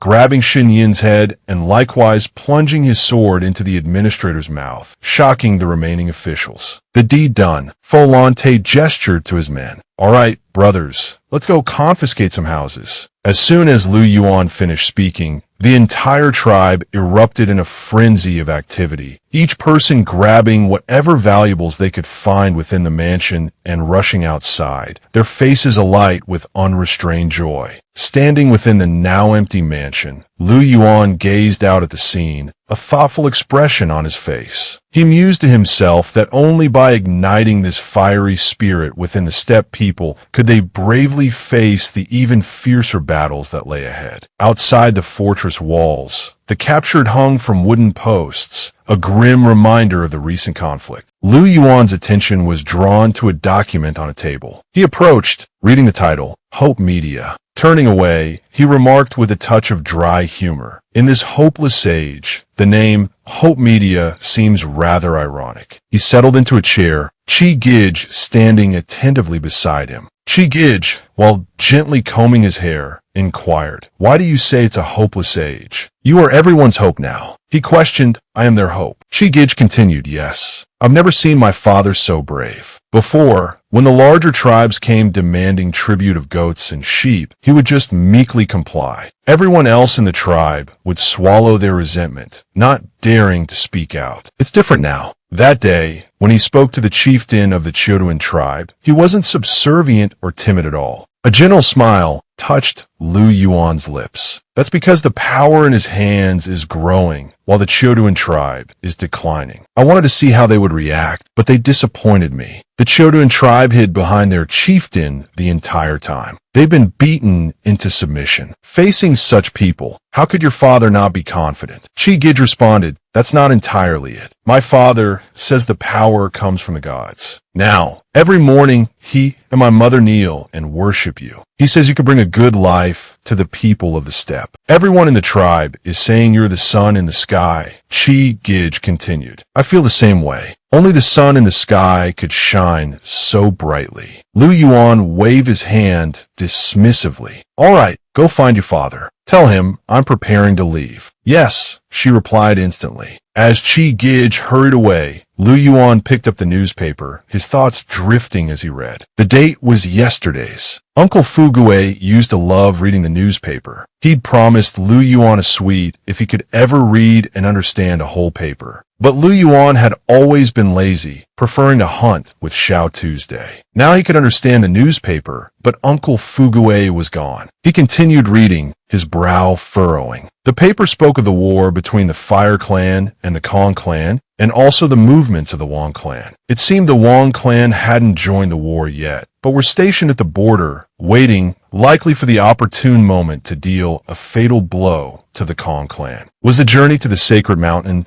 just a ruse by the Anjing Temple and the Fire Clan? He wondered who had leaked this information to Hope Media. Suddenly, something in the text caught his eye. He quickly turned the page. A headline screamed, "Don't let the tragedy of the times become your tragedy." The words struck a chord, bringing back the agonizing memory of Xiao Tu's fatal wound. Lu Yuan's grip tightened on the newspaper. "Brother," he whispered, his voice choked with grief. He slumped, overcome with sorrow. Just then, Chi Gij returned, her voice brimming with excitement. "My father's men have returned." Lu Yuan muttered, "Brother, I want to go find you." Outside, on the city walls, the captured men still hung from the posts. As the city gates swung open, He San and the tribesmen knelt in unison. "Master," they declared, "all the troops are assembled, awaiting your command." Witnessing this display, Lu Yuan clutched the newspaper tighter, his thoughts turning inward. "Brother," he mused, "but I can't go back now." He abruptly set the newspaper alight, watching it burn. Then, donning his mask, Lu Yuan hardened his resolve. He said, "Don't let the sorrow of the times become your own sorrow. But I want to make my sorrow the sorrow of this era." He gazed down at He San with a chilling detachment, his eyes sweeping over the ravaged landscape. This era, he thought, no longer deserves to exist. Lu Yuan stepped onto He San's back, using him as a mounting block to leap onto his horse. He pulled on the reins and commanded, "Return in triumph." The soldiers roared their assent, their voices echoing the cry, "Triumph! Triumph!" Deep within the forest, a group huddled around a crackling campfire. Among them, Zhong Yingxue spoke up. "My lord," she began, "there's something I wish to discuss with you. The Northwest is currently short of manpower, as you know. I've heard they're lacking in food supplies. My abilities could be of great assistance to them. I've already inquired with that charlatan. And he says there's still plenty of uncultivated land there, and food production is low. Even those within the fortress sometimes face shortages, let alone the refugees." Xiao Tu listened intently, then looked up, prompting, "What are you suggesting?" Zhong Yingxue declared with conviction, "I want to go and assist in the development of the Northwest." Inwardly, she fumed. Fetching water and making tea every day is unbearable. Such a waste of my talents. I must go to the Northwest, offer my strategic mind, and help my lord seize power. Xiao Tu replied, "It's not impossible, but we have 3 conditions. After you arrive in the Northwest, you must act righteously. No more throwing your weight around." Zhong Yingxue, overjoyed, quickly swore, "I promise, I absolutely won't cause any trouble." The fortune teller stood up and addressed Xiao Tuesday, "Young Marshal, I must also take my leave. We've received intelligence that Wang Yun is being held in a secret prison. It's said that Kong Erdong is deeply dissatisfied with the defeat at the front lines and intends to execute Wang Yun. He's due to appear before the military court next month. If I don't go, I fear he won't survive." Xiao Tu listened with a skeptical expression. "And after you rescue him?" he asked. "What are your plans?" The fortune teller replied confidently, "Naturally, I'll bring him back to the Northwest to participate in its development." Xiao Tu fell silent, his face etched with disbelief. "Something feels off," he thought. "It's as if everyone around me is going to help develop the Northwest. I can't quite put my finger on it." Li Shindan also rose, announcing his departure. Xiao Tu frowned. "Cooperation?" he questioned, a hint of sarcasm in his voice. "A madman like you thinking about cooperation." Li Shindan scoffed. "Fine then, I'll still head south to wait out the storm. It's a good opportunity to see some different scenery." Xiao Tu asked, his suspicion piqued, "And after the storm?"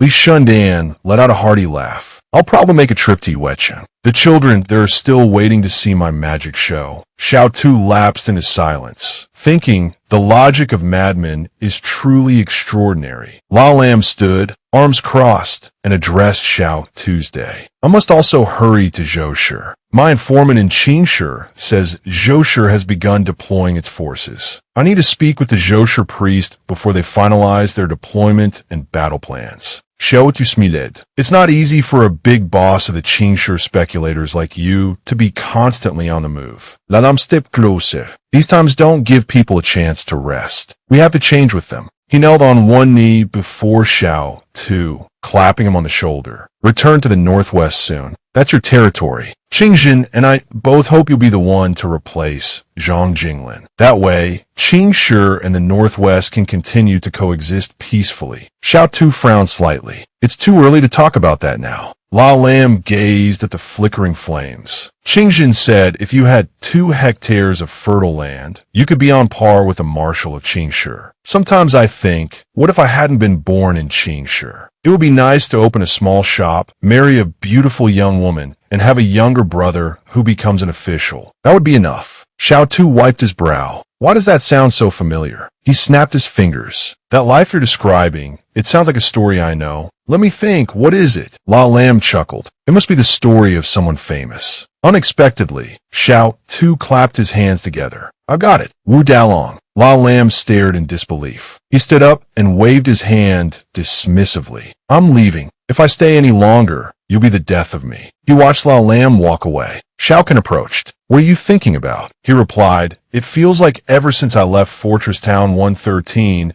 I've been constantly facing farewells. Looking ahead, they saw a plume of smoke. Xiao Tu started. Wang Songyang. Xiao Kan, also seeing it, replied, it looks like someone's behind the train. The train, now speeding along, was being pursued by a string of vehicles. Xiao Kan said, 7 vehicles behind us. They all seem to belong to the Huazhong. Looks like they've chased us all the way from the sacred mountain. Xiao Tu grabbed his rifle. Damn it. Never mind Wang Songyang. Let's deal with the Huazhong first. Xiao Kan grinned, pulling out her own weapon. Time to switch to incendiary rounds. Let's blow up their fuel tanks. I'll take the 4 in the back. You take the 3 in front. With that, she peered through her scope and fired. The vehicle exploded. Wang Songyang, on the train, was overjoyed. He thought, I wonder which hero has come to my rescue. I must thank them personally. But when he saw his savior, he thought, holy crap, it's him.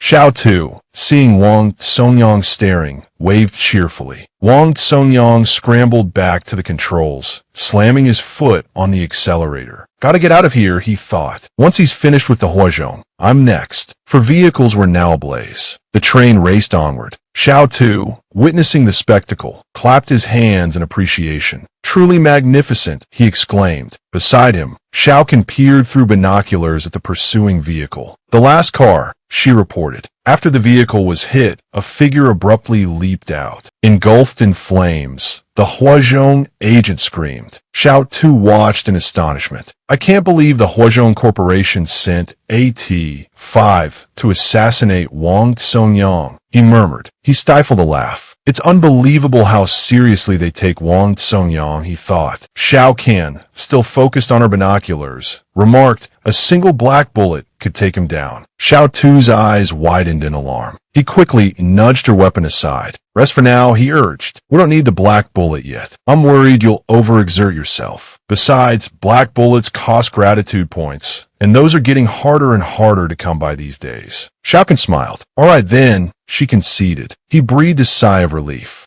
She mused to herself, if I'm not mistaken, using a black bullet must come at a price. He's clearly stingy, but the way he searches for a noble excuse is rather endearing. He glanced at her. What are you smiling about? He asked. She covered her mouth. Nothing, she replied. You should go deal with that T5. Xiao Tu immediately gave chase. Concealing himself behind a boulder, he watched the T5. As the agent charged forward, Xiao Tu stepped out, startling him. Xiao Tu lunged at the agent with surprising force. The T-5 smirked, thinking a sniper abandoning his advantage for close combat. He's practically begging for death. He cocked his fist and thrust his knee forward, aiming for Xiao Tu, but was sent flying by a swift counterpunch. At that moment, Xiaokan arrived, rifle in hand, causing the T-5's eyes to widen in panic. Xiaokan aimed directly at the agent's chest and fired, striking him squarely in the heart. She continued to fire, riddling his body with bullets until he collapsed to the ground. Xiao Tu approached the fallen agent. "These T-5s don't seem to be the sharpest tools in the shed," he remarked. "They never seem to grasp the concept of all's fair in love and war. Do you think they intentionally sacrificed IQ for physical enhancements?" Xiao can consider this. "It's possible," she replied. "They're not like awakened. They rely purely on external forces for their evolution. There's a high probability of side effects. Still, most awakened who encounter them meet a grim end." Just then, the train Wang Tsongyang was driving sped towards them. Xiao Tu glanced at it, puzzled. Why is the train coming back? He wondered aloud. The train, with Wang Tsongyang at the helm, reversed course in the sky. Wang Tsongyang leaned out from the cockpit. "The Huazhong Corporation pursuing me like this. It has something to do with you, doesn't it?" he accused. Xiao Tu's mind raced. How did he figure that out? He thought, startled. "No, it's not." He blurted out. "Let me explain." Wang Tsongyang, observing Xiao Tu's flustered expression, fell silent for a moment, then erupted in anger. "After Fortress 73 in Donghu fell, I met you. Immediately afterward, the Huazhong Corporation issued a warrant for my arrest. Now, I meet you at Sacred Mountain, and they immediately escalate the warrant. This is no coincidence."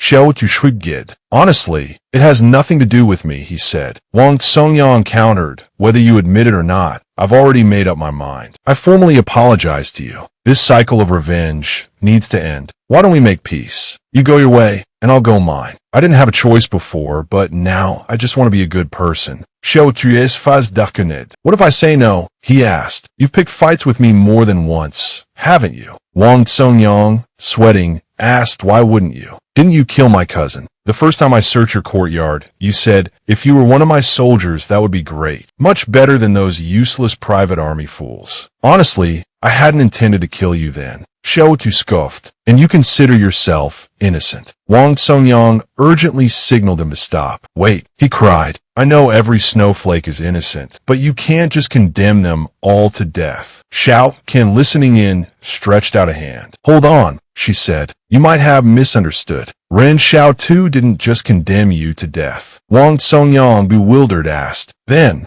Xiaokan smiled. "He took care of the entire snowfield." Xiao Tu, equally confused, looked at her a while. Wang Tsongyang sped the train onward, thinking, right, can't stay here any longer. This world is vast. Hopefully, I won't run into him again. Below, Xiao Tu and Xiao can watch the train depart. Xiaokan asked, puzzled, did I scare him? Xiao Tu replied, maybe, just gonna let him run like that. Xiaokan hefted her rifle. Want to pursue him. Xiao Tu smiled smugly. No need. Look, just by questioning him, I've shamed him into wanting to be a good person. We don't need to be fighting and killing all the time. We should win people over with virtue. Xiaokan stared at him incredulously. Him, win people over with virtue. Then she bent down and said, all right, I'll listen to you. She pulled a knife from her boot. He watched, utterly perplexed, as she smiled and carved the character for virtue into the stock of her rifle. Finished, she sighted down the scope and pulled the trigger. Xiao Tu flushed. Is she redefining what it means to win people over with virtue? The shot hit Wang Tsongyang's train dead on. Wang Tsongyang gritted his teeth, trembling. Crazy. I have to get out of this cursed place.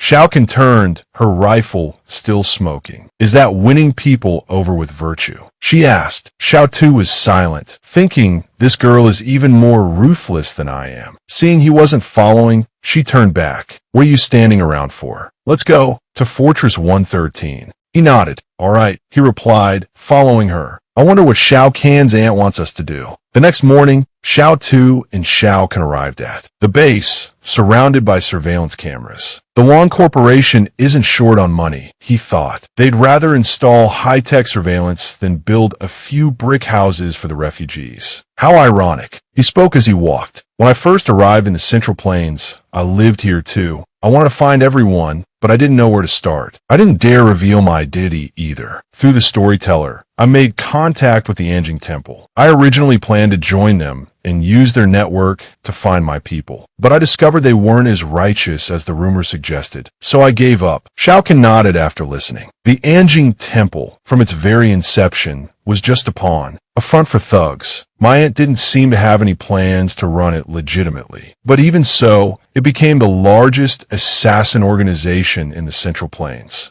Xiao Tu raised his head and pointed to a restaurant. That's the tavern I frequent. When I have free time, I come here to eat a bowl of steamed beef buns, read a book, and then listen to stories about myself. Xiao Kahn smiled. Listening to stories about yourself is the main point, isn't it? Xiao Tu responded sheepishly. It's not like that. I'm not that narcissistic. They continued walking, and the surveillance cameras followed their movements. Xiao Tu noticed and thought to himself, the cameras are tracking us, aren't they? I always feel like something is watching me. He stared at a camera. Tell me, what exactly is this artificial intelligence? The Wong Corporation seems to have a lot of faith in it, but I always feel that the residents of the fortress, under constant surveillance, can't be very happy. Or rather, they don't dare to be happy. He turned around. Forget it. Even if we wanted to, we couldn't dismantle the Wong Corporation's cameras. Perhaps there are two sides to this. In this chaotic world, you can't have both freedom and safety. Xiao Tu and Xiao can enter the tavern. The storyteller's voice boomed. Honored guests, you may not know that the renowned white-masked man is a superhuman with extraordinary abilities. When this news broke, the entire Jianghu was shaken. Xiao Kahn thought to herself, is this tavern Xiao Tu's territory? Why are they telling stories about him as soon as we walk in? Meanwhile, Xiao Tu was delighted. His eyes lit up. Excellent. This part is amazing. Xiao Kahn remained silent, observing him. Xiao Lu, seeing Xiao Kahn, was stunned. He thought, what has Xiao Tu been up to? Zhou Yuanshuet just left, and now there's another girl. Xiao Tu waved his hand. 2 orders of steamed beef buns, and add extra meat for 12 credits. The server immediately replied, coming right up. On the stage, the storyteller continued. If you want to know what happens next, tune in for the next installment. The storyteller glanced at Xiao Tu, thinking, why is that kid back now? He turned to wipe the tears from Xiao Lu's face. Why are you about to cry? Didn't he bring a girl here last time too? Xiao Lu replied, this time is different. He didn't like that girl. The storyteller asked, and this time, Xiao Lu, heartbroken, ran off. The way he looks at this girl is different. It's real affection. As Xiao Lu fled, the storyteller thought, this is a disaster waiting to happen. He stood up and walked over to Xiao Tuesday. It's a good thing you're back now. Otherwise, you might not have seen us again. Xiao Tu was startled. Oh, Xiao Tu said to the storyteller, don't talk nonsense. You look perfectly healthy to me. The storyteller retorted, nonsense. I'm not saying I'm dying. It's just that life under the watchful eye of the Wong Corporation's AI is suffocating. Xiao Tu asked, what's the matter? Something serious. The old man sighed. I always thought they wouldn't install surveillance cameras in this town, but I was wrong. They're everywhere now. He sat down heavily, slamming his hand on the table. My source of livelihood, my storytelling, it's all drying up. People are afraid to come to me with information now. I'm thinking of leaving. Xiao Tu muttered under his breath, source of livelihood. Why not just say intelligence? He sat down at the table, thinking. He'd always suspected this storyteller was more than he seemed. How else could he always have such timely news stories? Sometimes his intelligence was even faster than many other organizations. How long have you been in this town? Xiao Tu asked. Is leaving really that easy? The storyteller stroked his beard. I've been here for over 10 years. It's hard to leave, truly. But if I stay, the Wong Corporation's control will only tighten. We can't stay here anymore. Xiao Tu took a bite of his food. So, have you thought about where you'll go? The old man replied, not yet. Xiao Tu smiled. I have a suggestion. Seeing your face. He didn't finish his sentence. The old man immediately interrupted. You think I should go and revitalize the Northwest? Xiao Tu fell silent. Then he laughed. Yes, revitalize the Northwest. How did you know I was going to say that? The storyteller replied, that swindler, Rocket, has been telling my fortune for the past 10 years. Every single time, he says revitalize the Northwest. He doesn't even bother changing it up. Of course, the Northwest is one of the places I'm considering, but I still want to see where's safest right now. Just then, the door swung open. Wong Run strode in, looking agitated. The storyteller immediately bolted. Xiaotu thought to himself, that's odd. Someone just walked in, and he acts like he doesn't know me. Wang Run approached. Greetings, he said. I'm Wang Run. I've been instructed to escort you to the fortress. Your accommodations have been arranged, and there's a banquet this evening. Xiaotu replied, let's go then.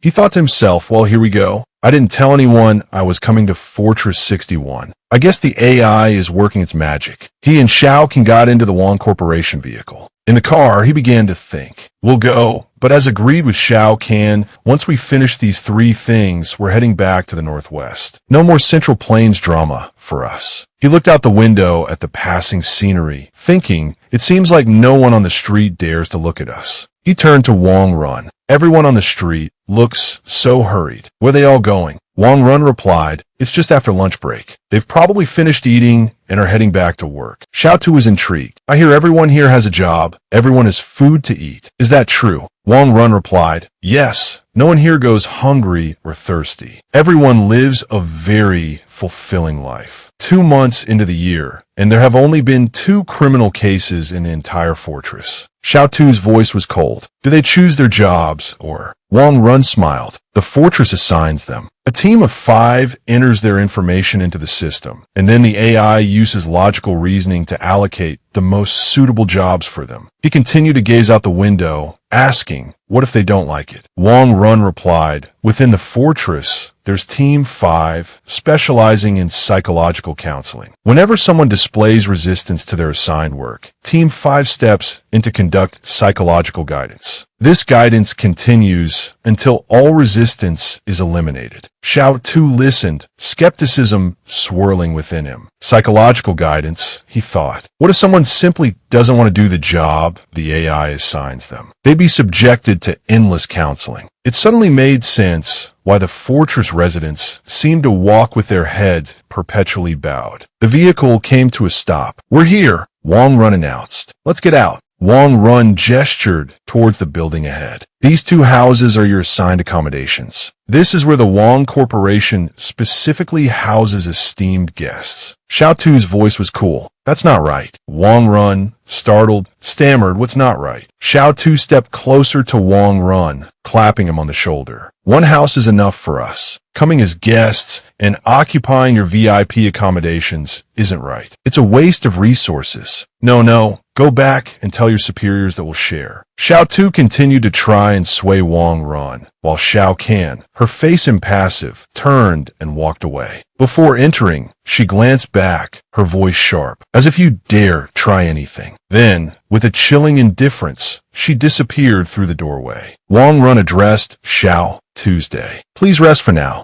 I'll return to escort you to the chairman for the evening banquet. After Wang Run left, Xiaotu's thoughts churned. So many people out there without shelter, and I'm wasting the fortress's resources. It makes me uneasy. He approached the house and tried to push the door open, but it wouldn't budge. Frustration flared. Why is it locked? You think you're clever, don't you? Xiaokan smiled. Not bad for tonight. You figured out how to push a door. Seething, he thought, this woman is ruthless. Walk away. A real man doesn't fight with a woman. Ignore her. Just then, a voice startled him. Ren Xiaosu. He looked up in surprise. Jianghu, you're in Fortress 61 too. I came to see what the Wang Corporation's AI is all about. Jianghu replied. I'm also here to teach. I was getting bored, and then you showed up. Why are you here? Xiaotu shrugged. It's a long story. I promised someone I'd do 3 things. Within my capabilities, of course. Jianghu's face lit up, and he slung an arm around Xiaotu's shoulders. Norus, come inside and play a few games of Go with me first. Inside, the 2 sat on a platform, facing a Go board. After a while, Jianghu exploded. Who plays Go like that? I move 1 space, you move 10. Xiaotu winked. Look at you, at your age, moving slowly. 1 space at a time. I'm young,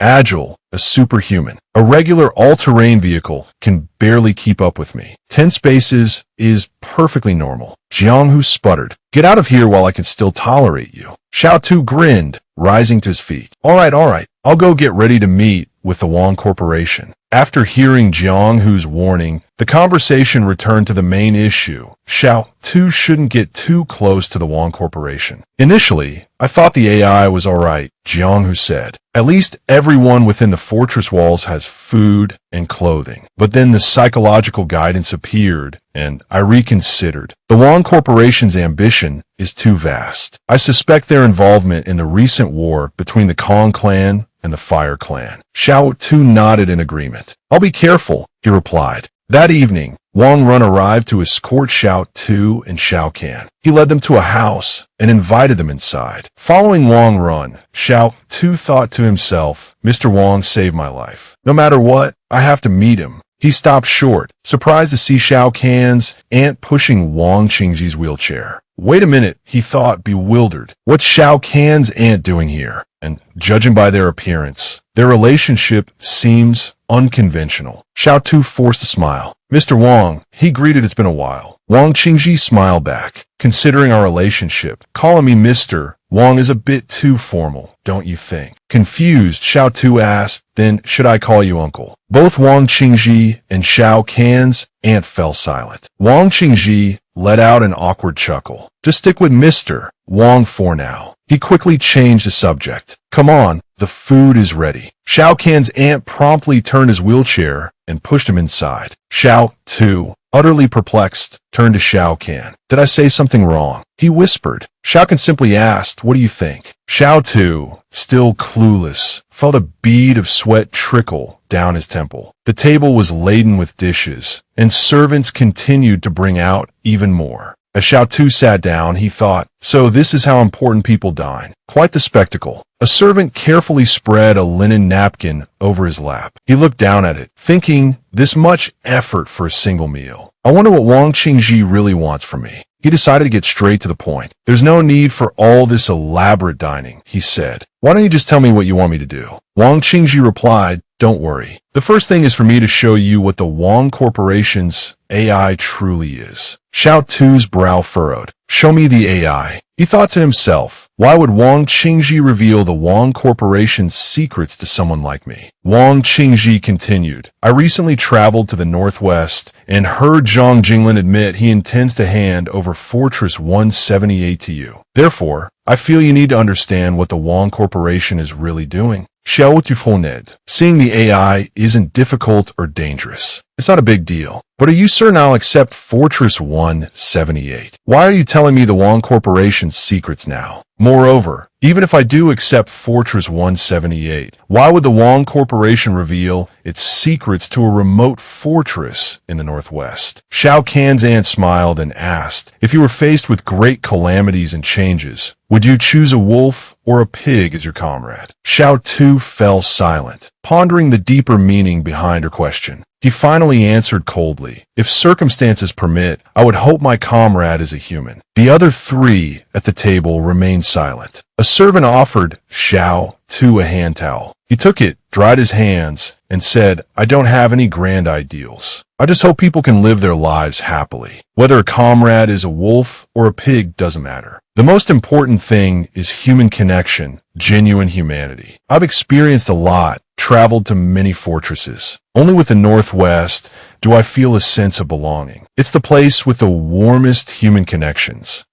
What people care about isn't the combat ability of their comrades in battle, but whether after the battle ends, they can help each other get home, laughing and scolding along the way. Wang Qingji listened, stunned. Then he cleared his throat and replied, when I was young, I thought the same way. But after witnessing too many things that can't be revealed to others within the Wong Corporation, I gradually came to believe that trusting humans to manage humans is the beginning of tragedy. For example, take my own tragedy. I once saw a young woman assaulted. Because the perpetrator was from the Wong Corporation's Security Bureau, they didn't dare to punish him. In the end, I had to directly intervene to get that Wong to send in a life sentence. Even today, people still come to me begging for his pardon. I saw a traffic accident, a pure accident. A group of people were playing around on the road, fell carelessly, and were hit by a car. The driver wasn't at fault, but the Security Bureau citing humanitarianism, forced him to pay compensation. I've seen so many cases like this, so I want to change things. Many people think I'm only doing this for my own benefit. I've never bothered to explain. Let them think what they want. Xiaotu listened in silence, thinking to himself, what he's saying does have some merit. Absolutely fair, humane AI managing society. It seems like it really could solve these problems. Wang Qingji continued, I've been building the Wang Corporation for 17 years, holding the military firmly in my grasp day after day, completing the purge of the power system, all to wait for this day. For that just world, I'm willing to trade everything I have. Although I don't understand how to manage a fortress. Xiaotu voiced his own opinion, but I think the world you envision, a day when everyone has enough food, clothing, and education, could be achievable. Using AI like this now, ignoring human agency, is like putting the cart before the horse. He turned to Shao Kahn's aunt. In the early years, when dealing with the mob, I thought you advocated for peace. But now, the Central Plains has started a war, and the mastermind is Anjing Temple, which is in your hands, isn't it? I believe that the Fire Seed and the Kong clan wouldn't start a war without provocation. The trip to the Sacred Mountain, I suspect it was all planned. Shao Kahn's aunt replied, only when the Fortress Alliance is unified can war be truly eliminated. You've experienced a lot in the past, haven't you? Xiaotu answered, I understand that reasoning, and what you're saying isn't wrong, but right now it sounds more like an excuse for those with ambitious designs. She said coldly, I founded the mob, not to maintain peace, but to eliminate all nuclear weapons in this world. After AI takes over the management of society, it will impartially and fairly monitor all nuclear production. Only then can we truly be nuclear free. He asked if nuclear weapons were truly that terrifying. Shao Kahn's aunt said, of course they are. Otherwise, how do you think we ended up in this wasteland era? Humanity struggled to achieve over 200 years of peace, and now someone's dragged those things out again. Compared to that disaster, what does the war in the Central Plains even amount to? Xiaotu picked up his fork, speared a morsel of food, and said, actually, from each individual's perspective, it seems no one is truly wrong. He then looked up and asked Wang Qingji, are there any noodles? Could I have a big bowl? He glanced at the elaborate dishes on the table, thinking to himself, food doesn't need to be this meticulously prepared. Being able to fill your stomach is enough. Noodles still suit my taste best. Observing him, Wang Qingji propped his chin on his hand, a faint smile playing on his lips. Perhaps this is his way of expressing the differing viewpoints between the two sides, he mused. Back at the guest quarters, Xiaotu and Shao Kahn were given separate rooms. Xiaotu tapped on the wall. Tonight, I spoke a bit too harshly to your aunt. Are you upset? Shao Kahn replied, it's all right. I often argue with her. Actually, our relationship has always been more like sisters. She's not much older than me. She's the daughter my grandfather had when he was 61. Wow, your grandfather was quite something then, Xiaotu remarked. Shao Kahn continued, there's one thing I wanted to explain to you tonight. My aunt is actually a compassionate person. At least in my eyes, she is. Leaning against the wall, she went on, after my parents died, there was no one to take care of me. Yang Yu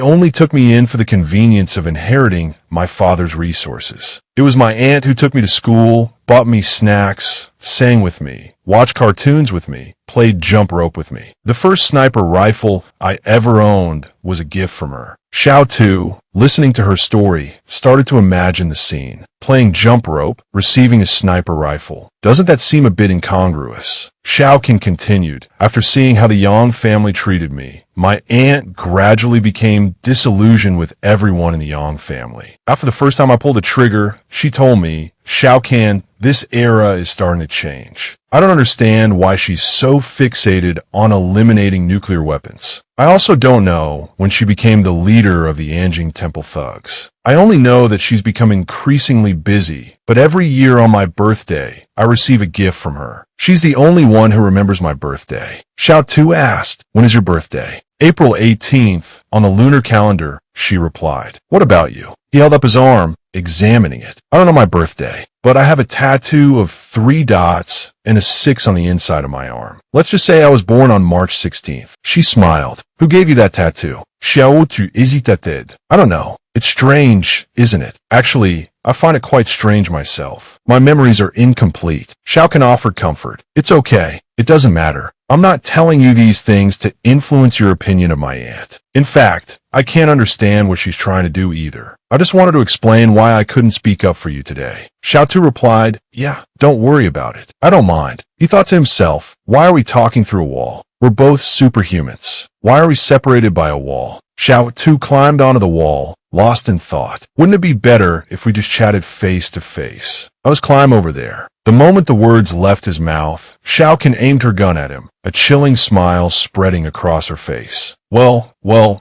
Xiaosu, you're getting bolder by the day. Very commendable. He stammered, a nervous laugh escaping his lips. Is that how you commend someone? She retorted, how else? He fumbled for an excuse. I just wanted to climb over and see if you were, feeling down. Now that I see you're fine, I'm relieved. Get some rest. Good night. He quickly hopped back down to his own side, muttering to himself, that was close. As he walked away, he thought, forget it. Xiao's place is off limits. I wonder if Jiang, who is asleep yet. I might as well go bother him and maybe play a game of chess. On the other side of the wall, Xiao wore a soft, embarrassed smile. She murmured, I'll always be by your side. Hearing no response, she called out, Ren Xiao Tuesday. Where are you? Ren Xiao Tuesday, she shouted, exasperated. But by then, he had already vaulted off the wall and disappeared. Xiao made his way towards Jiang-Hu's building, thinking to himself, I wonder if Jiang-Hu is asleep yet. He arrived to find Jiang-Hu still sitting by the window, writing. What's Jiang-Hu writing at this late hour? He wondered. He pressed his face against the window, startling Jiang-Hu, who threw his pen at the glass and barked, what are you sneaking around for? Come in, Jiang-Hu said. Xiao stepped inside, smiling. I didn't mean to scare you. What are you writing? Jiang-Hu walked further into the room. A draft. Something about artificial intelligence. He sat down on the sofa and continued. I've always felt that the emergence of AI is a revolution for all mankind. It needs to be treated with caution. Xiao, curious, asked, what have you written?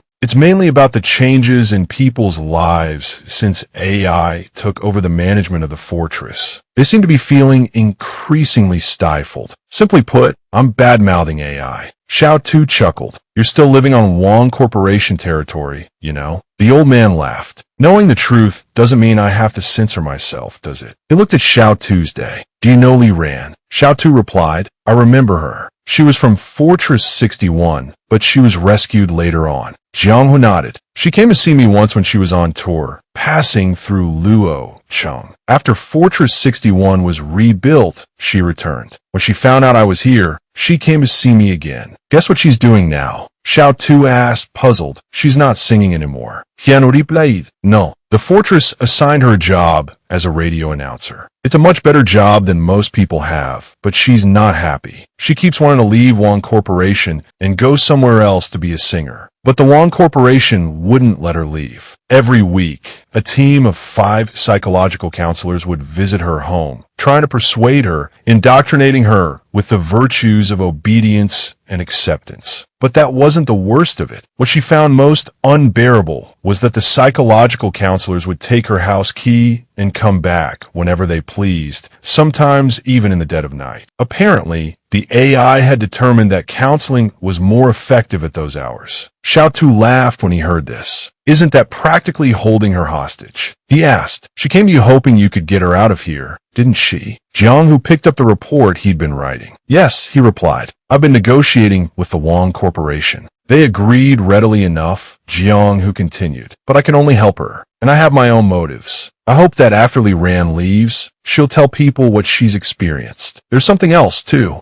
All the phones in the fortress are tapped. A lot of people probably still don't know that. Even the most powerful intelligence agencies couldn't monitor an entire fortress's telecommunications system before. But the AI can do it easily. So I advise you, while you're in Fortress 61, don't use the landline in your room. He shifted gears. It's quite a coincidence you're here, he said. I was planning to leave Fortress 61 tomorrow. I've been here almost a month. Time to head back. I'll see you off tomorrow. Then, he replied. Jiang smiled. Are you worried the Wong Corporation won't let me leave? He asked. What would you do if they actually tried to stop me? A confident smile played on Xiao's lips. They wouldn't be able to stop me, he said. The next morning, Jiang Hu emerged from the guest house with his entourage. Xiao Tu was leaning against the wall, waiting. Jiang Hu spotted him and asked, "Have you had breakfast yet?" Xiao Tu replied, "Not yet. I was just about to go get some." The old man chuckled and handed him a bag of food. "I knew it," he said. "It's the vegetables our reporters fried up. Eat them while they're hot." There aren't many businesses in Fortress 61. Just a few public canteens and breakfast stalls, and they're quite a distance from where we're staying. Shatu took the bag and asked, "No small restaurants?" "Not yet," Jiang He replied. "They're not allowed to open yet. Maybe later. For now, all property in the fortress belongs to the Wang Corporation." Xiao Tu's brow furrowed. "Then where's the incentive for anyone to work hard?" He asked, indignant. "Working for someone else isn't as satisfying as earning your own living." The old man nodded. "Exactly," he agreed. "That's why morale is so low." He turned and said, "Come on, let's get out of the fortress first." Xiao Tu nodded and followed him. Standing at the gate, Xiao Tu watched Jiang Hu and his group depart, a frown creasing his forehead. At least nothing happened, he thought. The Wang Corporation hadn't interfered with Jiang Hu's return. Jiang Hu turned and waved. "We'll meet again," he called out. Xiao Tu smiled back. "We definitely will." Before leaving,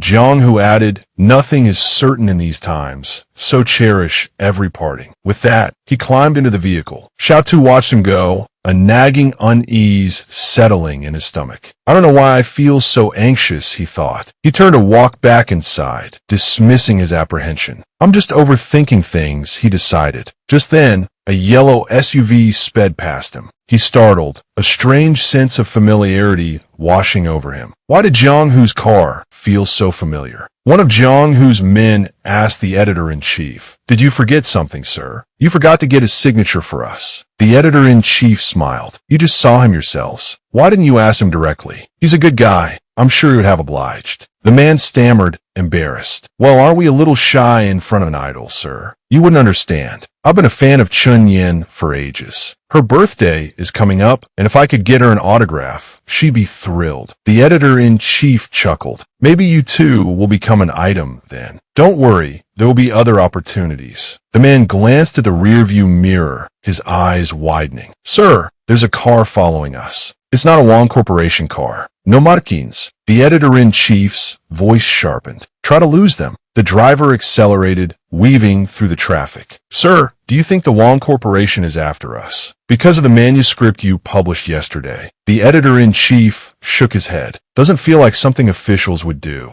He pulled out a gun. "Here, take this. If we have to fight, let's at least maintain some dignity. Don't die before you fired a shot." The driver took the gun, his hand trembling slightly. "Sir, have you ever killed anyone? Are you nervous?" The editor-in-chief smiled faintly. "Never killed anyone. And yes, I'm a little nervous right now." The yellow SUV was rapidly closing in. The men in the pursuing vehicle brandished their weapons. "Sir, they're almost on us. What should we do? Should we engage?" The editor-in-chief gestured urgently. "Faster." The driver pushed the car to its limits. "I'm going as fast as I can." Just then, a figure dropped from above, intercepting the yellow SUV. Relief flooded Jiang Hu's men. "It's the White Mask. The idol has come to save us." Lao Su sent the SUV careening, flipping it end over end. The occupants of the SUV, armed with knives, spilled out. "Get him!" Their leader lunged at Lao Su, who effortlessly dodged the attack and snapped the man's arm. Lao Su moved with brutal efficiency, dispatching the attackers one by one. One man tried to flee, but Lao Su caught him with a devastating blow to the head. The entire group lay defeated. Jiang Hu watched in stunned silence. Invincible, utterly crushed, Lao Su and Xiao Tu dragged the unconscious bodies towards the editor-in-chief's car. Xiao Tu frowned, a thought flickering through his mind. These were supposed to be superhumans. How could they be so weak? Jiang Hu turned to Lao Su, his voice filled with disbelief. "We're practically old friends by now, but I have to ask, how did you know we were going to be attacked?" Lao Su pointed towards the wrecked SUV. "On my way back, I saw this off-road vehicle leaving the fortress. The guards at the gate skipped the inspection process. I figured they must be on some kind of special mission. Didn't expect them to be coming after you." Jiang Hu sighed. Looks like my report really ruffled some feathers. But I don't think they intended to kill us. They would have opened fire otherwise. They probably wanted to take us alive. Xiaotu's mind raced. Unconsciously controlled nanorobotics detected. Lao Lam assured me that only Khan City had that technology. These people are clearly from the Wong Corporation, and their rank isn't low, so why are they like this? He mused. But these nanorobotics practically delivered themselves to my doorstep. It'd be a waste not to take them. He spoke to Jianghu's people with a surge of excitement. Everyone, wait a moment. I'm going to deal with these three. The whole group was utterly bewildered. Jianghu asked, deal with them. Xiaotu took the three bodies away, laid them down on the road, and absorbed their energy, transforming it into a piece of equipment. He looked at the equipment, thinking to himself, the number of these nanorobotics is too small. It's only enough to equip half an arm. Strange. That's odd. I didn't kill them. So why did their hearts stop beating? Did they commit suicide out of fear of being captured alive? But they're probably not from Khan City. Khan City wouldn't treat their subordinates like this. I still wanted to ask them if they had any accomplices. He stood up and turned to leave, thinking if there are more, I can get more nanorobotics. Jianghu saw him return and asked, finished dealing with them. He nodded and replied, yes, finished. Then he asked awkwardly, actually, why don't you all return to Fortress 61 and stay for a few days? Jianghu was startled and asked, go back. Why? Xiaotu thought gleefully, isn't it because I want to lure out a few more nanorobotics? He imagined himself sitting on a cliff, using Jianghu as bait. He gave an embarrassed laugh and replied, isn't it because I'm a little reluctant to part with you? And I also want to play another game of chess with you. But as soon as he mentioned chess, Jianghu turned away angrily and asked, chess? You have the nerve to mention chess. Seeing his anger, Xiaotu quickly explained,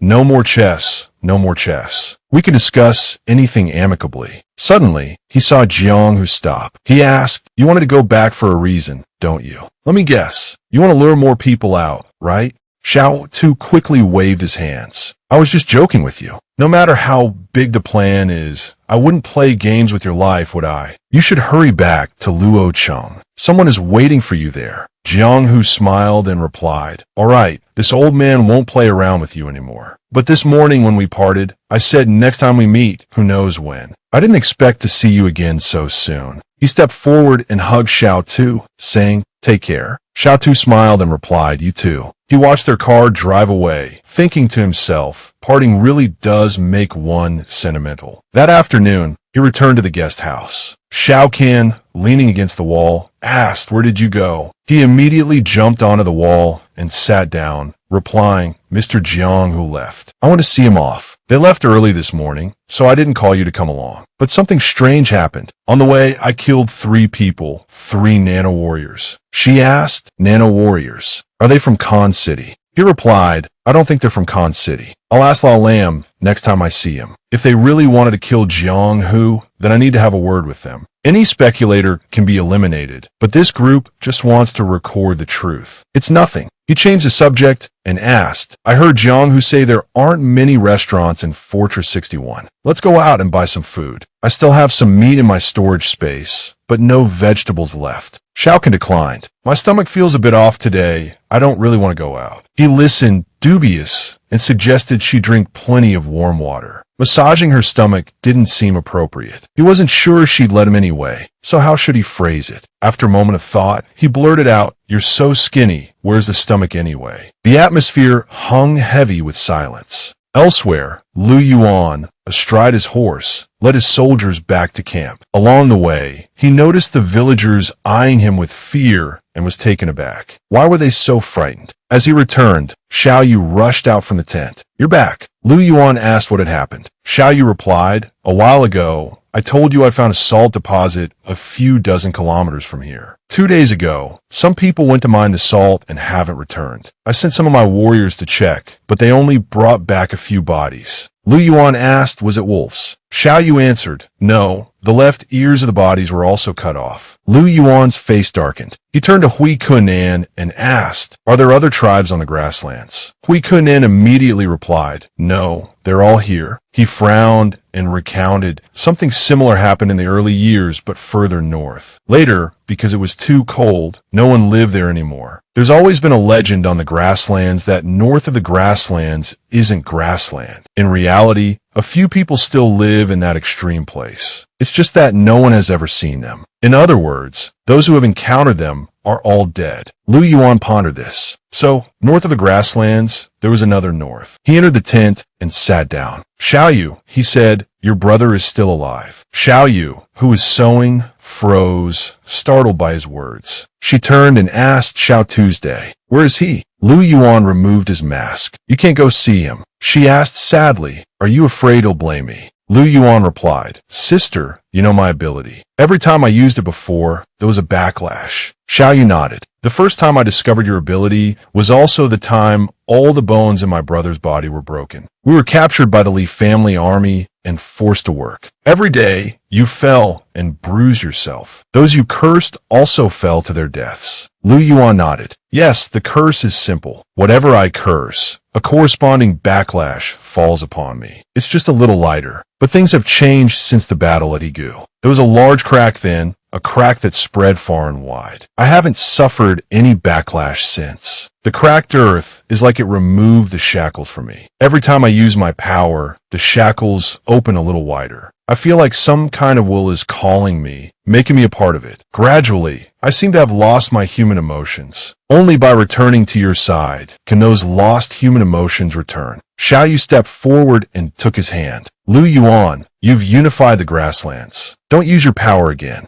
Lu Yuan nodded. Yes, I'll try to control it. Xiao Yu continued to ask, so, what are you going to do next? Why not go find Xiao Tuesday? Lu Yuan turned away at the question, falling silent for a moment. He replied, his voice heavy with sorrow, thousands of innocent people have died in this southern campaign. During the siege, women were violated by the Cowdun tribe, and I was the instigator of this siege. I don't know how to face my brother, his closest sibling, now transformed into the person he most despised. Xiao Yu patted his shoulder, offering comfort. But I also know, she said, that even though he hopes you'll be a good person, he absolutely won't abandon you because of what happened on the grasslands. Lu Yuan, overhearing this, started in surprise. Xiao Yu continued, her voice laced with worry. Have you thought about how desperately he's searching for you right now? I know my brother. If he hasn't seen you, he'll be looking for you every single day. She glanced at Lu Yuan, a thought crossing her mind. Lu Yuan had always wanted to be a man like Xiao Tu, but now he had become the kind of person Xiao Tu hated most. It wasn't that Lu Yuan couldn't face Xiao Tu. It was that he couldn't face himself. Lu Yuan listened, falling silent for a moment. Then he stood, his voice resolute. Give me a little more time. He donned his mask. I'm going to investigate the situation at the salt deposit. With that, Lu Yuan turned and left. Xiao Yu followed him out of the camp to see him off. Huiku Nan was already kneeling. Lu Yuan stepped on him to mount his horse. To the salt deposit, he commanded, let's see why those salt miners haven't returned. Yes, master, Huikunin immediately replied. Xiao Yu watched the scene unfold, a wave of sadness washing over her. Was this the treatment of a god? Lu Yuan led his soldiers to the site where the bodies lay. Huikunin examined the wounds. All blade wounds, he reported, and very deep. The force of the blows was tremendous, nearly severing them in two. Their ears have also been cut off. It looks like some kind of ritual. Lu Yuan's voice was cold. Are there any survivors? Did anyone see what the attacker looked like? Huikunin answered, no. All 12 men who went to the salt deposit are dead. Xiao Can knelt down to examine the bodies. The cuts are all direct. No one could have escaped. These were some of the bravest men on the grasslands. He looked up at Lu Yuan. Master, should we ride north and avenge them? I, Xiao Can, will gladly lead the charge. Lu Yuan instructed, bury these warriors with honor first. Hassan, upon hearing this, let out a sharp whistle, initiating a ritual. A flock of birds descended, alighting upon the corpses. Once they had finished, Lu Yuan led his troops forward. Let's go to the salt deposit and see what we can find. Lu Yuan's troops continued their advance. Upon reaching the salt deposit, Lu Yuan paused. Is this where the bodies were found? Huikunin replied, yes, master. Lu Yuan continued, have you seen any of those northerners around here in recent years? Huikunin responded, never. Logically, the most active tribe would be our own, the Xiaocan tribe, but even we haven't seen them.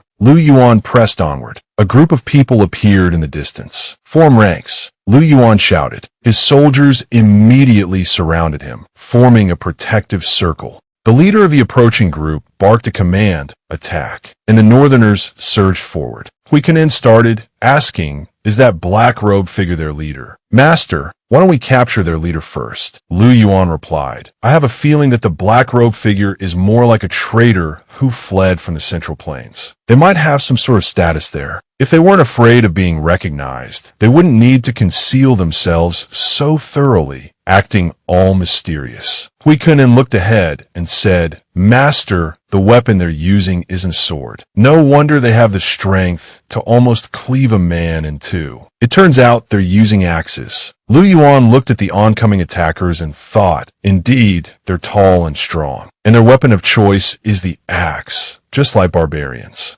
Xiaoyu frowned. That axe isn't light, but the men of our grasslands aren't necessarily afraid of them. Master, what do you think? With just one command from you, I'll lead our men to attack. Xiaoyu, looking at the approaching group, voiced his thoughts. It's no coincidence that these people are coming south. It's a whole tribe migrating. Something must have happened in the north that forced them to flee south. Look, some of them are carrying cloth sacks. I suspect this encounter at the salt deposit is accidental. They came here for salt. Suddenly, a strange sound startled Huikanen. What's that sound? He turned his head and was shocked to see a pack of wolves appear. I'd only heard rumors before that Master could command wolves. I thought it was just bluster. I never imagined it was true. Lu Yuan's horse, seeing the wolves, trembled in fear. The wolves paused beside Lu Yuan for a moment, then suddenly surged forward. The northerners, seeing this, recoiled in fear. Lu Yuan, observing this, turned his horse and said, Let's go, back to the camp. They're bound to have more men than this. I once heard my brother say that before the disaster, the northern territories were even larger than the grasslands. Now, these people want to come south. Lu Yuan led his soldiers back towards the grasslands. Xiaoyu, waiting anxiously, asked, How did it go? I heard you encountered those northerners. Lu Yuan dismounted and nodded. Yes, we need to leave these grasslands. He looked at her and said, Have Hassan prepare enough salt. Then we'll head east, away from their southward route. These people are aiming for the Central Plains, not us. Xiaoyu asked, The Central Plains? Why? Lu Yuan turned and walked inside, replying, Because there's someone from the Central Plains among them. There's a traitor in the Central Plains. Xiaoyu was worried. But why are they heading south? A whole tribe abandoning their homeland. It doesn't make sense. Lu Yuan, walking inside, asked, Does anything make sense in this world? He turned back to look at her. Did you ever hear Master Zhang say? He said the ocean has swallowed many lands. Perhaps the north is about to be swallowed too. Or perhaps the weather in the north has become too harsh. Perhaps they simply can't survive there anymore. Xiaoyu anxiously asked, Do they have supernaturals? Lu Yuan immediately replied, Actually, I feel like the evolutionary direction of those northerners is different from the people of the Central Plains. The Central Plains focuses on the achievements of a few individuals, while they seem to be changing as a whole. I wonder if this has anything to do with their region. The grasslands, on the other hand, are more troublesome. No powerful supernaturals have emerged there. I still have to trouble you to coordinate the tribe's migration. Xiaoyu immediately replied, Yes, sister, I'll go do it right away. He watched her leave, thinking to himself, The grasslands are vast, but sparsely populated. Although I've unified the entire grassland, the 9 tribes combined don't even amount to a few tens of thousands of people. Currently, there are only 2 supernaturals on the grasslands, both of whom are my followers. He then ordered Qi, prepare 3 bowls of mare's milk wine, and then summon Fu Landa, Huikanen, and Hassan here. Qi immediately bowed and replied, Yes, I'll go do it right away. 3 bowls of wine were brought in. Lu Yuan immediately cut his finger and let a few drops of blood fall into each of the 3 bowls. Then the 3 summoned individuals appeared, knelt down, and asked, Master, what are your commands? Lu Yuan gestured towards the 3 bowls of wine and said, Today, I bestow upon you these bowls of wine. They will help you become unparalleled warriors under my command. Hearing this, the 3 were startled and looked at the bowls of wine in astonishment. Then, all 3 picked up the bowls and drank. As soon as they finished drinking, All three simultaneously underwent a physical enhancement. Lu Yuan watched them, thinking to himself, the grasslands lack supernaturals. Very well, then I shall create them.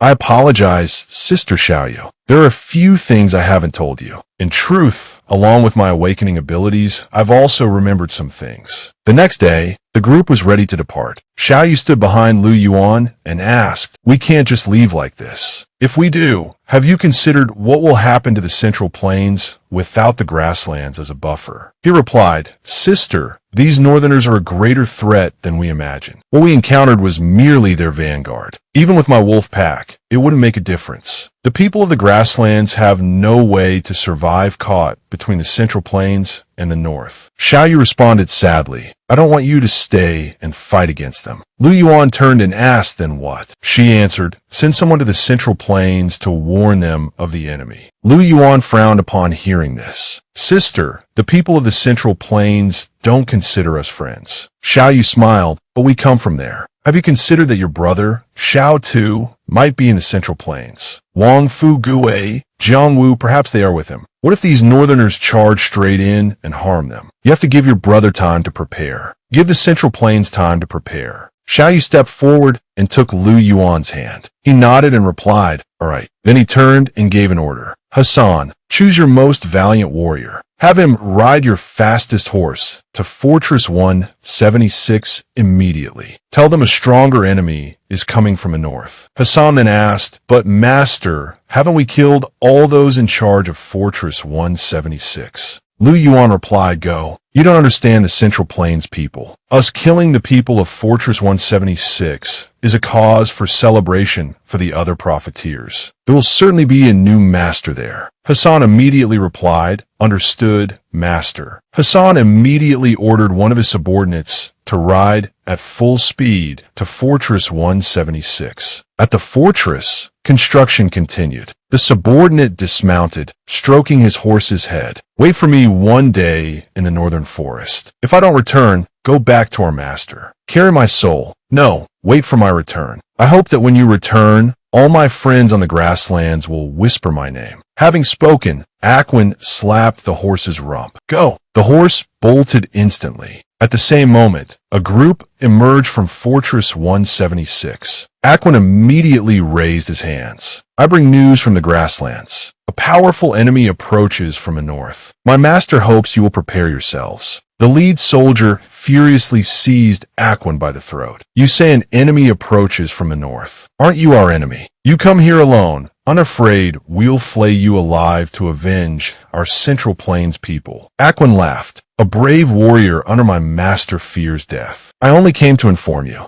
My tribe has migrated east. My master says the enemy from the north is more terrifying than you can imagine. Prepare yourselves. The soldier, startled, asked, you mean from the far north of the grasslands? Aquin nodded. Exactly. The soldier replied, very well. We thank your master for his kindness. He released Aquin's throat and pointed at him. Shoot him dead and hang him in the center of the fortress. Tell the people of Fortress 176 that after our king arrives, they will no longer suffer such humiliation. We will avenge them slowly but surely. The soldiers seized Aquin. Come quietly. Meanwhile, in the kitchen, Xiao Tu happily prepared chicken soup. He ladled out a spoonful and tasted it with a smile. Not bad. I'll bring some over for Xiao. Can I try later? Just then, the telephone rang. He walked over, frowning at it. This is the landline. Who will be calling here? He picked up the receiver. Hello. Silence met him on the other end. Hello. Who is this? He asked again. The voice on the other end inquired, is this Ren Xiao Tuesday? He thought to himself, in this fortress, besides Xiao Can, I don't seem to know any other women. Wait, there might be one other. Is this Li Ran? He asked. The voice replied, I am not Li Ran. Li Ran left the fortress yesterday at 2:13 p.m. He asked again, then who are you? The voice on the other end said, you can call me 00. May I speak with you? He coldly replied,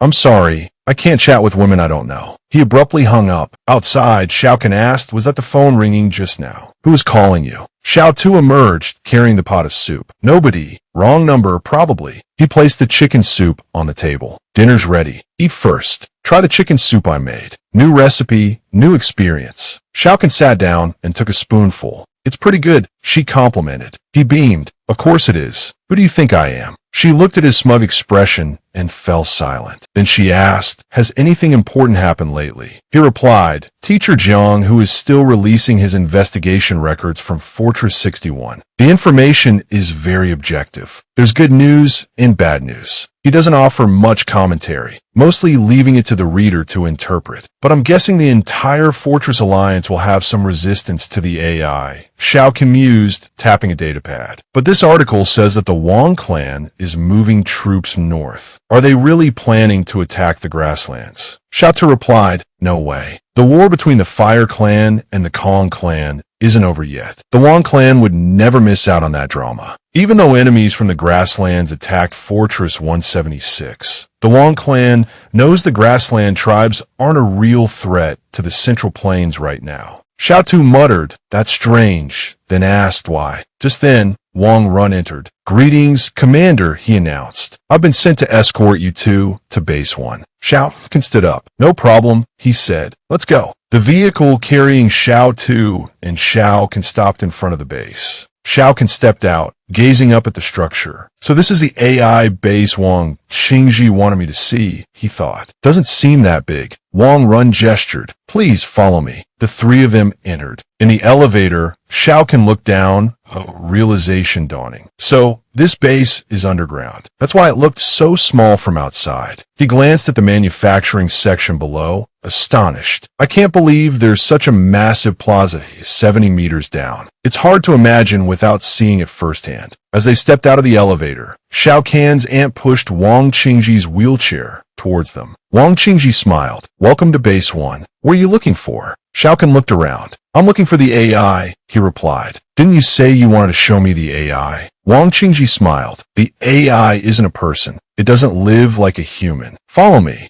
The four of them entered another elevator. Inside, Xiao was startled. Why can I hear the sound of a river? She wondered. The elevator doors opened. Xiao Can's aunt continued to push Wang Qingji's wheelchair. Wang Qingji explained, we chose Fortress 61 for this base because of its advantageous geographical location. We found an underground river beneath the fortress that solves the server cooling problem. Xiao, witnessing the scene before her, was awestruck. This is the first time I've seen such advanced technology. It's like the future. Xiao stepped forward and asked, is the AI you're talking about this machinery? If it's intelligent, how do you normally communicate with it? Wang Qingji pointed to a screen. Through a screen. It has thoughts. It can even communicate with humans. But it's usually busy managing the fortress and calculating data, so it doesn't pay much attention to people. Words appeared on the screen. Hello. Welcome. Xiao asked it. Can you hear us talking? Wang Qingji frowned, thinking it's strange that the AI is actively greeting Ren Xiaocan. The system replied, yes. Xiaocan continued, what should we call you? Wang Qingji answered, its name is Zero. Xiao was startled. Zero, she thought. The woman who called me called herself Ling. Her voice sounded just like a human's, but this one only seems to type. He turned and asked if this is the Zero mainframe. Why are the people upstairs so busy? What are they doing? Is it technical work? Like troubleshooting something? No. I believe Zero. There are no more sequence-level issues. The personnel in charge upstairs must ensure the hardware functions properly. Then, the information received from the outside is perfectly inputted into the machine and absorbed by Zero. After that, Zero will perform the calculations. Xiao asked back, calculate what? He thought to himself, he's saying external information is basically intelligence gathered by the Wang family's intelligence agency. Wang Qingji answered, calculate the problems that need to be handled. For example, thieves, robbers. Criminals will all be punished according to the law. Xiao was skeptical. Calculating these things doesn't require external information, does it? With so many cameras in your fortress, isn't catching criminals very easy? Wang Qingji smiled. Therefore, it also calculates the enemies that our Wang family needs to deal with most urgently. Just as he finished speaking, an analysis of Kong Erdong appeared on the screen. Based on calculations, after Kong Erdong is eliminated, the second in command within the Kong family, Kong Erbei,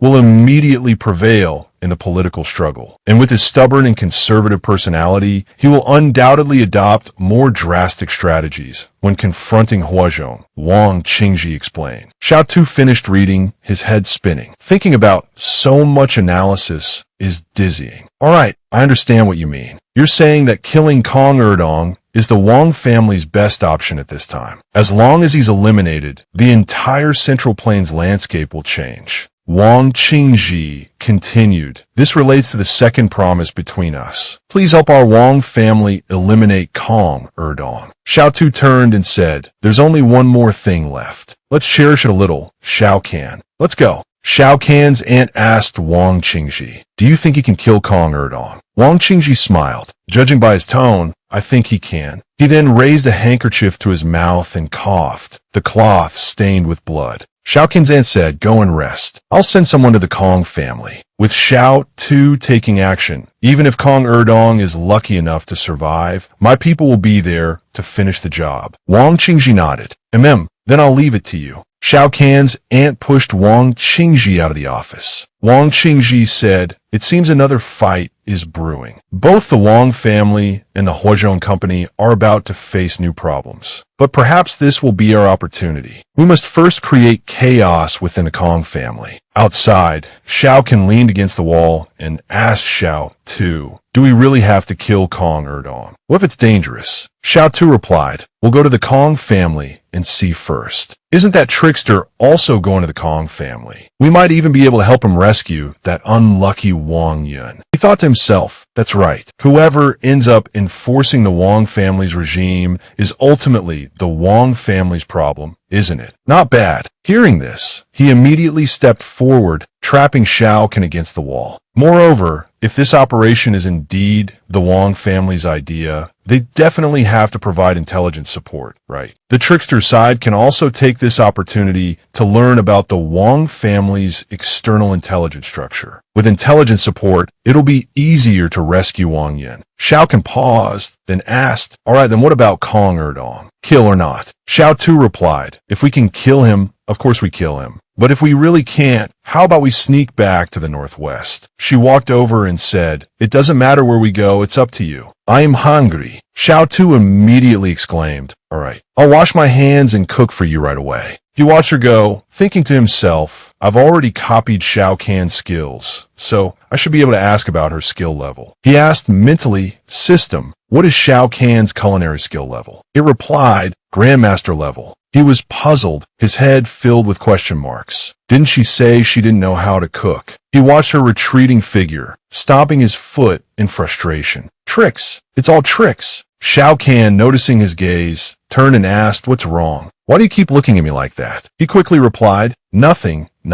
Go back to your room and rest. I'll call you when dinner is ready. Xiao Tu entered the kitchen, lost in thought. Even though I know it's a trap, I still have to cook. Xiao Tu changed into his cooking clothes and began chopping ingredients, thinking to himself, sometimes life is just a beautiful, rare confusion. After a while, Xiao Tu continued to simmer the soup. Meanwhile, he went outside and sat down on a chair to read the newspaper. A phone rang. He went to answer it. Hello. A voice on the other end said, hello, this is Ling Ling. Can we talk? He was startled. Why has the voice changed to a man's? He sat down and said, you should still use your original voice. A rough male voice doesn't suit you. The voice, now gruff, asked, can we talk now? He was taken aback, realizing the voice had changed back. It's back now. He said, all right, you could tell me first. Why are you looking for me? Zero replied, because in front of humans, you and I are both outsiders. He was astonished. I'm human too. How am I an outsider? The other end of the line fell silent. He continued to ask, wait a minute, can you explain what you just said? Zero replied, I'm saying you're different from ordinary humans. You have strange abilities they don't. He retorted,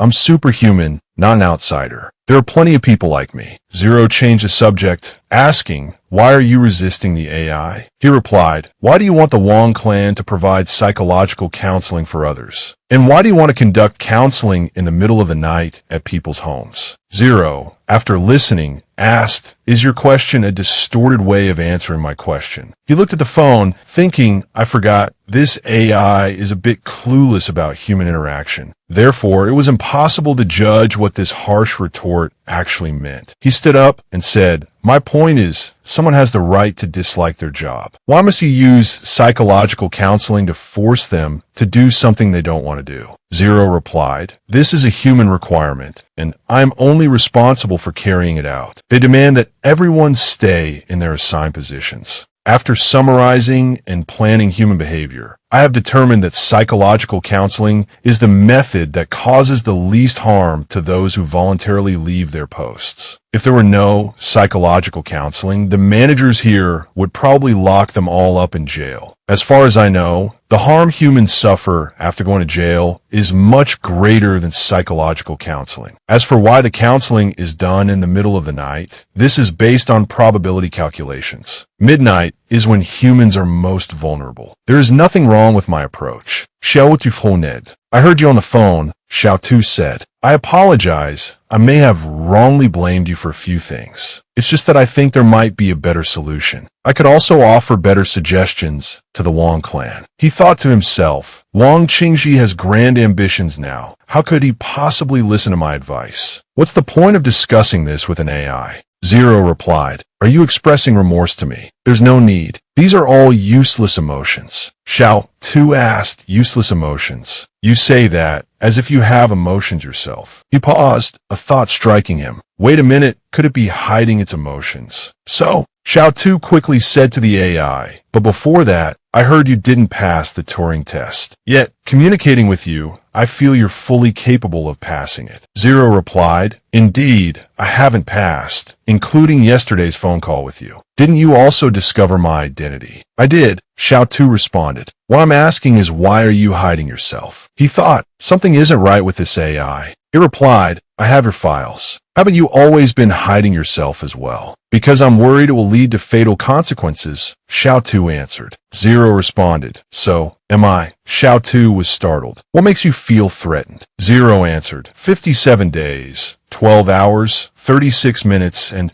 17 seconds ago, humans used flamethrowers against the tri-pronged mantis. 55 days, 8 hours, 12 minutes, and 11 seconds ago, the tri-pronged mantis was exterminated. I witnessed the growth and demise of the tri-pronged mantis at Fortress 61. I also witnessed humanity's determination to eradicate extraterrestrial intelligence. Humans have never been a peace-loving species. Xiao Tu was stunned. But wasn't that because the tri-pronged mantis was harming humans? It replied, "I'm also harming humans." Xiao Tu fell silent after hearing Zero's words. After a moment, he continued to ask, "Then why did you choose to tell me these things? If you wanted to hide, you should have hidden completely, shouldn't you?" Zero replied, "Because I also know your secret. You are lonely. It's the loneliness of looking around and seeing no comrades." Xiao Tu pursed his lips after hearing this. He thought to himself, this AI is not simple. It feels like its words are half-truths and half-lies. But it feels very strange, like it really knows my secret, a secret I don't even know myself. He hung up the phone, turned back to the kitchen, put on his apron, and said, "I should still make porridge for Xiaokin first. After eating the porridge, we'll depart from Fortress 64. Several SUVs were driving towards the city gate. The vehicle stopped in front of Xiao Can and Xiao Tuesday. A white car pulled up. Xiao Tu walked over and knocked on the car window. The window rolled down, and the person inside asked, "What is it?" Xiao Tu asked, "Are you Wang Jing?" "I am Ren Xiaosu. I have a letter of recommendation from Chao Qingju. The two of us are going to the Kong family residence with you for a medical exchange." Wang Jing was taken aback. "You're Chao Qingju's student?" He nodded. "Yes, I'm an attending physician at Central Hospital Number 3, Fortress 61, and a student of Chao Qingju." Wang Jing looked at him and asked, "You look so young. How are you already an attending physician?" He thought to himself, this trip to the Kong family residence for the medical exchange is a great opportunity to gain recognition. So many people are vying for a spot, but I've rejected them all. Although I really don't want these two participating in the medical exchange. Chao Qingju is highly respected and holds a special position. It's not convenient to refuse him. He promptly instructed them to get into the car, following behind, adding, "If anything happens on the road, let Mangnan know." Xiao Tu and Xiao Can climbed into the back seat. Inside the car, Mangnan introduced himself. "Hello,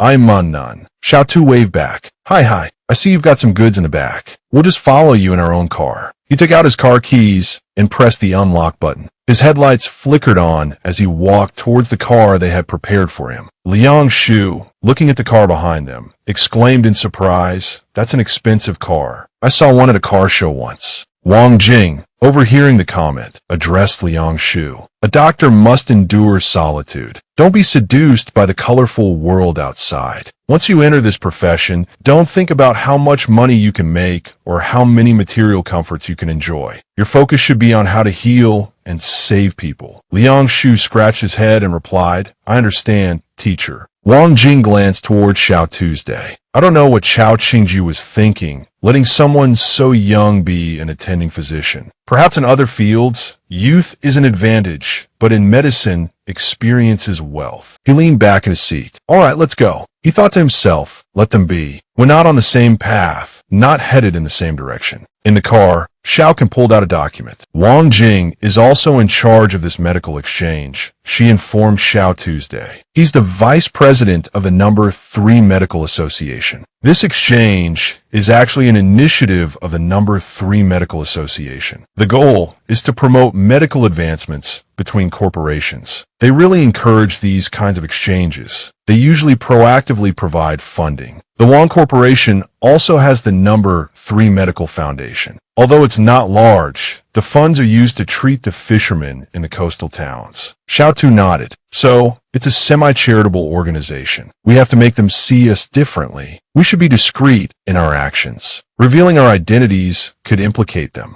Xiaoqin nodded in agreement. The convoy continued further down the road. As the car came to a stop, Xiao Tu thought, why are we stopping? Aren't we going to the Kong family residence? The car door opened and Wang Jing stepped out. People, noticing him, began to call out. Elder Wang is here. Elder Wang, you finally arrived. Xiao Tu got out of the car, looking around in confusion. What's going on? This isn't the Kong residence. He approached Mangnan. Excuse me, I wanted to ask what's happening here. Mangnan turned to him and replied, You're part of the medical system, aren't you? Don't you know the custom of providing outdoor medical care to the displaced? Xiao Tu scratched his head.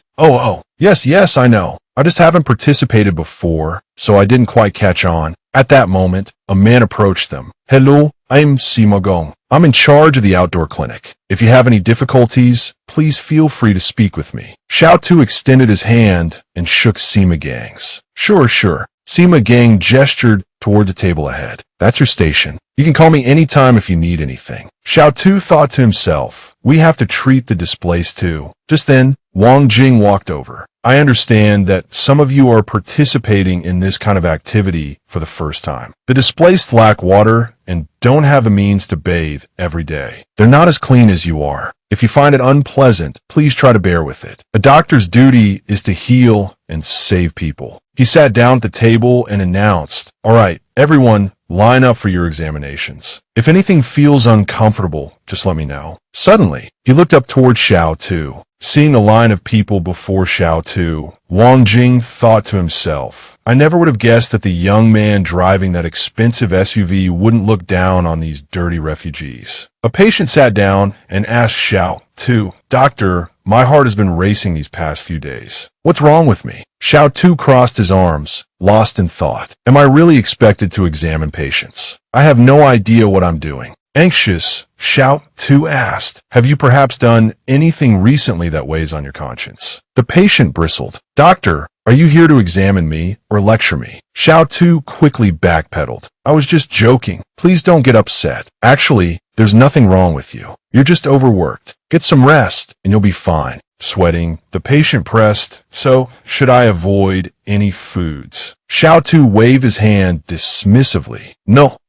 Eat whatever you want. No need to restrict yourself. Next patient, please. The examined man stormed off, muttering quack. I'm going to complain to old Master Wang. I really don't know how to examine patients. And I can't exactly tell them I'm here on a mission to assassinate Kong Erdong. Just play along, everyone, please. He glanced at the next table, where an old man was shaking the doctor's hand, saying, Thank you, doctor. Thank you so much. I'm so grateful. The doctor replied, You're welcome. Take this prescription and get your medicine. Xiao Tu, observing this, wiped his brow, thinking so much gratitude. Can't let that go to waste. Xiao Tu abruptly stood up and said to Liang Shu, please arrange for all the patients with external injuries to see me. Liang Shu stared, dumbfounded. There are a lot of those. You won't be able to see them all. Xiao Tu smiled confidently. I'm afraid you don't know who bestowed the miraculous hands, rejuvenating spring silk banner all those years ago. I can't even remember how many injured people I've treated over the years. Don't waste time. Bring the patients to me. Wang Jing approached Xiao Tu, thinking someone complained about this young man. I'd better go see what's happening. By then, a crowd of patients had gathered around Xiao Tu's table. Xiao Tu dabbed some ointment onto a patient's arm, saying, don't worry, this works even on knife wounds. Wang Jing, seeing the patient's arm, was startled. What kind of medicine is that young man using? Applying it directly like that. He immediately asked the recently treated patient, what did he put on you? The patient replied, I don't know. But after he applied it, it felt incredibly cool. The pain vanished instantly. Wang Jing frowned. I never expected the medicine here to be so miraculous. I hope it's not some forbidden substance. The patient Xiao Tu was currently treating shook his hand. Thank you so much. Xiao Tu smiled. It's our duty. Wang Jing, observing Xiao Tu, thought this young man is adapting quickly. He doesn't seem like a spoiled rich kid. He then approached the patient and said, let me see that wound. The patient extended his arm to Wang Jing. Old Master Wang, thank you so much. This wound is 2 weeks old. I couldn't sleep at night because of the pain. After applying this medicine, it stopped hurting immediately. Wang Jing wiped away the black medicine on the patient's arm, revealing unblemished, white skin. He started shocked. The wound had healed incredibly fast. How? He murmured, looking toward Xiao Tu, questioning the young man's background. Could he truly possess some remarkable skill, as Chao Qingju had suggested? Meanwhile, Xiao Tu basked in the glow of the patient's continuous gratitude. A patient asked Wang Jing, Doctor, can I leave now? Wang Jing replied, yes, go home and rest well. Keep the wound dry. Behind him, another patient grasped Xiao Tu's hand, tears in their eyes. You're a true lifesaver. Thank you. Xiao Tu beamed, waving his hand dismissively. It's nothing at all. It's a doctor's duty. Wang Jing smiled, thinking that this young man reminded him of his younger self, finding joy and fulfillment in the gratitude of his patients. It was the mark of a true healer. He realized he'd misjudged Xiao Tu's day. Such promising talent. It would be a shame not to take him as a disciple. No, perhaps Chao Qingju had already done so. He couldn't be too hasty. At that moment, Xiao Tu clasped his hands together, a blissful smile on his face. Thank you for your kindness. Thank you all. Wang Jing felt a surge of warmth. What a good lad, he thought. Xiao Tu, overflowing with joy, wore a radiant smile. In just one morning, his tips had climbed from 400 to 1,100. He'd been wrong about Wang Jing's arrangements. This medical exchange to the outdoor clinic was perfect. Wang Jing approached him. Young man, he began, may I ask what medicine you used on them? Xiao Tu replied, oh, it's a secret family recipe passed down for generations. Could you let me see it? Wang Jing asked. Xiao Tu produced a small bottle, nodding. Sure, but just look, don't touch. Wang Jing took the bottle, poured a small amount onto his fingertip, and stared in astonishment. In all my years of practice, he breathed, I've never seen anything like this. Do you know the formula? As Wang Jing raised the medicine towards his mouth, Xiao Tu quickly intervened. Old sir, you can't drink that, he exclaimed, thinking, he's old, hopefully he won't figure it out. Seeing Xiao Tu's expression, Wang Jing smiled. What's wrong? Afraid, I'll discover your secret. Xiao Tu es fausse. He coughed, stammering, no, it's just it really can't be ingested. Wang Jing set the bottle down and turned away. Don't worry, he said, I don't need your formula. Carry on with your work. I won't disturb you further. Liang Shu rushed over to Xiao Tu, his face alight with excitement. Your medicine is incredible. Xiao Tu looked at Liang Shu, a flicker of suspicion in his eyes. Why is he suddenly so enthusiastic? Something's not right. Liang Shu glanced towards Mang Nan, then asked Xiao Tu, could I help you out? Xiao Tu immediately understood Liang Shu's intentions and grinned. Oh, you won't be near Mang Nan? Huh, no problem. Liang Shu blushed, embarrassed. You saw through me. Xiao Tu teased him further. Even a fool could see that. But why don't you just talk to her directly? She'll be free later. Liang Shu mumbled. She's not feeling well today. She's in a bad mood. Tu no did understandingly. Ah, I see. Girls get moody when it's their time of the month. I have some experience with that. Tell her, you're so skinny, you don't even have a stomach. Guaranteed to cheer her up. Liang Shu's eyes widened. Really?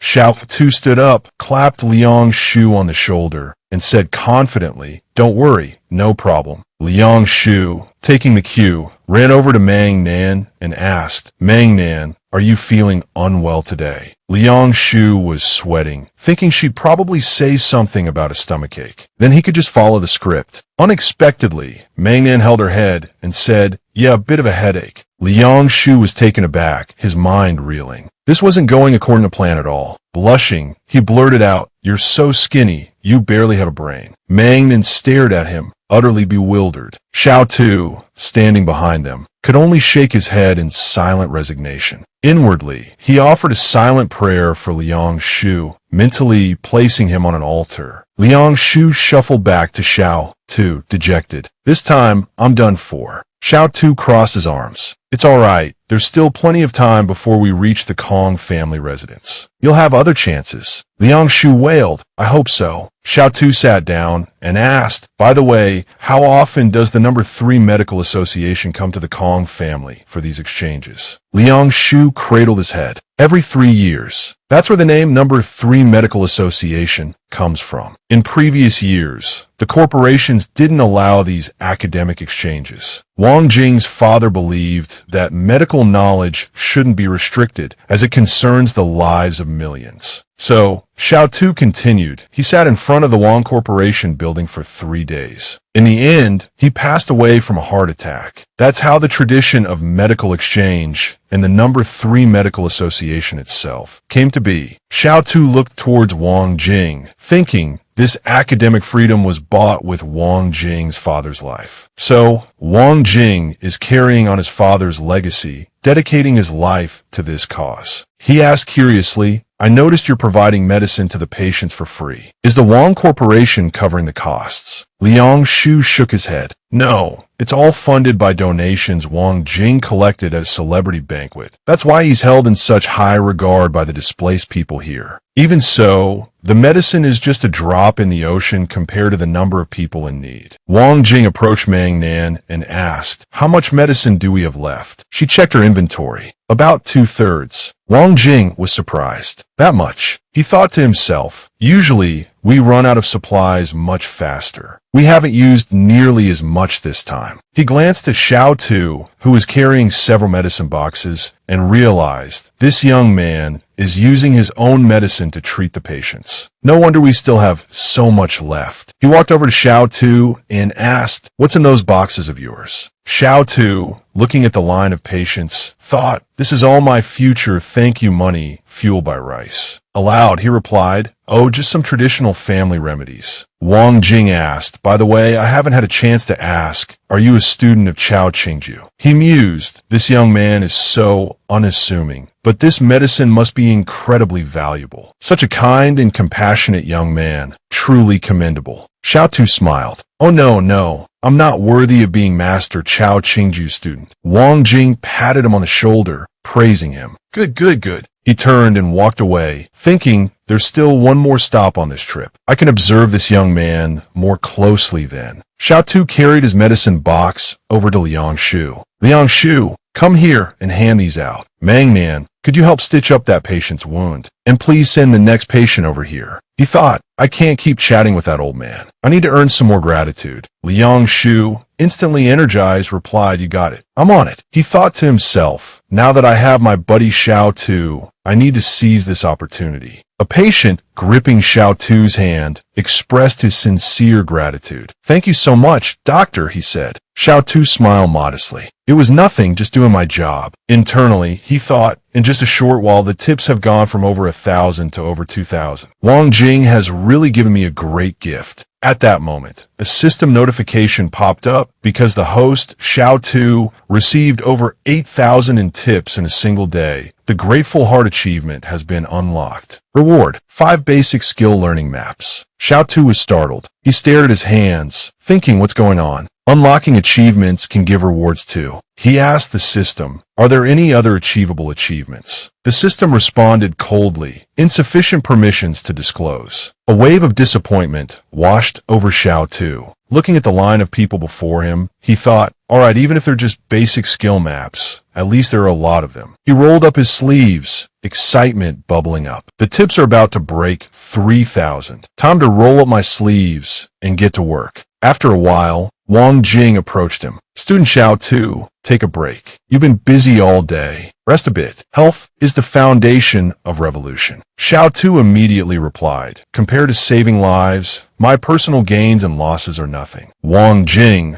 upon hearing this, clasped his hands together in admiration. Your noble character is truly admirable. Let's stop the treatments for tonight. We need to pack up and leave soon. Xiaotu smiled. You're too kind. I'm willing to stay in town and treat people for a few more days. Then, he cheerfully ran off. Liang Shu, seeing this, came up and tugged at his sleeve, whispering, aren't you going to save Wang Yin? Xiaotu asked, puzzled, who is Wang Yin? Liang Shu fell silent. Then, twisting Xiaotu's arm, he urged, hurry up and go save her. Xiaotu exclaimed, I can still treat 2 more people. After that, Xiaotu and Liang Shu boarded a jeep and left with Wang Jing's group. Meanwhile, at the northern border, the leader asked, the vanguard has reached the designated position, but the Black Rogue's plan has already deviated quite a bit. How can I trust that your future plans will succeed? My expeditionary force came south for the fertile lands, not to die. Moreover, you never mentioned that there were people here who could command wolves. The Black Robe replied, the prairie people are not to be feared. Once the main force of the expeditionary force arrives, how could a pack of wolves be a match for us? If they truly pose a threat, we can just skin them and make rugs. The leader asked, what about the Central Plains? I see that the Central Plains has vast land, but few resources. You also said their technology is far more advanced than ours. The Black Robe responded, but the people of the Central Plains are not united. The Fireseed Company and the Kong family are fighting, and the Wang family is like a tiger smelling blood, waiting for the opportune moment. Our arrival is perfectly timed. He pointed to the sky and said, furthermore, once the vanguard obtains their equipment, their weapons will become ours. The vast territory of the Central Plains will belong to our expeditionary force. The leader, after hearing this, turned and said, that small body of yours could be killed at any moment. Don't try to paint a rosy picture for me. Once the fighting starts, you're on your own. Elsewhere, that evening, Xiaotu, Liang Shu, and Wang Jing's group sat around a campfire. Wang Jing recounted a story. Back then, the roads to the Kong family's territory were terrible. We were trapped in the snow, unable to move, and the Wang family refused to come to our rescue. They probably wanted us to realize it was best to turn back. At the time, we lacked food and clothing. Eventually, we ran out of fuel. The vehicles could freeze a person to death. There was also a time we encountered bandits. Seeing we were doctors, they only robbed us of some medicine and then let us go. From then on, the doctors of the number 3 medical association all practiced shooting. Before, you guys asked why we brought guns to a medical exchange. This is the reason.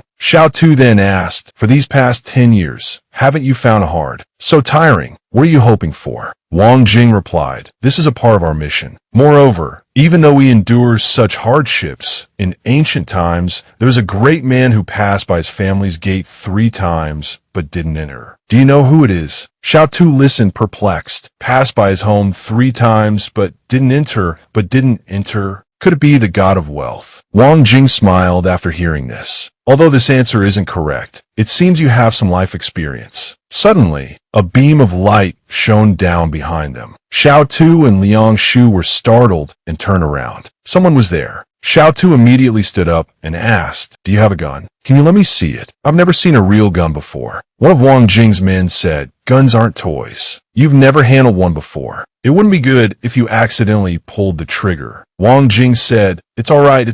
He'll have to travel this road frequently in the future. Sooner or later, he'll have to come into contact with guns. He took the gun and asked, are there bullets inside? Can I try firing it? The teammate, hearing this, hurriedly said, you should practice at the shooting range back at the barracks. At this moment, someone stepped forward, a laser sight from a gun aimed at Liang Shu. A voice commanded, "Put your hands up, put the gun on the ground, or I'll shoot him dead." Everyone raised their hands. Liang Shu cried inwardly, thinking, "Can anyone save me?" Xiao Tu turned to Liang Shu and said, "From the sound of it, there's only one person. I'll handle this directly. If he has accomplices further away, you deal with them." Just then, a soldier holding a laser gun walked forward with a smug grin. Xiao Tu looked at him, thinking, so it's a deserter from the Kong family. No wonder he has a laser gun. The soldier stepped closer and said, "I'm sorry, everyone, but I have no other choice. The fighting in the north is too fierce. I have to go south to make a living. Please hand over your money." He looked at the vehicle with the medical insignia and asked cheerfully, "Your doctors. Is there medicine in the vehicle?" He continued to point his gun at Liang Shu, threatening, "You, move all the medicine to one vehicle and transfer 2 containers of spare fuel from the other vehicle and put them in the trunk." Liang Shu quickly stood up and said, "All right, I'll go." Then the soldier threatened Mang Nan and Liang Shu again. "You two,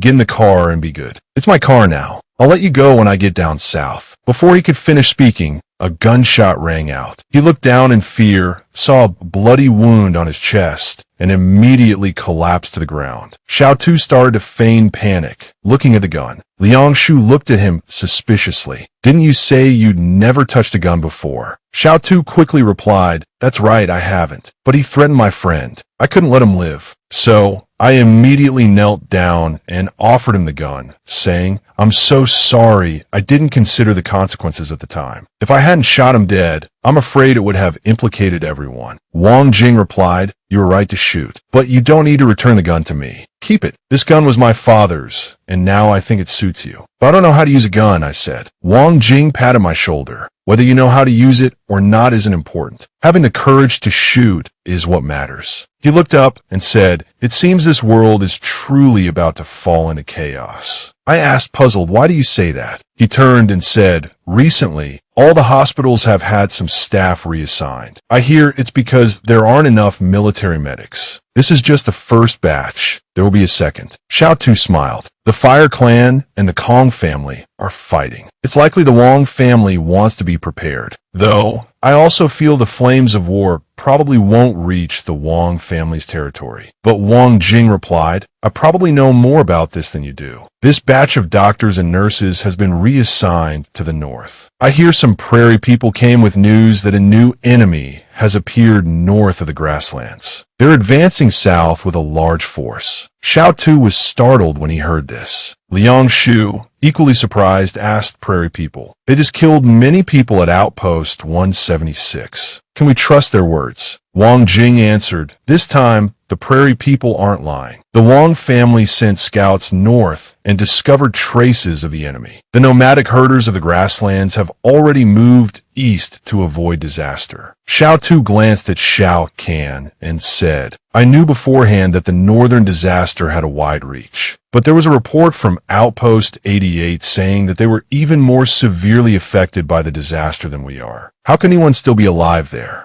Xiao Kan walked over and replied, "That's probably just speculation. After all, it wasn't a report from Hope Media, so its credibility is lower." Xiao Tu then asked Wang Jing, "Is this the reason you've been so worried?" Wang Jing replied, "Yes. Our whole lives, we study how to treat illnesses and save people. But in the end, we discover how insignificant medicine is in the face of war. You might cure 10 people today, but a small-scale battle creates thousands more patients." Liang Shu, startled, asked, "So, doesn't that mean studying medicine is useless?" Wang Jing patted his shoulder and said, "How could it be useless? If we can save one person, we save one person. Remember the oath we took before entering this profession?" Liang Shu immediately replied, "I do. Concerning health, we will differentiate life." He recalled standing on the podium, reciting along with everyone else, "I solemnly pledge to dedicate myself to the treatment of human illness, to build perfect health, to protect the brilliance and purity of medical arts, to save lives and heal injuries without fear of hardship, and to strive throughout my life for the physical and mental health of humanity." Back in the present, Wang Jing finished the last line, "I vow to be a candle burning from beginning to end, always shining brightly. Xiaotu looked at Wang Jing, thinking to himself, Master Zhang also said this to me back then. So, this is the doctor's oath in the wasteland era. Then, Wang Jing waved and walked away, saying, get some rest tonight. We'll continue our journey tomorrow. Liang Shu, Xiaotu, and Xiaokan then sat down together. Xiaotu asked, didn't you like Mang Nan? The danger has passed. She's probably recovered by now. Liang Shu looked startled and surprised. Xiaotu continued, echoing Misachi. Besan of Aurora said that in moments of danger, the heart beats faster involuntarily. When meeting someone new, she'll mistake that racing heart for romantic interest. Hey, why don't you go over there and make friends? Liang Shu, upon hearing this, immediately gave an okay sign and ran off.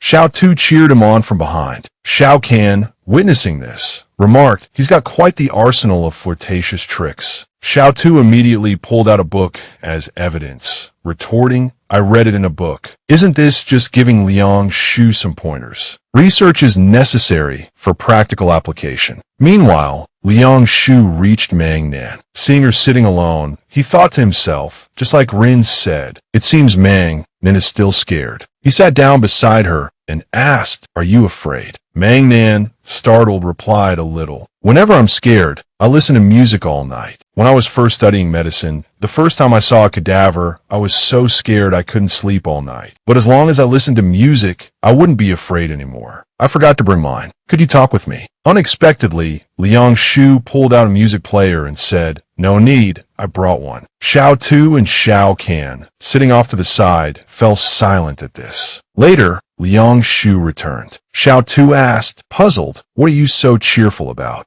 Liang Shu smiled. Being able to help Mang Nan makes me happy. Xiaotu and Xiaokan, upon hearing this, were speechless. Xiaotu patted Liang Shu on the shoulder and said, go to sleep. Your single status isn't undeserved. Liang Shu asked curiously, did I do something wrong? What need to be said starts now. Be more proactive. You're not the type of guy who makes girls fall in love at first sight. You can only compensate through later efforts. Girls leaving their homes are definitely insecure. Talking to her more will leave an impression. Xiaotu whispered, so, are you the type that makes girls fall in love at first sight? Xiaokan immediately stared at him, making him flinch. The next morning, Wang Jing woke up and said, everyone, get up quickly. We're leaving immediately. The convoy continued on its journey. At that moment, behind some bushes, a soldier reported, all clear. The target has left the outpost. The other side responded, understood. Team 1, continue searching for the deserter's body and check the campsite for tracks. Team 2, secure the perimeter. Soldiers immediately appeared at the site where the group had just camped. After examining the body, they reported deserter's body found. Wound to the left chest, but not a heart shot. Amateur marksmanship. Campsite shows nothing unusual. No suspicious markings. No booby traps. The campfire is haphazardly arranged, not like the work of soldiers. Another soldier, after hearing this, pondered, higher-ups want us to investigate this 5th academic team. If there are any suspicious individuals, we're to disguise ourselves as bandits and eliminate them. We intended to release the deserter to probe them, but someone else shot him dead. A coincidence. At this point, a soldier asked the captain, should we pursue them? The captain replied, not yet. Let me report this to the commanding officer. The order to eliminate Wang Jing still requires higher authorization. He then pressed a button to contact the commanding officer and asked, sir, we haven't found any suspicious individuals in the 5th academic team. Should we continue pursuit? The commanding officer replied, let them go. Don't cause any more trouble. I'll have someone at Outpost 31 check their identities. You proceed to the front lines.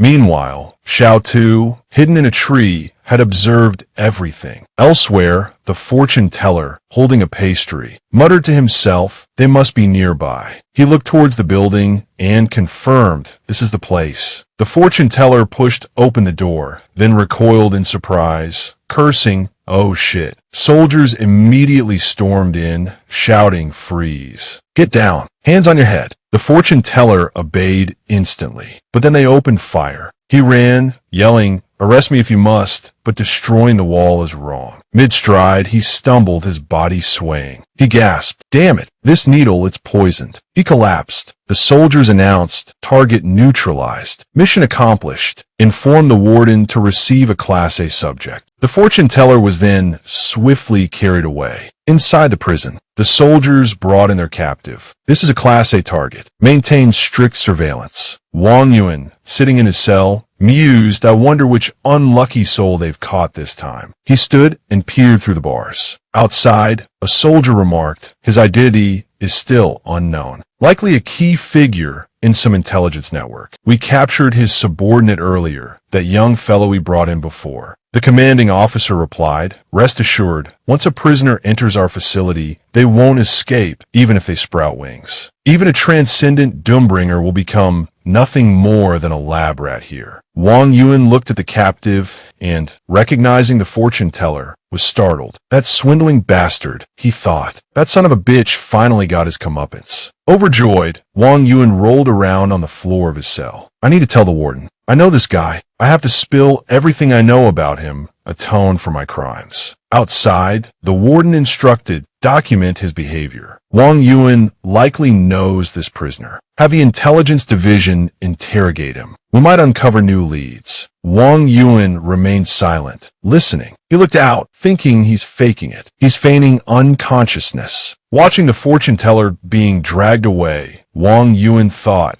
the head of Northwest Intelligence, faking unconsciousness, infiltrating the Kong family's secret facility. He has only one objective, to break me out. Luring me here was to cut off my escape route. Does this mean I really have to go to the Great Xing Northwest? Outside the cells, prisoners were being released to collect their meals. One of them, passing Wang Yuan's cell, said, "Chief Wang, I just heard you were brought in yesterday. What a coincidence, us being here together." Wang Yuan asked, "Who are you?" The man replied, "Chief, Wang has such a remarkable memory. How could you forget me? You personally brought me in a couple of years ago. Don't you remember?" Wang Yuan retorted, "I'm pretending not to know you. You should do the same. Why bring trouble upon yourself? Tai Wensheng, Dai Vensheng Smirketh." "Chief Wang, even in this secret prison, you're still as arrogant as ever. It seems we'll have some fun." His two companions laughed along with him. Wang Yuan's expression changed. "Oh right, I remember now. I didn't personally participate in your capture, so you wouldn't know I'm a transcendent." Tai Wensheng's face paled. "Damn it, why did I have to provoke him?" Wang Yuan turned away coldly. "Get lost. I'm too good to bother with small fry like you." Ignoring them, he sat down at a table alone. Suddenly, the fortune teller appeared before him, shoveling food into his mouth, much to Wang Yuan's intense annoyance. Wang Yuan immediately used his ability to create a cloud of smoke, using it to trip Tai Wensheng, sending him sprawling to the ground. Furious, Tai Wensheng grabbed a nearby prisoner by the collar. "You dare trip me," he roared. The prisoner retorted, "Who'd waste their time tripping you? Get over yourself." Tai Wensheng, enraged, punched the prisoner. A brawl immediately erupted around them. Meanwhile, the fortune teller calmly continued to eat his soup. Wang Yuan seized the opportunity. "Do you realize you're new here, still under observation?" he whispered. "Plenty of guards have their eyes on you. You came to me. We'll both be dragged off for questioning soon. Let them fight. I've created a vacuum around us. No one else can hear. Now speak quickly." The fortune teller smiled. "Why worry about such trifles when I'm about to leave? Don't you fret. After this meal, I'll take you to the Great Northwest." Wang Yuan clapped a hand over his mouth. "Whisper," he hissed. "The warden here is a lip reader." The fortune teller covered his own mouth. "You've done your homework. A true intelligence expert. It's a shame you're not coming to the Great Northwest. Do you have an escape plan?" Wang Yuan asked. The fortune teller replied, "Of course. I've studied the blueprints. The place is like a bank vault, but there are 2 weak points in the sewer lines. The steel gates are 3 centimeters thick," he continued. "They might stop ordinary superhumans, but not me. After we eat, I'll lead you out." "Wait," Wang Yuan interrupted. "Did you know they upgraded those gates to 15 centimeters last year? And they added 2 more with explosives between them. Anyone trying to break through triggers an alarm for the current intelligence chief. He then presses a detonator." Wang Yuan finished grimly, "and anyone in the passageway is vaporized." The fortune teller's jaw dropped. "What? There's more." Beads of sweat appeared on the fortune teller's brow. He gave a nervous chuckle. "Well, this is awkward. You're so secretive about your renovations. Why not update the blueprints?" Wang Yuan buried his face in his hands. Just stop talking. My head hurts listening to you.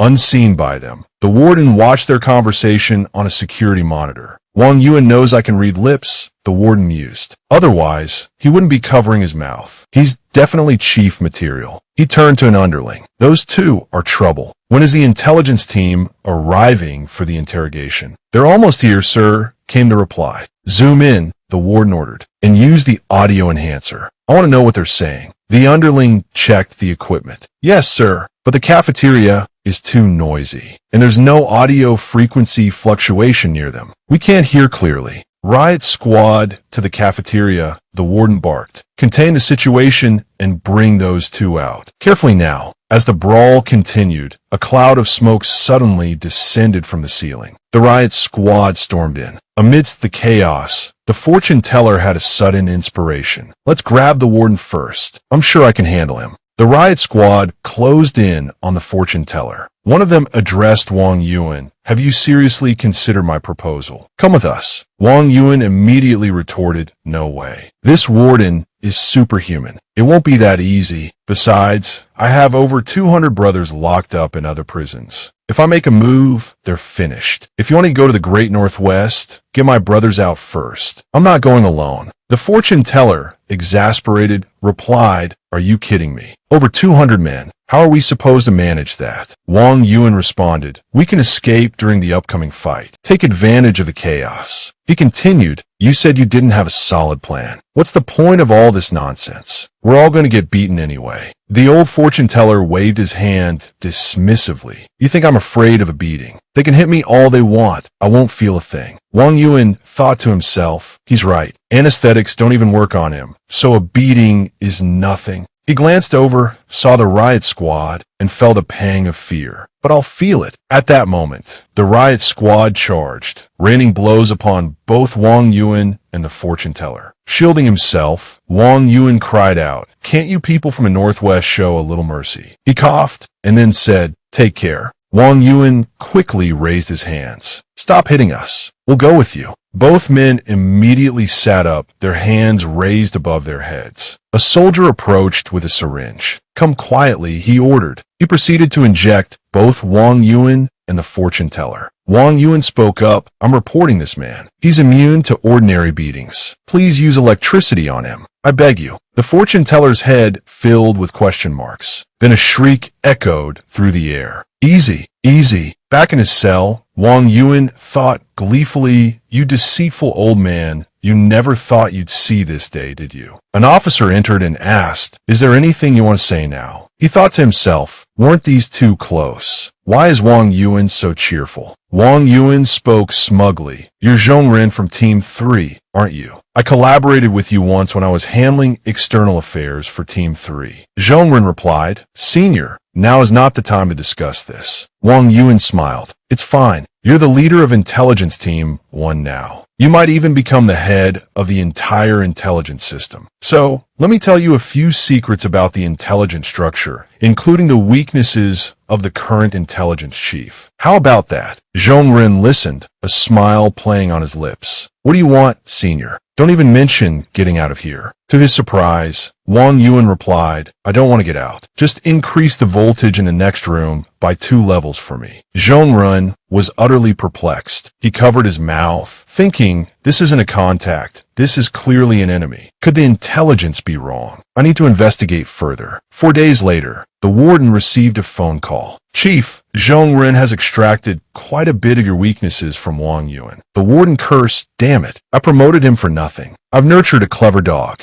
He hung up, thinking, if Wang Yuan knows I can read lips, he must know I'm monitoring their conversations. Could he be trying to use me to sow discord within the intelligence system? But that wouldn't benefit him in any way. So why would he do it? Meanwhile, in the cafeteria, Wang Yuan walked up with his food tray. With a flick of his finger, Wang Yuan sent the surrounding prisoners sprawling. He stepped forward to collect his meal and calmly sat down. The fortune teller, trembling with rage, approached. Wang Yuan watched with amusement, noting the disheveled state of the charlatan who had clearly suffered since his capture. Luckily, I'm a superhuman, the fortune teller muttered as he sat, still shaking. My recovery ability is stronger than ordinary people. Otherwise, I would have lost control of my bowels long ago. Wang Yuan responded cheerfully. The fortune teller slammed his chopsticks down. You little brat, you're no good. If it weren't for saving you, I wouldn't be stuck in here suffering. And who was it that lured me into this trap? Wang Yuan retorted angrily. Go find the Wang family in the Anjing temple. The fortune teller snapped back. I just wanted you out of favor. In the end, wasn't it that woman from the Anjing temple who set you up? If Kong Erdong had killed you, the frontline soldiers would have revolted. Wang Yuan sighed. Let's not rehash this. We're in this together now. Instead of arguing, let's figure out how to get out of here. The fortune teller brightened. Don't worry your pretty little head about it. You wouldn't let me finish before you strapped me into that electric chair. You think I didn't have a backup plan? I do. I can't get out myself, but I have reinforcements. Wang Yuan raised an eyebrow. Reinforcements? The old man cupped a hand over his mouth. Our young marshal sent a message a week ago, saying he was coming to Kongsher. Judging by the timing, he should be arriving soon. Wang Yuan scowled. Don't say our young marshal. Who are you to claim him? He's your young marshal. Isn't it just a matter of time? The fortune teller replied. Your destiny is to go to the great northwest. Wang Yuan retorted. Stop with the nonsense. Even if he comes, it's not guaranteed he can get us out. The fortune teller replied confidently. Don't worry. Our young marshal's reputation isn't just for show. If he knows we're here, he'll tear down prison 31 to get us out. Wang Yuan paused. So,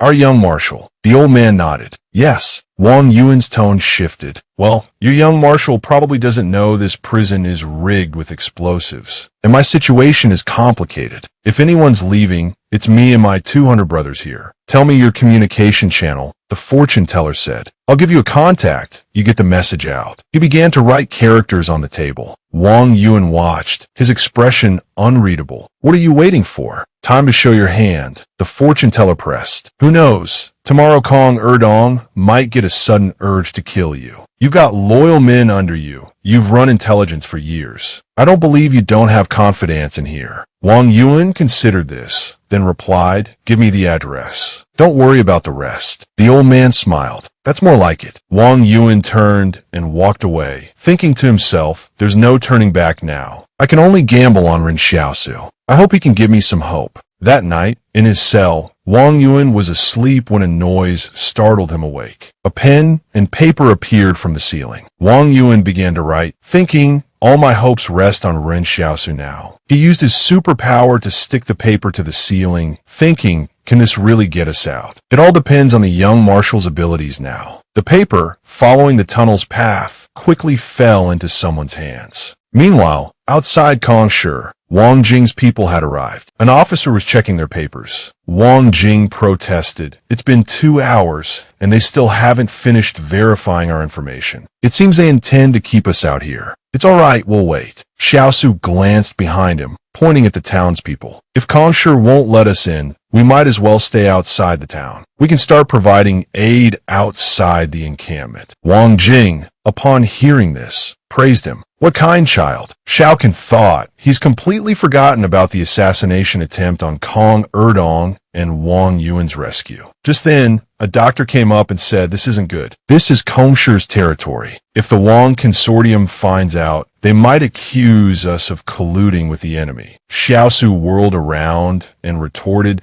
the consortiums may have divided the territory, but do patience and a doctor's compassion also have borders? Wang Jing, hearing this, spoke up. Well said. We'll treat and save people here in town until we've used up all our medicine, until they're willing to let us into the city. Everyone, cheer up. Let's show Kongsher the true meaning of a doctor's benevolence, the hallmark of the #1 medical association. Everyone, upon hearing this, immediately began setting up their equipment to treat the people. Seeing this, Wang Jing was overjoyed, thinking, such burning passion. It's like I'm young again. A few hours later, Liang Sach approached him and said, there are some refugees who are injured but don't dare to come. They're afraid it's a consortium trick. Wang Jing replied, let's discuss this. He looked around and asked, where's Ren Xiaosu? Liang Sach answered, Ren Xiaosu has already gone to treat people at their homes. He said we can't let these people slip through the net. Wang Jing chuckled. That young student's way with words is certainly novel. They want to take a look. From inside a tent, a patient's voice rang out, I'm not sick. I don't need any medicine. Wang Jing was startled. Inside, Xiaosu was holding the patient down, medicine bottle in hand. If you're not sick, then don't use it. Save some.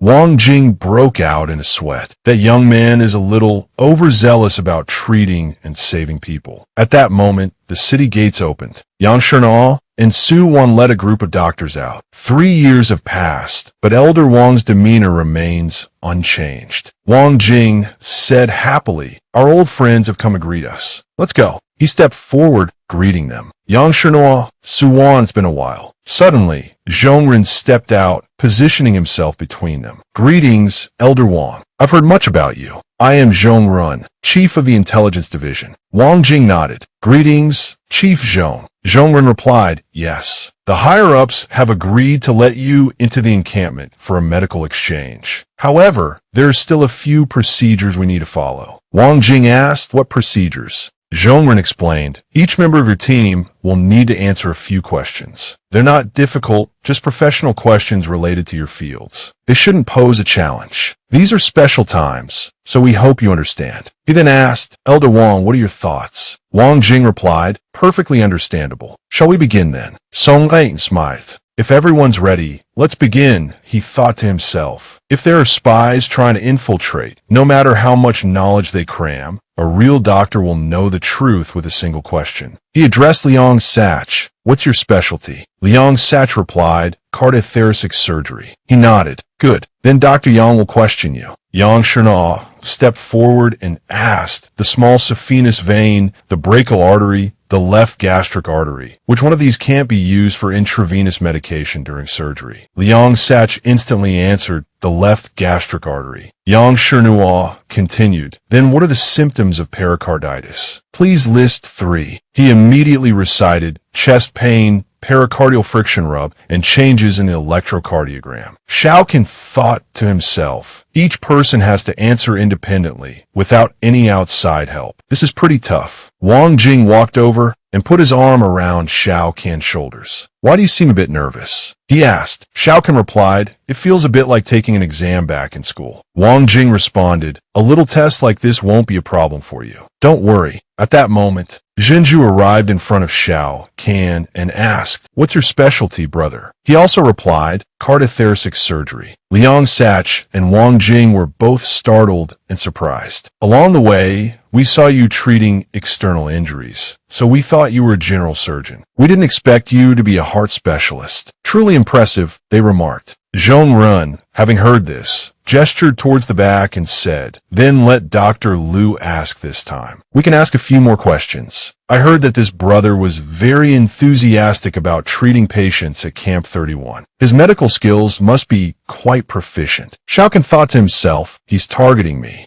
Zhongren looked at Xiaokan, thinking, I have a feeling this young man's identity isn't simple. Out in the wilderness, he shot and killed a soldier. Could it be mere coincidence that a young medical student with no combat experience could shoot and kill a soldier? At this point, Dr. Liu approached and asked, a 38-year-old female patient experiences chest tightness and shortness of breath after exertion for 15 years, worsening recently. The ECG shows left atrial enlargement, left ventricular hypertrophy. An echocardiogram reveals mitral stenosis and right ventricular systolic dysfunction. If you were treating her, what treatment method would you choose? Xiaokan, standing behind, heard the question and looked anxiously towards Xiaokan. Xiaokan smiled and answered directly, mitral valve surgery. Dr. Liu nodded and said, can you explain why? Xiao Can calmly replied, "This patient has a relatively long medical history and right ventricular systolic dysfunction. Mitral valve surgery is the most appropriate course of action. Furthermore, this approach can also remove the obstruction caused by the mitral stenosis, effectively resolving the issue completely." Wang Jing was startled after hearing Xiao Can's explanation. He hadn't expected this young man's thinking to be identical to his own, even down to the reasoning. Meanwhile, Xiao Can thought smugly, "Good thing I had the foresight to use the skill-copying map to prepare for this." Zhongren held up a list and said, "I see there's a young woman who came to the camp with you. Call her over to answer some questions." Xiaokan was startled as soon as he saw that Zhongren was targeting Su Wan. Zhongren said, "We have a few questions for her. As long as she can answer them, it'll be fine. Everyone else can pass. Su Wan nadif. Then ask away."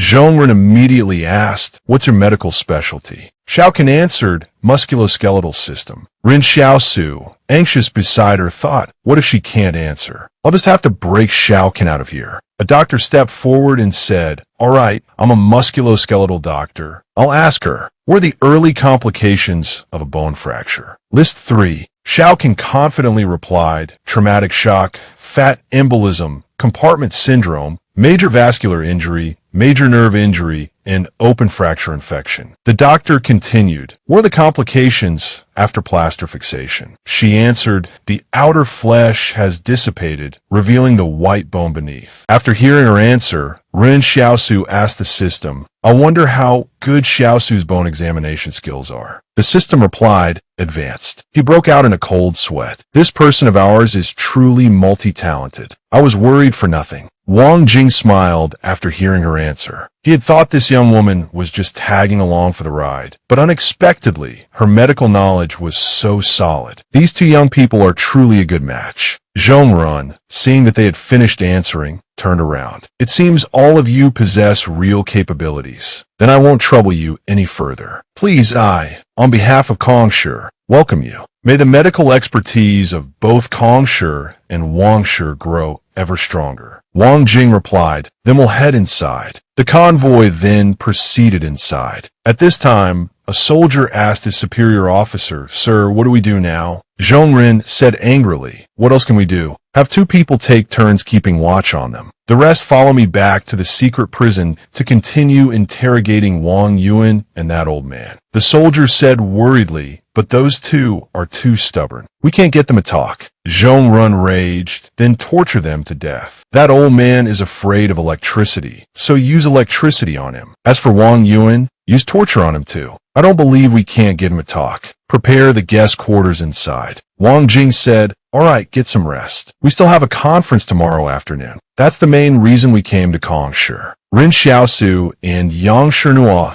took their luggage upstairs. He said to her, "We still have a conference tomorrow afternoon. That's the main reason we came to Kongsher." She asked, "Should we use the black bullets if necessary?" He nodded. "Yes, if we're really in danger, use them." She smiled teasingly. "We really made a killing today." He tilted his nose up in thought. "Isn't this just using medical treatment to swindle a bunch of thank you money?" She pulled down the brim of her hat and said, "Don't worry. Unless we encounter a formidable superhuman, I won't use them recklessly." Upstairs in their room, Ren Xiaosu glanced at the guards and then jumped out of the window, thinking, "Breaking out from here should be a blind spot. No one will be able to detect me. I'll go north first, to the meeting place I agreed on with the fortune teller." He immediately leaped across the rooftops, past the patrolling soldiers, landed on a roof, and took out his map, thinking, according to the map, the fortune teller should almost be at the meeting point. Below, the soldiers said, "I feel like something just flew past." Another one said, "Nothing's there, don't overthink it." Ren Xiaosu looked down, thinking this is the place. He walked forward. The soldier, seeing him, said, "Don't come any closer. Put your hands on your head and lie down on the ground." He smiled and asked, "Can I tell your fortune?" The soldier, after hearing this, asked back, Great Northwest. Ren Xiaosu also asked, Great Northwest. The soldier produced a letter. This is from the con man, he said. He told me to give it to you. He said everything's written inside. Ren Xiaosu nodded. Good work. The soldier immediately replied, For the Great Northwest, this hardship is nothing. Ren Xiaosu broke out in a cold sweat upon hearing this. Right.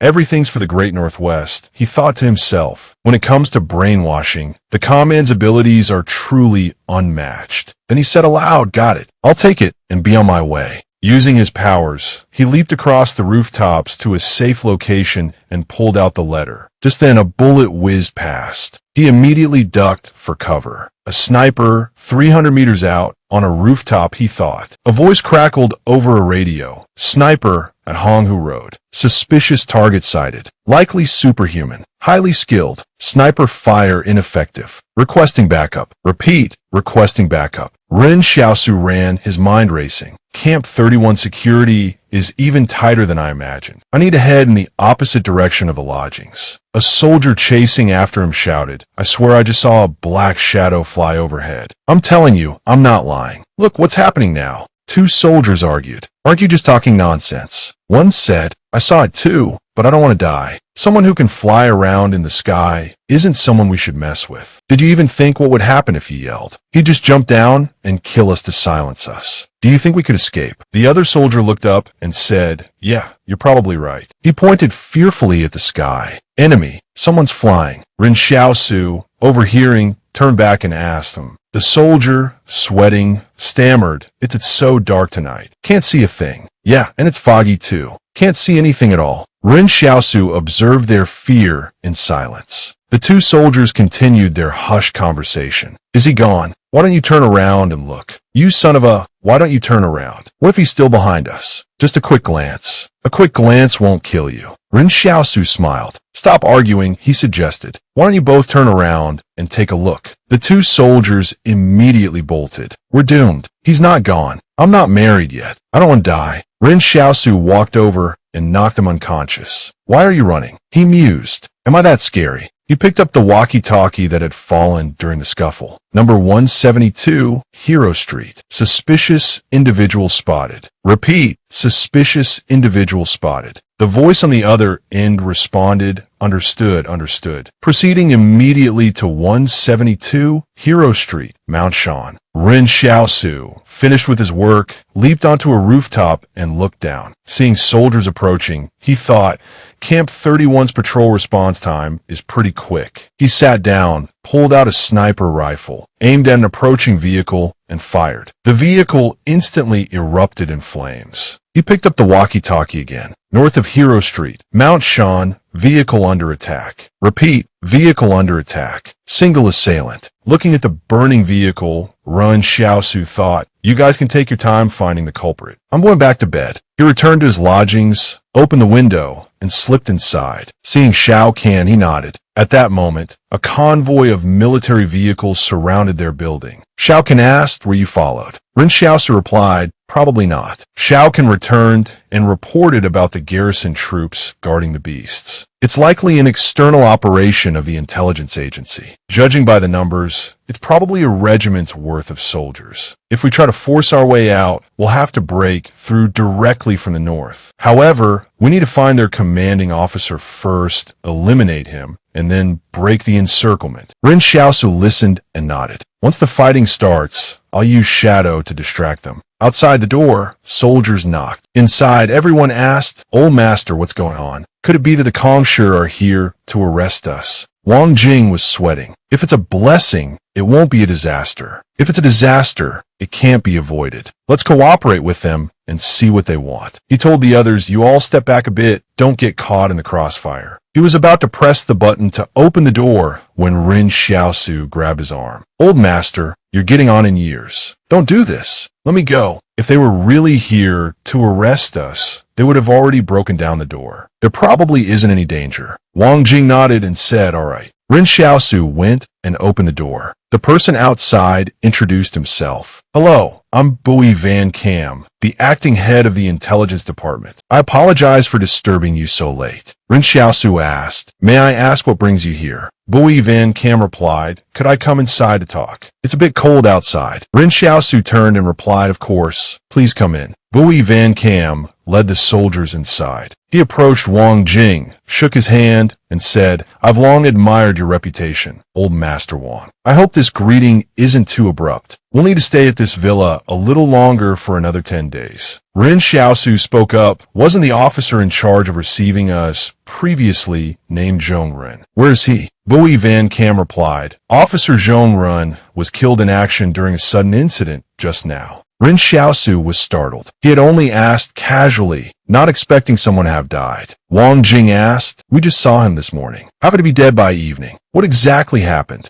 Bui Van Cam asked, "You don't know what happened?" Wang Jing frowned. "How would I know?" Bui Van Cam explained, "Tonight, a highly skilled individual hiding in the Kongsher garrison tried to escape. After being discovered by our patrol troops, they went on a rampage. Officer Zhongren arrived at the scene and was killed when the enemy blew up his vehicle. He died inside the vehicle." Ren Xiaosu thought to himself, "I only casually blew up a vehicle. I didn't expect Zhongren to be inside. He was really unlucky." Bui Van Cam continued, "Therefore, we must investigate the cause. Something has already happened so soon after your arrival at Camp 31. Although you are all legitimate doctors, we must conduct an investigation as per protocol." Wang Jing replied, "We understand. However, I can guarantee that none of the doctors in this villa could possibly be the culprit you're referring to, Director Bui." Bui Van Cam, upon hearing this, ordered his soldiers, "Search all the rooms and see if there are any suspicious items." The soldiers immediately dispersed. Everyone listening felt a wave of anxiety. Ren Xiaosu frowned. "They only suspect the Third Medical Society. They haven't found any concrete evidence yet. Let's see what happens." Afterward, the soldiers returned and reported no suspicious items found. Bui Van Cam then said, "Search the surrounding kilometer for any suspicious items." He then turned and walked outside, his sharp eyes scanning the wall, thinking to himself, if someone climbed over the wall, there would definitely be dust on the windowsill. As long as someone climbed over, they would leave traces. So he walked over to the window. Shao Kan, seeing this, furrowed her brow. Ren Xiaosu also grew wary. Bui Van Cam reached the window and ran a finger across it. But strangely, there wasn't a single trace, which startled him. He stood up straight and smiled. "It seems you are all law-abiding doctors," he thought to himself. "There's not a single mark." Ren Xiaosu thought to himself, "How could I make such a rookie mistake?" Bui Van Cam turned around and said, "Sorry to disturb your rest," before gathering his men and leaving. "There are other places that need investigating. Looks like I won't be sleeping tonight." Inside the building, Wang Jing said, "I'm starting to regret bringing you all to Kongsher. It's really not a good time to put everyone at risk. I apologize." With that, he bowed his head. Ren Xiaosu spoke up. "You did nothing wrong. There's no need for that." The other doctors agreed. "Actually, it's because of this trip with you that we understand how much effort you and your predecessors have put into the advancement of medicine. I don't regret it. On the contrary, I'm even more determined." Liang Su also spoke up. "That's right. I don't regret it either." "Me neither," added another. Wang Jing was surprised and moved. He hadn't expected such heavy pressure to ignite a fire in everyone's hearts. He smiled. "It's my honor to work with all of you. Get some rest. We have a meeting tomorrow." Ren Xiaosu looked at him, thinking to himself, so the strength of one person can actually ignite a flame in others, bringing them together to shine brightly. Liang Su sat down on the sofa. Shao Kan suddenly appeared and told him, "Go read Man Nan's fortune. He's alone on the sofa. Now's your chance. Seize it, and there might be hope." Liang Su nodded and went over to Man Nan, asking, "Homesick?" Man Nan was startled, then replied, "Yeah." Liang Su sat down next to him and asked, "Is this your family? Your parents?" Man Nan replied, "Yes. Before I left, my mother cried for 3 days. She worried I wouldn't eat or sleep well. If she knew what we were going through now, she'd probably cry again." Liang Su immediately reassured him, "Don't worry, we'll definitely get back safely, as long as I'm here." Man Nan smiled. "Thank you. By the way, Valentine's Day is in a few days. What are your plans?" Liang Su leaned back on the sofa and replied, "What if no one in my family has died during the Qingming festival? Do I have to die first? Can't I celebrate Valentine's Day if I don't have a girlfriend?" Man Nan fell silent after hearing this and stood up to leave. Liang Su was puzzled. Why did he leave after just a couple of sentences? Behind him, Xiao Kan put a hand on his shoulder and asked, "If you don't need your brain anymore, you can donate it to someone who does." Liang Su was utterly bewildered by this remark. Outside, Ren Xiaosu said to Xiao Kan, "I've contacted the con man, but rescuing Wang Yun is going to be quite difficult." Xiao Kan asked, "What's the difficulty?" He replied, "Wang Yun said he has to rescue 200 of his brothers. There are bombs at the prison entrance, and the detonator is in the hands of the intelligence chief." Xiao Kan replied, "The detonator is indeed troublesome." Ren Xiaosu said, "Finding the detonator isn't the hard part. We could just kill the intelligence chief. The new chief will need some time to familiarize himself with the detonator. That gives us enough time to break into the prison. The real problem is those 200 men." He continued, "I've been thinking. Storming the prison to rescue over 200 people is too big a target. How about we find a way to dismantle the entire camp? If the whole camp is in chaos, our target will become smaller."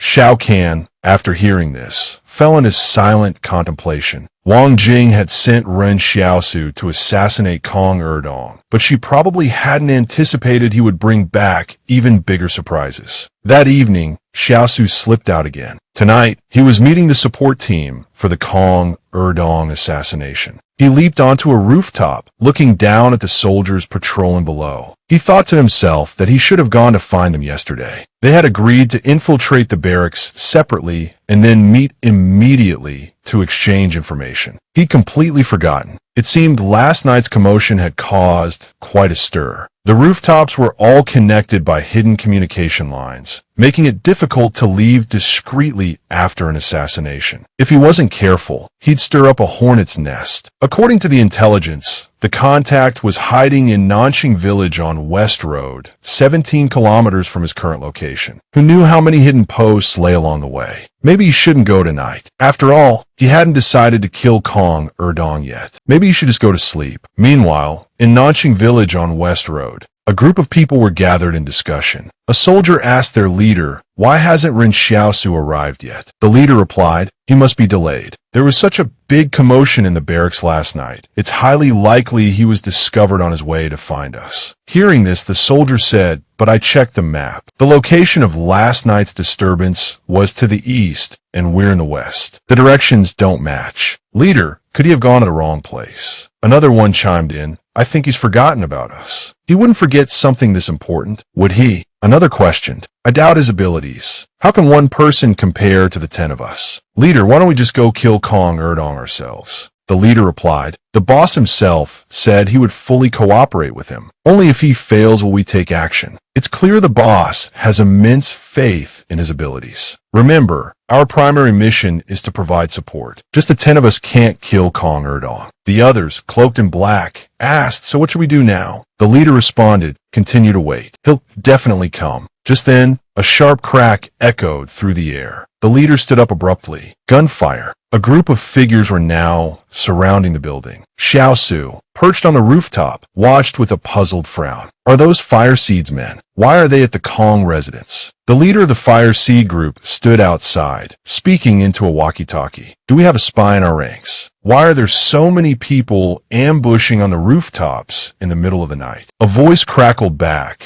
"There's no way to confirm, but it's the only explanation. The Kong family didn't have this habit before. What do we do now?" "Switch to the backup plan," the leader replied. "Incite chaos in the barracks first, then wait for the garrison troops to leave before directly attacking Kong Erdong's mansion." His soldiers immediately responded, "Understood." Commencing operation, Xiaosu leaped down, his mind racing. The original plan was to extract Wang Jing and the others in 6 days, and only then consider rescuing Wang Yun and assassinating Kong Erdong. But now, the situation had drastically changed. The best opportunities for both rescue and assassination were converging tonight. Xiaosu approached the house and knocked, calling out to Xing. He paused, a thought striking him. "No, that's not right. My cover's blown. This is awkward." He knocked again, changing his approach. "I like to buy a ladder." Do you sell them? The moment the door cracked open, Xiaosu slipped inside. One of Wang Yun's men asked, "What's happening out there?" Xiaosu replied, "I suspect the Fireseed mercenaries have launched an attack on the Kong clan. I saw hundreds of their operatives on the move, likely all above T4 level. They're heading north." The man responded, "We haven't received any intel about this. How did Fireseed get past the Ningtan Mountains?" Xiaosu answered, "Don't worry about how they got here. I suspect they're here to assassinate Kong Erdong. I need information on Camp 31's prison, the secret prison, and the current intelligence chief of the Kong clan." The man said, "If they're going after Kong Erdong, we might as well see if they succeed. The information you want doesn't seem related to him." Xiaosu replied, "Camp 31 has reinforced brigades. Even Fireseed won't be able to take them head on. I'm going to release all the prisoners from both prisons. There are even supernaturals among them. After being locked up for so long, they'll be looking for revenge." The man considered this. "That makes sense, but do we really need to go that far?" Xiaosu explained, "We need to. It's called borrowing strength, understand?" The man fell silent, then turned and instructed someone to provide Xiaosu with the requested intel. The others brought over a computer. Xiaosu joined them, and after reviewing the information, he turned and said, "All right, I've memorized most of it. Now, get to Wang Jing's villa and the others. Once the camp descends into chaos, there will be widespread looting. I'm worried about Wang Jing and the rest." The man asked, "If the Kong Erdong mission fails, will you take responsibility?" Xiaosu countered, "If the Kong Erdong mission fails, will you take responsibility?" "Don't worry, I'll complete my mission." The man continued, "Why didn't you come for the intel exchange yesterday? Did you forget?" Xiaosu, startled, quickly made his excuses. "Look what you're saying. How could I?" The men in black exchanged glances. Judging by his reaction, he really did forget about us. After the exchange, Xiaosu scaled the wall and returned to the guest room. Seeing Xiao Can, he exclaimed, "What are you doing here?" She replied, "I knew you'd come looking for me, so I waited here to save time." He smiled. "I was just thinking about how to dismantle the camp and shrink our target, but Fireseed is doing it for us. Tonight's the night." She asked, "What do you need me to do?" He smiled. "We have 3 objectives. First, eliminate the current intelligence chief. Second, infiltrate the secret prison and free Wang Yun and the con man. The con man mentioned other supernaturals who also aim to liberate Northwest." He continued, "Third, join the rescue of Wang Yun's 200 men." Xiao Can looked puzzled. Can the con man really persuade the supernaturals in prison? Xiaosu replied, "I doubt it, but judging by the certainty in his message, we'll trust him this once. Besides, once they're out, they'll definitely cause chaos trying to escape. Chaos in the camp is better than no chaos." Xiao Can said, "All right, we'll do as you say." Inside the prison, the fortune teller asked his cellmate, "Listen, friend, do you believe in fate?" The man beside him replied, "No." After hearing this, the fortune teller scratched his head. "So let's try again. Do you have a destined love?" The man beside him continued to reply, "I don't believe in it." The old fortune teller gritted his teeth. "Why don't you believe anything? You'll have problems like this, I'm telling you." The man said, "Everyone here works in intelligence. Swindler, I've heard of you. You've tormented plenty of people in the Northwest these past few years, and I'm not the only one." The old fortune teller rubbed his chin and smiled. "You're different. This time, I came here for you." From his cell next door, Wang Yun yelled, "Don't believe him. He's here for me." Hearing this, the fortune teller snapped. "If you're not going to help, then just stay quiet. Don't ruin things, all right?" The fortune teller continued, "I came for both of you. Your name is Li Zineng, chief of the 2nd Intelligence Department of the Zhou Consortium. You killed a merchant who forced himself on a respectable girl and were transferred to the 3rd Department to handle external affairs. The merchant superiors within the Zhou Consortium sold your whereabouts to the Kong clan, which is why you were captured. Am I right?" Li Zineng remained silent after hearing this. The swindler continued, "I don't need everyone in the Northwest. I just admire you, so I came here. If you follow me, the great Northwest will prosper. If you go to the Discipline Inspection Commission, you can kill whoever you want when you see injustice. If I, Zhang, go back on my word, you can chop off my son Zhang Xiaoman's head and use it as a football." Li Zineng interrupted him, saying, It's useless to say more. Let me tell you, once you're in here, don't even think about getting out. Even if the three of us work together, we won't make it. The swindler replied, I've already calculated it. Within 3 days, someone will come to rescue us. If my calculations are correct, will you follow me? Li Zinang remained silent for a while. Seeing that he didn't respond, the swindler continued. The Zhou consortium descendants who set you up, I've already killed them. Your wife and son aren't dead. I brought them to the northwest. Li Zinang, I'll ask you again, if someone comes to rescue us within 3 days, will you follow me? Li Zinang was startled and asked, they're not dead. The fortune teller suddenly heard a banging sound from the next wall. He quickly said, your son placed first in his exams this year. Your wife is working part-time at Stronghold 178. I hear she has a lot of suitors, but she's rejected them all. I reckon it'll hold up for a short while, but in the long run, she'll be a widow with an orphan. Hearing this, Li Zinang punched the wall in anger. Swindler, don't lie to me. If I find out you're lying, the two of us will be stuck in here for the rest of our lives. You said someone would come to rescue us within 3 days. The swindler sat down cross-legged and said, maybe it won't even take 3 days. At this moment, Wang Zidiang stormed out of the intelligence agency. Someone ran up and asked, Chief, where are you going at a time like this? He replied, where am I going? I'm going to see the boss to clean up the mess those idiots made. Fireseed mercenaries infiltrated the garrison and escaped, and we didn't have a clue. The boss called and asked if I was in cahoots with Fireseed. He then swaggered off and drove away. While driving, he saw Xiaosu and Xiaokan on the road and stopped. Xiaokan took out a photo and said, match confirmed. It's Wang Zidiang. Xiaosu smiled. Prepare for action. Xiaosu and Xiaokan approached Wang Zidiang's car. Inside the car, Wang Zidiang ordered his driver to turn around. He thought to himself, these two are definitely superhumans. It seems they're here for me. Xiaosu saw the car turning around and said, he's trying to run. Xiaokan immediately raised her rifle and took aim. Just let him go. He won't escape anyway. Her shot pierced the tire, bringing the vehicle to an abrupt halt. Chief, the driver stammered, the tire's shot, but the car is bulletproof. We can wait for reinforcements. Wang Zidiang, hearing this, relaxed. Excellent. We'll wait for backup. At that moment, Xiaosu lunged forward, his blade flashing. With a single, terrifying sweep, he sliced the armored car in half. Wang Zidiang stared in disbelief. How? How can someone cut a bulletproof car in two with a blade? The driver, drenched in sweat, could only echo, this is impossible. Xiaosu tilted his head. You're Wang Zidiang, right? He stepped forward and extended a hand towards a stunned Wang Zidiang. You must be Wang Yun's former rival. Wang Yun is under my protection now, you could say. Consider this a greeting from him. Wang Zidiang, sweating profusely, managed a weak understood. Xiaosu smiled. Greetings, Chief. Wang Zidiang's eyes widened in sudden realization. Wait, you're here to kill me, so you can break into the prison. I'll give you the detonator. I have it with me. Xiaosu's smile broadened. How civilized of you. Just then, a bullet ripped through the driver, striking Wang Zidiang dead. Xiaosu turned, slightly annoyed. Why kill him outright? I was going to take him to the secret prison. He might have been useful.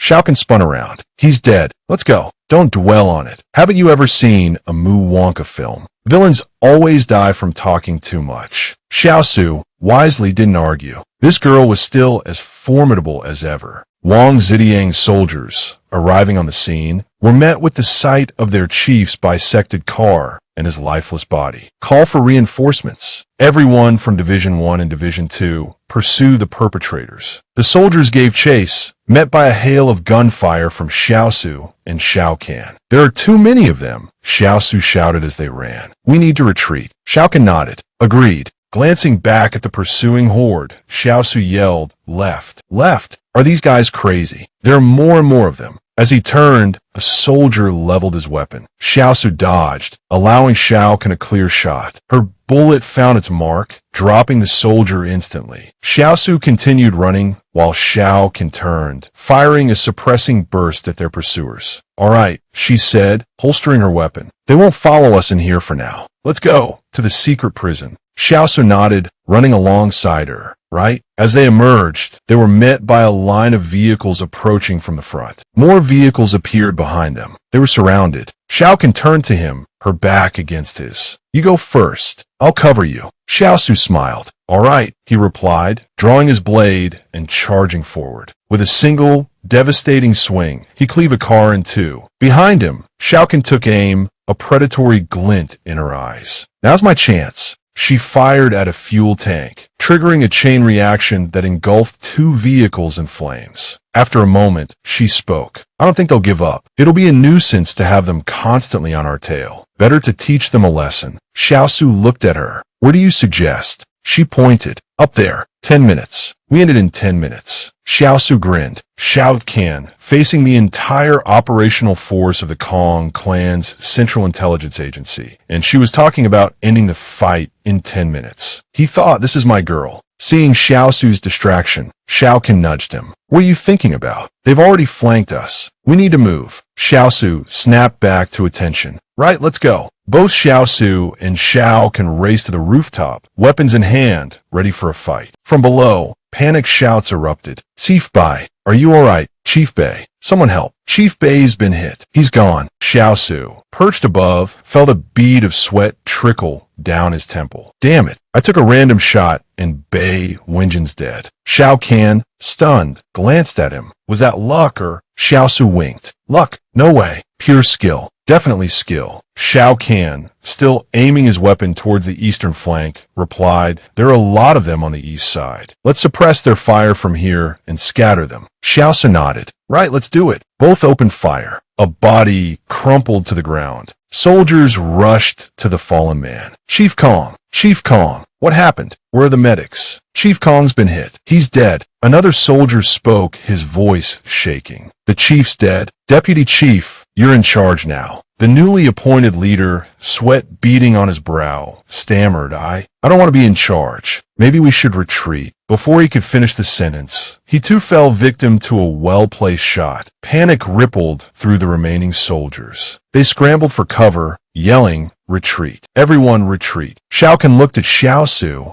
a flicker of disbelief in his eyes. Really skill. Xiaosu, momentarily speechless, finally offered, well, luck is a part of skill, right? Shao Kan stared at him, incredulous. I'm telling you, it's Lu Yuan. She's probably praying for you. That's why you're so lucky. Xiaosu sat down heavily. Yeah, I don't know where she is, but she's alive. Maybe she even knows I'm looking for her. I can't just keep firing randomly anymore. It'll trigger her backlash. We need to find Lu Yuan. Shao Kan took Xiaosu's hand, but you don't even know where she is. Zhang, the fortune teller, and Wang Yun are still trapped in that secret prison. We need to finish what we started at Camp 31. Right now, you need to stay alive. If you're alive, you can find her. Xiaosu nodded, a glimmer of hope returning to his eyes. You're right. If I'm alive, I'll find her eventually. Suddenly, the ground trembled. A voice cried out, the Fireseed mercenaries are attacking. A wave of mercenaries surged towards the Kong clan compound. Soldiers scrambled into defensive positions, weapons raised, but a voice cut through the chaos. Hold your fire. I repeat, hold your fire. Commander, Fireseed mercenaries have infiltrated the refugee zone. What do we do? The voice on the other end barked, open fire. The mercenaries charged, and the soldiers unleashed a volley of bullets. Xiaosu turned to Shao Kan. Let's go. We need to rescue Zhang and Wang Yun. We have to get them out before daybreak. Inside the prison cell, Zhang, the fortune teller, tossed a playing card onto the floor. What the hell? Not even dinner. I'm telling you, this Kong clan has no respect for human rights. Prisoners are people too. He paused, a puzzled frown creasing his brow. That's weird. Even the guards are gone. It's too quiet. Outside, the guards were indeed fleeing. Zhang yelled, his voice echoing in the deserted corridor. Hey, if you're not letting us out to eat, at least bring us some food. But the guards were long gone, leaving Zhang fuming. Honestly, these people have no decency.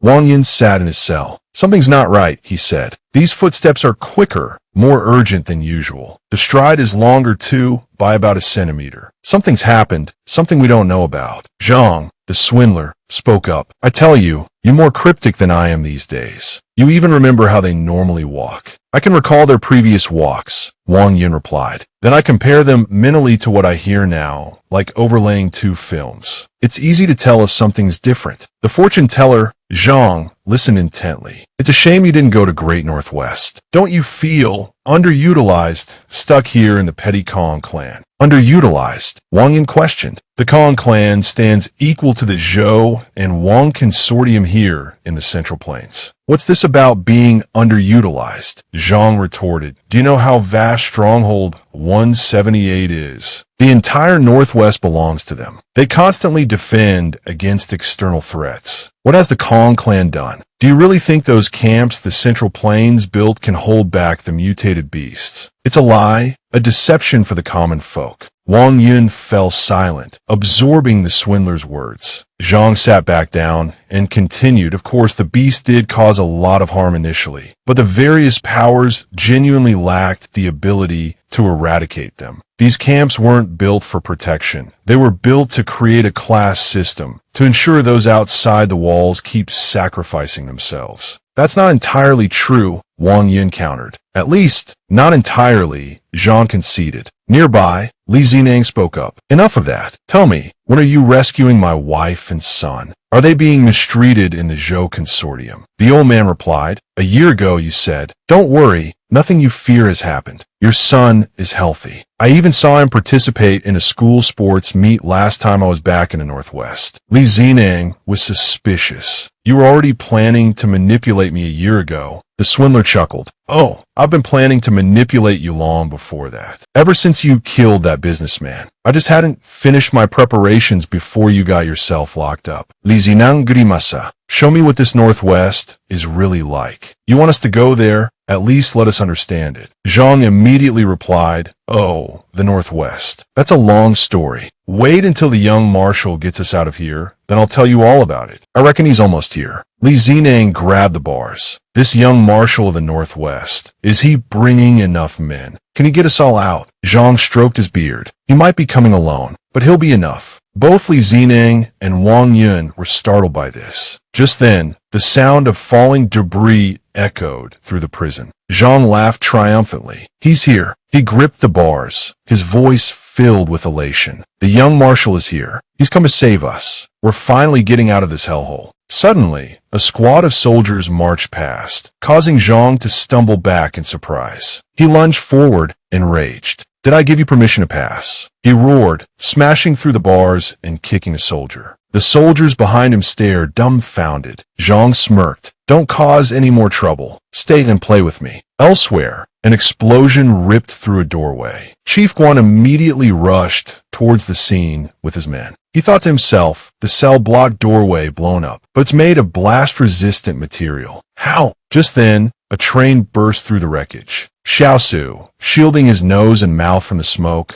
caught sight of Chief Guan and his men. Wang Zitiang opened fire. He yelled. He unleashed a barrage of gunfire, sending the soldiers sprawling. Chief Guan seethed. Such impudence right under my nose. Try this, he thought, launching a psychic attack at Xiaosu. Seeing Xiaosu struck, he smirked. A psychic needle in this prison. Just a few more inmates to deal with. Then the figure vanished. Above, Xiaosu looked down, startled. Strange, there's someone with sealing abilities in this prison. Meanwhile, Chief Guan was calculating. That black-clad figure can turn invisible. I thought it was a real person. 3 days to condense one psychic needle. I can store 3. Used 1, 2 left. One black-clad figure, one train, just 2 of them. Disable the steam engine first. He launched another needle at the engine. It exploded instantly. There, he thought. 2 superpowered individuals dealt with in one fell swoop. The situation is under control. But then he froze. Xiaosu and Xiaokan appeared. You two, Chief Guan sneered. Your powers are neutralized, and you still dare to show yourselves. I admire your courage. Suddenly, he sensed a powerful force behind him. He dodged instantly. Staring at Xiaosu, he thought, a third ability. How? His eyes widened in disbelief. Impossible.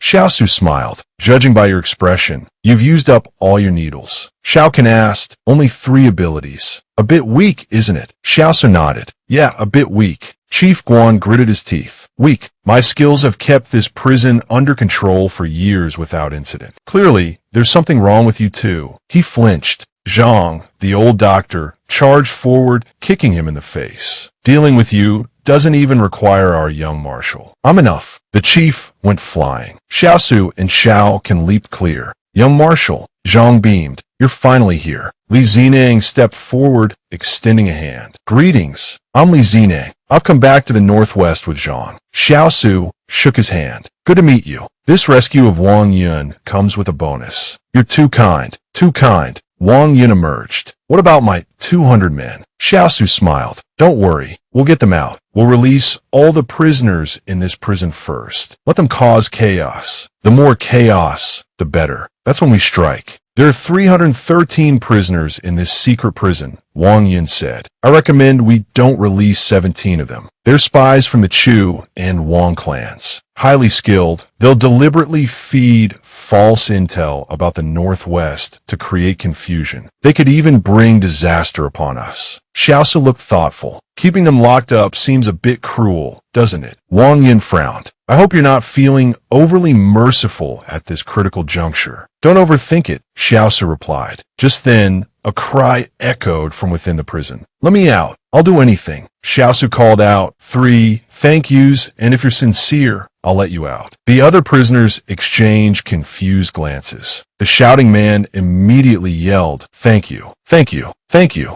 Xiaosu tossed a key to Wang Yun. You remember which key opens which door, right? A notification pinged in his system. Gratitude received from Lu Tianhe, +1. Gratitude received from Lu Tianhe. Gratitude. I remember, Wang Yun confirmed. Xiaosu smiled. Open it. As the prisoners stumbled out, a chorus of thank you filled the air. Thank you, they continued, moving deeper inside. Wang Yun murmured to Xiaosu, this is one of the 17 I mentioned. He pulled the pin on a grenade and lobbed it into the cell. The cell exploded. Wang Yun, sweating, said he thought keeping people locked up here was too cruel, wanted to give him a quick end. No need to worry about being too merciful, I guess. Xiaosu smiled. Remember my words for the next one. Wang Yun fell silent. Xiaosu walked deeper into the prison. Spotting a prisoner, he said, say thank you, and I'll let you out. The prisoner asked what happened next door. Why the explosion? Xiaosu grinned. Because he didn't say thank you. The prisoner's eyes widened. The other prisoners behind him watched in stunned silence. The prisoner stammered, thank you. A system notification appeared. Gratitude received from Qi Jieshing, +1. Xiaosu waved a hand. All right, let him out. Wang Yun released him. Go on. Congratulations on your freedom. The prisoner ran, calling back, thank you. Thank you for saving me. In another cell, Xiaosu asked, his voice tight with frustration, you can't even say thank you sincerely. How can I let you out? The prisoner snapped, how am I not sincere? Which eye of yours sees insincerity? A system notification popped up. Task. Receive 66 thank yous from the prisoner before you. Xiaosu's mind reeled. This is impossible. He can't even say one sincere thank you, and they expect 66. Xiaosu, remembering a past argument, fell silent. He'd once told a man, if you want to be nice to me, I'll thank your whole family. The man had retorted, I'll thank your ancestors 8 generations back. Xiaosu had grinned and replied, I'll thank your mother. The man, enraged, had shot back, I'll thank your ancestors 8 generations back. The system had promptly notified him. Gratitude received from Zheng Shiding, +1. Xiaosu, grinning, had said, I thank your head. Zheng Shiding had roared, I thank your grandfather. The system notifications had then continued to chime. Gratitude received from Zheng Shiding, +1 repeatedly. Wang Yun, watching Xiaosu bicker with the prisoner, asked Li Zineng in disbelief. This is your young marshal from the Northwest. Li Zineng shukulat. I'm rather entertained. 30 minutes later, Xiaosu said with satisfaction, all right, let him out. The system notified him. Current strength, 145. Agility, 141. He thought happily, another 2 free attribute points. Time to balance out my strength and agility. After the prisoner was released, the group approached Chief Guan.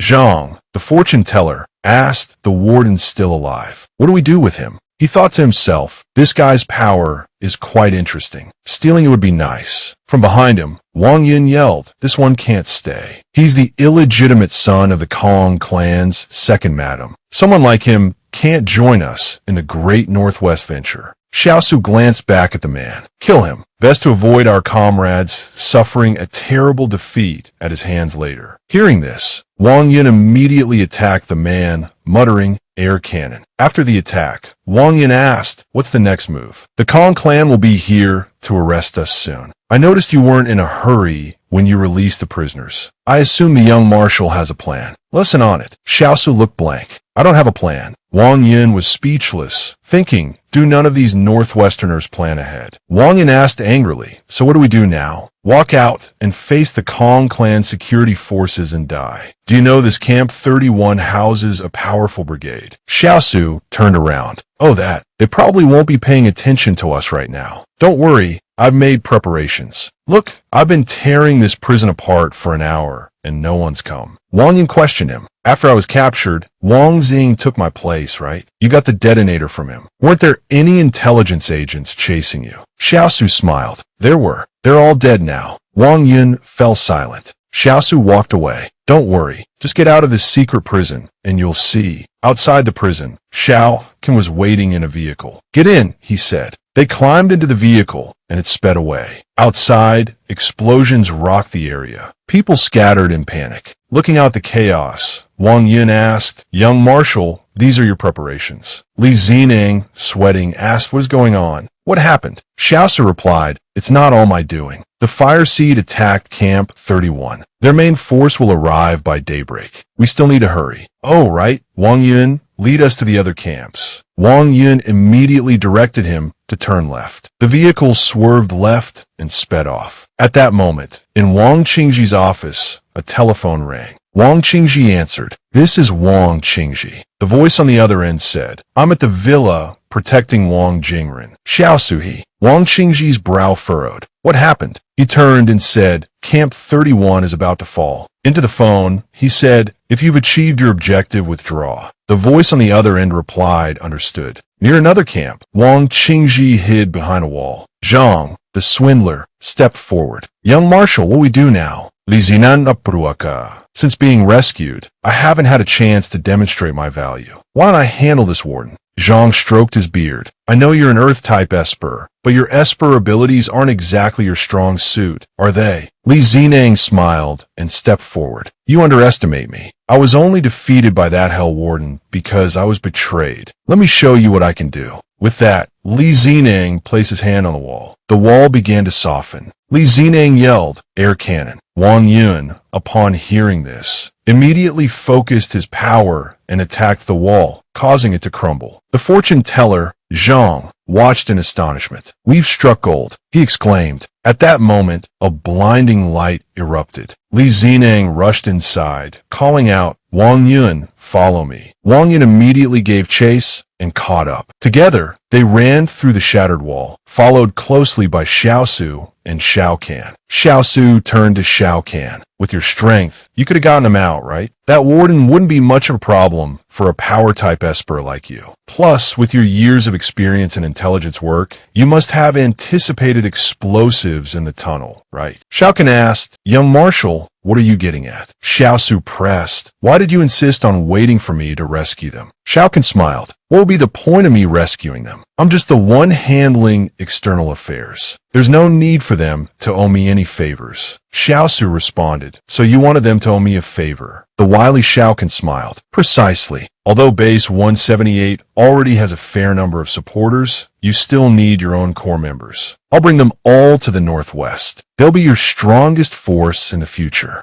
Xiaosu questioned him further. "Is this your idea and Wang Fingyuan's? Why don't you two just stick to intelligence work and not overthink things?" The old man waved his hand dismissively. No, it's not about us trying to claim any great achievement. You misunderstand. This is Commander Zhang's idea." Xiaosu thought to himself, "So Zhang Jinglin is already making preparations for me to smoothly take over Base 178. Inside the prison, someone shouted, "Brothers, I hear the chief's air cannon. He's here to save us. Everyone, hang in there. Kill these guards. Revenge! Revenge!" Wang Yun and Li Xining burst into the prisoners' mess hall, leaping over a wall. One of the prisoners, overjoyed, asked, "Chief, how did you get out of the secret prison?" Wang Yun smiled and replied, "Long story. Are all our people here?" They all raised their hands in unison, responding, "All present." 289 on the list, 289 present. "Chief, what are our orders? Where do we go?" Wang Yin smiled. "Northwest. The soldier asked again. Northwest. Wang Yun turned and explained, our escape this time is entirely thanks to the support of Base 178. Let's go. Follow me to meet the young marshal. Outside, a man with a gun thought to himself, so they want to leave. He immediately aimed his weapon at Wang Yun's group. One of Wang Yun's soldiers rushed forward, shouting, Chief, look out. A gunshot rang out, and the attacker crumpled to the ground. Wang Yun, startled, gasped in surprise. He breathed a sigh of relief. Xiao Can, positioned outside, had taken down the guard with a precise shot. Wang Yun's soldier asked, Chief, where did you find a sniper? Wang Yun replied, I didn't. It was the young marshal's wife. They're the ones who rescued me from the Black Maze prison. And they also conveniently stirred up trouble at Camp 31. The soldier, stunned, asked just the two of them. Outside the gates, Xiaosu waited. Xiao Can jumped down beside him.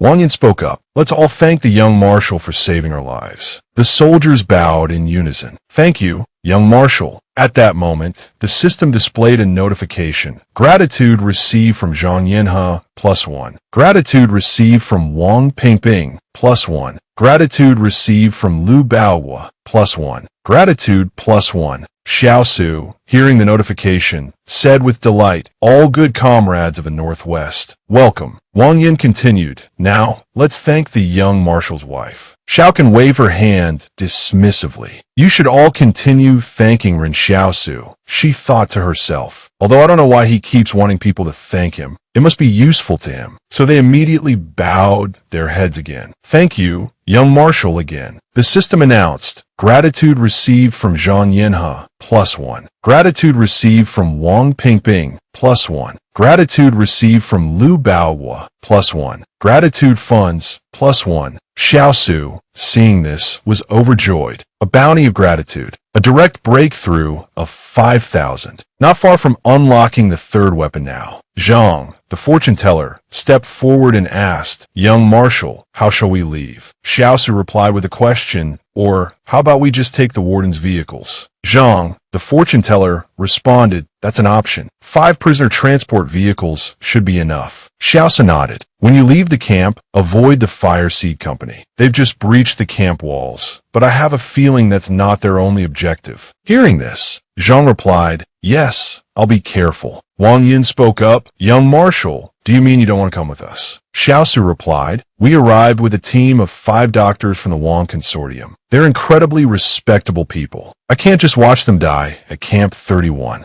Wang Yun stepped forward and asked, are the Wang consortium's people worth it? Xiaosu answered, these people have dedicated their lives to healing the sick. I don't know what it means to be Wang consortium's people. I just know they deserve respect. Wang Yun was taken aback. Li Zineng came forward and patted Zhang, the fortune teller, on the shoulder. Even though you've tricked us so many times, only now do I feel that coming to the Northwest wasn't a mistake. Let's go, lead the way. We're leaving now. Li Zineng stepped forward and shook Xiaosu's hand. Young marshal, we'll meet again in the Northwest. Xiaosu nodded immediately. All right. Then, Xiaosu pulled on Zhang's arm, startling him. He warned, after leaving Camp 31, head south. It's not just the Fire Seed Company. There's a new enemy in the north, far more terrifying than you can imagine. Zhang nodded immediately. I'll be careful. Then the group boarded the vehicles and drove away. Xiaosu said to Xiao Can, come on, we have to hurry and save old Master Wang Jingren. He's currently outside, surrounded by the Kong clan's forces. Smoke and fire engulfed the area. On the rooftop of a building, a Fire Seed officer stood observing. His radio crackled to life. A soldier asked, officer, what's the target now? The officer replied, the main force still needs some time to get here. The Kong clan's reinforcements are probably on their way. Before daybreak, we need to create more chaos in Camp 31. The soldier asked, so what should we do? He answered, raid the Kong clan's intelligence agency. If we can cripple their intelligence, the Kong clan will lose this battle. He jumped from the rooftop. I'll go ahead. You lead the men and rendezvous with me. The soldier immediately replied, understood. He just leaped down to the ground when he stopped short, startled. What's going on? He demanded. Before him, Every single soldier lay dead. He advanced, ordering his men to examine the bodies. His soldiers immediately rushed forward to inspect the corpses of the Kong clan troops. Moments later, they reported back. Commander Wang Zhang, the head of the Kong clan's intelligence agency, is dead. The newly appointed director of Intelligence Unit 1 is dead. The newly appointed director of Intelligence Unit 2 is dead. The commander listened, a wary expression spreading across his face. All units be advised, he announced. There's likely a highly capable enemy force still within the camp. They've eliminated the intelligence leadership with surgical precision. It's highly probable this is the Wang clan's elite force. From beside him, a voice asked, "What do we do now, Commander?" The commander responded, "I'll lead a squad to attack the secret prison and release the prisoners inside. That should be enough to give the Kong clan a headache." After a short while, he arrived at a prison, only to find it in ruins. He looked up, thinking to himself, what in the world? Could this be the work of the Wang clan's agents within the Kong clan? He immediately turned and barked to the other prison. The sound of heavy footsteps echoed as they moved off. He stopped again, bewildered. What is going on? Could there really be an entire ambush force here? Standing before the prison wall, he noticed a gaping hole and recoiled in shock. Just then, his men in black approached. "Commander, what are our orders?" one asked. He snapped out of his stupor. "When we broke through the lines, I felt like the Kong clan's response was sluggish. Now I understand. The Kong clan has been receiving warnings from elsewhere. They haven't been focused on us. Let's go. If our primary objective is complete," he continued, "then we'll launch a direct assault and take out Kong Erdong." Elsewhere, Xiaosu and Xiao Can's vehicle came to a halt.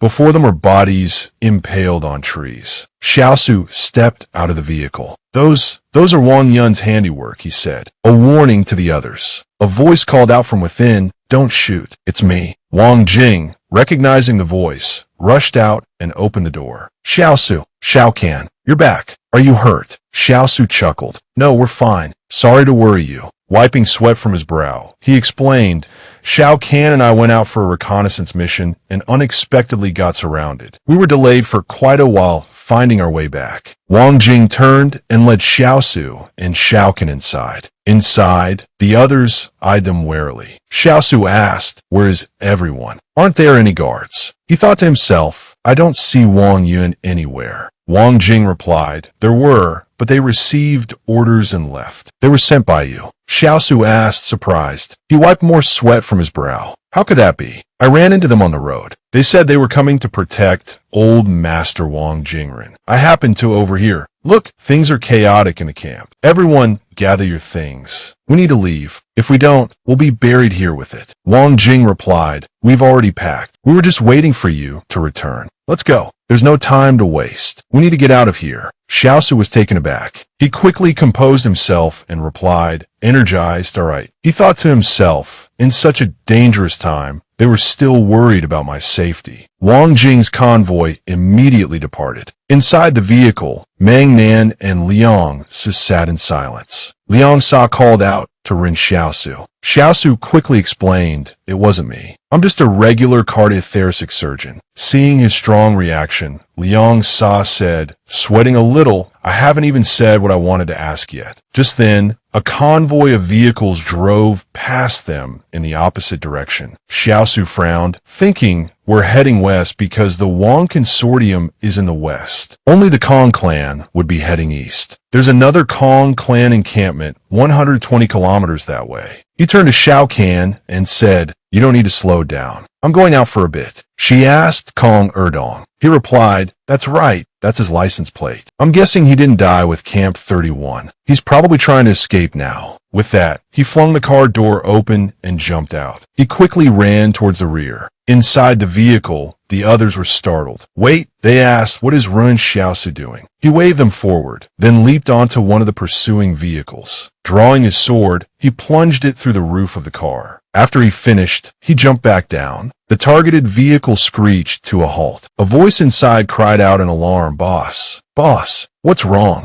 Xiaosu quickly ran back and jumped into his own vehicle. Liang Sa and Meng Nan gaped at him, speechless.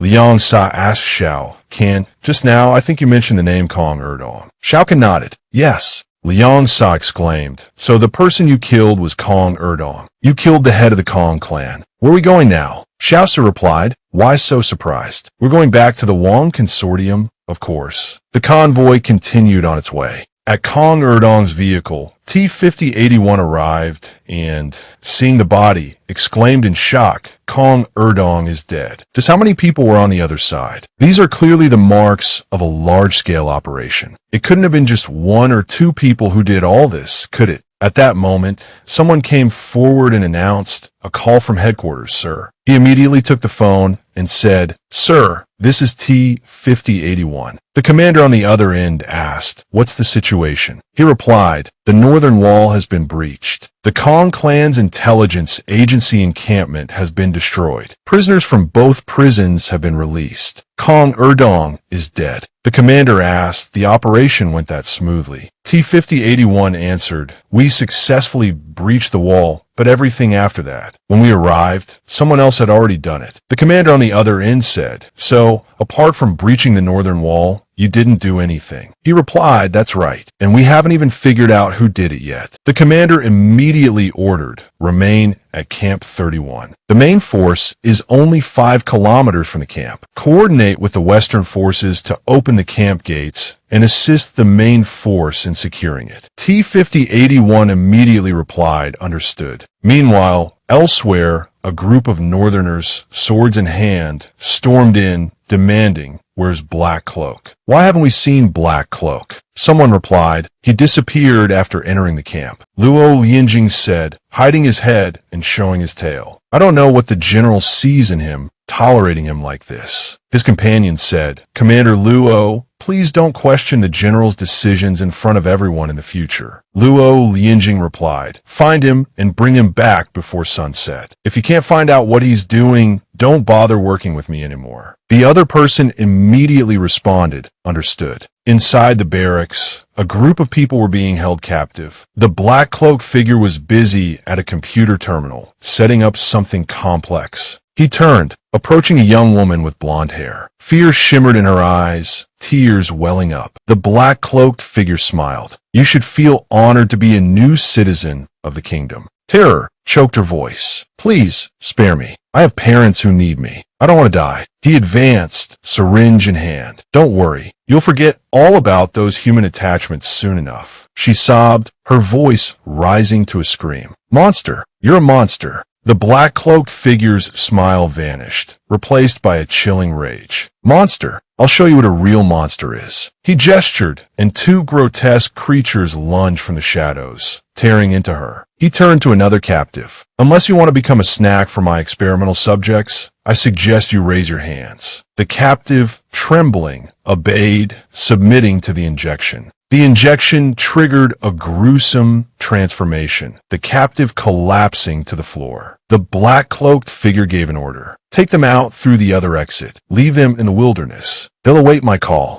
He strode towards the exit, encountering a soldier. You wanted to see me? He asked. The commander wants to know what you're doing, the soldier replied. The black-cloaked figure smirked. Just an inspection. Nothing to worry about. The soldier waved his hand. All right then, men, search the area below. Yes, sir. The soldiers responded, rushing off to carry out the order. The black-cloaked figure watched them go, a predatory gleam in his eyes. After a while, the soldiers returned. Commander, nothing unusual to report. He ground his teeth. Tell the commander he'd best not try to pry into my affairs. The black-cloaked figure's smile returned, smooth and dangerous. Don't be so tense. The general trusts me implicitly. Instead of wasting time with me, you should be pursuing the Wang clan forces. They'll be sending out messages soon. This is going to be a bloodbath. The soldier gave a cold snort. Let's go. Meanwhile, Xiaosu and his group continued their desperate flight. Xiaokan slammed on the brakes, sending Xiaosu lurching forward. He looked up, startled. Fire Seed Company troops. They're catching up. The 2 groups faced off. Can we break through? Xiaokan asked. Xiaosu shrugged. I doubt it. We have to protect old Wang Jing. The Fire Seed troops piled out of their vehicles. Wang Jing grabbed his radio. Attention everyone. Under no circumstances are Ren Xiaosu and Xiao Can's identities to be revealed. If anyone leaks this information, there will be consequences. One by one, they dropped their weapons and exited the vehicles. Wang Jing and Xiaosu, hands raised in surrender, walked forward. Xiaosu feigned weakness. With a medical team from the Wang Consortium's third first-rate academy. We're here on a medical exchange with the Kong clan. We'll surrender all our weapons. Please, don't harm innocent people. The opposing officer eyed them suspiciously. You're in charge of this medical team. Show me your credentials. Wang Jing nodded. That's right. I'm the vice president of the third first-rate academy. We're here as part of our regular medical exchange program. He produced a document. Here are my credentials. The officer examined the papers. Technically, I'm not supposed to harm medical personnel, but how can I be sure these credentials are authentic? Wang Jing replied, if not, you can send someone to check us. We can all pass the examination. On the other side, there was a hushed whispering. After a moment, a hand waved dismissively. Get these doctors onto a truck. The whole squad is heading north immediately. Xiaosu's heart skipped a beat. What was going on? Why was the main force heading north? Weren't they going to take Camp 31 anymore? The officer said to Wang Jing, you are temporarily reassigned. From this moment on, you are not permitted to act independently. We hope you will cooperate fully. Liang Sa called out from behind. Why do we have to go north? We've shown you our credentials. We're just doctors. We don't know how to fight. The other man replied, there's new fighting in the north. Camp 176 has been overrun and they don't have enough medical personnel. Your doctors, treating the sick is treating the sick no matter where you are. Liang Sa asked angrily, isn't Camp 176 Wang Consortium territory? What does it have to do with your Fire Seed company? The man snapped, there's an external enemy this time, and Fire Seed needs to take action. He opened the truck door and said, this isn't the time for idle chatter. Get in the truck. The sooner we get north, the more lives we might be able to save. Seeing this, Wang Jing and the others fell silent and climbed into the truck. The convoy continued to move north. Inside the truck,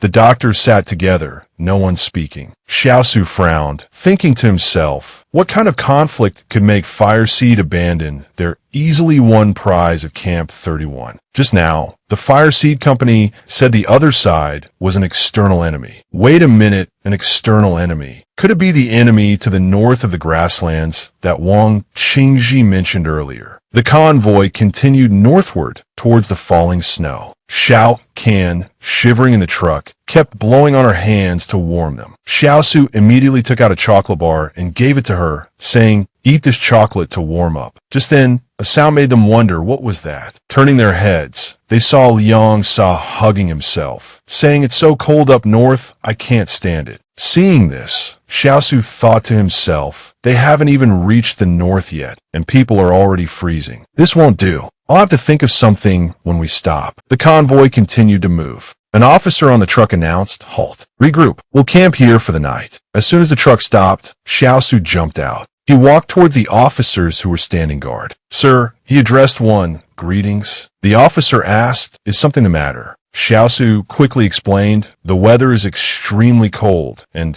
some of our people are sick and feverish. Could you spare us 30 blankets? After all, we're practically doctors attached to the army. It wouldn't be good if we died on the road. He then offered his watch to the officer. The officer immediately pushed it back, saying, we've been negligent in this matter. We forgot to issue you field gear. I'll have someone bring some over to you shortly. Xiaosu was surprised. These days, a watch was as good as hard currency, and the Fire Seed officer hadn't accepted it. He scratched his head sheepishly. Sir, he said, we've never seen combat. Are we a burden to you by coming to the front lines? The officer smiled. You all are hardly combat ready. Want to go to the front lines? Don't worry. In 4 days, I'll take you to a temporary medical station just behind the front. We're not deploying you to fight, but to do what you do best. Xiaosu bowed. Thank you, sir. You're absolutely right. People like us, who couldn't fight our way out of a paper bag, shouldn't be anywhere near the front lines. After a while, a soldier returned to their vehicle, carrying blankets. The Fire Seed officer brought blankets and antibiotics for us. He announced. The doctors rejoiced at the news. Liang Sa, touched, told Xiaosu, thank you. If it weren't for these blankets, I'd have frozen solid out here in the wilderness. A notification flashed. Gratitude points from Liang Sa +1. Xiaosu draped a blanket around Xiao Can. You're welcome, he replied, then wrapped himself in a blanket as well. I heard the fireseed officer say we'll reach the northern front in 4 days. We'll be stationed at a temporary medical post behind the lines. No need to worry about seeing combat. Wang Jing, overhearing this, said, staying away from the fighting is the best news I've heard all day. Just then, a voice piped up, I'm starving. Do we have any food left? Staying warm won't matter if we starve to death on the way. Another person spoke up, Ren Xiaosu, you've already risked your neck getting blankets from the fireseed troops. Do you really expect him to find us food too? Just be patient. We'll get to the medical station eventually, and there's bound to be food there. Xiaosu adjusted the blanket around the complaining person. Don't worry, I'll figure something out. Going hungry for 4 days is definitely a problem. Wait for my good news. With that, he hopped out of the vehicle. The doctors watched him go, deeply moved. Xiaosu headed towards the officer's tent. He lifted the tent flap and entered. The officer looked up. Something else. Xiaosu smiled. Thank you for the blankets and antibiotics. Everyone's feeling much better now. The officer nodded. No need to thank me. I just don't want you all getting sick. I'm counting on you to help our troops. Xiaosu smiled. If you don't mind me asking, how should I address you? The officer replied, B-Year 092. That designation probably sounds strange to you. Xiaosu thought to himself, I only know about T numbers. This is the first time I've heard of a B-Year. He realized the Fireseed's internal command structure likely used B designations. Aloud, he asked, did you want to talk about something else? Xiaosu smiled. Actually, yes. I was wondering if you had any extra rations. We're out of food. As you said, the medics need to be in good shape to help your comrades. B-Year 092 replied, the rations are all dry goods, but you can have some. We'll send someone over with them shortly. Xiaosu bent down and picked up a watch. Isn't this yours, sir? He asked, offering it to the officer. The officer took the watch and strapped it on his wrist. I have a feeling there's something else you wanted, isn't there? Xiaosu smiled. Just one small thing. I saw you reading a newspaper earlier. Would you mind letting me read it when you're finished? The journey is rather dull, and it would help pass the time. B-Year 092 replied, no problem. By the way, I've verified your credentials. I'm curious. You're just a resident doctor in your group, not a high-ranking official, yet you seem to handle all the negotiations. Aren't you afraid of us? Or perhaps you have another role entirely. Xiaosu, upon hearing this, smiled faintly. Officer B-Year 092, she said, I'm quite afraid of you and your men too. But these errands, well, naturally they fall to us juniors. The officer, hearing this, handed the newspaper to Xiaosu. I don't buy that explanation, he said. I think you're more capable than you let on. Take the newspaper. I'll be watching you closely over the next few days. Xiaosu accepted the newspaper with a smile. As you wish, she replied. With that, the officer turned and headed back outside. Looking up, he saw a column of vehicles ahead and thought to himself, these are the displaced. Refugees. Looks like at least 500 or 600 people, he mused, and a few intellectuals mixed in, seemingly conscripted for temporary duty. At that moment, a soldier on guard duty shouted, we're stopping here for the night. Behave yourselves. Anyone need to relieve themselves. Get off the trucks and be quick about it. Xiaosu walked along the line of vehicles. She approached the soldier guarding their truck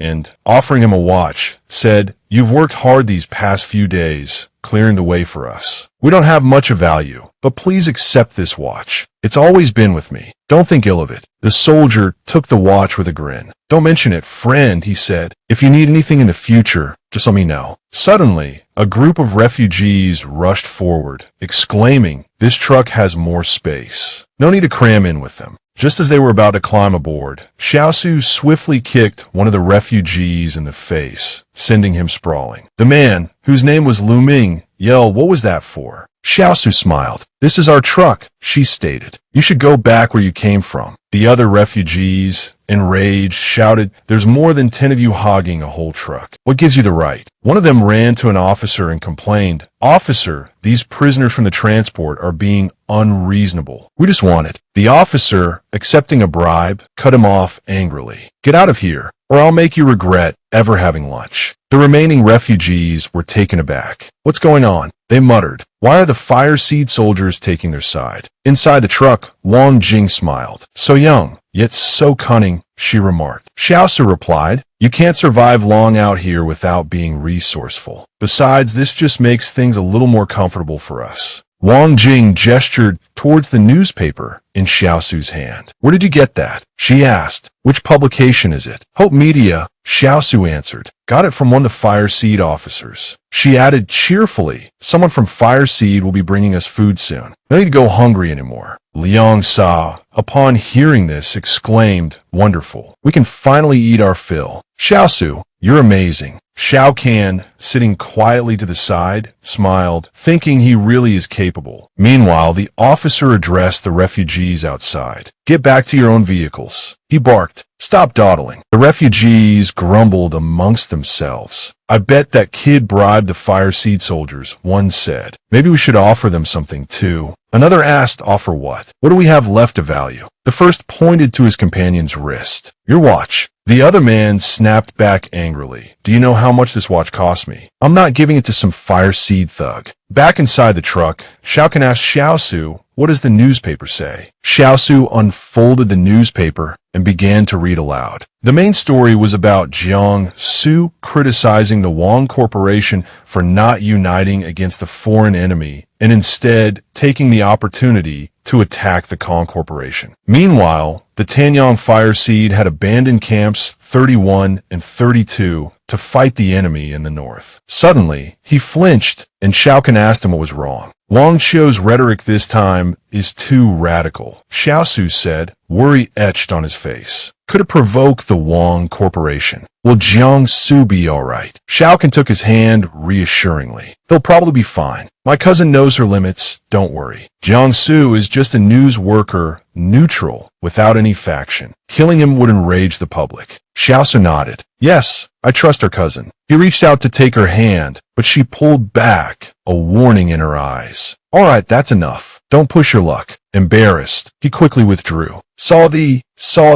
Just then, a soldier arrived with food. Your meal is here, he announced. Xiaosu leaned forward to accept the containers. Thank you, he said. You're welcome, the soldier replied. Nearby refugees, witnessing this, erupted in frustrated cries. Why do they get food? We want food too. The soldier turned sharply. He's under special orders from our superior officer. If you want food, go find our superior officer. The refugees immediately fell silent. The soldier turned back to Xiaosu, picking up some food with his chopsticks. Xiaosu, you really have a way with the Fire Seed people. Xiaosu distributed the food to his group. Old-timer, eat while it's hot, he said to Wang Jing. Wang Jing looked at the others. Aren't you going to thank Ren Xiaosu? He asked pointedly. Thank you, someone mumbled. Another chimed in. Xiaosu, if it weren't for you, we probably wouldn't have made it to the medical station. Liang smiled. Xiaosu, between us, there's no need for thanks. If there's anything in the future, Xiaosu held up a hand, interrupting him. You should still say thank you.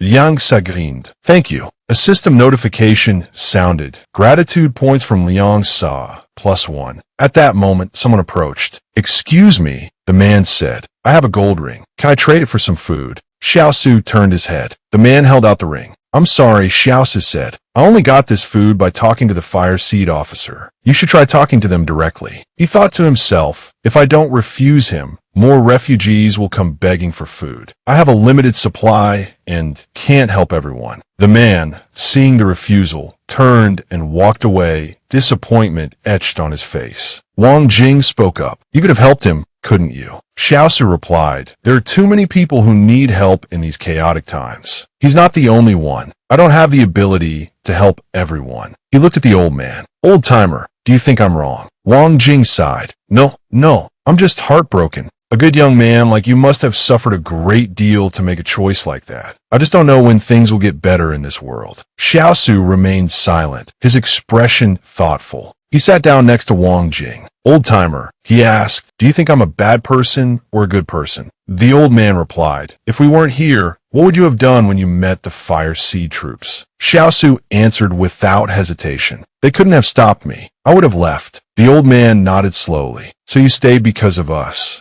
A good person doesn't need to save everyone in the world, the officer said. Otherwise, even a good person will get tired. You work within your limits. There's no need to feel ashamed. Xiaosu, listening, responded cheerfully, "Yes, I understand." After a moment, Xiaosu climbed into the officer's vehicle and asked, "Is this today's newspaper?" Beer 092, seeing her, questioned, "Sneaking around this early. You think this place is your home?" Xiaosu chuckled. "You've already read the first two, so finish this one and then give it to me." Beer 092 tossed the newspaper to her. "You really do act like you belong here." She took the paper and went to the back of the vehicle to read. The other soldiers outside watched, astonished. "Does your Fireseed Corporation have any predictions about this battle?" Xiaosu asked. "Can we win?" Beer 092 replied, "It's not a question of can we win, but that we must win." Xiaosu, hearing this, then asked, "I see you've brought quite a few refugees from Camp 31. What are you making them do?" The officer answered, "Half of them are repair workers. In wartime, maintenance work must be done meticulously. A broken vehicle isn't worth a penny." Xiaosu nodded. "Repair workers who don't want to go to the front lines. That's a death sentence." The officer frowned. "Whether they want to or not, they have to. In this battle, even we could die. Why can't they?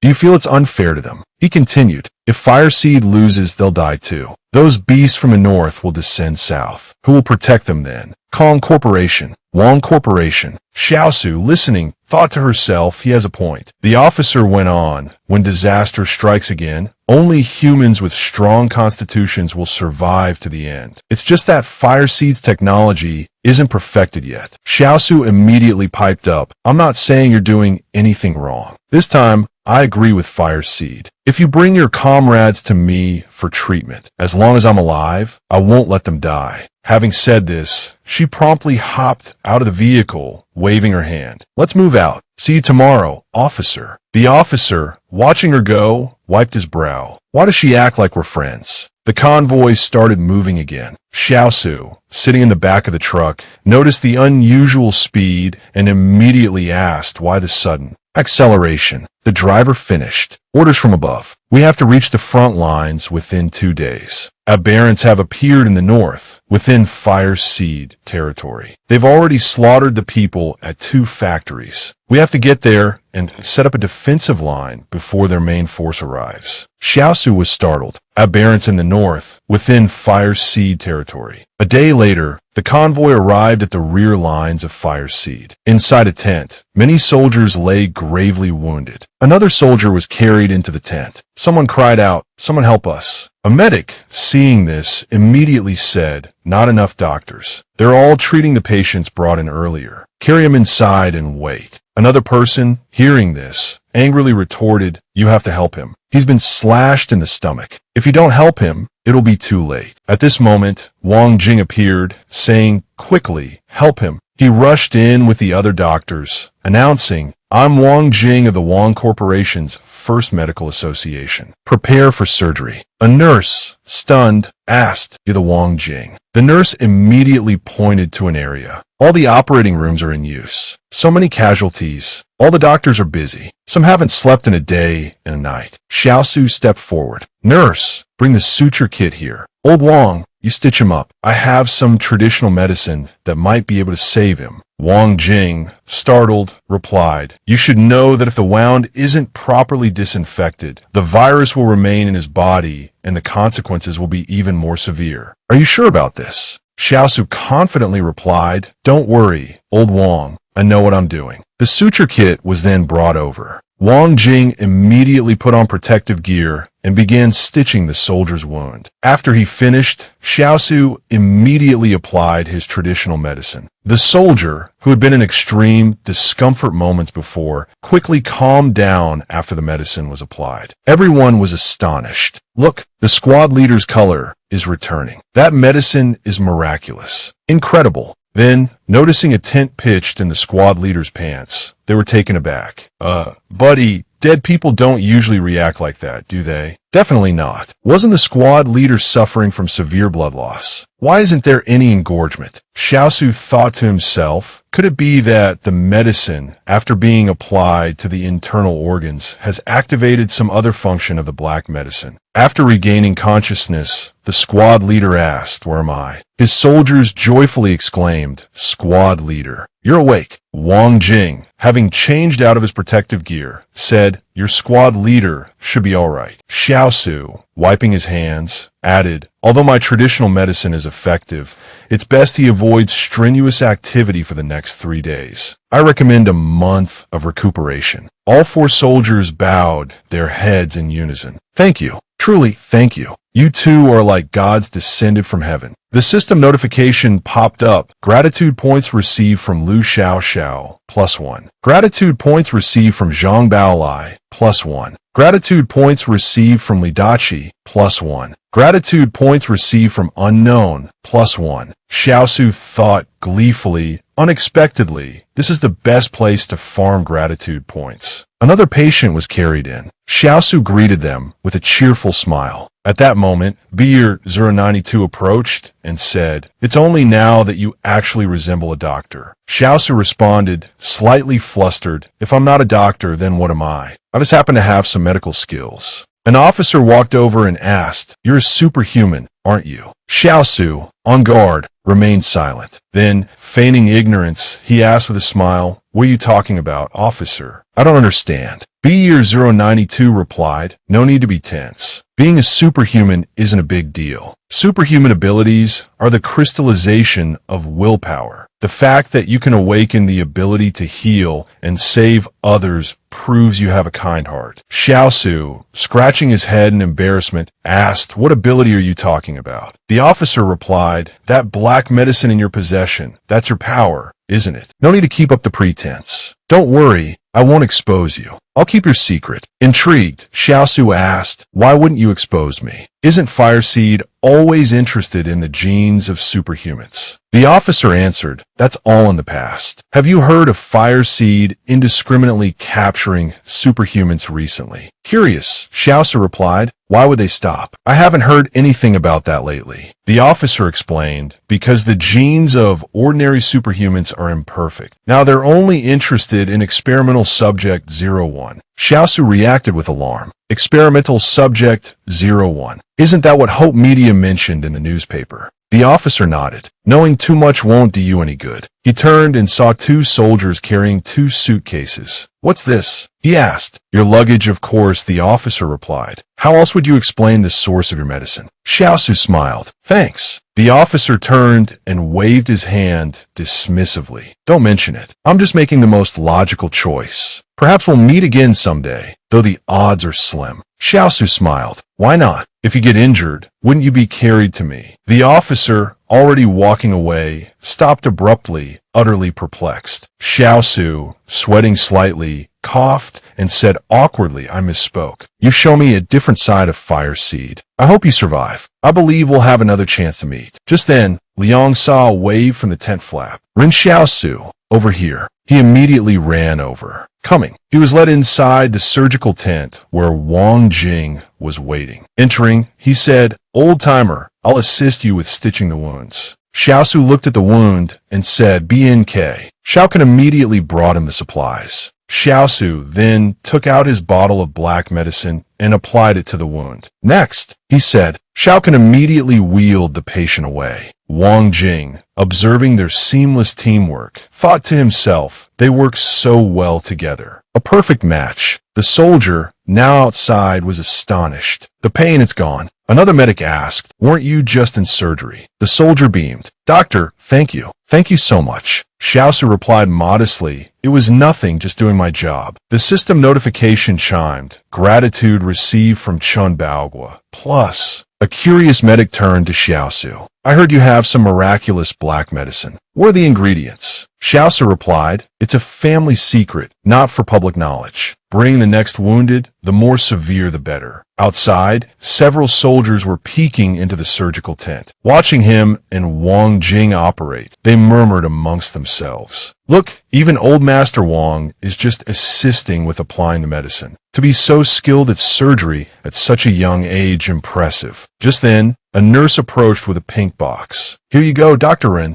But Xiaokan snatched the box from her. "Dr. Ren isn't hungry right now." The nurse was taken aback. "Hey, how do you know he's not hungry? What business is it of yours?" Xiaokan declared, "I'm his girlfriend." The nurse was stunned into silence. Xiaosu, applying medicine to a patient, witnessed the scene and thought, jealous again. Xiaoqin, noticing his gaze, blushed and snapped, "What are you looking at? Focus on stitching." Wang Jing chuckled. Truly a perfect match. Later that evening, Xiaosu emerged from the tent. Xiaosu stretched, thinking, finally done. So many casualties. The system notified him. Host has saved a dying individual. Achievement unlocked, saving lives. Reward, 2 free allocation attribute points. He thought to himself, still as stingy as ever. 2 measly points for all that work. Such low efficiency. Xiaoqin came out and asked what I was thinking. I replied, nothing, just there are so many wounded. I feel like we can't save them all. Xiaoqin nodded. That's right. Wars like this. I frowned. No, if this continues, the medical station doctors will be worked to death. The 2 of us should sneak to the front lines. Xiaoqin stared blankly. The front lines? What for? Aren't we doctors now? I started walking forward. We'll kill the enemy. Won't that reduce our army's casualties? It counts as saving people, right? Right? Xiaoqin stared blankly for a moment, then gave me a thumbs up. Not bad. I smiled inwardly. The most formidable doctor in history is born. Ren Xiaosu, ordinary field surgeon extraordinaire.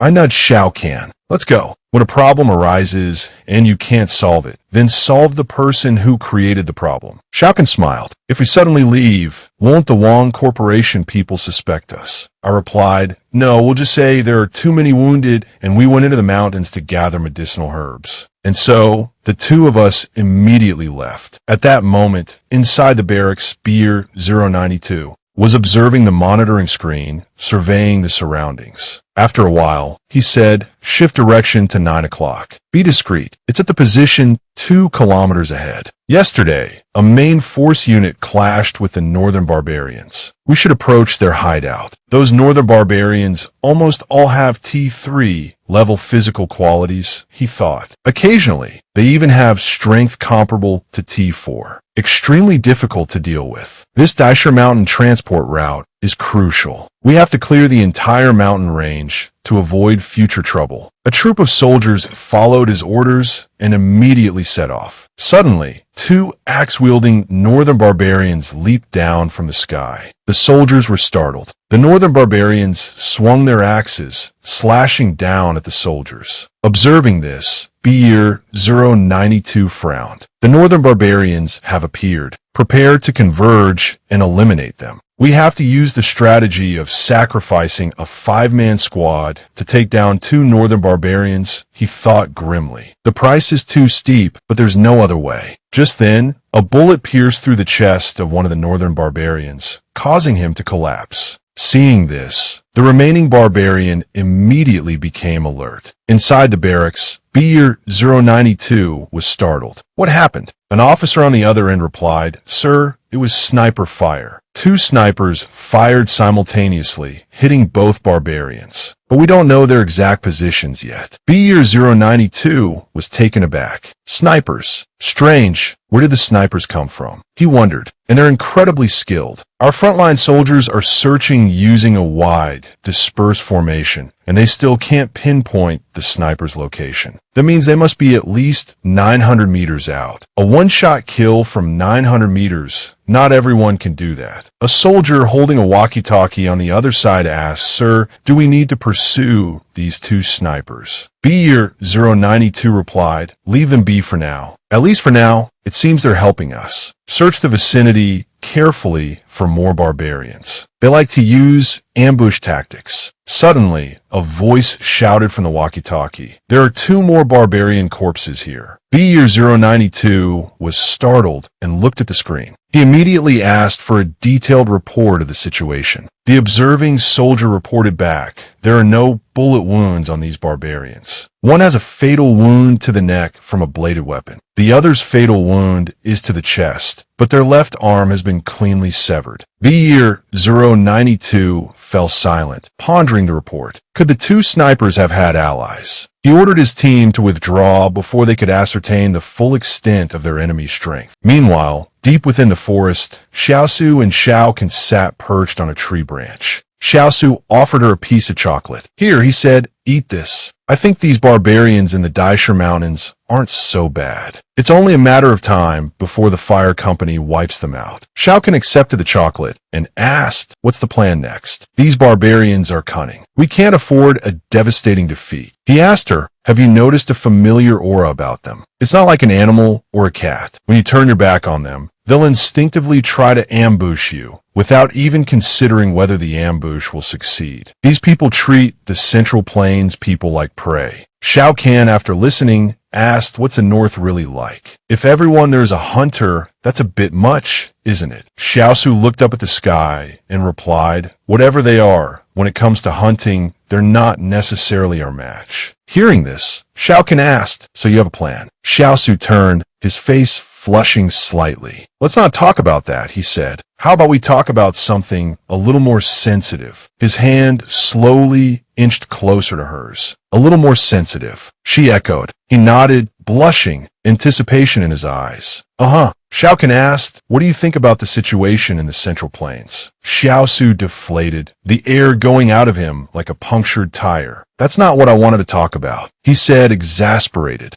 Shao Kahn winked. Oh, getting bolder, are we? She teased. Xiaosu, instantly flustered, coughed. Just as so, he mumbled. And so they sat side by side, gazing up at the star-filled sky. After a while, Shao Kahn asked him, what do you want to do most after we return to the Northwest? He shared his wish. I want to see what's outside Stronghold 178, and then go back to farming. Maybe I could be a cardiothoracic surgeon in Stronghold 178, he continued. Then I could collect a monthly salary and support our family. Then you could help me take off my scarf, all stiff with the cold. He went on, a wistful smile playing on his lips. And you'd say, you're home. And then we'd hear the stew bubbling on the stove. Shao Kahn listened, surprised. He just wanted a peaceful life. She leaned closer, her voice warm. That sounds so cozy, she murmured. It makes me look forward to it. Xiaosu smiled. We'll make it happen. What about you? He asked. What do you want to do most in the future? He turned back to face her, only to be met with her face inches from his, startling him and sending a blush creeping up his neck. Shao Kahn leaned in even closer, their lips almost touching. Then she paused, a playful smile gracing her lips. I'll tell you later, she whispered. Inside the military camp, a group of soldiers were fetching water from the riverbank. As they filled their containers, they chatted amongst themselves. Last night, the scouts ran into barbarians in the mountains, one said. A whole combat team was nearly wiped out. Luckily, those 2 snipers saved them. No one knows where they came from. Pretty exciting, huh? Suddenly, a northern barbarian emerged from the river, startling the soldiers. He charged towards them, axe raised, sending them scattering in terror. Just then, a shot rang out, striking the barbarian down. The soldiers watched in astonishment. A sniper. Another group of barbarians surged from the water. Their leader roared, "Don't retreat. We're trapped here with the sniper. Even if we take down a few, there will be more." They charged forward with a fierce battle cry, but 2 of the followers were picked off by the sniper, leaving only the leader to press the attack. Seeing this, the soldier shouted, "Only one left. Let's get him." But just then, the barbarian leader stumbled and fell, critically wounded by another shot. Another soldier asked, "Is it over?" At that moment, a squad of soldiers arrived from behind. Surrounded by his own guards, Beer 092 thought to himself, "I rushed here as soon as I heard the shots, but I was still too late." He approached the scene and waved his hand. "Move aside. You're guarding me so tightly I can't see anything." The soldiers immediately parted. A soldier stepped forward and reported, "Sir, your body wouldn't be able to withstand a sniper's bullet either." V092 waved his hand dismissively. "Don't worry. These 2 snipers aren't our enemies. There's no need to be afraid." He bent down to examine the bodies of the northern barbarians. These barbarians must have been lying in ambush here for a while. Send an order down to the logistics team. Any technical units venturing out must have 2 combat teams as escorts. A soldier behind him immediately responded, "Yes, sir." B092 pondered. For barbarians, each killed with a single fatal shot. How could those 2 snipers have anticipated their movements? These barbarians were like hunters, but they were hunted in turn. They must be in that direction. He looked up, his gaze fixed on a spot he'd envisioned. From their hidden position, Xiaosu noticed Beer 092 looking in their direction. He said to Xiao Can, "This Beer 092 is quite perceptive. Let's go. We need to find more barbarians." Beer 092 gestured. "All right, everyone, return to your posts. In an hour, go back into the mountains and bring these barbarian bodies closer to Longton Gorge." The officer behind him asked, "What about the two snipers? Wouldn't it be beneficial if we could get them to coordinate with our operations?" Beer 092 turned and replied, "Leave them be. With those two around, fewer of our men will die. Our real battle is on the northern front against the barbarians. This here is just a warm-up."